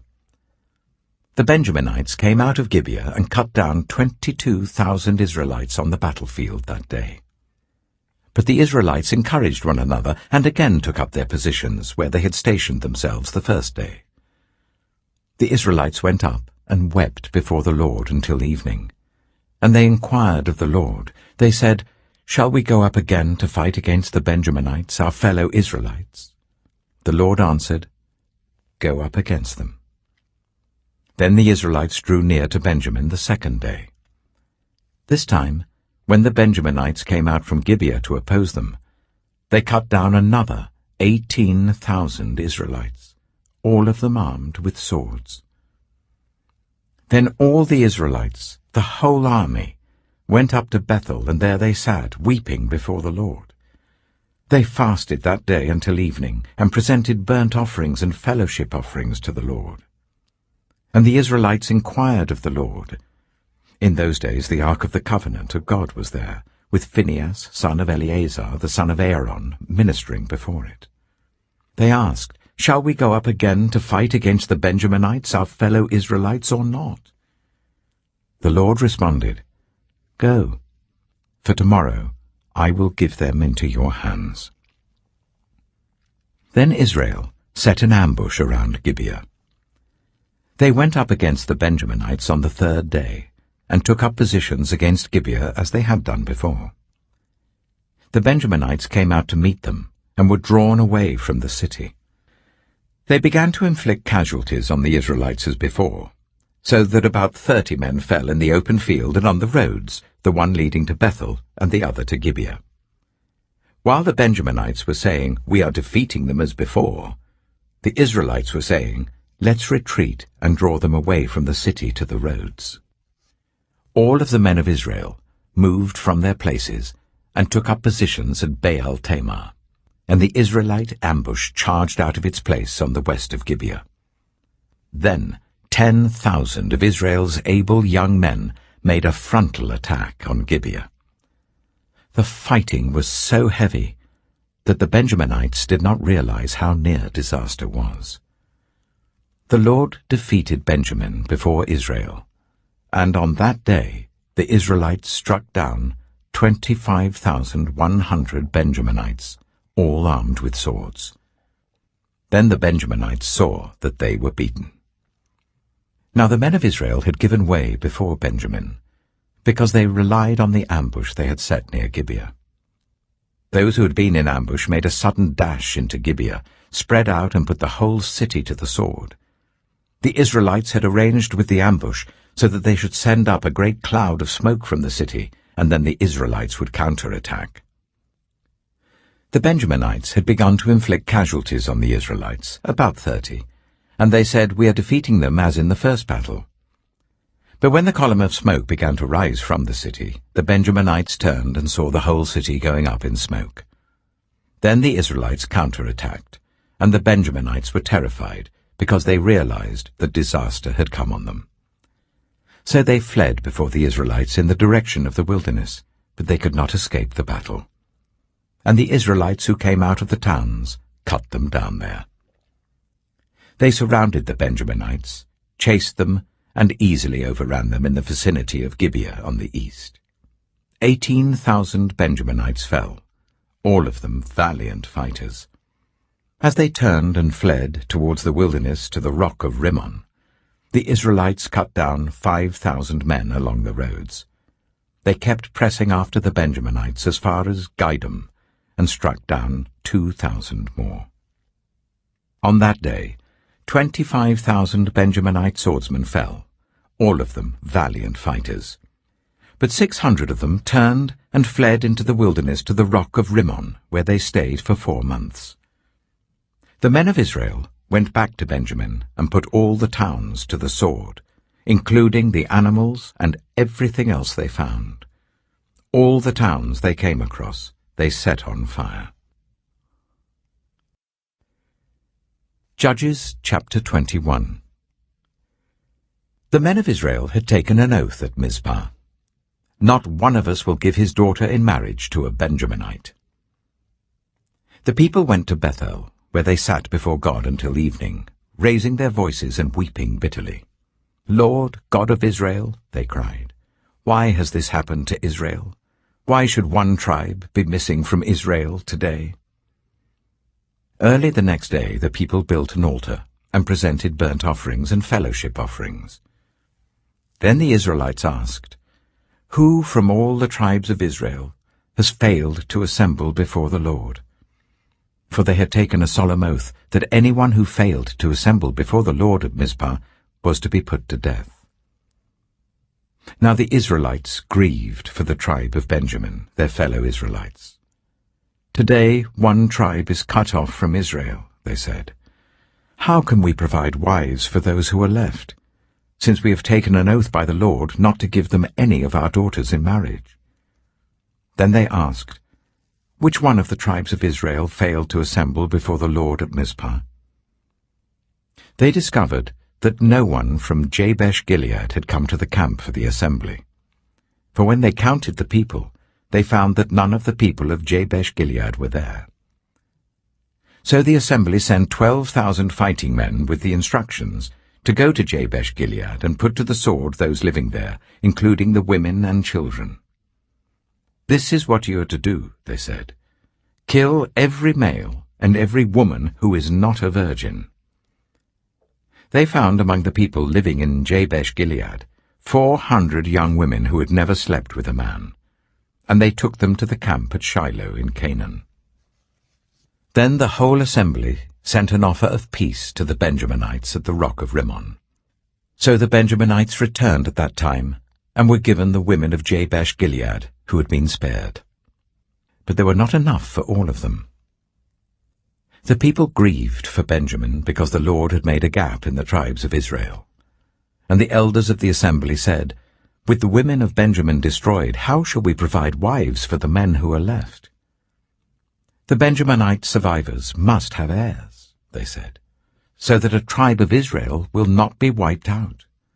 We can't give them our daughters as wives, since we Israelites have taken this oath, 'Cursed be anyone who gives a wife to a Benjaminite.' But look, there is the annual festival of the Lord in Shiloh, which lies north of Bethel, east of the road that goes from Bethel to Shechem and south of Lebonah." So they instructed the Benjaminites, saying, "Go and hide in the vineyards and watch. When the young women of Shiloh come out to join in the dancing, rush from the vineyards, and each of you seize one of them to be your wife. Then return to the land of Benjamin. When their fathers or brothers complain to us, we will say to them, 'Do us the favor of helping them, because we did not get wives for them during the war.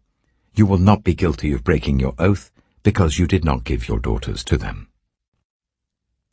So that is what the Benjaminites did. While the young women were dancing, each man caught one and carried her off to be his wife. Then they returned to their inheritance and rebuilt the towns and settled in them. At that time, the Israelites left that place and went home to their tribes and clans, each to his own inheritance. In those days, Israel had no king. Everyone did as they saw fit.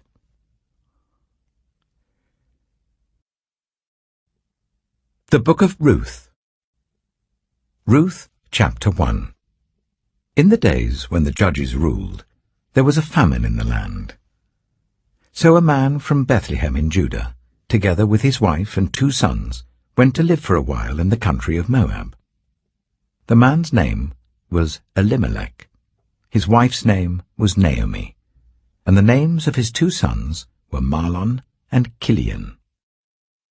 They were Ephrathites from Bethlehem, Judah, and they went to Moab and lived there. Now Elimelech, Naomi's husband, died, and she was left with her 2 sons. They married Moabite women, one named Orpah and the other Ruth. After they lived there about 10 years, both Mahlon and Kilion also died, and Naomi was left without her 2 sons and her husband. When Naomi heard in Moab that the Lord had come to the aid of his people by providing food for them, she and her daughters-in-law prepared to return home from there. With her 2 daughters-in-law, she left the place where she had been living and set out on the road that would take them back to the land of Judah. Then Naomi said to her 2 daughters-in-law, "Go back, each of you, to your mother's home.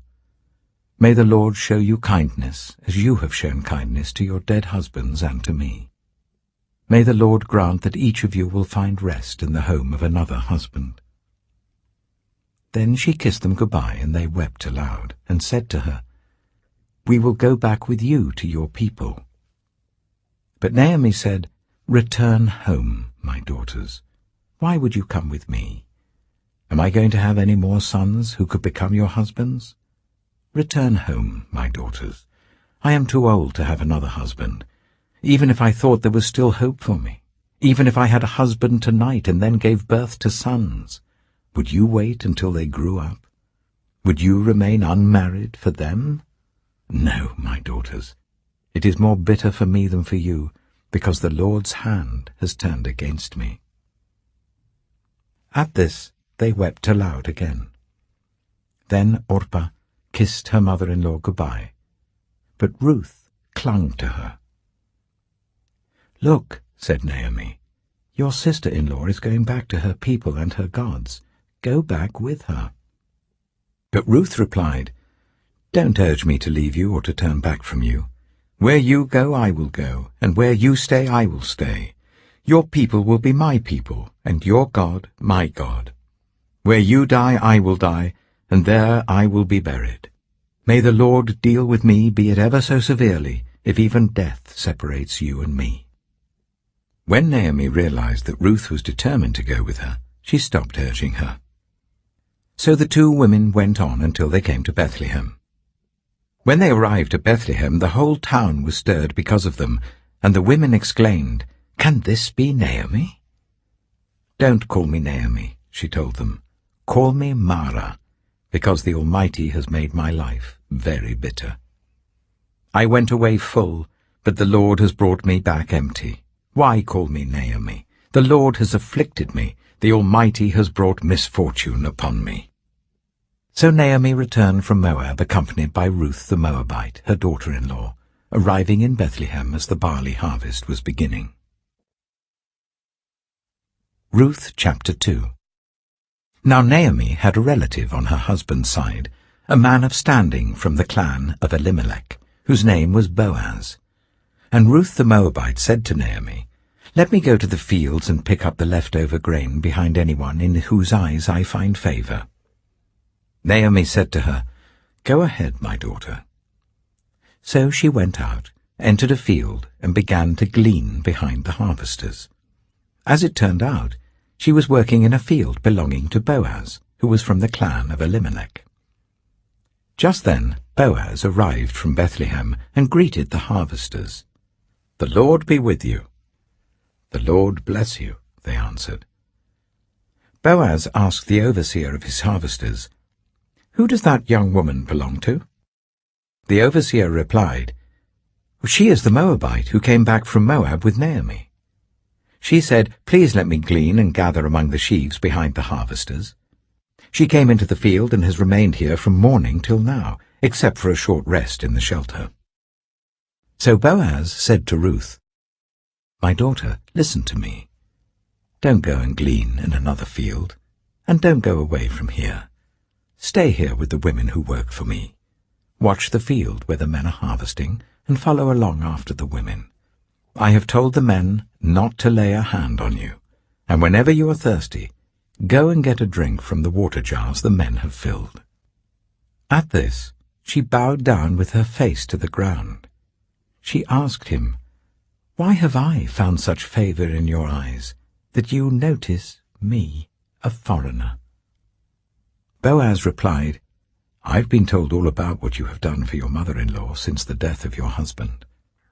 How you left your father and mother and your homeland and came to live with the people you did not know before. May the Lord repay you for what you have done. May you be richly rewarded by the Lord, the God of Israel, under whose wings you have come to take refuge. May I continue to find favor in your eyes, my Lord," she said. "You have put me at ease by speaking kindly to your servant, though I do not have the standing of one of your servants." At mealtime, Boaz said to her, "Come over here, have some bread and dip it in the wine vinegar." When she sat down with the harvesters, he offered her some roasted grain. She ate all she wanted and had some left over. As she got up to glean, Boaz gave orders to his men, "Let her gather among the sheaves, and don't reprimand her. Even pull out some stalks for her from the bundles, and leave them for her to pick up, and don't rebuke her." So Ruth gleaned in the field until evening. Then she threshed the barley she had gathered, and it amounted to about an ephah. She carried it back to town, and her mother-in-law saw how much she had gathered. Ruth also brought out and gave her what she had left over, after she had eaten enough. Her mother-in-law asked her, "Where did you glean today? Where did you work? Blessed be the man who took notice of you." Then Ruth told her mother-in-law about the one at whose place she had been working. "The name of the man I worked with today is Boaz," she said. "The Lord bless him," Naomi said to her daughter-in-law. "He has not stopped showing his kindness to the living and the dead." She added, "That man is our close relative. He is one of our guardian redeemers." Then Ruth the Moabite said, "He even said to me, 'Stay with my workers until they finish harvesting all my grain.'" Naomi said to Ruth, her daughter-in-law, "It will be good for you, my daughter, to go with the women who work for him, because in someone else's field you might be harmed." So Ruth stayed close to the women of Boaz to glean until the barley and wheat harvests were finished, and she lived with her mother-in-law. Ruth chapter 3. One day, Ruth's mother-in-law, Naomi, said to her, "My daughter, I must find a home for you, where you will be well provided for. Now Boaz, with whose women you have worked, is a relative of ours. Tonight he will be winnowing barley on the threshing floor. Wash, put on perfume, and get dressed in your best clothes. Then go down to the threshing floor, but don't let him know you are there until he has finished eating and drinking. When he lies down, note the place where he's lying. Then go and uncover his feet and lie down. He will tell you what to do." "I will do whatever you say," Ruth answered. So she went down to the threshing floor and did everything her mother-in-law told her to do. When Boaz had finished eating and drinking and was in good spirits, he went over to lie down at the far end of the grain pile. Ruth approached quietly, uncovered his feet, and lay down. In the middle of the night, something startled the man. He turned, and there was a woman lying at his feet. "Who are you?" he asked. "I am your servant Ruth," she said. "Spread the corner of your garment over me, since you are a guardian redeemer of our family." "The Lord bless you, my daughter," he replied. "This kindness is greater than that which you showed earlier. You have not run after the younger men, whether rich or poor. And now, my daughter, don't be afraid. I will do for you all you ask. All the people of my town know that you are a woman of noble character. Although it is true that I am a guardian redeemer of our family, there is another who is more closely related than I. Stay here for the night, and in the morning, if he wants to do his duty as your guardian redeemer, good, let him redeem you. But if he is not willing, as surely as the Lord lives, I will do it. Lie here until morning." So she lay at his feet until morning, but got up before anyone could be recognized. And he said, "No one must know that a woman came to the threshing floor." He also said, "Bring me the shawl you're wearing and hold it out." When she did so, he poured into it 6 measures of barley and placed the bundle on her. Then he went back to town. When Ruth came to her mother-in-law, Naomi asked, "How did it go, my daughter?" Then she told her everything Boaz had done for her, and added, "He gave me these 6 measures of barley, saying, 'Don't go back to your mother-in-law empty-handed.'" Then Naomi said, "Wait, my daughter, until you find out what happens, for the man will not rest until the matter is settled today." Ruth chapter 4. Meanwhile, Boaz went up to the town gate and sat down there just as the guardian redeemer he had mentioned came along. Boaz said, "Come over here, my friend, and sit down." So he went over and sat down. Boaz took 10 of the elders of the town and said, "Sit here," and they did so. Then he said to the guardian redeemer, "Naomi, who has come back from Moab, is selling the piece of land that belonged to our relative Elimelech. I thought I should bring the matter to your attention and suggest that you buy it in the presence of these seated here and in the presence of the elders of my people. If you will redeem it, do so. But if you will not, tell me, so I will know. For no one has the right to do it except you, and I am next in line." "I will redeem it," he said. Then Boaz said, "On the day you buy the land from Naomi, you also acquire Ruth the Moabite, the dead man's widow, in order to maintain the name of the dead with his property." At this the guardian redeemer said, "Then I cannot redeem it, because I might endanger my own estate. You redeem it yourself. I cannot do it."